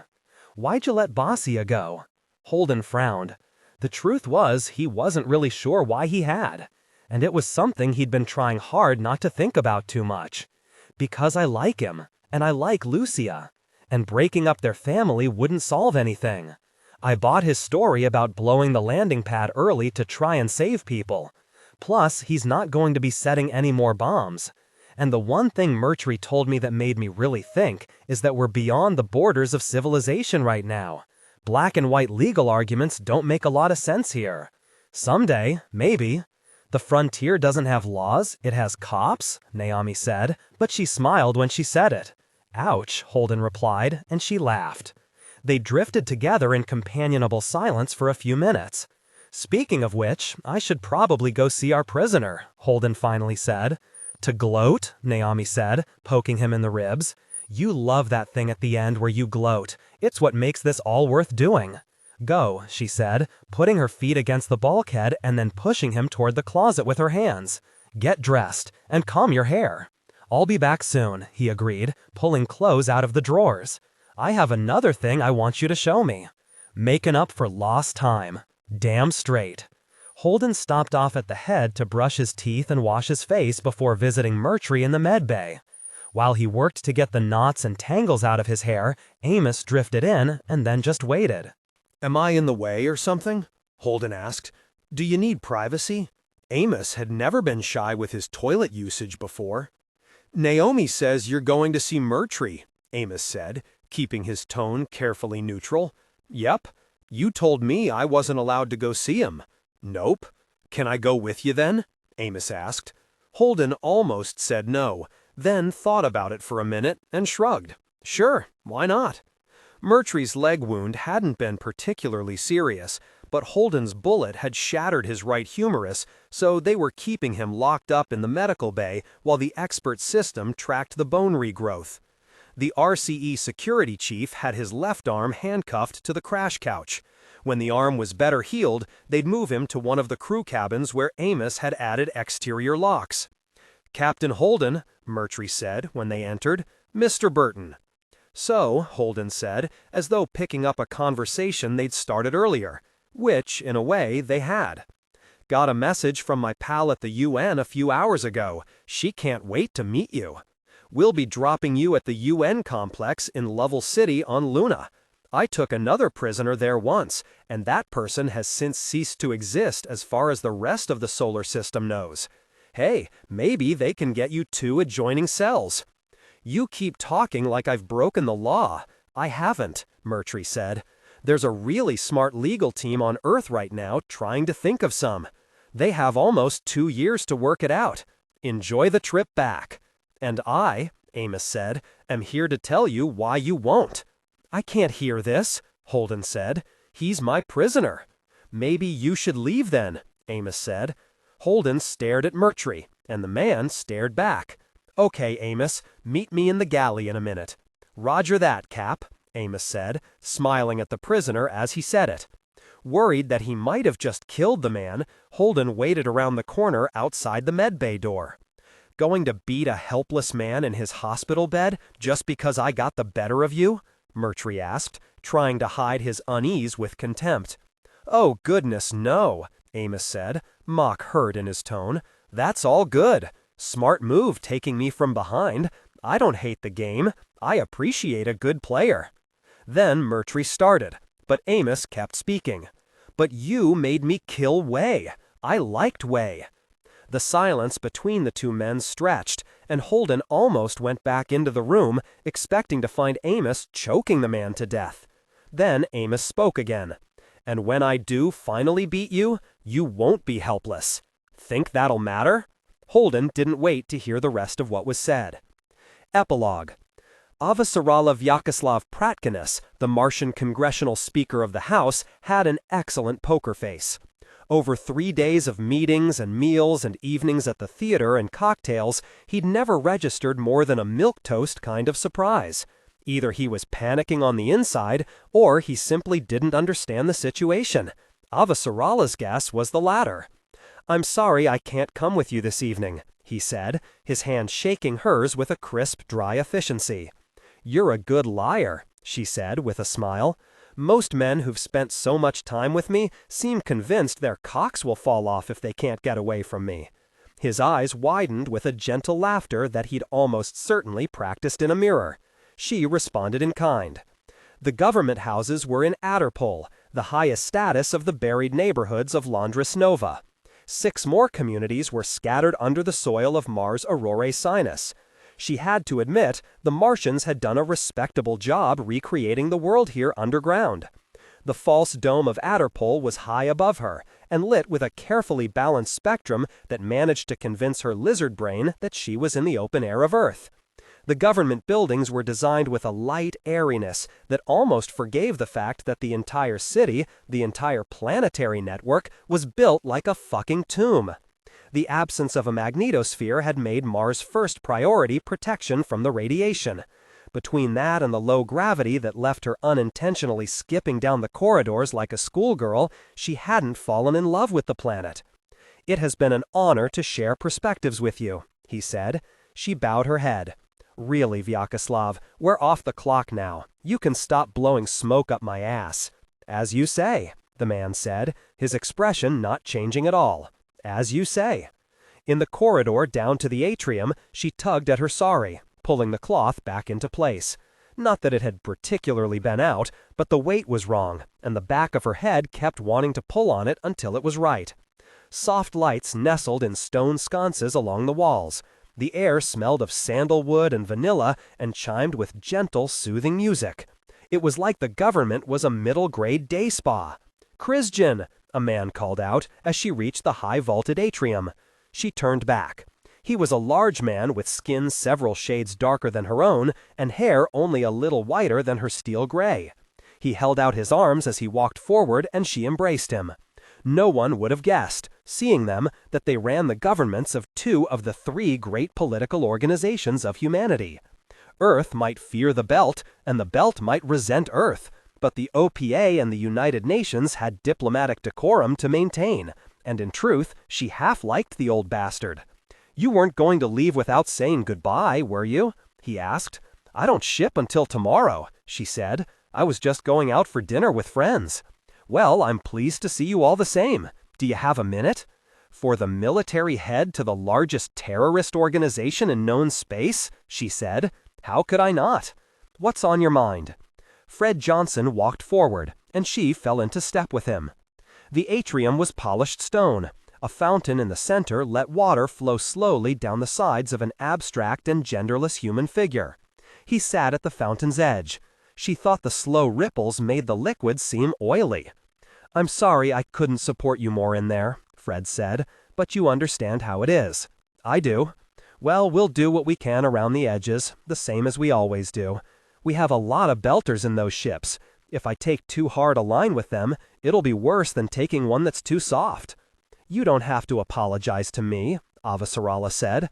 "We're both constrained by the realities of the situation. And anyway, at least we're not as fucked as Predcanis." "I know," Johnson said, shaking his head. "Is Anderson Dawes still managing the political side out there?" Johnson shrugged. "For the most part. It's herding kittens. If kittens had a lot of guns and an overdose of neo-libertarian property theory. What about you? How's Gao doing as Secretary General?" "She isn't stupid, but she's learning to fake it," Avasarala said. "She'll say all the right words and make all the right hand gestures. I'll see to it." Fred Johnson grunted. The fountain burbled, and the crappy soothing music failed to soothe. She felt like they were on the edge of something, but that was an illusion. In truth, they'd gone over the edge a long time back. "Take care of yourself, Fred," she said. "We'll be in touch." Joint Martian and UN security had blocked off the tube station for her. She sat in a tube car with blacked-out windows and 3 armed security men at the doors. The shaped plastic seat faced the side, and she could see herself in the reflection. She looked tired, but at least the low G made her seem younger. She was afraid age had been making her jowly. The car hissed along its track. Outside, the tube was in vacuum to reduce drag. She laid her head against the side of the car and let her eyes close for a moment. Mars had been the first. Not the first station or the first colony, but the first attempt by humanity to cut ties from Earth. The upstart colony that declared its independence. And if Solomon Epstein hadn't been a Martian and hadn't perfected his drive just when he had, Mars would have been the site of the first true interplanetary war. Instead, Earth and Mars had made the kind of rough friendship where each side could feel superior to the other, and they'd set about carving up the solar system. So it had been for as long as she could remember. That was the danger of being old and a politician. Habits outlived the situations that created them. Policies remained in place after the situations that inspired them had changed. The calculus of all human power was changing, and the models she used to make sense of it shifted with them. And she had to keep reminding herself that the past was a different place. She didn't live there anymore. The tube stopped in Nariman, and Avasarala got out. The station was packed with locals who'd been put off until her journey was complete. On Earth, they would have been a mishmash of Anglo and African, Asiatic and Polynesian. Here, they were Martian, and she was an Earther.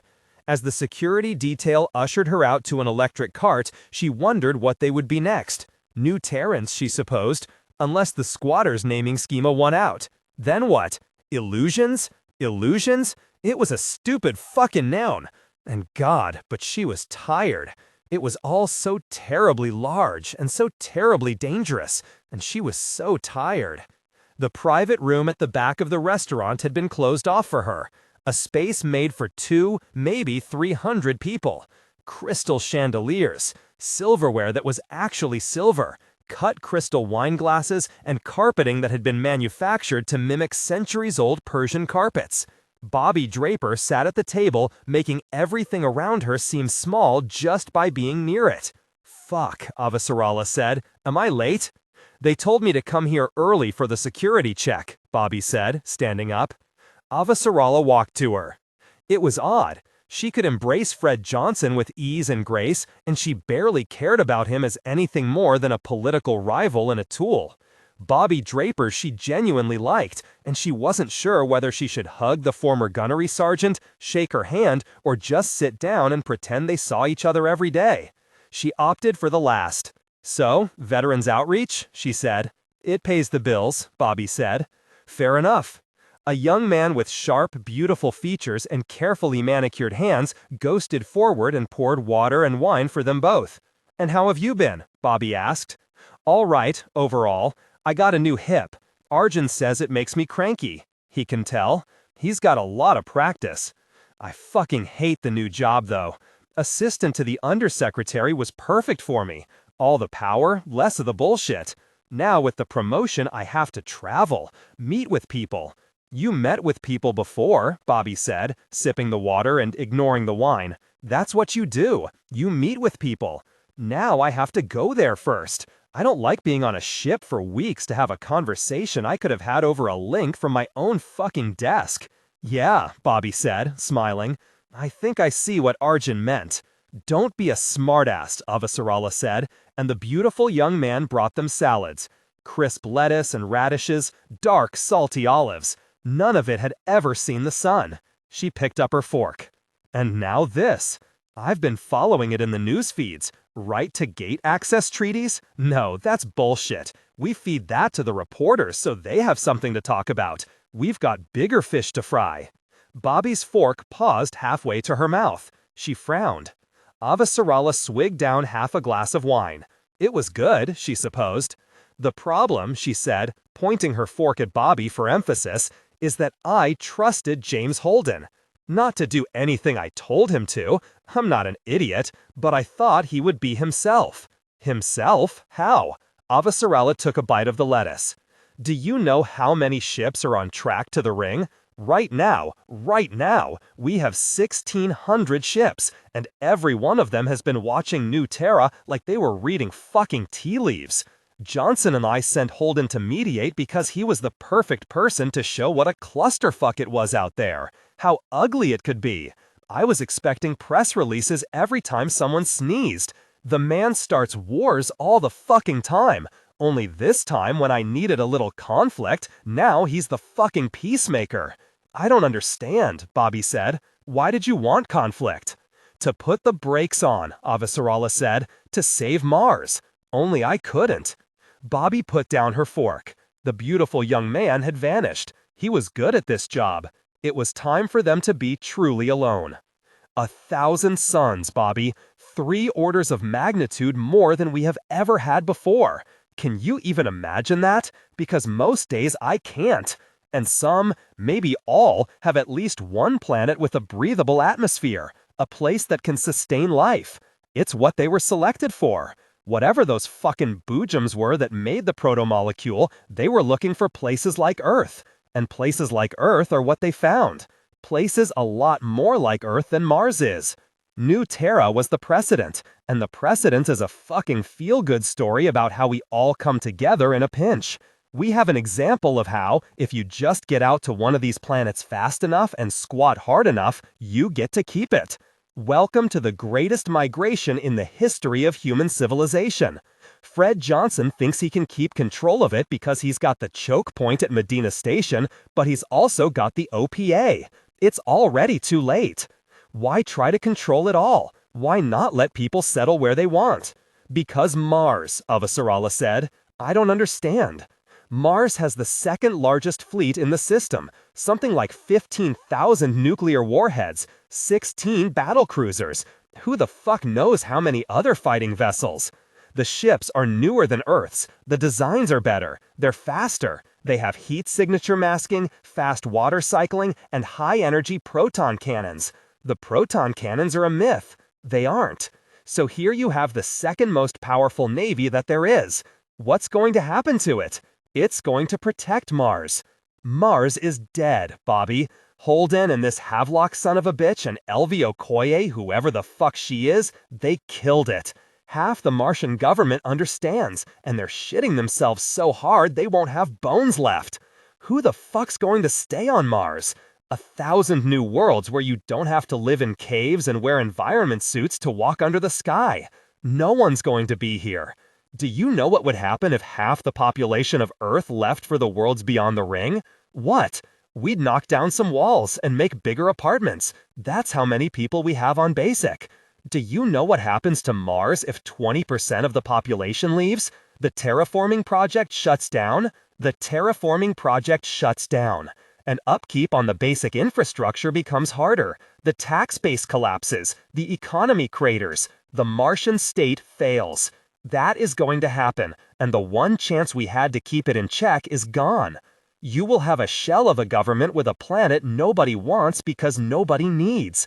The raw materials they have to put on the market are now abundant in 1,000 new systems where the mining is simple and you don't choke to death on vacuum if the rig fails out. And the one thing you have left you can sell, your one resource, is 15,000 nuclear weapons, Bobby said. And the ships to use them. Who's going to have those ships when Mars is a ghost town, Bobby? Where are they going to go? Who are they going to kill? We're all moving out our pawns for the first interstellar military conflict. And James Holden, who could have made New Terra a poster for why you might rather stay home and give us a little breathing room, instead found a bright new way to fuck things up. By succeeding? By some definition of that word. The planet blew up on him, Bobby said. Small favors, Avasarala replied with a snort. Well, Bobby said. Shit, yes. They were quiet for a long moment. Bobby looked at her salad without seeing it. Avasarala finished her wine. She could see the former Marine tracking through the lines of implication and consequence. Bobby's eyes went hard. This dinner? We're at a recruitment meeting, aren't we? Avasarala folded her hands.